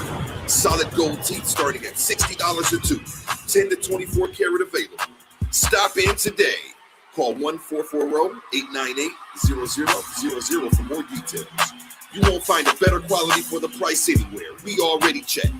Located right next to Planet Fitness at 1509 Merneptah, Painesville, Ohio. Talk is cheap, Northeast Ohio. Put your money where your mouth is today. Missing teeth, not a problem. Tops and bottoms, we got you. We also offer silver, white gold, and rose gold. Stop in and get your teeth today. Hey, this is Evie with PVO Clothing. We're giving away a free grill of your choice, 6 teeth. White gold, yellow gold, or silver. All you have to do is like this video, share this video, and tag me and PVO Clothing for your chance to win. All right, y'all. What I'm gonna do is end with one of my favorite songs right now. Jamar Milton. If y'all ain't hip to him, Jamar Milton with 3 A's. Look him up. One of the hottest rappers right now on the scene. If I do say so myself. Every time I say that, I think about Jay-Z now. You like, wait, messed that up for me. Yeah, let me go ahead and pull that up. Share this live out if you haven't. Don't be scared to hit that super chat on the way out. Appreciate all of y'all. Again, this is Jamar Milton. So Many Bodies. Look him up. Jamar Milton. I'm talking faster than I can type. Let's get it.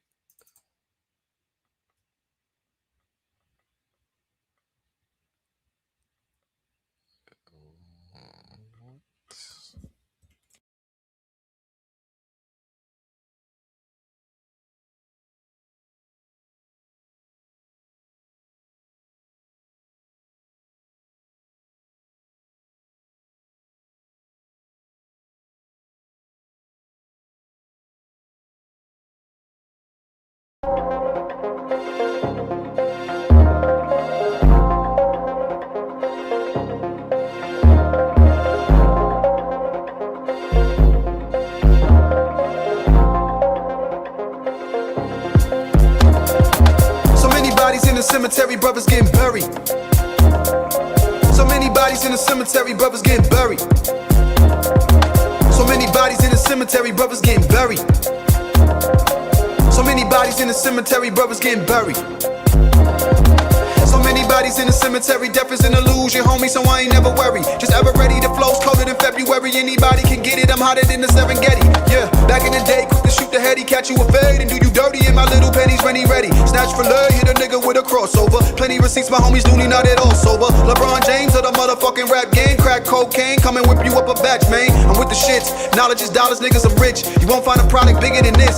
Downloaded it to my conscience, been bodying ever since. Right now it's starting to make sense. I bless us since the adolescent, been practicing, manifesting and stretching out to the heavens and leveraging energy vectors in several directions. I've been in the trenches with multi-dimensional vision. I ain't superstitious, but just for the record, I don't care if you respect it, nigga, fully invested. I don't care if you a legend, my appearance a blessing, appearance a blessing.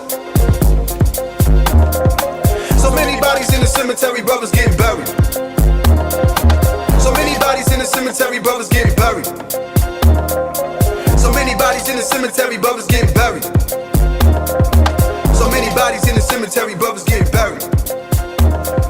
Ain't no telling will I live or I die. Wish upon a star as I gaze upon the sky. Looking at the world and I see clear. So it makes sense, I don't wanna be here.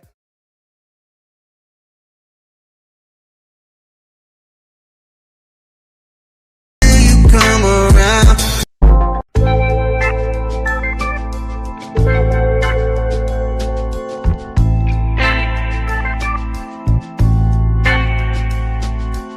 She move her body like a shaman. All in my head, so much in common. Just say that word, baby, I'm on it.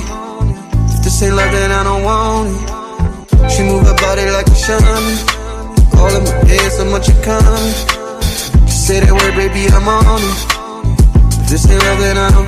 See, I've been looking for a while. One who compliments my style. Then who's pheromone so irresistible, it drives me wild. She ain't got no time to flex. Way too blessed to be here stressed. Ain't compatible with low vibrations. Nothing like the rest, no. I don't know nobody. Nobody.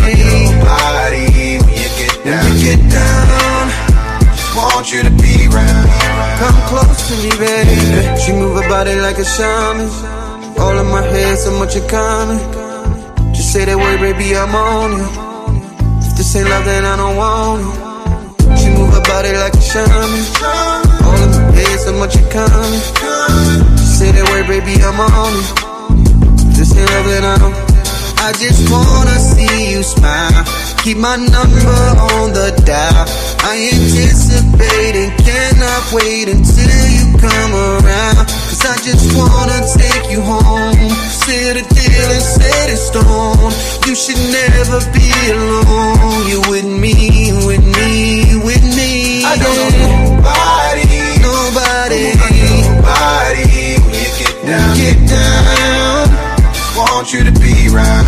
Come close to me, baby. She move her body like a shaman. All in my head, so much you coming. She say that word, baby, I'm on it. This ain't love and I don't want it. She move her body like a shaman. All in my head, so much you coming. She say that word, baby, I'm on it. This ain't love and I don't want it.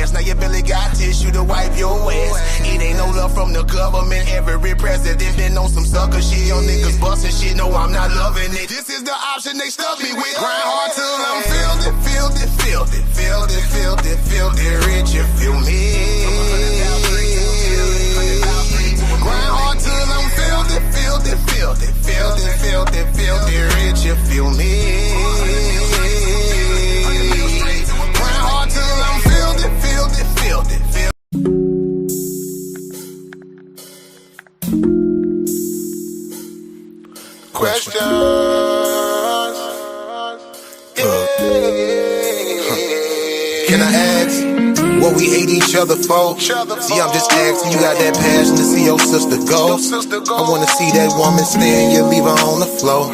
Let's try to gain some understanding before you go to war. Your spirit pour deja vu, I've seen this before. Time after time played in my mind, I can't take no more. I did the crime, I did the time, I only bruised my soul. I had to grind, I had to climb, I had to choose my role. Have you been told that I love you lately? Been around those who don't bug you lately. Go around those who don't drive you crazy. You need a hug, my sister. Better help with that mean mug, my sister. Come on, receive it, don't you shove, don't push me. It might not be about your nookie. And again, it might be about your cooking. Give you some ends, trying to supply some cushion. Discipline without no whooping. Known to show and prove without no woofing. Open your eyes to what you overlooking. Baby, don't that feel nice? Yeah, tell me, show that, don't that feel right? Ever felt what true love feel like? This ain't no pill high. But no shit that growing, no feel high. Keep you grounded, but yet you still fly. See, now I realize you epitomize everything a woman should be. And I pray to God that he working on my third eye, so I see that this world ain't all about you. It ain't all about me, but if you really giving out LOVE, so can I ask what we hate each other for? See, I'm just asking, you got that passion to see your brother go? I wanna see that man stand, you leave him on the floor. Let's try to gain some understanding before we go to war. Your spirit pour deja vu, I've seen this before. Young men are dying, young women dying, I can't take no more. You do the crime, you do the time, you only bruise your soul. You gotta grind, you gotta climb, you gotta choose your road. Have you been told that I love you lately? Go around those who don't bug you lately. Been around those who don't drive you crazy. You need a hug, my brother. Better help with all that hate, my brother. I know you dealt with dudes that's fake, my brother. Understand I can relate, my brother. Only so much you can take, my brother. What I'm trying to say, don't let that hate become you. Don't never break, my brother. Let me carry some of that weight, my brother. Better cleanse your soul for it's too late, my brother. See, now I realize you epitomize everything a brother should be. And I understand that melanin inside you connect you to me. And that sun is where we gon' meet. Like God is how we gon' speak. With the same power to build and destroy, but yet unique. See, you get weak and I get weak, and we stay strong together. We keep each other inside that light, cause the darkness harms whoever. And you only create a diamond, keep applying that pressure. My crew knew better, go faster by yourself, but we go farther when we go together. I ask what we hate each other for. See, I'm just asking, we got that passion to see each other go. I wanna see that person stand, you leave him on the floor. Let's try to gain some understanding before you go to war. Your spirit pour deja vu, I've seen this before. Young men are dying, young women dying, I can't take no more. I did the crime, I did the time, I only bruised my soul. I had to grind, I had to climb, I had to choose my road. Have you been told that I love you lately? And I love you lately. Have somebody, I love you lately. Say, I love you lately. Have somebody told you.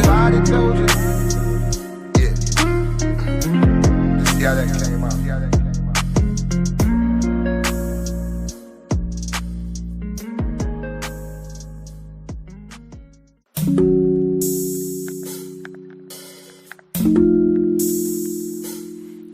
Question.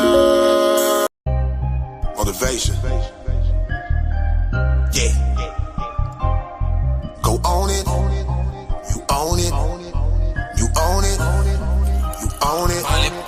Are you investing your money or are you spending? You got that hunger, you come from humble beginnings. It's time to own it. No paying rent where you living. Go buy the land and you pass it down to your children. Do you feel me? Being broke ain't a number, that there's a mindset. They say it's lonely at the top, you made that climb yet. You wasted time. God, no, can't get no time back. You can't flip numbers till the day you flip your mindset. Yeah, if I told you crypto numbers, you would think I was lying. I heard people 35 were talking about they retiring. They hit the store, they got the book, they even studied online. About to build financial foundation, one tool at a time. I'm talking refinancing everything to stay alive. Before you get yourself a play, create a Power 5. Self-directed IRA will make it certified. You saving up for your health because they hurting guys. Got to go insure your life. That's life insurance, right? Cause all the money made in a day is just might save your night. That 401k make it light and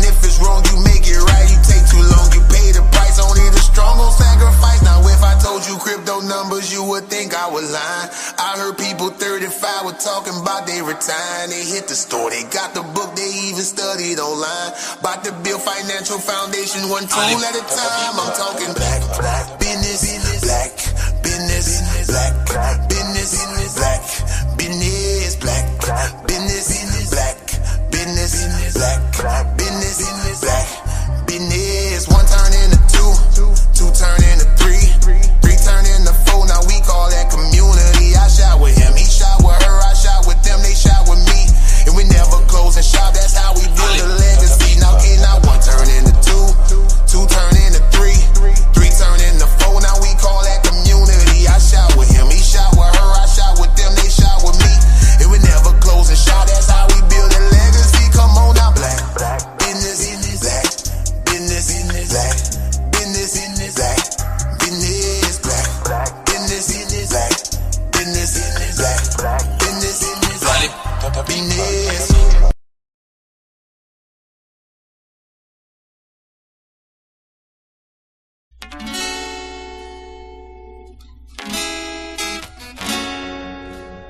Yeah, yeah.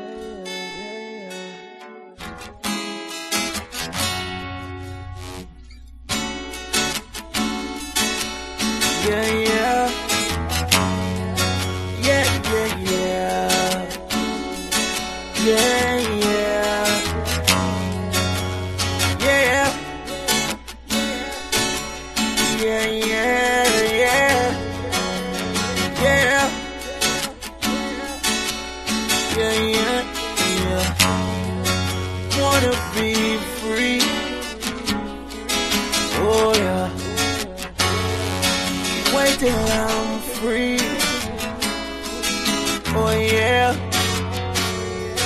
Wait till I'm free. Then my sister don't gotta pay bills no more, and she'll be free.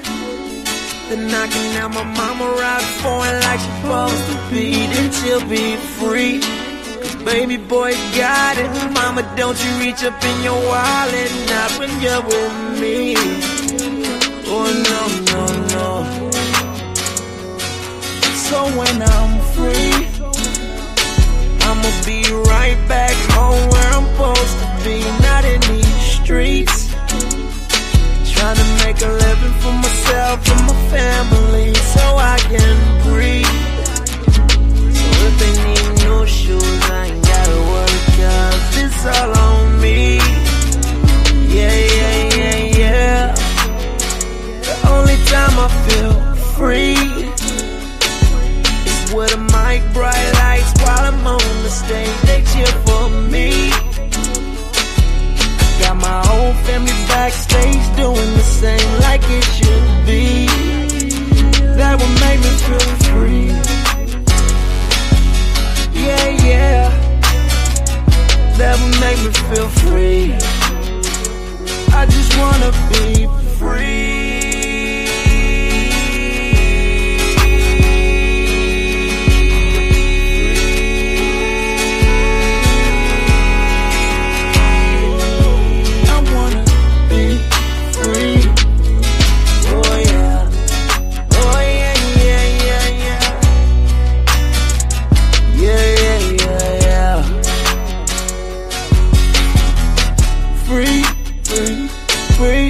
Free, wanna be free, free, free, free. Wanna be free, I wanna be free, I wanna be free. I like feel like this. I wanna be free. Yeah, yeah, yeah.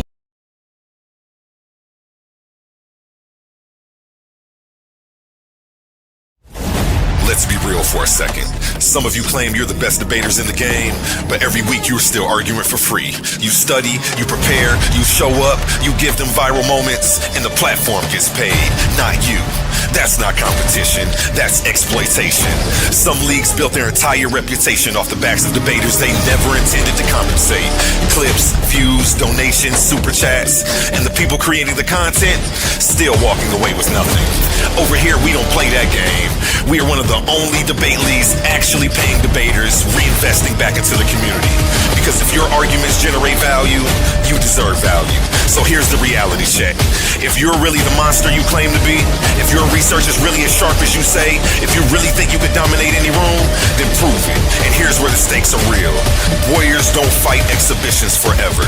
They fight where the prize is. So you have a choice. Stay comfortable debating for exposure, building someone else's empire, or come step into the arena where serious debaters get respect and paid. This isn't charity.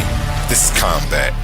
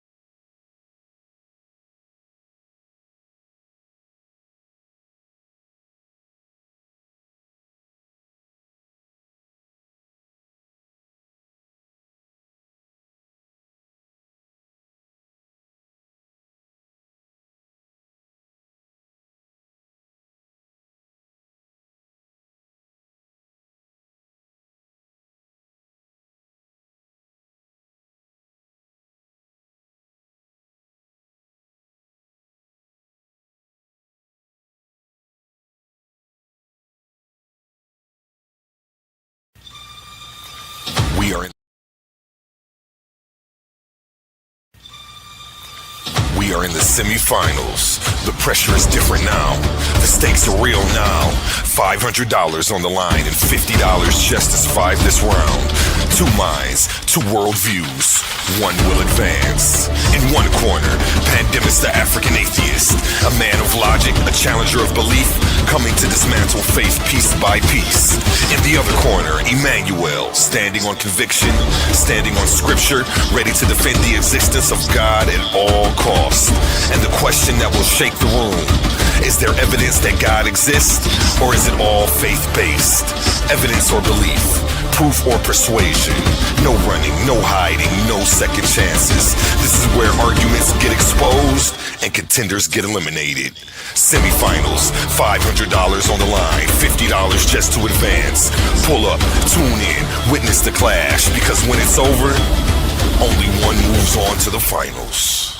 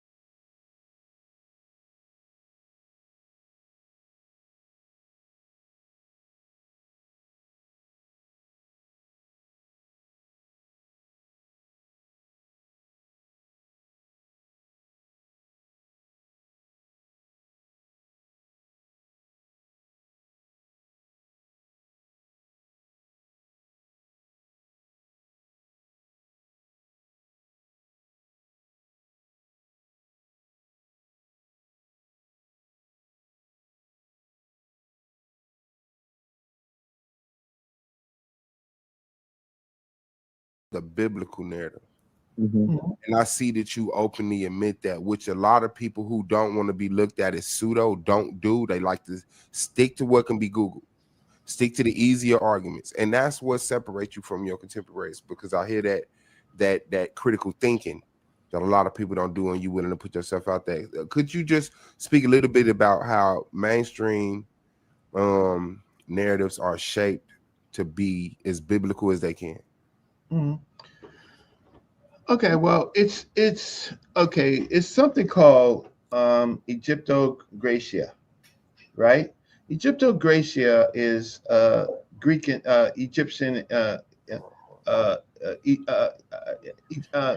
interpretation of Egypt from the Greeks.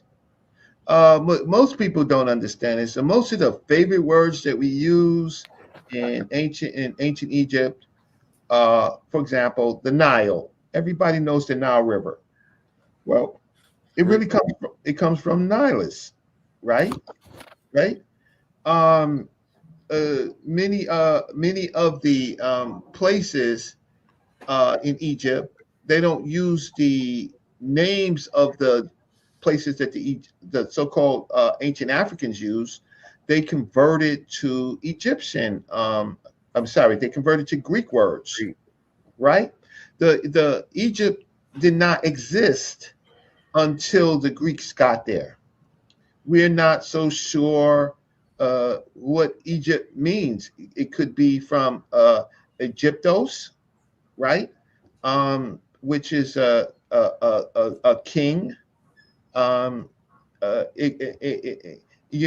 try to then dance around and say it's the Hawat Patah, right? Hawat Patah.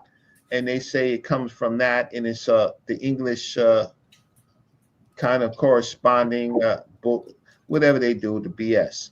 So what we have is interpretation. We have interpretation. Egypt is the Black Land. That's interpretation, and we get that from Plato. And so they're amazed that we actually know this. So when we read Plato inserts that it's the Black Land, right? The Black Silt. But Plato never understood the language of the ancient Egyptians. So then they're not expecting us to to analyze this, but we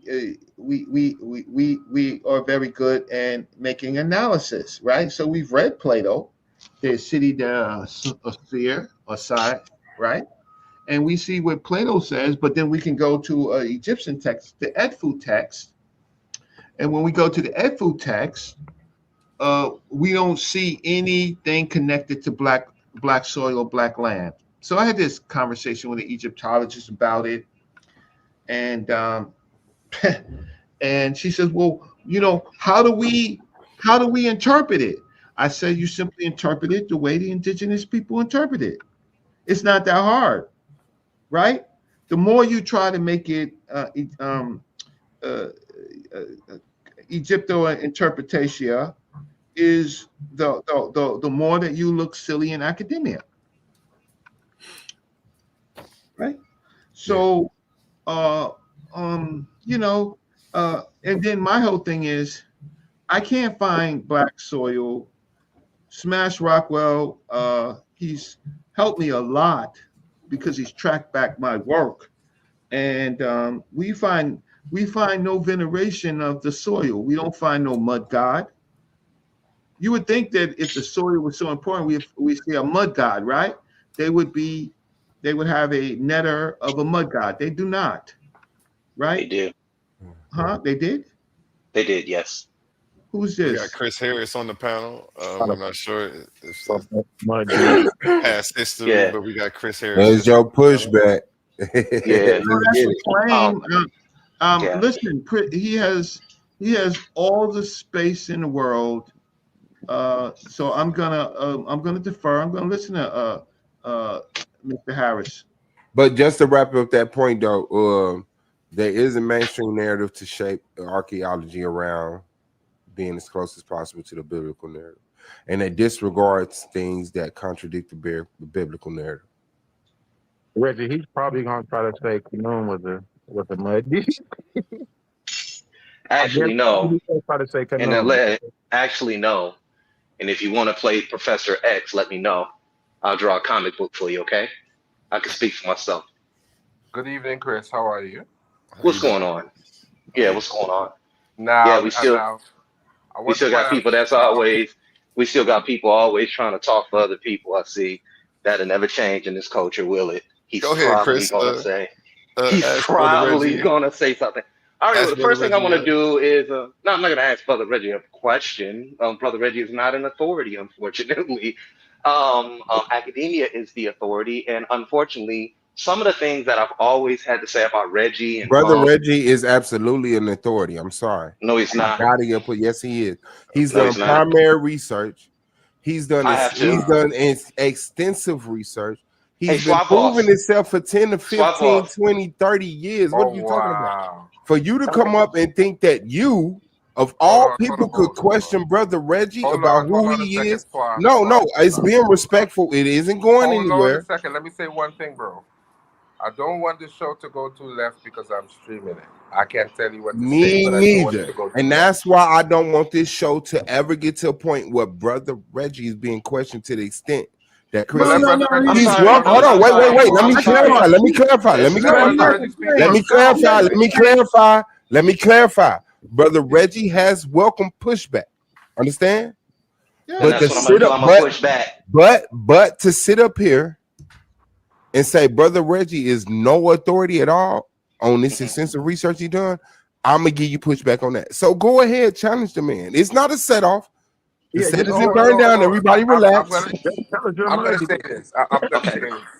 Hold on, Chris. This show has been going left in a very good way. Let's keep our comments respectful, please. I can't tell you what to say.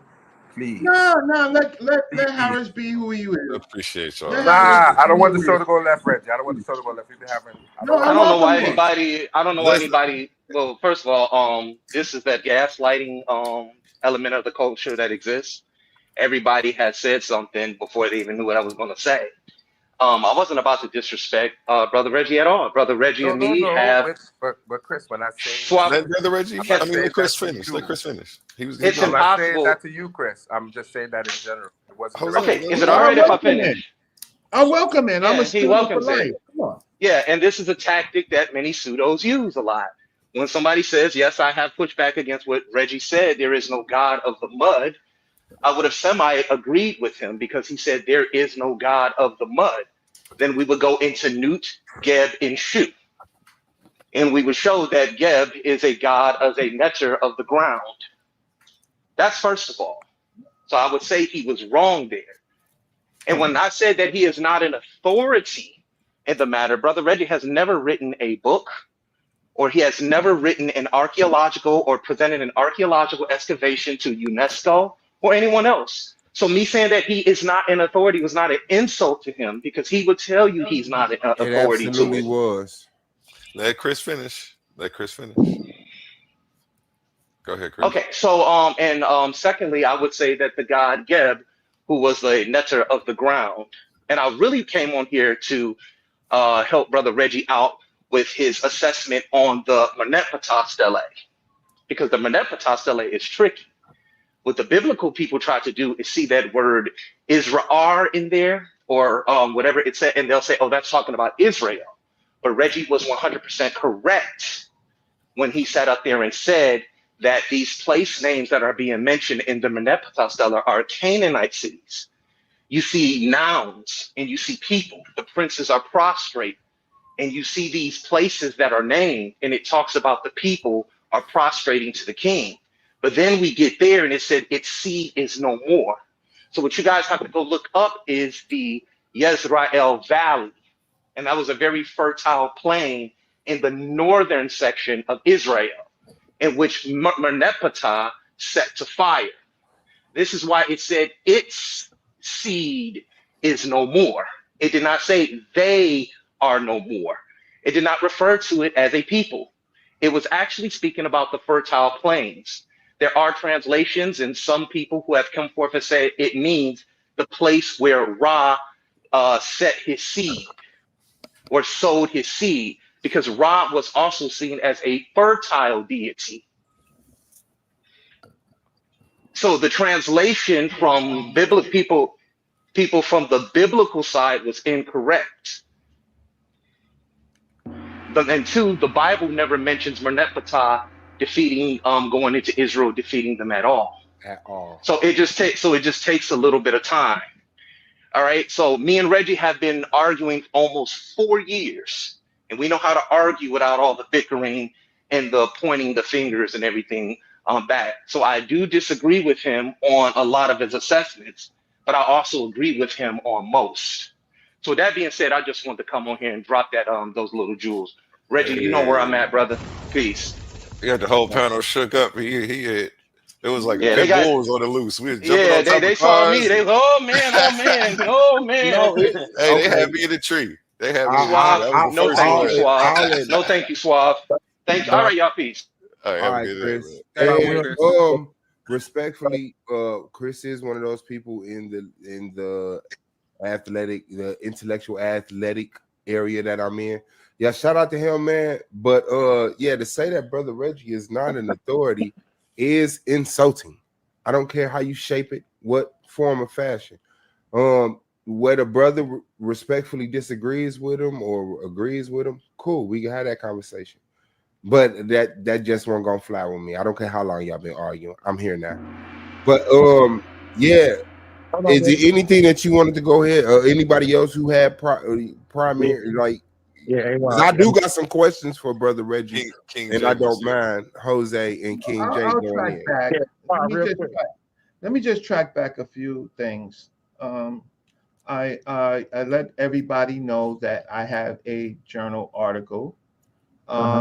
So Brother Reggie is not an authority, but I've done something that most people in this community has not been able to do, is to write a journal article.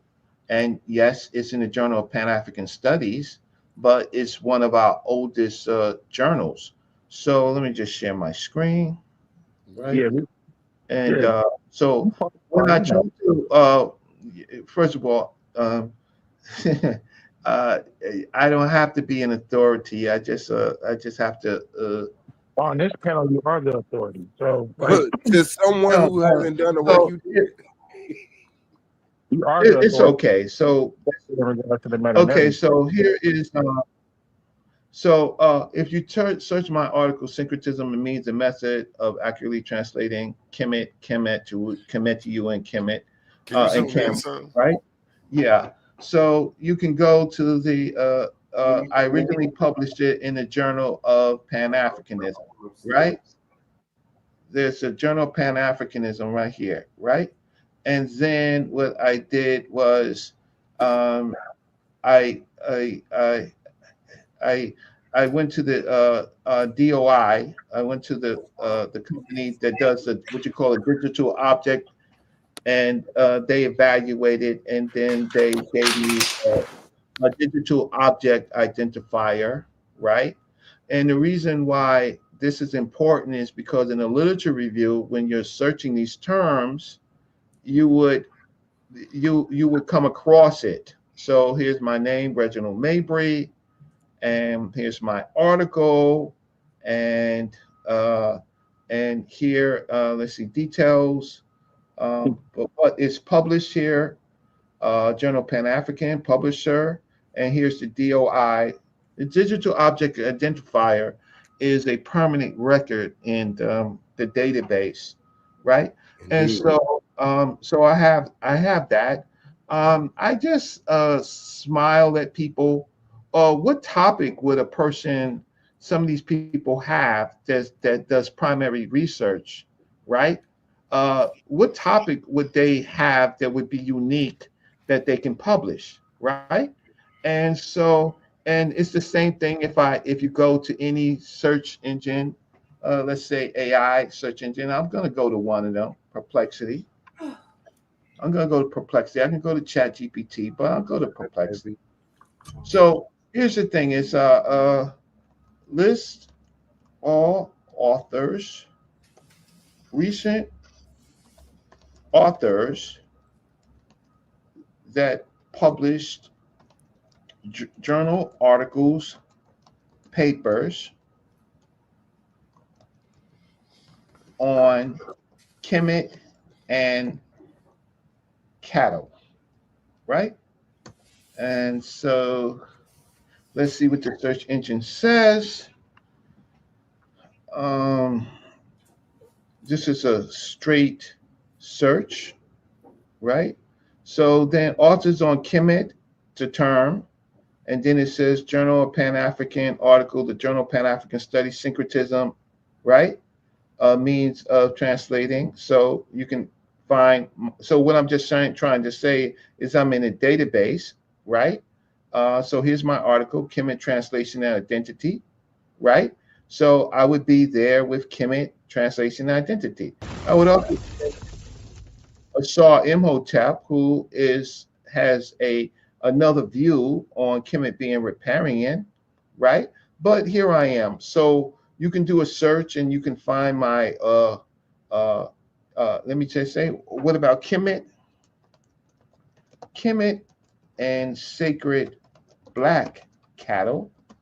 See what happens. So Chris Harris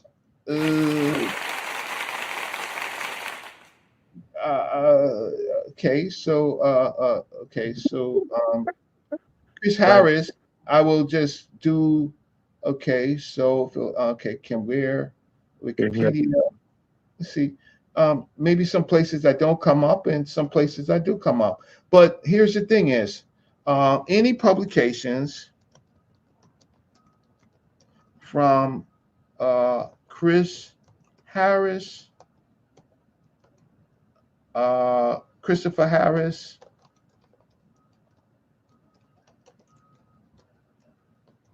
a YouTuber. What's his page? What's Chris Harris' page? We don't know. YouTuber that has discussions on religion. But real quick, just Reggie, just to build with you, just because he mentioned something about Gad, right? Because I said, just because he didn't want to say Kanum, I think he was either hastily said Gab or just didn't really know. Because correct me if I'm wrong, but because when I see Gab, I associate Gab as a cosmic deity, not a deity that would be associated with mud.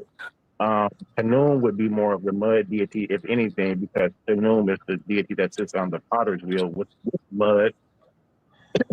And make can I jump? Well, sorry.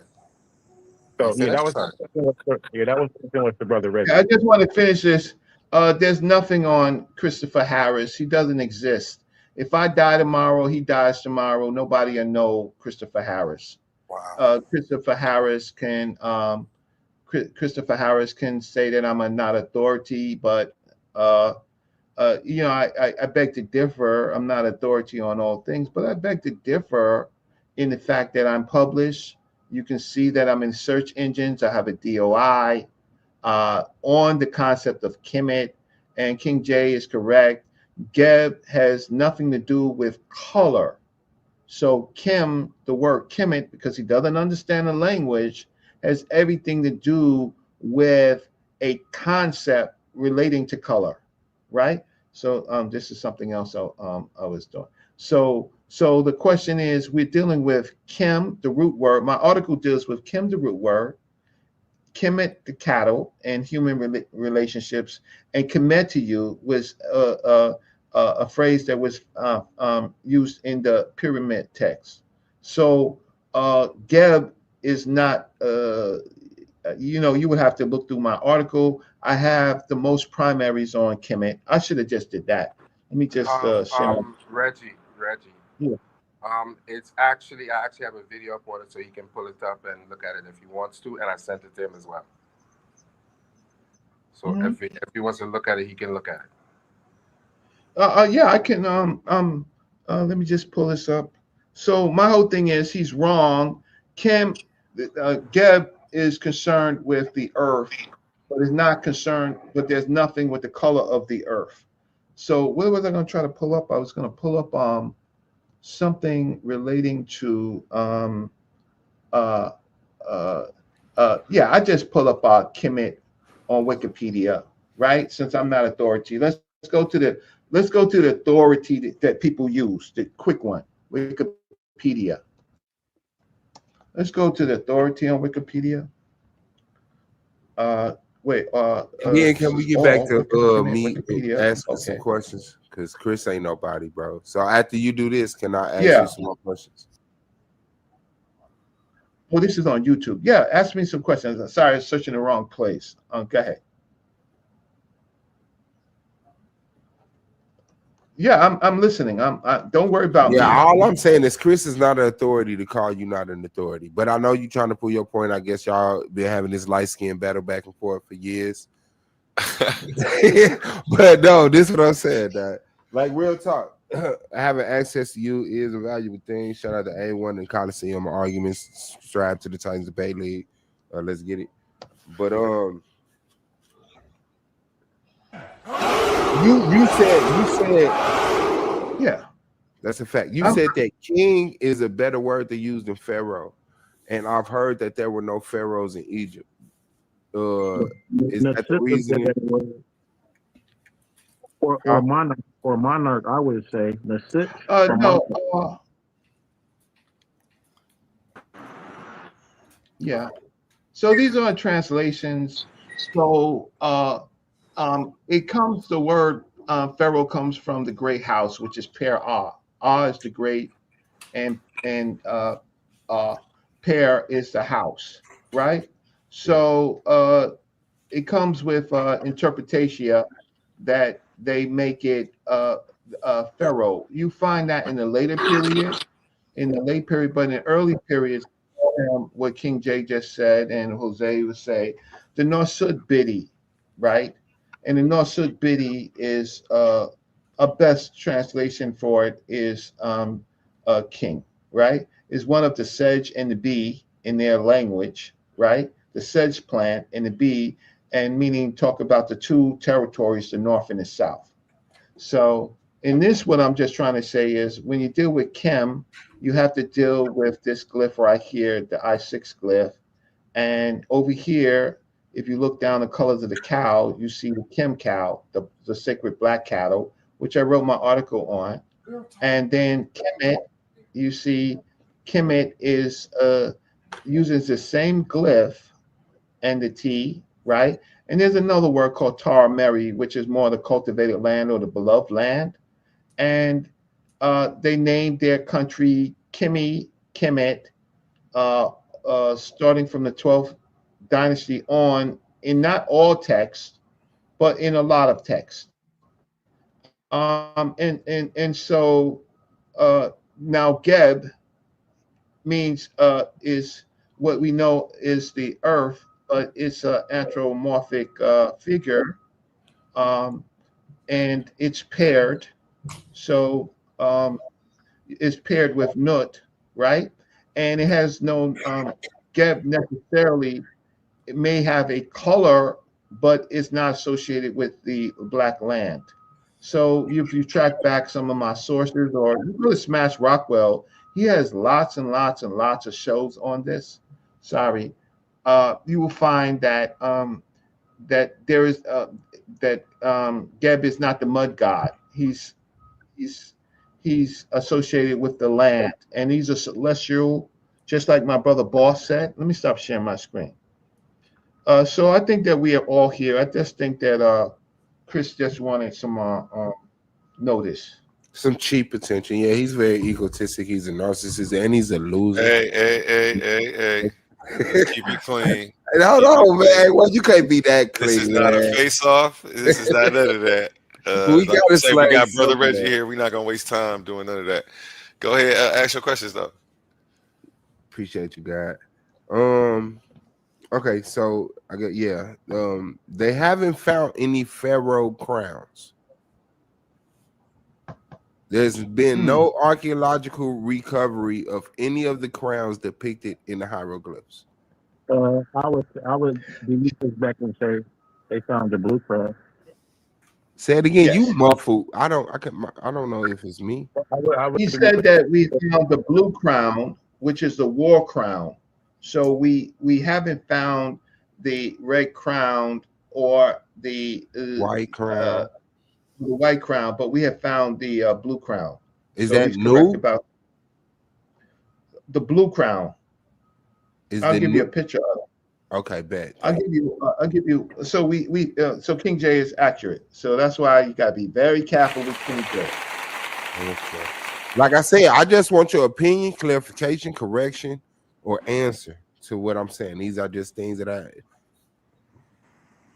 King J was accurate again. Oh yeah, he's according to Brother Reggie and to Brother Reggie. So Brother Reggie. because he I got a scoreboard over here. Yeah, he will. You can look it up. So I'm gonna look it up and I'm gonna show you that we have the blue crown. And so images. And why he bringing it up? The pyramids aren't spoke about in the Bible. The pyramids aren't spoke about in the Bible, and there's no hieroglyphs in the Great Pyramid. There are they have found what they think is graffiti and kind of like one of the chambers, but nothing substantial, right? They have found they have recent work. They have found Khufu in the Great Pyramid. They found his name in the Great Pyramid. They think they found his name. Yes. Mm-hmm. But there's been no like the Great Pyramid isn't like Egypt wrote on everything. Like they recorded information on every pillar, every wall, every side. But in the greatest structure in that civilization, no hieroglyphics to this day. There's some questionable ones to this point, but like it's not like littered with hieroglyphics. Well, like boss, the rest of Egypt was. Could I run this by you? Have you considered that? Because Reggie, the first pyramid text isn't to what? Unis? That's the first we see. That's the first. Yes, when Unis is so King J, you can talk. I don't have to interrupt you. While you look up that blue crown, I'll get this clarification on that, and then you can speak on it, and then Jose can speak on it. I'm just trying to find a primary artifact of it, but a good primary artifact of it. What's your reason behind asking about? What do you suggest? Alternative method. I mean, to tell the truth, like I said, I'm trying to get your opinion, your teaching, a correction. So I guess this one right here that I'm saying is those two things linked to me. The fact that the Bible is one of the greatest books, the greatest book to ever be recorded and passed around and translated, right? Like all other information has been interrupted and isolated. The Bible has been able to be pushed worldwide, and it doesn't mention the pyramids. And then when I look at the pyramids, when I give creditation to the Egyptians for building it, and I see that the Egyptians wrote on everything, and then say it again, Jose. What happens is you have some artifacts and certain stele where you might just see pictures, and some things you pull up don't necessarily have writing. But what happens is when you deal with the pyramids and all these things, they have specific texts that they write continually in some of these pyramids and on coffins, which are known as the pyramid text, the coffin text, and Book of the Dead, and all of those other things. But what I want to point out is that when you see these things translated and they show you them, they were once one long document, and they cut them up into pieces, like the Papyrus of Ani, and glued it onto a board, and they actually destroyed it. So Faulkner wrote a recent book called the Papyrus of Ani, the complete book of the Papyrus of Ani, and he apologized for doing it, and he put it out so people could read it. So a lot of times we're reading these things, they're sort of out of context. They just compile these things in a way that they were not originally meant to be read. And then there's another danger of just reading text without understanding what you're reading. So I always caution people to just go open a translation of the pyramid text and start. I can imagine that, right? That's why that's crazy. Because I did it. Because listen, I did it, and it made me start to feel funny, like I shouldn't be doing it. like you know, I might hurt myself. I might invoke that's something. That's why I feel like. So I stopped doing it, bro. I swear. I swear to you.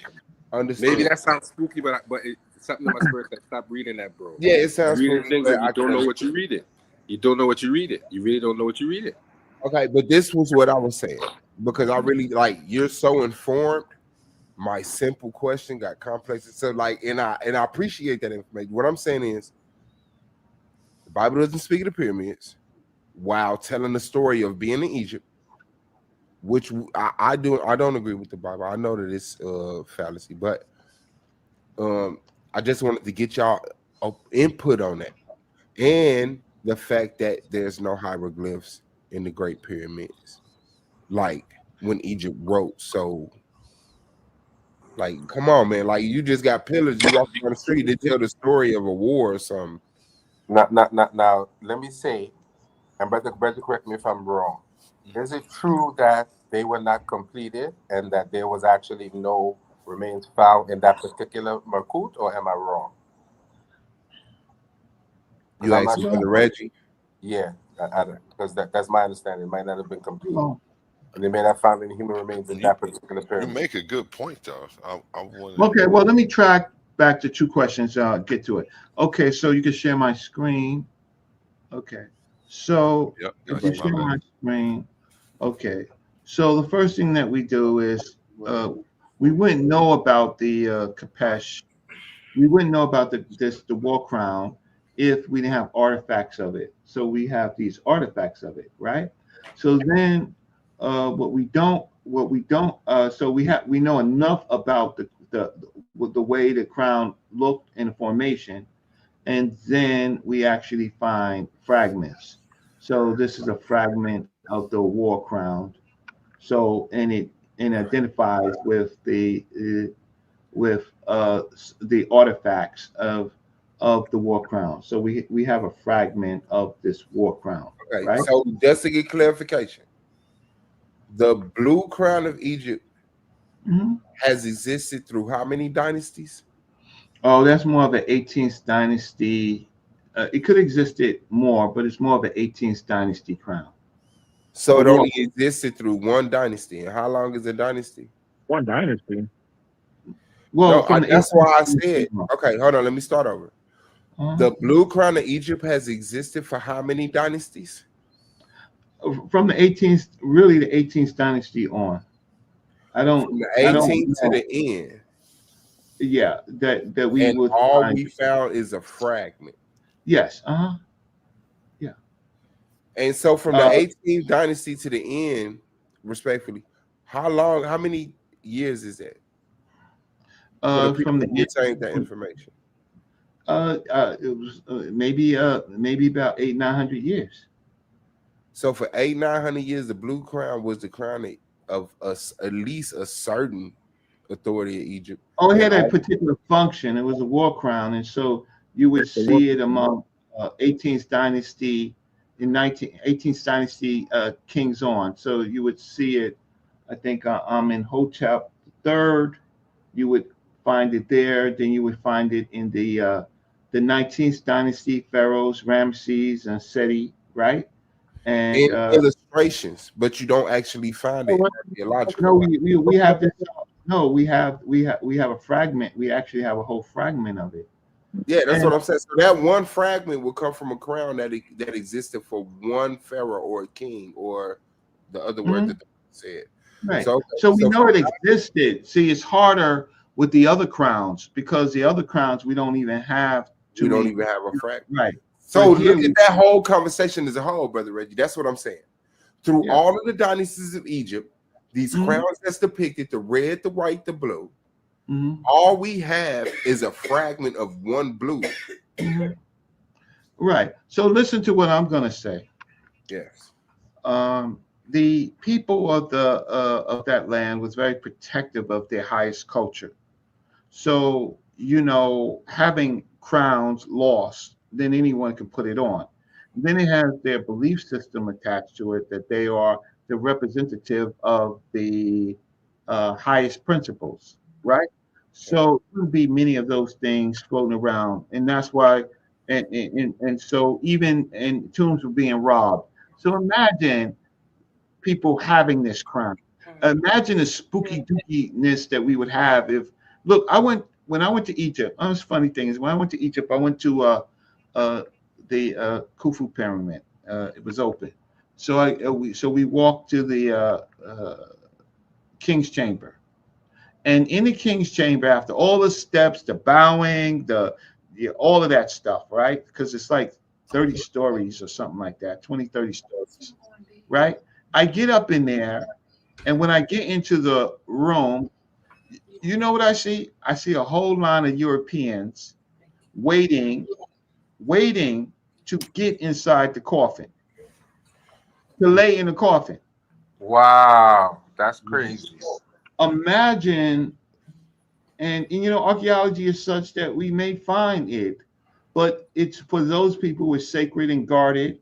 And we know it existed because of the statues, but finding it, we haven't found it. We did find a fragment of the blue crown. Well, Brother Reggie, I was watching somewhere where they were saying that they think some of the other crowns were made out of materials that might have deteriorated over time.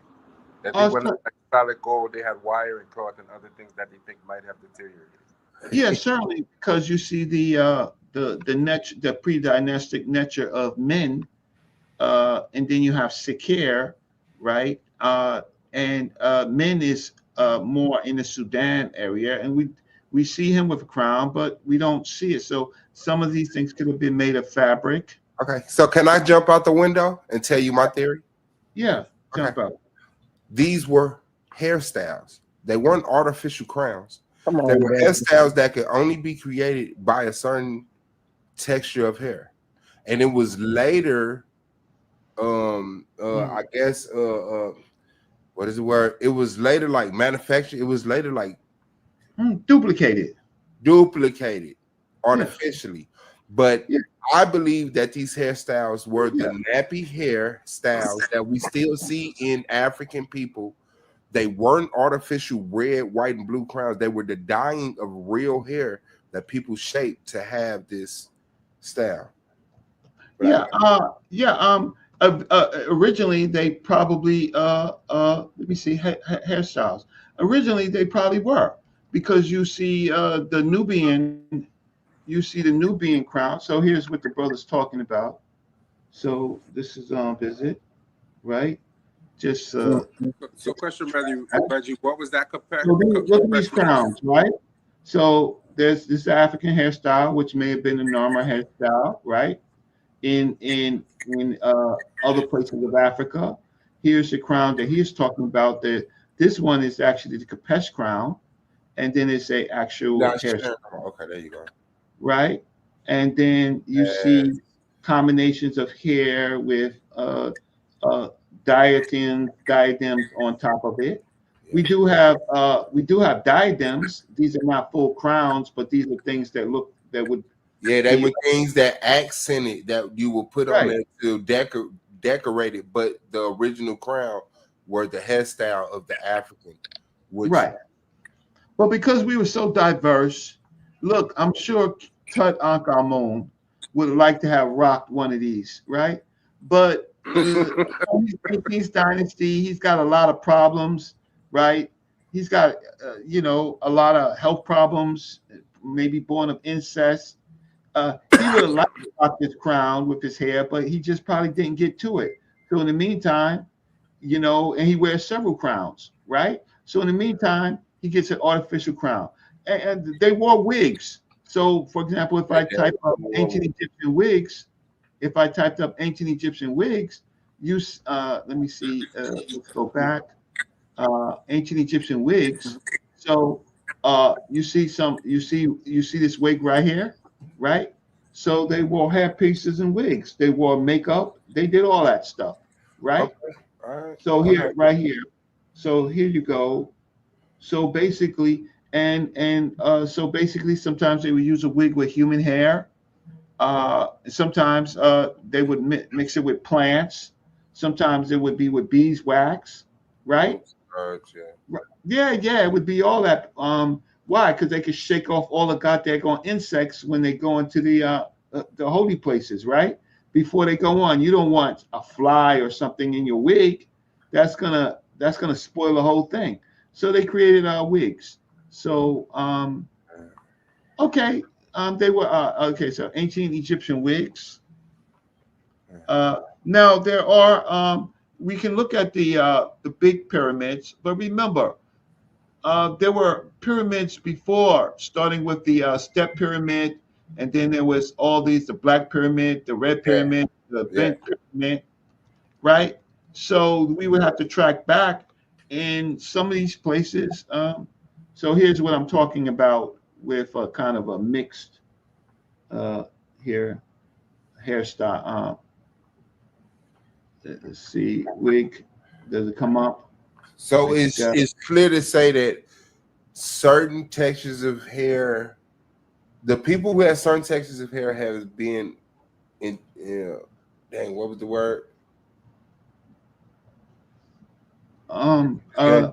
Duplicate. Yeah.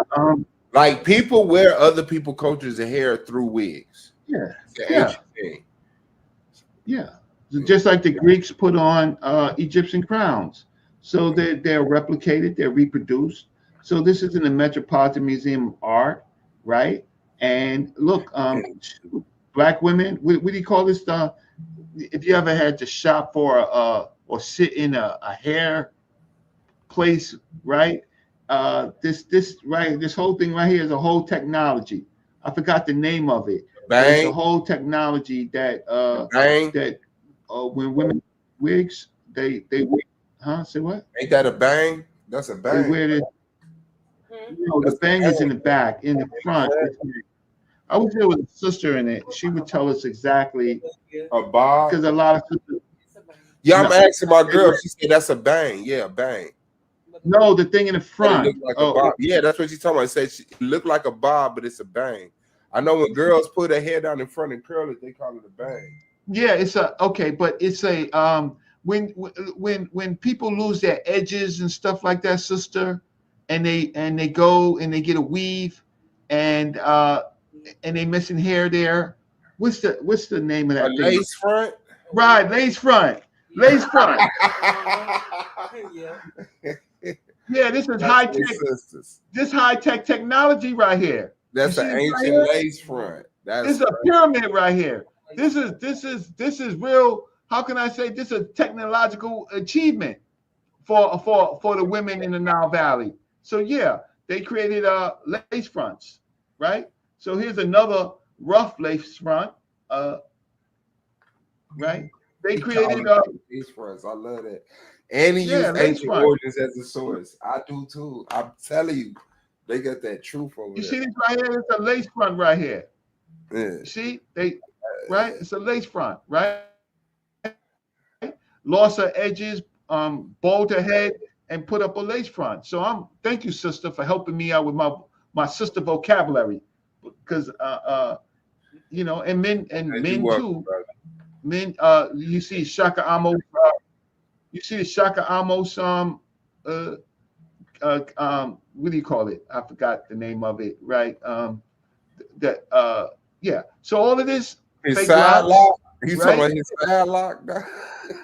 Yeah, side locks. Right. And here's a sister buried. Watch this. This is what you call a sahu, a mummy, right? Yeah. And this is actually a sister from the land, buried with her real natural hair and her braids, right? Mm-hmm. Right. And then she got a little hair wrap for the other side of it. But this is she looked like a lot of women I see walking around alive today. When you see them real crazy crackheads, but they just got their hair done. Yeah.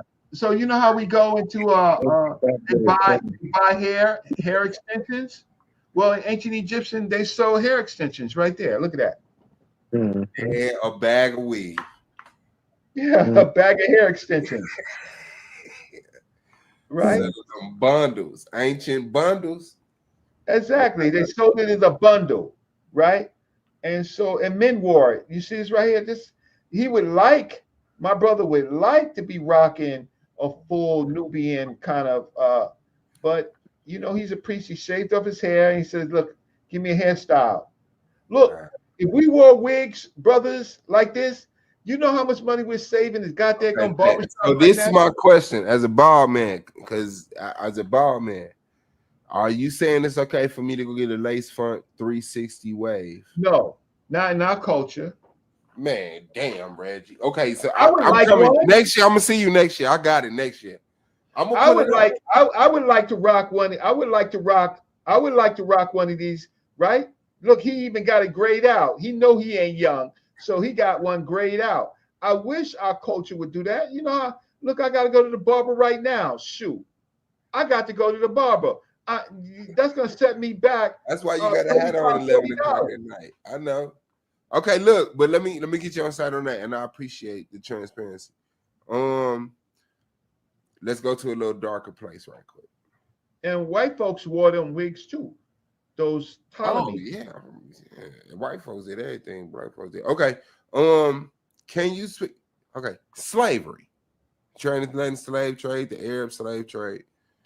With your knowledge, and I mean this to the panel, but could you talk about the African kings that got killed and lost their head fighting against slavery? Because there's been a narrative coming out that Africans sold Africans into slavery, and that's been their excuse for white supremacy. Could you please speak about, if you have any knowledge, and everybody else? Yeah, sure. All right. So the concept is really prisoners of war. So with the crazy FBA people, those nuts, right? Creating a fake history, a false history. Africa was already delineated. That's how we lost. We were not unified. We had already delineated. So in some of the West African places, and many other places, but West Africa is a good study. You have the Ashanti, the Fante, the Ewe, and Ga. You have those ethnic groups and they're warring. So what they would do is they would take their prisoners of war. So they would not integrate with their prisoners of war.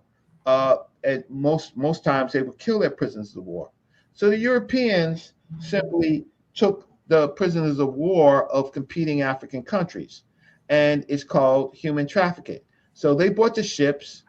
Those prisoners of war was given to the Europeans instead of being slaughtered, right? So to say we sold ourselves into slavery is oversimplistic, and it's a lot of people out here that just does bad history, right? But in early ancient African civilizations, the ancient Egyptians, when they went to Canaan, right, they took prisoners of war. The reason why they went to Canaan is because the people kept invading their lands. So they brought the war to the Canaanites. So they captured thousands and thousands, right? And some of them, it was a choice: be servants, right? Or if you want to use the word slaves, right? Slave. Yeah. Or die.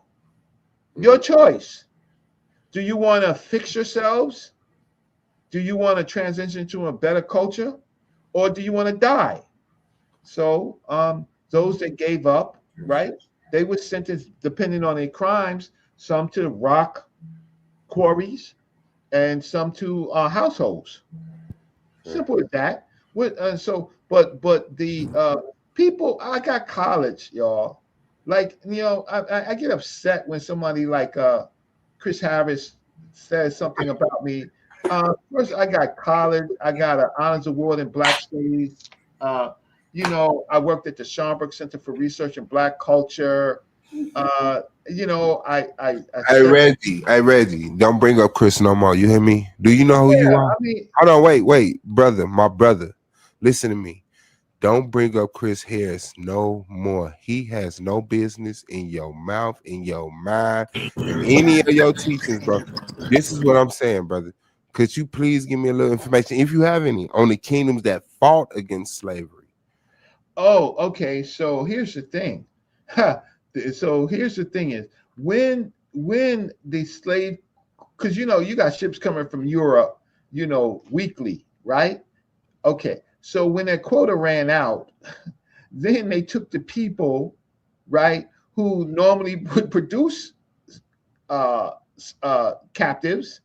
They started taking them and their families, and so that's when they got the message. And so then you have Asantewaa, you have Prempeh, you have those groups of people fighting against European slavery. Too late though, right? In Angola, you have people fighting against slavery. All through, you had Africans fighting against slavery from the Arabs, the Arab slaveries. You have Africans fighting against slavery from the Roman slavers, right? So there is lots of resistance in Africa, right? Oversimplistic people who need education, who need to study and to read some books. Or look, I mean, I'm friendly until you assault me, but I'll dress you down because what have you read? Dr. John Henry Clark, my professor, teacher, right? Elder, my extended grandfather, was his pallbearer. Last person to see him in death. He asked us all, could you do some research on the Bach Treaty? The Bach Treaty is a 500-year treaty between the Sudanese people and the Arabs, right? And basically, the treaty was, and I'll pull it up for you. I think I can pull it up for you. Basically, it was Arab slavers was coming into Africa, and they made a treaty. So I'll pull it up for you. So the difference is always when you have somebody on, on your channels and stuff like that, if they can't demonstrate, if they can't demonstrate, then they're not worth anything to you, because all I'm just doing is I'm beginning to source stuff for you, right? So let me just see if I can download this. Okay, read and download. Okay. You do that. Hey, what's his name? Swab. Are you referring to the homie? No, the King Badu Bonsu II, who was executed in Dutch in 1838 or whatever, returned to Yeah, you're talking about we're talking about, you asked about the slave trade and the blacks selling blacks into slavery, right? It starts from like the 16th century, not the 18th century. Okay. Yeah, I'm talking about the African kings on the African soil. Yeah, right. I said the homie. You don't know who the homie are? Okay, you real muffled, bro. It's crazy on my end. I don't know if it's the homie tribe. You don't know? Do you know who they are? Yeah, I know the homie tribe.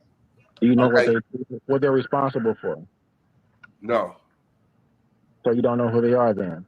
The homie tribe, the kingdom of the homie, they're the ones who are responsible for supplying the slaves to. Are you familiar with Port? I never said it right. Port Weda. Yeah. Yes. Weda. Yeah. So the homie tribe supplies the people of Weda until they're later taken. But that's dealing with the Portuguese. And so my argument is always: are you familiar with the converso Jews? Those Jews that came. Okay, so are you saying the people they fought against slavery? Who? The people that you just mentioned. I didn't comprehend. I said those are the people who are responsible for supplying the slave. Man, did you hear me ask about the people who fought against it? There were How did you do that? I said the argument, respectfully, argument recently that people been coming up with is that Africans sold each other into slave. Cool. Right? But then they're trying to paint it as if that was life. But what I'm saying is that y'all don't recognize the African kingdom, the African kings, the African people who fought against slavery, said, no, we're not selling our prisoners of war. Well, that was in the 1800s, in the 18th century. That's way even slavery was illegal. And we didn't sign papers in this country that don't even bring any African slaves at that point, 1832. Yes, but I'm talking more 1400s. I'm saying when the stuff was popping off. Yes. I'm saying when the transatlantic slave trade was popping off. The transatlantic slave trade was not 1400. Okay, when is the transatlantic slave No, trade? why are you asking questions you don't even understand the dates and the times, brother? Okay, King J, I don't know if you really want to do this with me. Because hold on. The 1400s is the IBM. Is when is the Queen Isabella kicked the when Jews. is the transatlantic slave trade, brother? It's the 16th century, brother. From when to when, brother? Whenever they stopped. I just gave you 1832 is when they stopped. Okay, bet. When the transatlantic slave trade was popping 1400, brother. Just keep in mind, know what you're talking about. I appreciate the correction. Okay. When the transatlantic slave trade was popping off, and y'all have this narrative, the Africans sold Africans into slavery. When was that time period, brother? I said the kingdom of the homie. You said you were familiar with it. When was that time period, brother?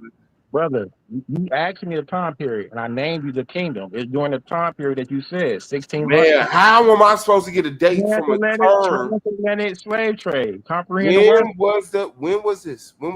Brother, can you just give me a date? Brother, I said 16th century, brother. That's what you said. Okay. So in the 16th century, when the Dahomey was selling other Africans in the transatlantic slave trade, right. Do you have any information on the? Thank you for your patience, brother Reggie.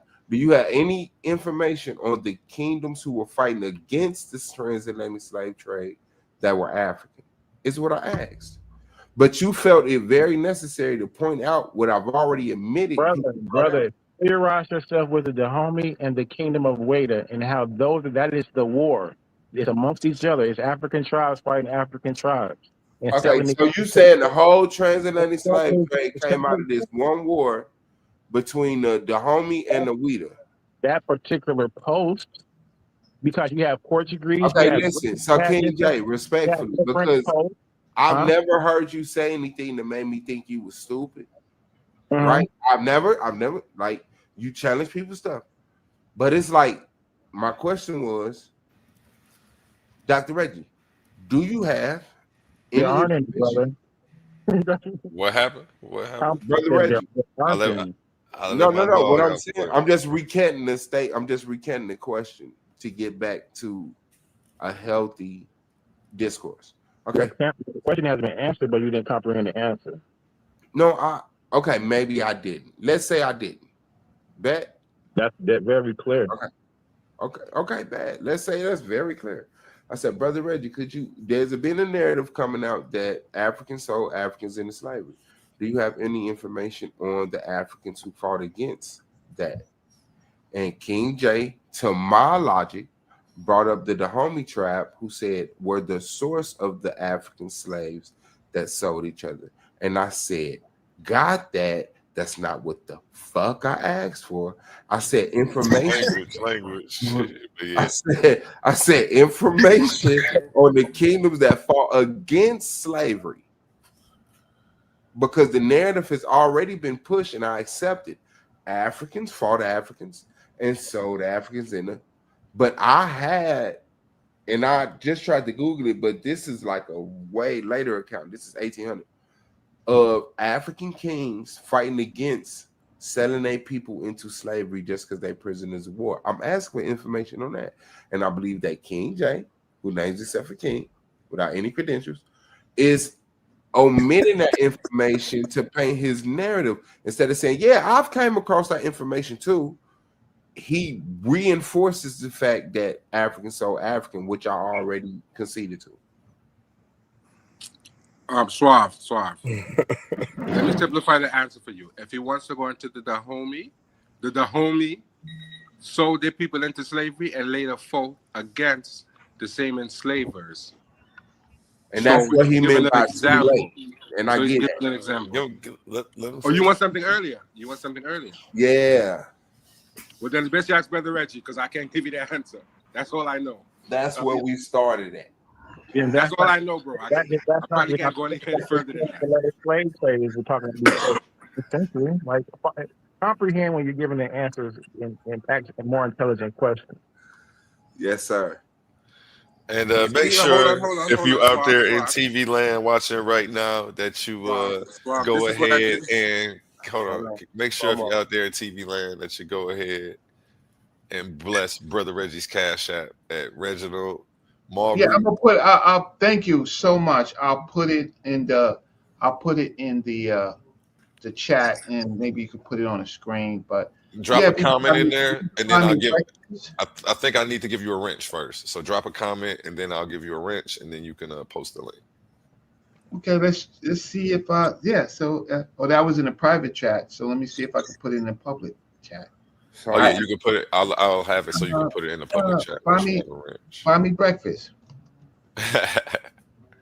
All right, buy me breakfast. You know. I'm willing to pass the mic to whoever else got a question, but I'm willing to say. Yeah, I got blocked, so you have to give me a wrench. But it's in the private chat. Just comment anything so that way I can give you a wrench. Yeah, I did, and it threw me out. No, in the YouTube chat. In the YouTube. In it, not. I'm not on YouTube. I'm on this. I got you though. I will share it. I just wanted you to make sure you had access to do that. Got you. Let me take you off of there. That's his Cash App right there. I'm blocked on Solomonic TV too. Really? I didn't block you, no. No, you need a wrench, and then you can do all of that. Well, we have to give you moderator status. Okay. Well, listen, there are. Luckily, remember, I worked at the Schomburg Center for Research in Black Culture at the New York Public Library. There are more than 50 volumes on the slave trade. It depends on where you want to start. Mansa Musa was a major slaver, right? He how can I say, his territory was vast. There was resistance there, not well tracked because Europeans are writing the story, right? For a while, Europeans are writing the story.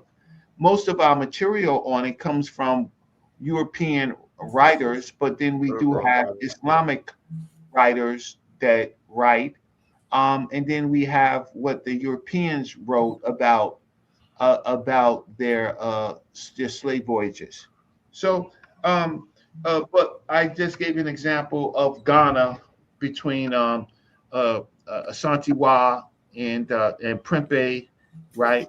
I gave you an example of that, and I told you the groups of people that they were warring against. The Ashanti was warring against the Fanti, the Fanti, the Ewe, the Ga, right? Those groups of people. And then there is what the Europeans talked about with Benin, the homie, Wida, and then there's Europeans collecting slaves from there. And then what I want to show you something earlier that let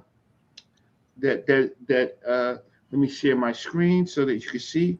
I'm going to show you a different type of resistance where the Africans were not complying with the slavery. And so this is what I wanted to show this to Dr. Clark, but he had passed before I got it. So if you share it right here. Oh God, I can't copy the link. And then after this, there's no more big questions for me. I'll sit through the whole thing, but I like to listen to the young people. So in this article, it's called the 8th Century Arabic Letter to the King of Nubia. So the Arabic king of Nubia, a lot of people saying the Arabs didn't involve themselves in slavery, was peaceful and all that bullshit, that lie, right?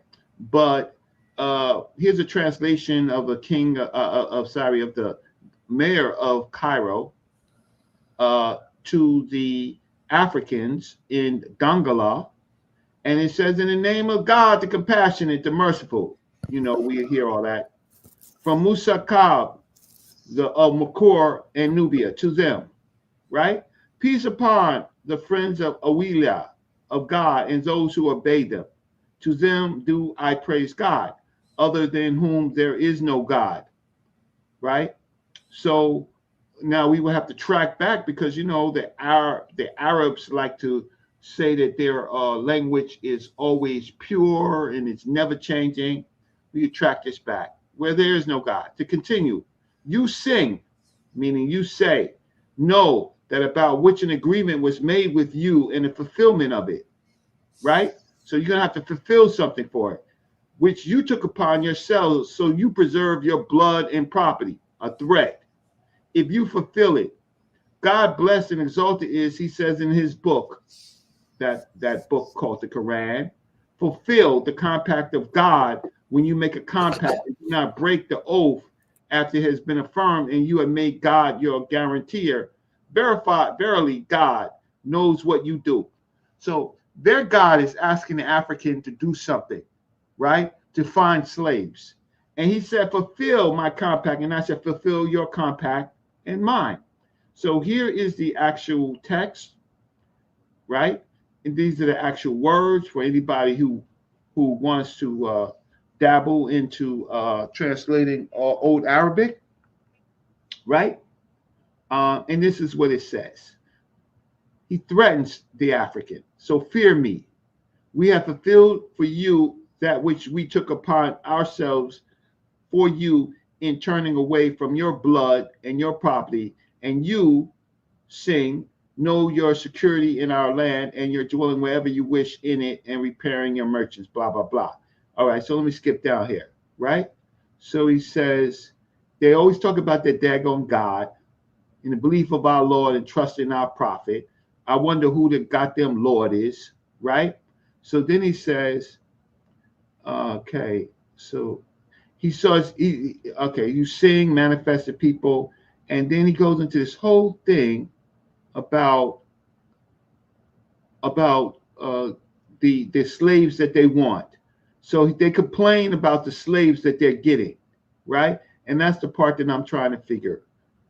So if anybody sees it, tell me to stop while I'm reading it, right? Because they're complaining about the women and the one-eyed. Let me just calm down, because this makes me sick, right?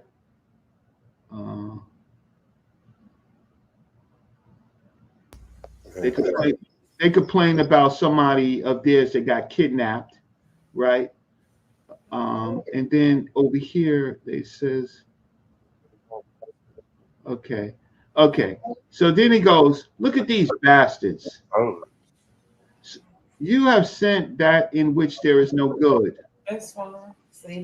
Okay, wait. You are liable to the Bach of several years, which you have not fulfilled. It is for that which you have sent in accordance with the Bach. You have sent that in which there is no good. You have sent the one-eyed, or the lame, or the weak old man, or the young boy. So look, sing into that about which I have written to you, sing and hasten, meaning get me my slaves, the dispatching to us of your remaining liability according to the Bach for the years for which you owe. So they're talking about human flesh, right? And they got all this God willing and all of this BS, right? So here the Nubians are basically not complying with giving up their people and other people to the goddamn Arabs. Sorry, I wasn't big enough for you to read. Thank you, brother. That was hard. Thank you. Right. So here it goes right here. So I want to get to it. So yeah, where does it say? So I can get you this book. Okay. Right. Yeah. Where it says you have sent us the one eye. Okay, here goes. Number 54. That you are liable to the Bach of several years which you have not fulfilled, as for that which you have sent in accordance with the Bach. You have sent that which is in no good, the one-eyed, or the lame, or the weak old man, or the young boy. So look, Africans, sing into that which I have written to you, and hasten, give me my slaves, the dispatching of us to your remaining liability according to the Bach. So here's the primary. So you could take that assalamu alaikum, alaikum salam, right? Or that what's this other word that I want to say? I'm drawing a blank on it. Aslam teslam, right? But you Africans, you look up an 8th century Arabic letter to the king of Nubia by Plumley, and you will get my research. So, so there you go. So I'm gonna listen to Jose and King J, and this was Jose's show. I just wanted to add and help you with the question, and I hope I did that. Thank you, Brother Reggie. But Jose and King J would not be doing any back and forth on this show or any other show ever again in the future. I'm not doing that anymore. If it's not going That's hard. That's hard. To be honest, the show went left, but it went left in a good way. I came on here to show my content, but I think the ancestors are telling me you came on here for the wrong reason. Collect my phone going mad. I'm getting kicked off. So I think this show went the way it was supposed to go. So we're not doing a back and forth. I wanted to share some of my content if I possibly could. A1 or... And we still can, yeah. We good. We about to roll into. We might as well just turn it into a Monday Night Madness. We had the elder Brother Reggie in the building, first time hitting the panel, and you know when he comes, he's got a suitcase full of sources ready to crack heads. Appreciate you. I'm very happy he showed up because he kind of made me look good too, huh? And I'm sure you can expect some refutations in the days to come from some of the gentlemen who do watch the channel. I'm trying to get people to do stuff in a more constructive way. So, you know, instead of battling back and forth, can you hear me? Let me advise anyone who has any back and forth, don't come on here and try to debate Brother Reggie. Yeah. Don't do exactly. it. Yeah. So like, don't go anywhere else and do that either because do a presentation and we may review your work. I'm gonna get him on that Kimball men wearing lace front 360 waves, man. No, brother. I think that's a culture we can adopt. Women been fooling us for years. We ain't asked no questions. I don't gotta be bald no more. And I'm willing to debate Reggie on that. Well, brother, have two pigs. You don't have to wear lace front, bro. You could get two pigs to go to Turkey. Shout out to the men who don't want to be bald no more. You ain't got to go do that, you know. If you ain't want to be bald, be cool, but you can't do that. I think we got a debate topic for Jose.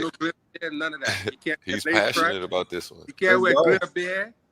I mean, everybody can't afford to go to Turkey, brother. Sometimes you got to go grab your 30. Somebody said they want to debate me?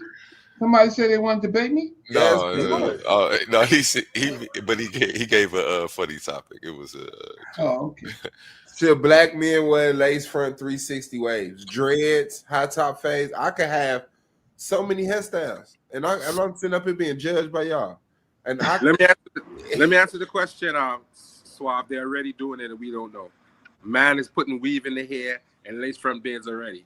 I don't promote that. Since you asked for ancient Egypt did. But ancient Egypt. No, brother. Bow down to something greater than yourself, man. Oh, that's what that was about. I missed that whole little segment. That's not lace front Suave. That's what Brother Reggie called it. Brother Reggie put that up there. He said they wigs. He called it female wig. That was a female wig. That wasn't a male. The men wore wigs too, man. Shout out to the elder. Not lace front, brother. Don't do that to my question because then we're gonna have to debate. Then we're gonna have to debate. He's the top scholar on the channel right now, so if he said that's what it is, that's what it is for the time. It's a lace front, but look, man, I'm telling you, man, if they had, women now they wear you could ask the brothers, sisters wear hair hats. So these are hats with hair on them, right? Yeah, with hair under the brim. Like it looks like a hat, but the hair that's is crazy. Yeah, and shit. That's called a cat. Man, shoot, look, we just too proud, boy. But if I could get a baseball cap, lace front wigs for men, man, coming down with some locks and shit. I'll give me some locks, bro. I'm telling you, man. Lord have mercy. Well, they're already wearing lace front swaps, so they're already wearing lace front beards and weave anyway. They're already doing that. Yeah, I don't want to be bald. I'm 60 years old. Shoot. Yeah, you still young, man. I don't want to be bald either, but I can't help it. You can help it, brother, and that's what I'm here for. You taught me something. I'm 40 years old. The lace front ain't rocking over here. Okay. Ben Eaton, what's good, guy? Man, shout out to you, A1, for being patient with me, man. But it was fire, bro. You was going off of some knowledge that Brother Reggie dropped, man. You was sticking to the All right. So cool. Hey, get Chris Harris a lace front, a cap. You know? Wow. I was not a part of that. That was not me. I don't agree. I do not want to be on the biblical assassins attack. He's got I just don't like people interrupting. If y'all want to interview him. But my whole problem is I wasn't doing anything bad. I mean, like, okay, you want to give me some pushback, that's fine, but don't insult me while you're trying to do it. Thank you. Chris was a Hebrew Israelite 4 years ago. Brother Reggie, he is not on your level. He's not in your playing field. I got your back. Yeah, I just I got your back. I know the Medut Neter enough to argue with him. I'll make something up, but he will not sit up there and act like you his equal, and he could question you. I'll say this. I'll say this in my experience. Sometimes people read papers and take translations and run with them, but if you put the Medut Neter in front of them, they wouldn't recognize anything on the screen. I don't know if that's Chris Harris' case. I'm not saying that. But that happens. I'm saying that. I'm saying Chris doesn't know how to read the Medut Neter. He's been able to impress a small circle of Hebrew Israelites who are most ignorant black people on earth. And he thinks that he can say, now that he's abandoned his something that he would have died for 4 years ago. Now that he's abandoned that and claimed that he's an atheist, he wants to turn his talents on brothers like Reggie, and that will not be permitted by historians like me. I have the history, Chris Harris, and that is Wait, what? I just walked away from the computer for 2 seconds to turn my toaster over on because it went off too soon. 4 years. And what did I just miss? I just heard. Can we not bring up other people's name? I heard a name that just wasn't here. Let's just go the other direction with this, please. Now that I'm back, that was 2 minutes to do whatever y'all did or whatever the heck I just missed. Yeah, we were talking about lace front. I tried to turn the potatoes over. We were talking about lace front wigs. Okay. You can't leave the kids alone for 2 minutes. Yeah, I just heard back and I still heard somebody else's name. And you know, that's promote positivity and I'm just poking at Chris Harris. Brother Reggie brought him up because he got up in here and confronted him, and I'm just exaggerating the fact that Chris has no reason to even be in a conversation with Brother Reggie. So that's it. It's respect. He does have a reason to be in the conversation over here on this channel, though. Yeah, no. Quick word from our sponsors. No. To go to a quick word from our sponsors. Let me show everybody why I created this channel and why we're all here today.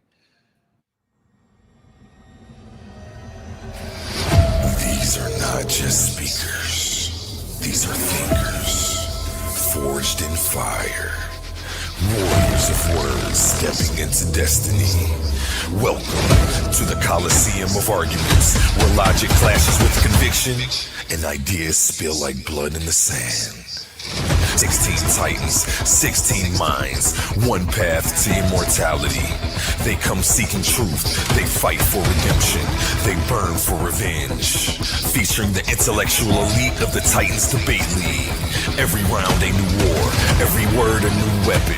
Every Titan ready to fall or rise in glory. This is not debate, this is combat. Step into the Coliseum of arguments. Only the brave speak here. Are you not entertained?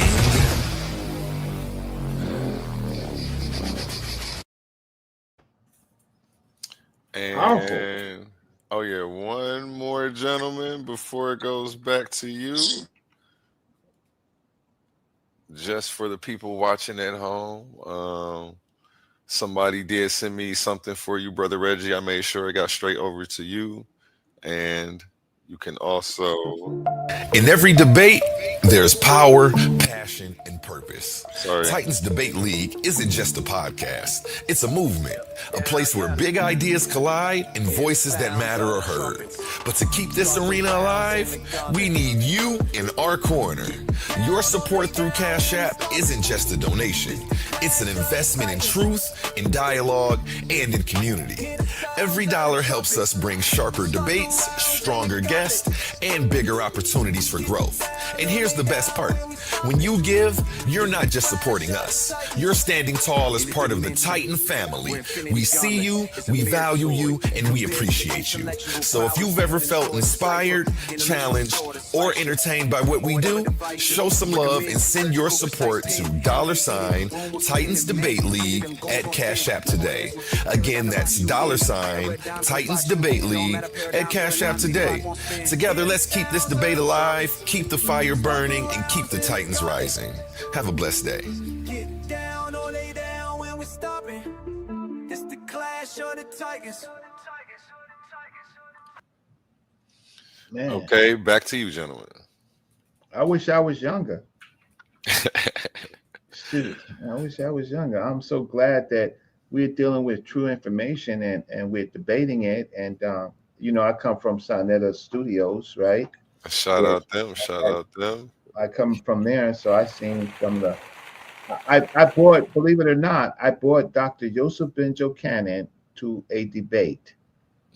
Did you ever see that? Which one did you bring him to? He's a legend. I've seen a few of his on online when he's sitting on a platform debating the Hebrew. Well, it was a white guy. I'm not sure if he was in right, Hebrew. but Sorry if that's offensive to anybody. I bought Dr. Ben from the nursing home in the last 3 years or 4 years of his life. I brought him to Sonetta's debate with Aline Bay and Sarah Sunseti. I did a video on that. Yeah, so I did that. You see me once I walk Dr. Ben in, right? Then you see everybody jump up, take him from me, and all of that stuff, and that's okay. You know, that's all right. But and then I had him taken home, but that's all right. Everybody jumps up because there was Dr. Ben live in the Sonetta debate to watch. Couldn't get no better than that, huh? That's dope. I was in high school when I was watching that debate, man. Yeah, Dr. Joe, man, Dr. Joseph. But respectfully, this is the Coliseum of arguments. This is a Clash of the Titans, A1.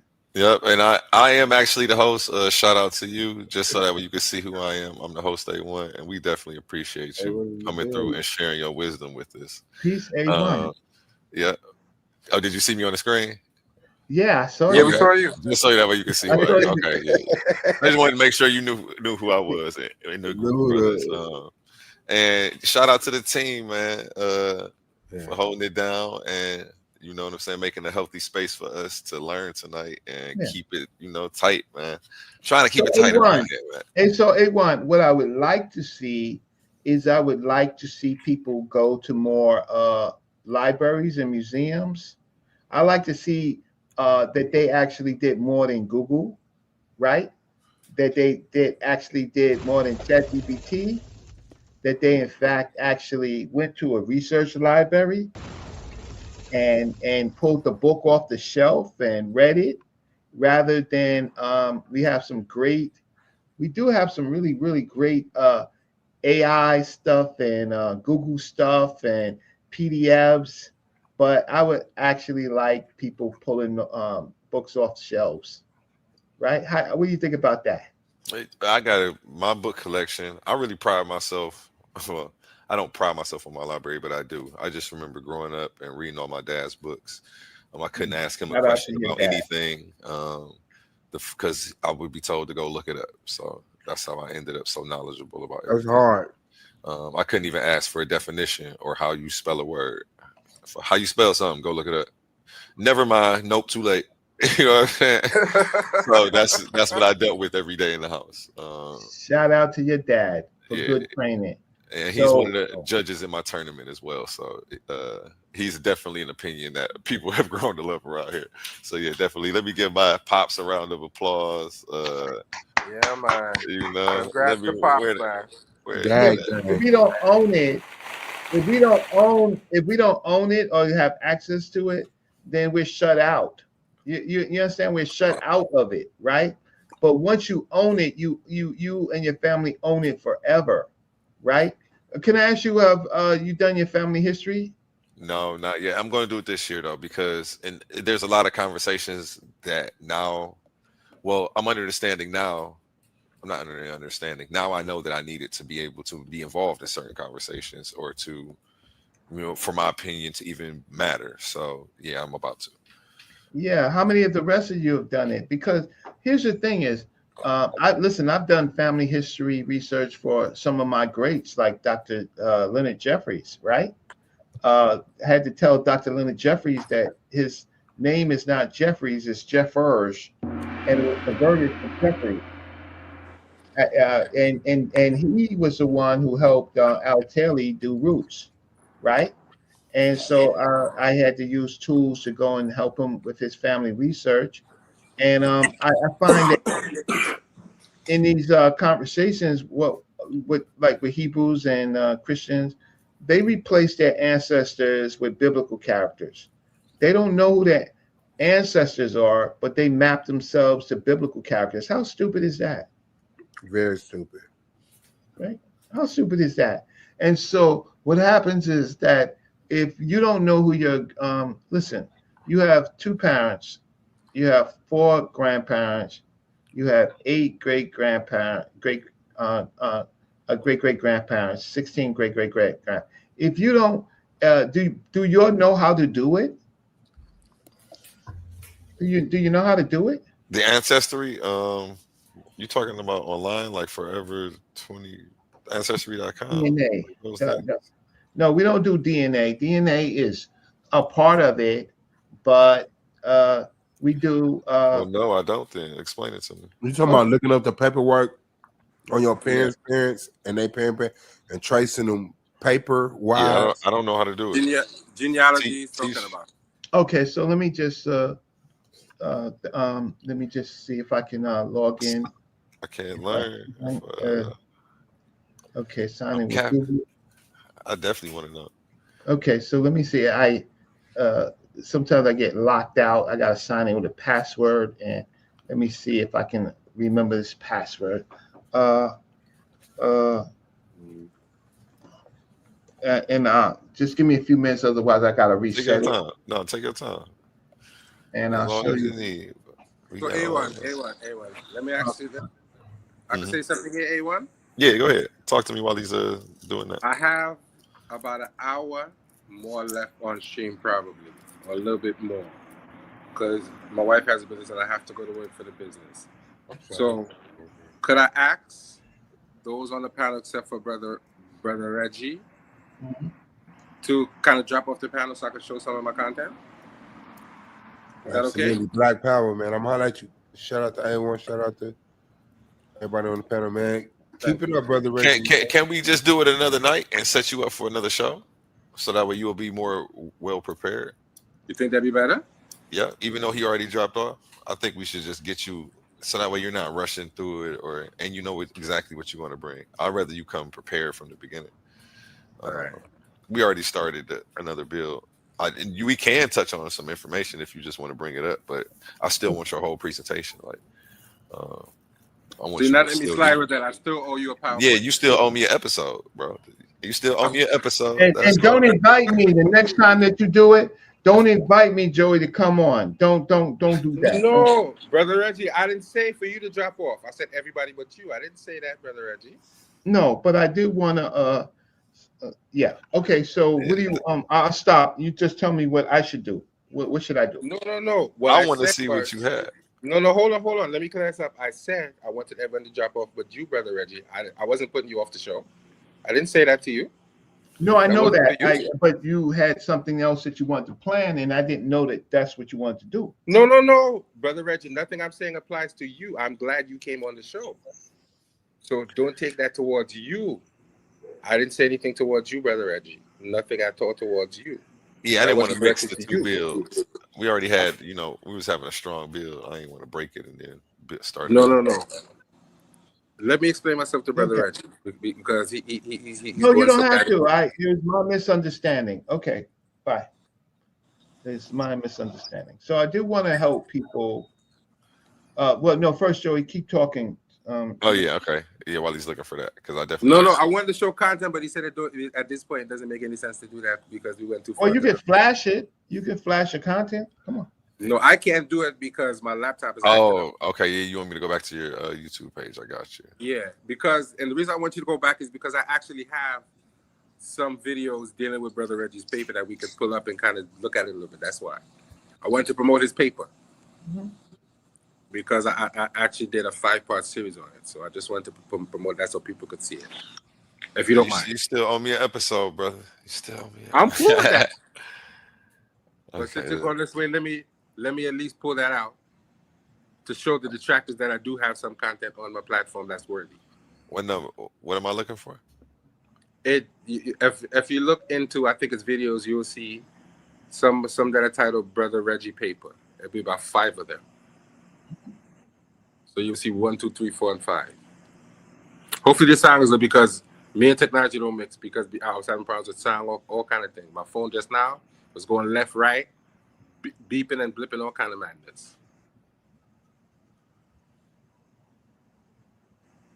If you don't see it there, you'll look for lives, and you see it, and you see it on lives. Yeah, it's not. I think I just saw it. Sheesh. I think those are lives, right? Okay, Reggie Papers Part 1. Yeah. It goes from 1 to yeah. Reggie Papers. Click on that one. Click on that one.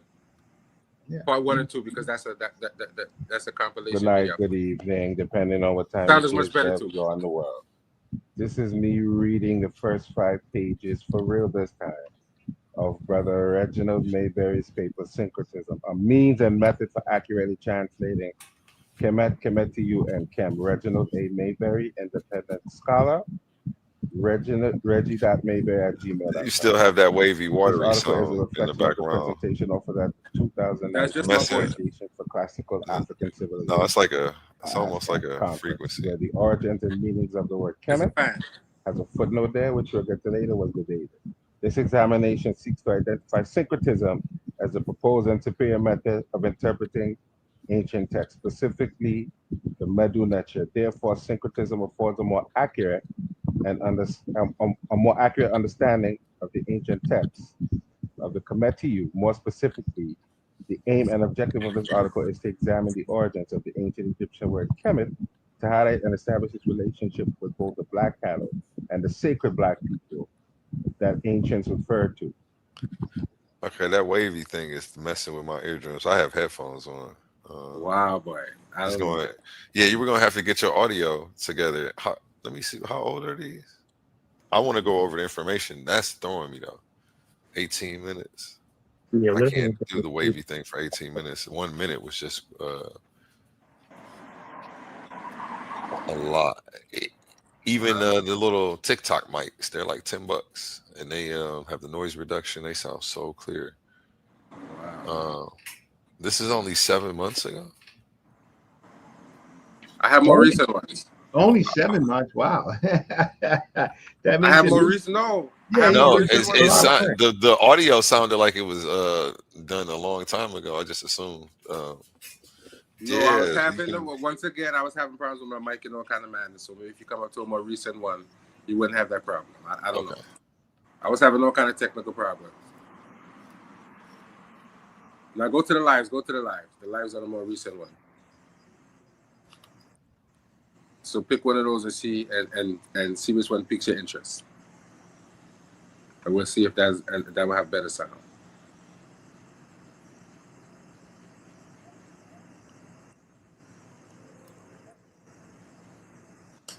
Who is this? This is Titans TV. Good night, everyone. I'm just doing a little repost of my make it big.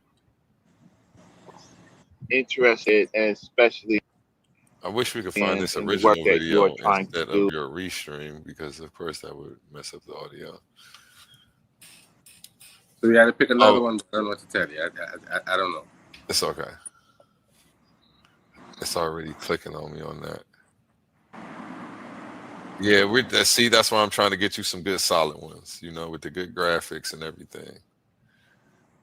Don't worry, we're just going to have you do this actual PowerPoint, and then we'll have one that's solid, clear audio, crispy for your fans, and you can slap it all the way back up there. I'm not even, I'm not tripping about it. I do want to get some of your information out. And well, now I'm feeling. It's dope that you got Brother Reggie here to expound on anything that people may have questions about. I'm feeling embarrassed now because you're picking the videos and the videos ain't looking too right. Bro, it's okay. That's why I'm here. I'm here to serve, bro. I'm here to serve the community. I don't like that, man. I don't like that. I don't like that. I don't like that. Don't worry about it. I don't like Not worry about it. Trust me. That just means you got to get to work. You know, you got the information, package it. Yeah, as much time as you need. You want to go 3-4 hours? Go ahead, do your thing. You had a moving background. You know, you need an intro song. I got you.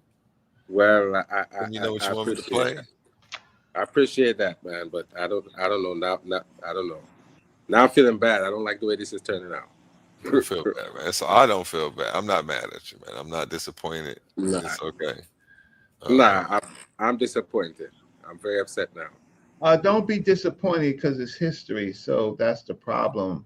Yeah, we're always self-critical, but the fact of the matter is you did the work. So look, we got to watch old VHS tapes and stuff like that, you know, with all type of artifacts in it, right? Mm-hmm. So that I wouldn't worry about that. I just think that if you have information that's packed in there that is hard, that you can't Google, then there it goes. I don't Google anything. Right. What I'm saying is people can't Google, then that's fine, right? And then guess what? And sometimes when you have time, you could do remakes, right? It's because we got new tools. We got artificial intelligence tools and stuff like that, right? So some of them can record your voice and then redo your voice all over, and then sometimes you could, in fact, clean up the audio, right? And for you to be in this country in the United States, because he's not in the United States now, right? You know that, right? He's not in the United States. And that's another problem too. I don't have access to some of the tools based on, not having access to U.S. currency, and that's a problem. See, we might can help you out, man. We might can help you out. I didn't know that, man. I think I can. We'll work on that. Now I'm gonna say this to you, A1, as a man who's been married for 21 years. My wife, you almost got me in trouble because my wife saw your stream and saw Cash App and thought I put up a Cash App. So, for the sake of my marriage, I can't accept any cash donations, and I can't put up a Cash App. I can't do those things. So the most I could accept is if you want to maybe say some of the videos and you could possibly clean them up for me. That's the most I can accept. I can't. I got you. We could just repackage the information and you can put it back out. That's what I'm trying to get you to do over here. It'll give you a chance to get your speaking skills back tightened up. You get all the practice you need over here on the Coliseum of Arguments. I got this video pulled up. I think this might be the one. It might be a different one. Did you want to watch some of this? This looked like the one that you had a video on. It might be Reggie on Titans TV. It might be this one. Shout out Kalam if he's watching. Get us a thumbs up too, and make sure you get on over to Titans TV and help run their numbers up, man. They're showing a lot of support and they're doing some dope stuff overseas. He went to the museum with me. Kalam came to New York. For real? Yeah, of course. Yeah, that's what's up, man. Yeah, that's what's up. I saw he gave me a shout out the one day. I'm like, man, that's dope that I didn't even think he knew who I was, man. So definitely big shout out to him. I'm new. I've only been doing this for hasn't even been 120 days that I've been a host. I've been debating for about 2 years. So, I kind of got pushed into this space and try to create a space for the people who didn't have a voice on other platforms. So like they're pushing me into the debate space too, right? A1? They're trying, but I do presentation style interviews for people. So, but it's interesting. But it's interesting how I come out here for one thing, and the show went a totally different way. And to be honest, I wanted it to go this way anyway. As long as the people get the information, I always feel like it's a win. So, and that's what definitely happened today. Well, Jose is a friend of mine, so I, and he's kind. He's not, how can I say? He's in our communities. We're rough. We're rough on each other, nasty, right? Jose is really kind and grateful, right? Yeah, it's rough. Listen, if you wrong and strong, King J will stomp all over you and leave nothing left, right? So invite him to your to be one of your debaters. Right? Yep, I got that lined up. I have a presentation coming up from him. He was ready to go at any moment in time. He's sitting on here waiting for me to end this stream so he could be like, "Hey, what's up, man? Crank that boy back up." Yeah, Like, he on no, go bro. time. He on He go on go time. Boy, time. huh? I'm joking, Yeah. but He's like that dude in I'm serious a little bit too. he's the what's that dude in Atlanta? Little something. What's his name? He He Reggie.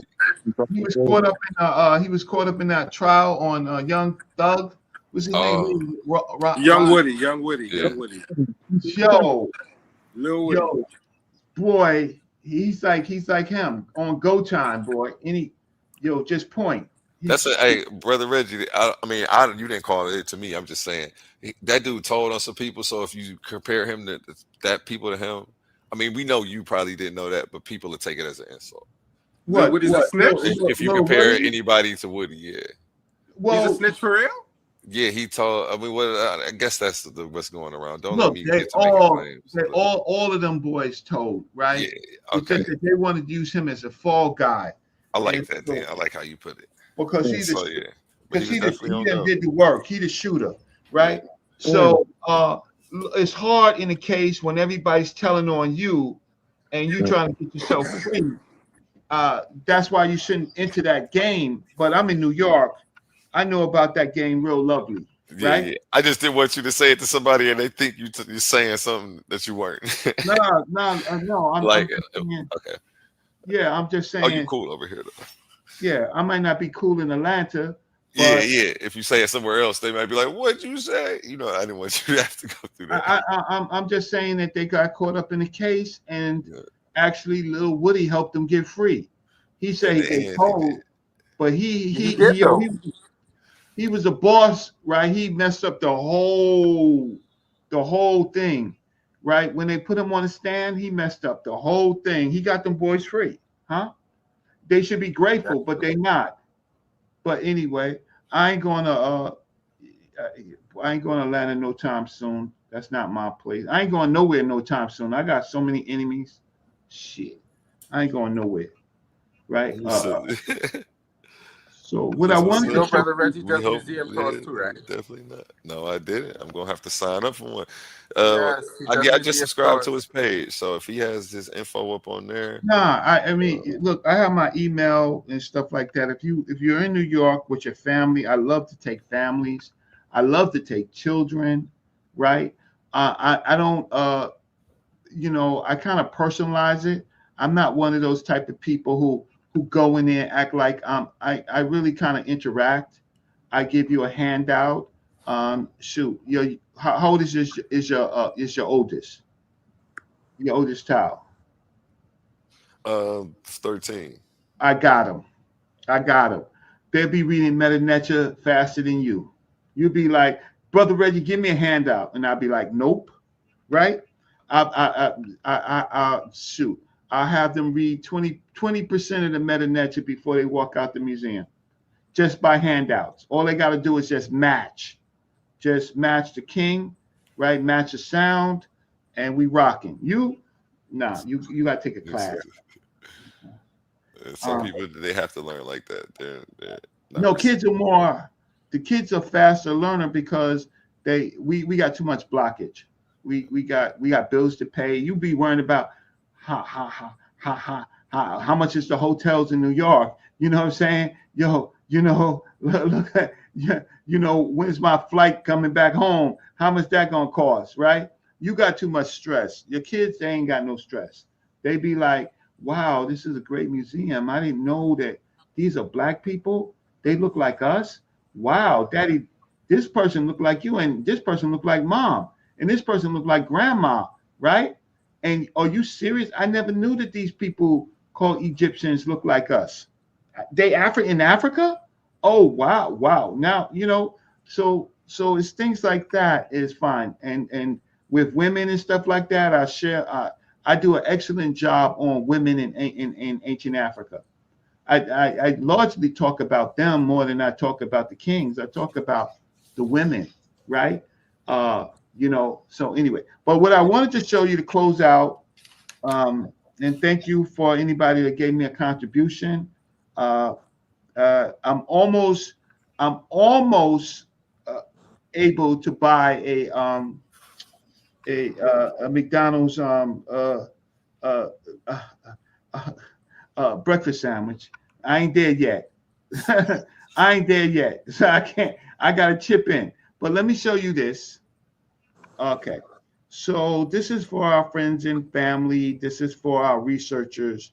Please stop arguing with these people who can't tell you this is the number one weapon.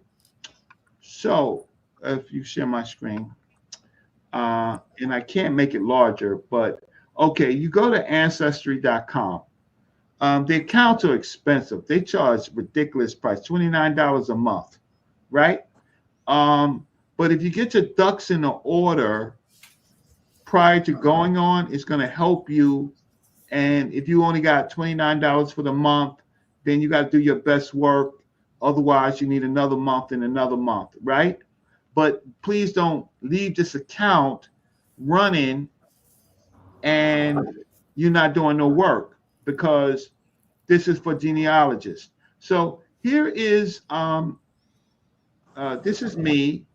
This is my dad. This is this is my father and my father's people. So let's start it right here. So this is my father. This is my mother. This is her dad and her mom, his dad and his mom. And you see these little ribbons right here with the green things? Mm-hmm. These are called hints.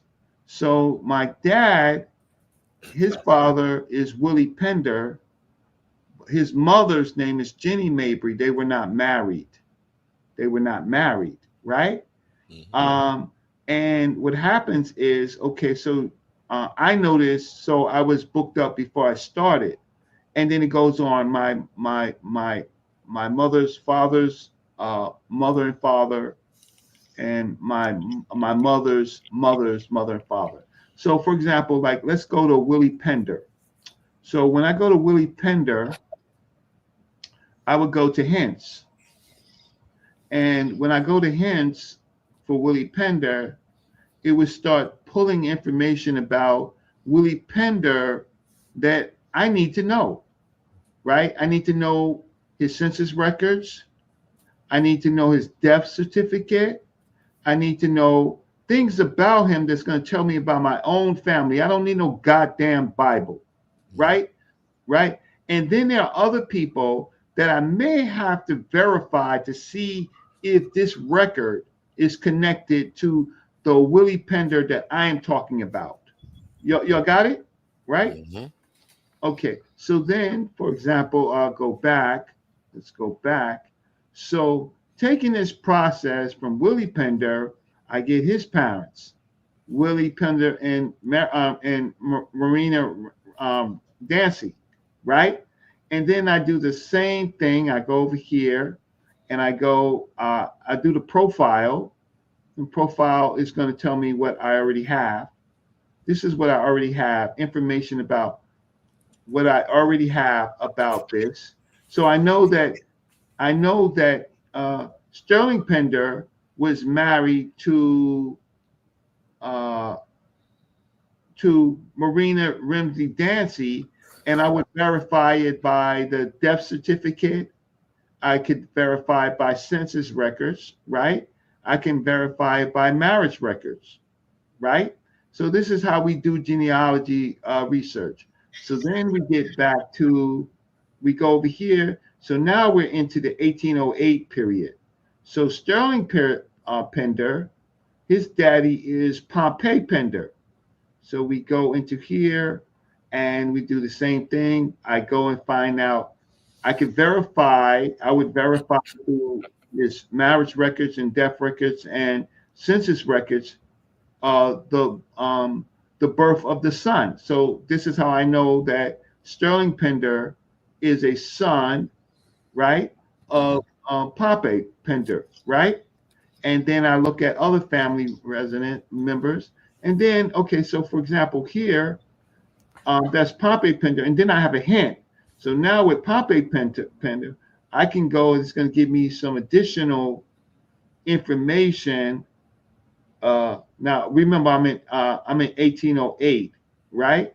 So there might be other Pape Penders, right? But over here, there might be some other cohabitation. So a cohabitation. So if I don't know if I can do this because I didn't pay. No, I stopped paying because it's expensive, and I'll get back on. It's $24 monthly, right?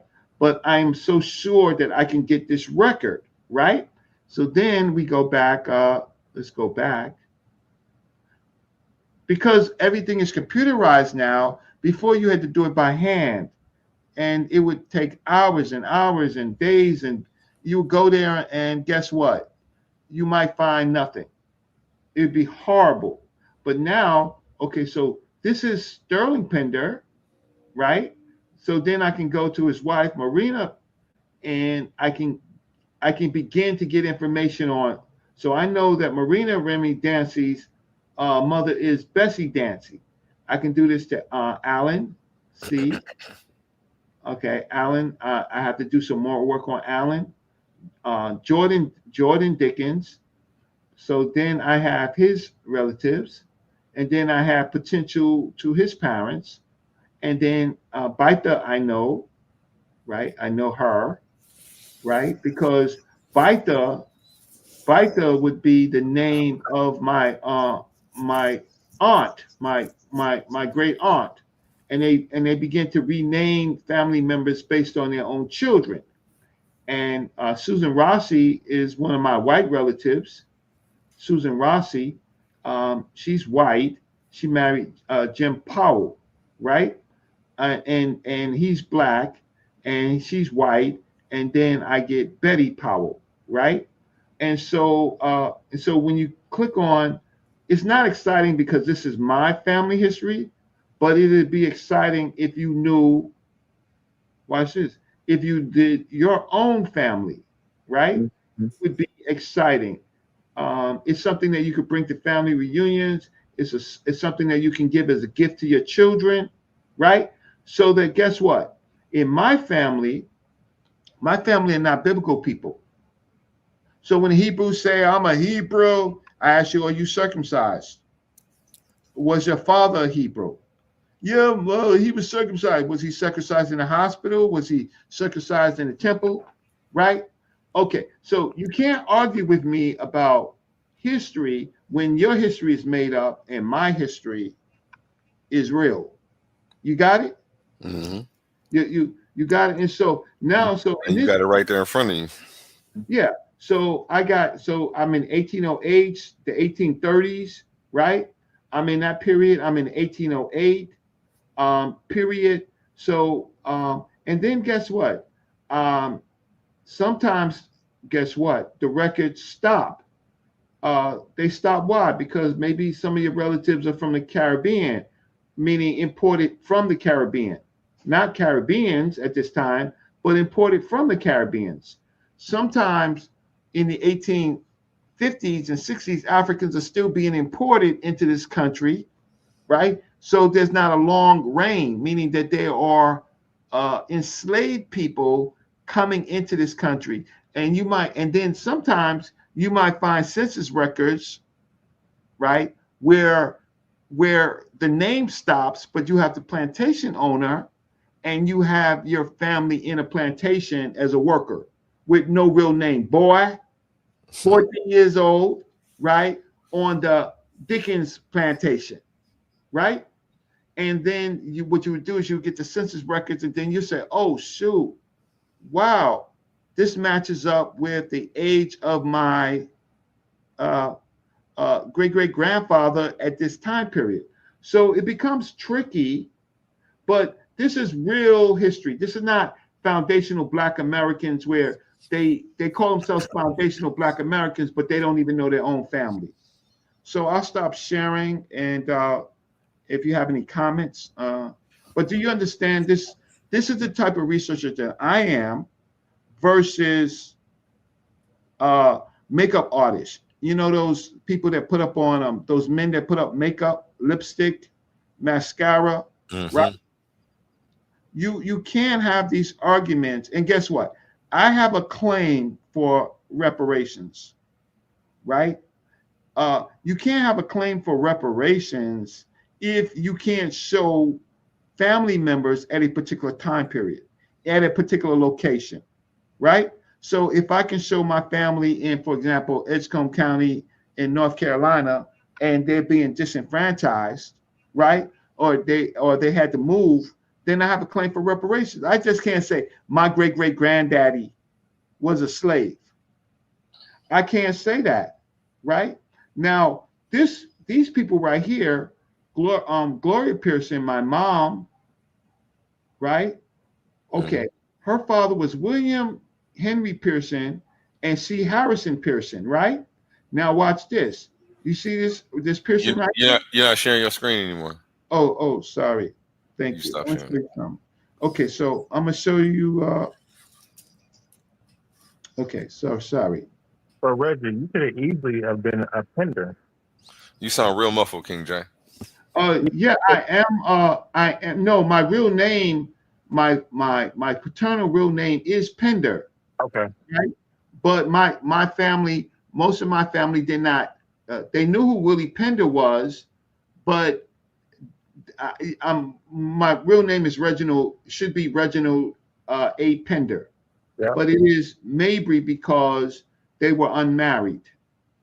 They were not married. So meaning he was an older guy, she was a younger guy. She died of swine flu on a plantation.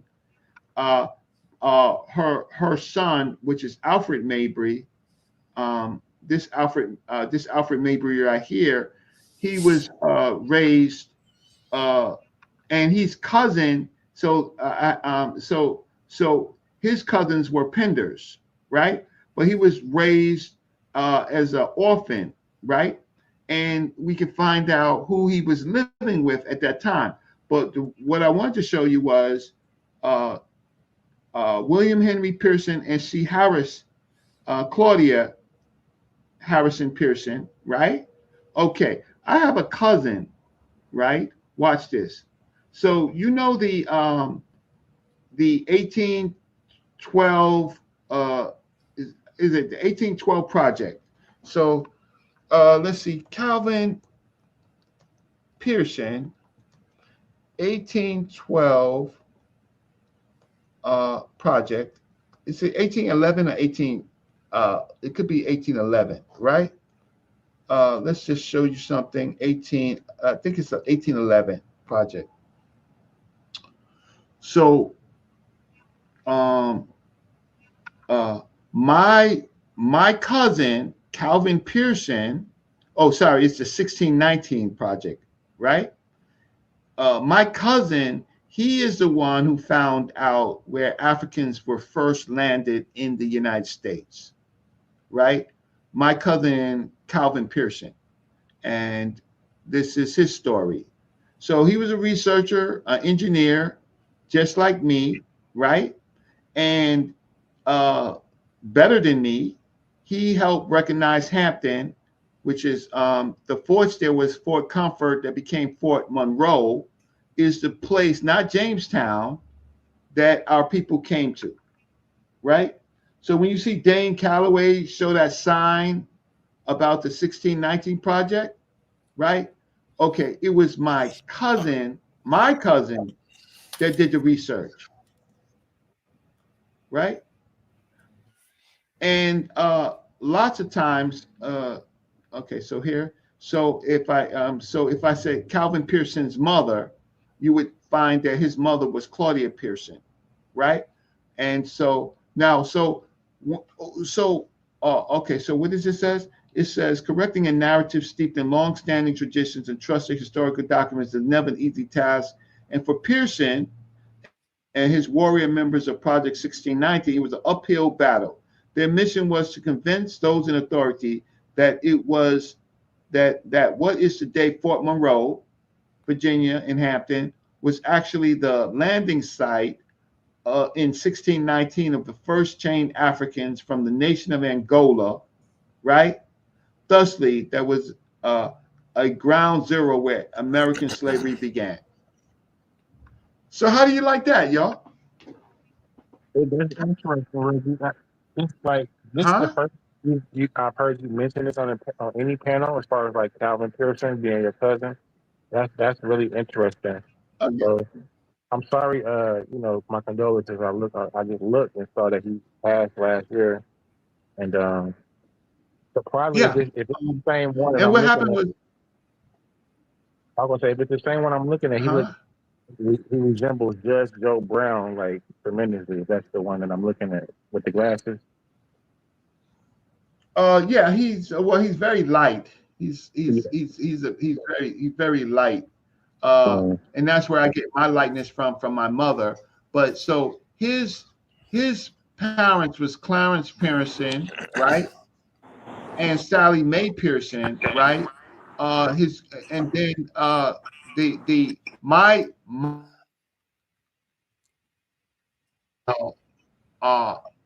is Claudia, right? And well, he grew up in Hampton. We grew up in Newport News, but I met him a long time ago, and I had tried to get in touch with him, but he was getting sickly, right? And so these people right here, these are all my cousins. These are all my cousins, but my family is responsible for the 1619 project, right? So so let's go back here. So right, so this is in this area right here. So my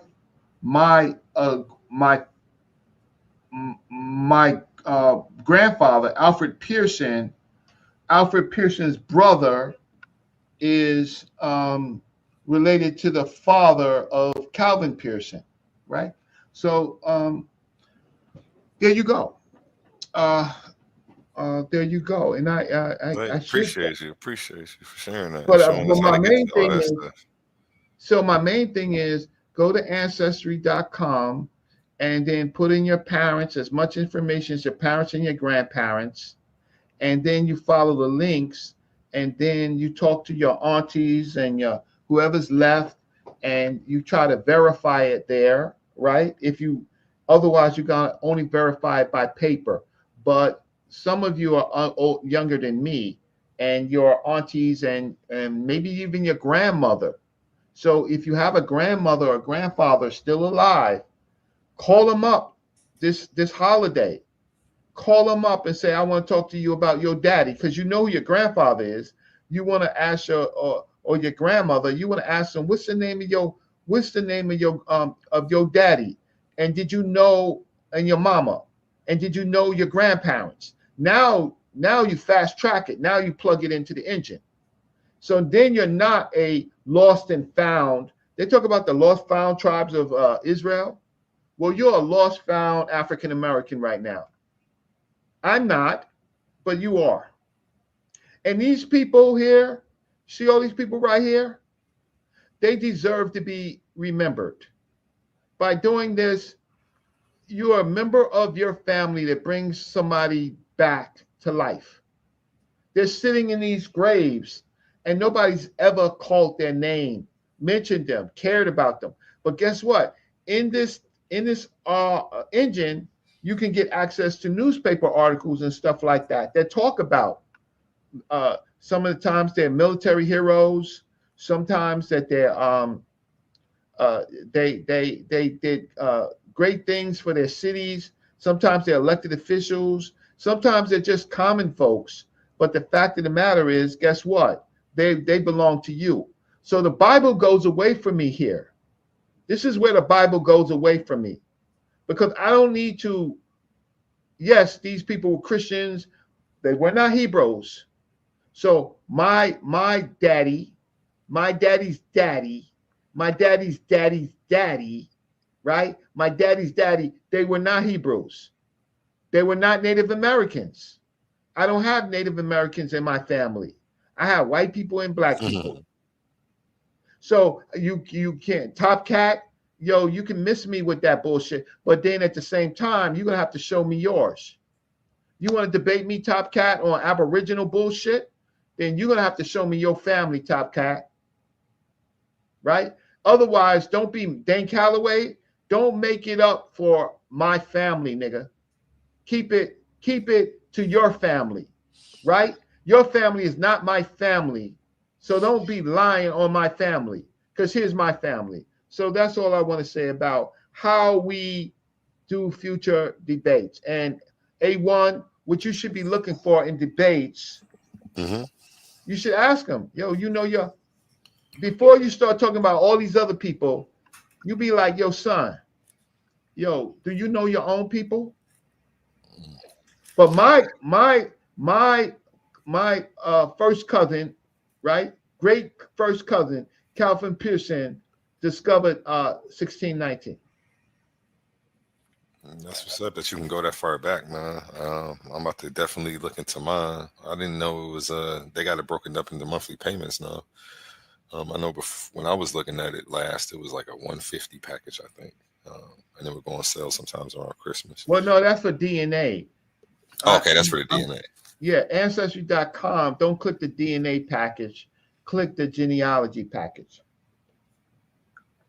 And then you could pay $29. And guess what, man? If your parents are still alive and your grandparents are still alive, they want to talk. Nobody's asked them in a long while about who their people are, how they grew up, what happened to them.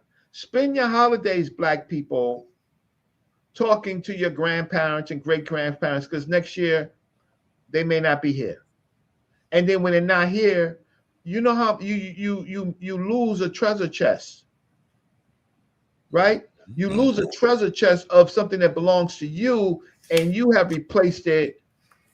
You have replaced it with the Negro Christian world, right? And that's all I want to say. And I hope this was helpful to your platform and to Jose's platform. Definitely. I know. I appreciate you. I'm sure. I know Jose does as well. Thank you, King J. I know he appreciates the wisdom Brother Reggie brings. Jose probably has. I'm joking. These two, I thought they were friends because they always have a cordial dialogue, even when they disagree. Frenemies. Yes. Frenemies. I don't know Joey at all. Don't start that again, Reggie. Past that stage already. You see how cool he's been the whole night? You would never know. Yeah, because I gotta break him up. So, but listen, Jose is good what he does. King J is good what he does. But he has a certain acumen right now that he's popping his collar, right? And so sometimes a young brother, I gotta tap him on his shoulder, right? Right. But he's both of them are doing really well. I'm happy to be in their company because I'm 60 years old. I got about 15 years worth of life, right? In 15 years, I'm gone. I'm 75. I'll be just trying to make it. So I have to leave a legacy. My elder, Dr. Leonard Jeffries, he's in a nursing home right now, right? He's in a nursing home. He's not the same Dr. Jeffries. Just in 4 years, he didn't take a COVID shot.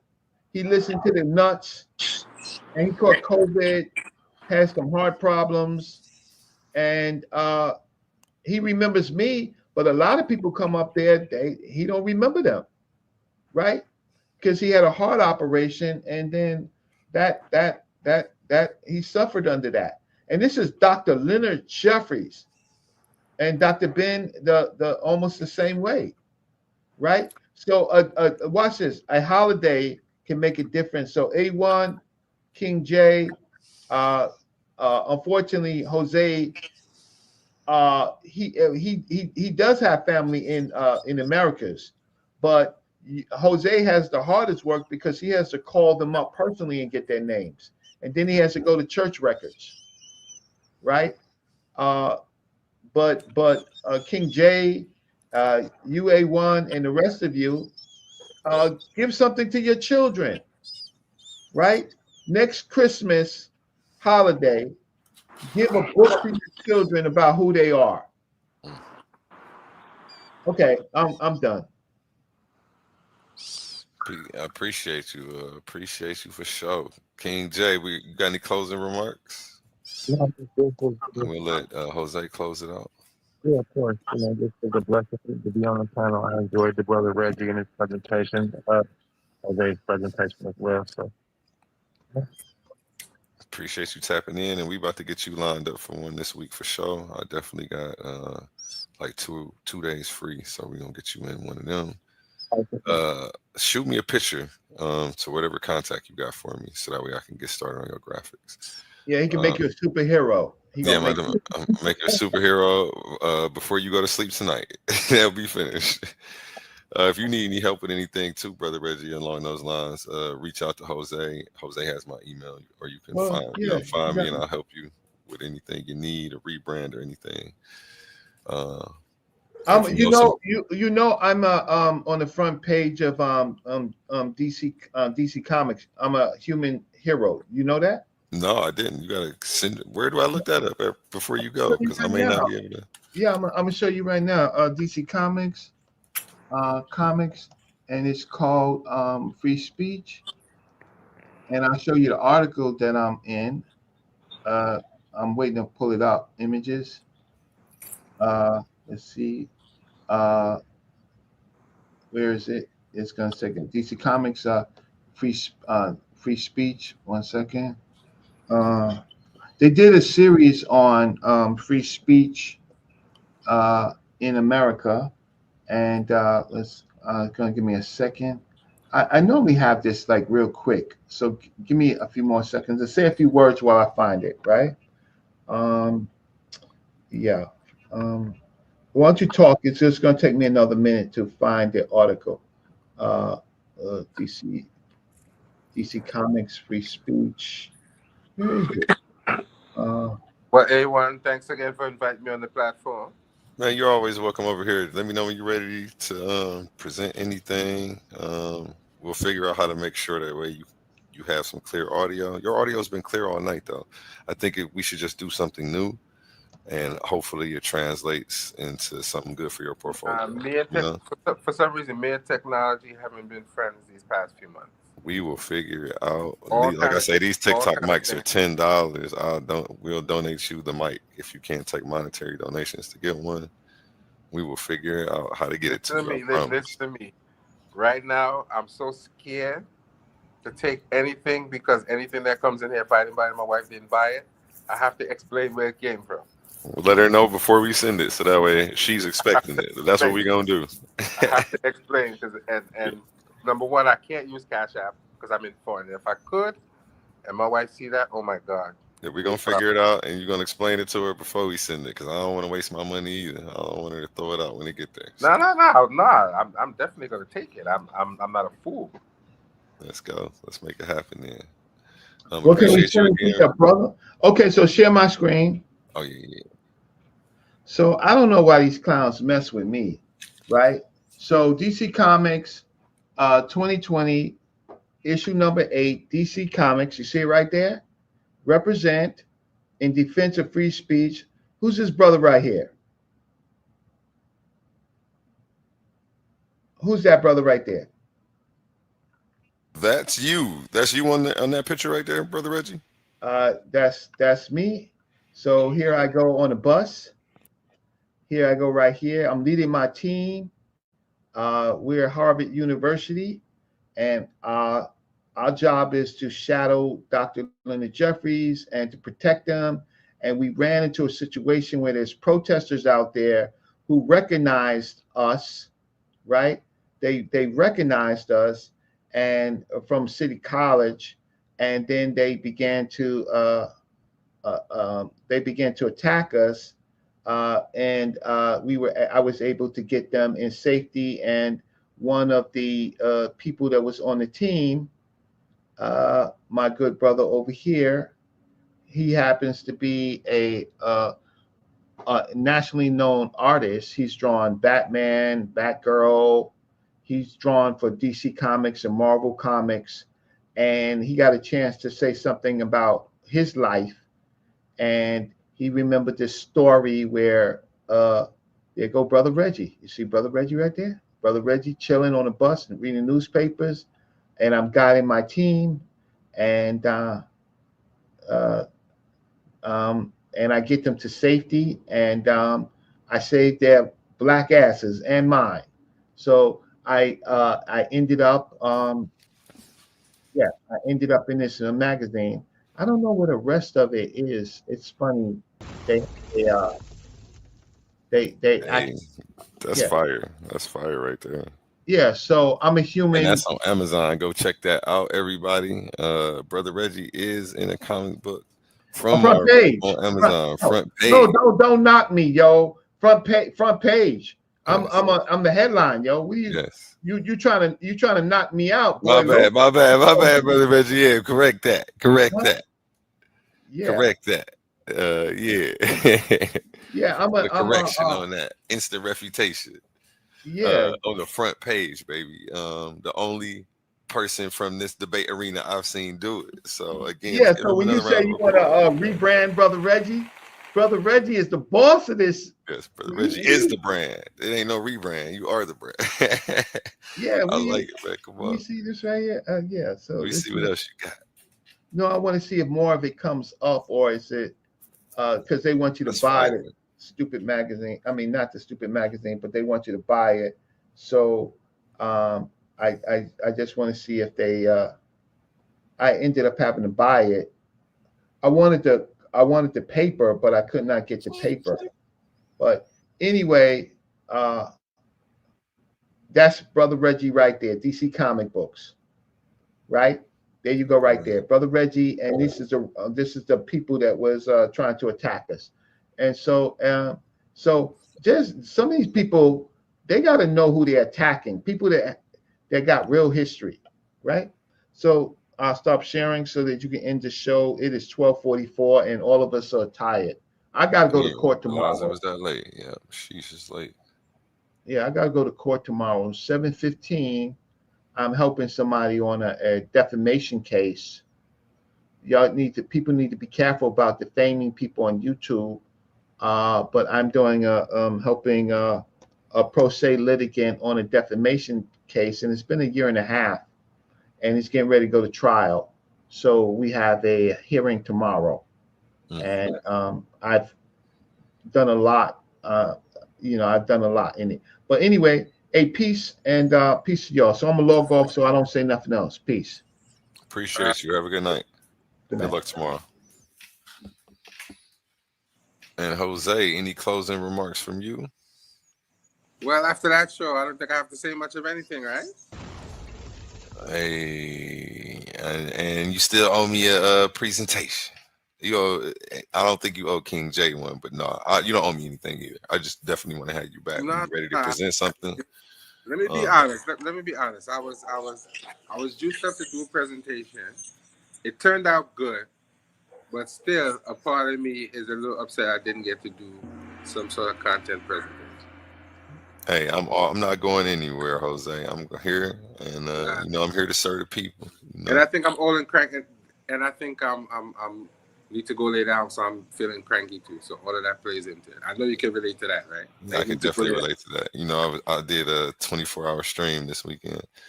We broke it up into 2 parts so that way we can. Well, I was in there for about 18 of them 24 hours. So I know exactly what you're talking about. You was getting it in. That's why I was like, oh yeah, Jose can hang with the best of them, man. We gotta have him back, man. So thanks again. No problem. Appreciate you. Now, question. Would you want me to come in and do some debates? You debate? You want to? What?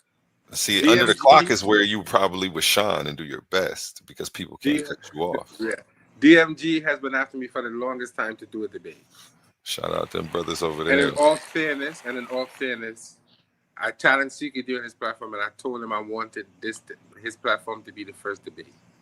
So I'm going to give him time to see if that comes to fruition. And if it doesn't come to fruition, then then I'll do it. But in all fairness, I did promise him first, so I don't know how that's gonna work out.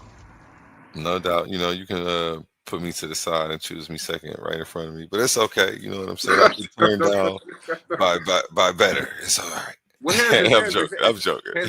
No. But here's what I'll do.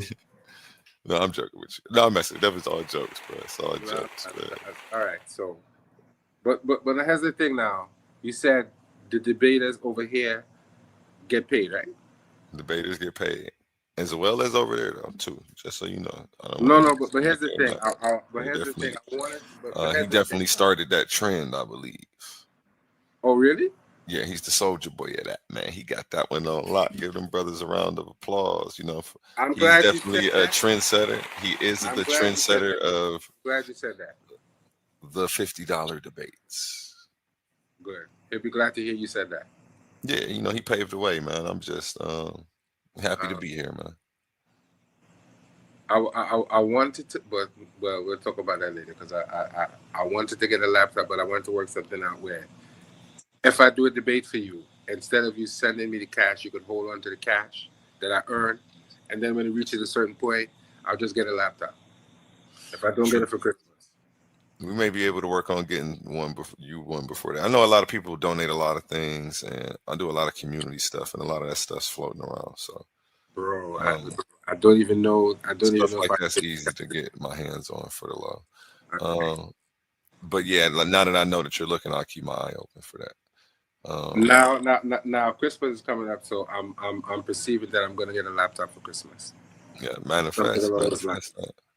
Get yourself in alignment with those goals. As I say, this background is fire. I did my thing on this, man. Yeah. Anybody need a presentation with a fire background for your portfolio? Make sure you hit me up. TitansDebateLeague@gmail.com. We'll get you up here in the Coliseum of Arguments, and you can let the rest of the Titans see what you got. Here's what I want. I want to know if you could get me a good intro. That's what I want. On the way up, I hear that beeping. Y'all hear that? Yep, I heard it. Going in my microphone and coming back out your speaker back into my thing. Hold on, let me mute this and go turn off the toaster oven. Oh, I thought it was a smoke detector. I was about to say. No, that's my toaster oven going on. I said, please don't let it be a smoke detector. No, my food done. I was over here whipping up, but y'all was talking for a second. Oh, I got scared. Yes. All right. So I think I'm gonna let you go because both of us ready to go to sleep. Mm-hmm. But you could hit me up about possibly getting me an intro song. I would appreciate it. Definitely, we're gonna work on that. You will see me. Just remind me tomorrow when you see me during the day. I'll be live sometime. I said, Mr. Forgetful to remind you of something. That's not good. Well, I forget everything. I'm trying to remember everything. I need to just write it down. I'm usually big on writing things down immediately. And these whole hours I'm working is not helping my memory at all. Yeah, sleep is important and key for a good memory and mood. Make sure that you keep that in your regimen. Closing remarks one more time. We'll give you another set of closing remarks. Well, I'm just thankful. Jose again. Thankful for being on the platform. Like, share, and subscribe to my platform. Go and check out my videos as they are, and that's it. So have a good night. Good night, A1. Thanks again. Let me go see if I can lay down for a few minutes. Because you have a good night as well. And peace, Titan family. We're going to end with a song called Family from Connie Son. You can go check him out on all platforms. Spotify is where I usually play him at. This song and the rest of the album, as well as my intro song that you hear and love so much, are all on there. And I think you can add them on all social medias. Tell them A1 sent you. Wow, I can't get to that section for some reason. Okay.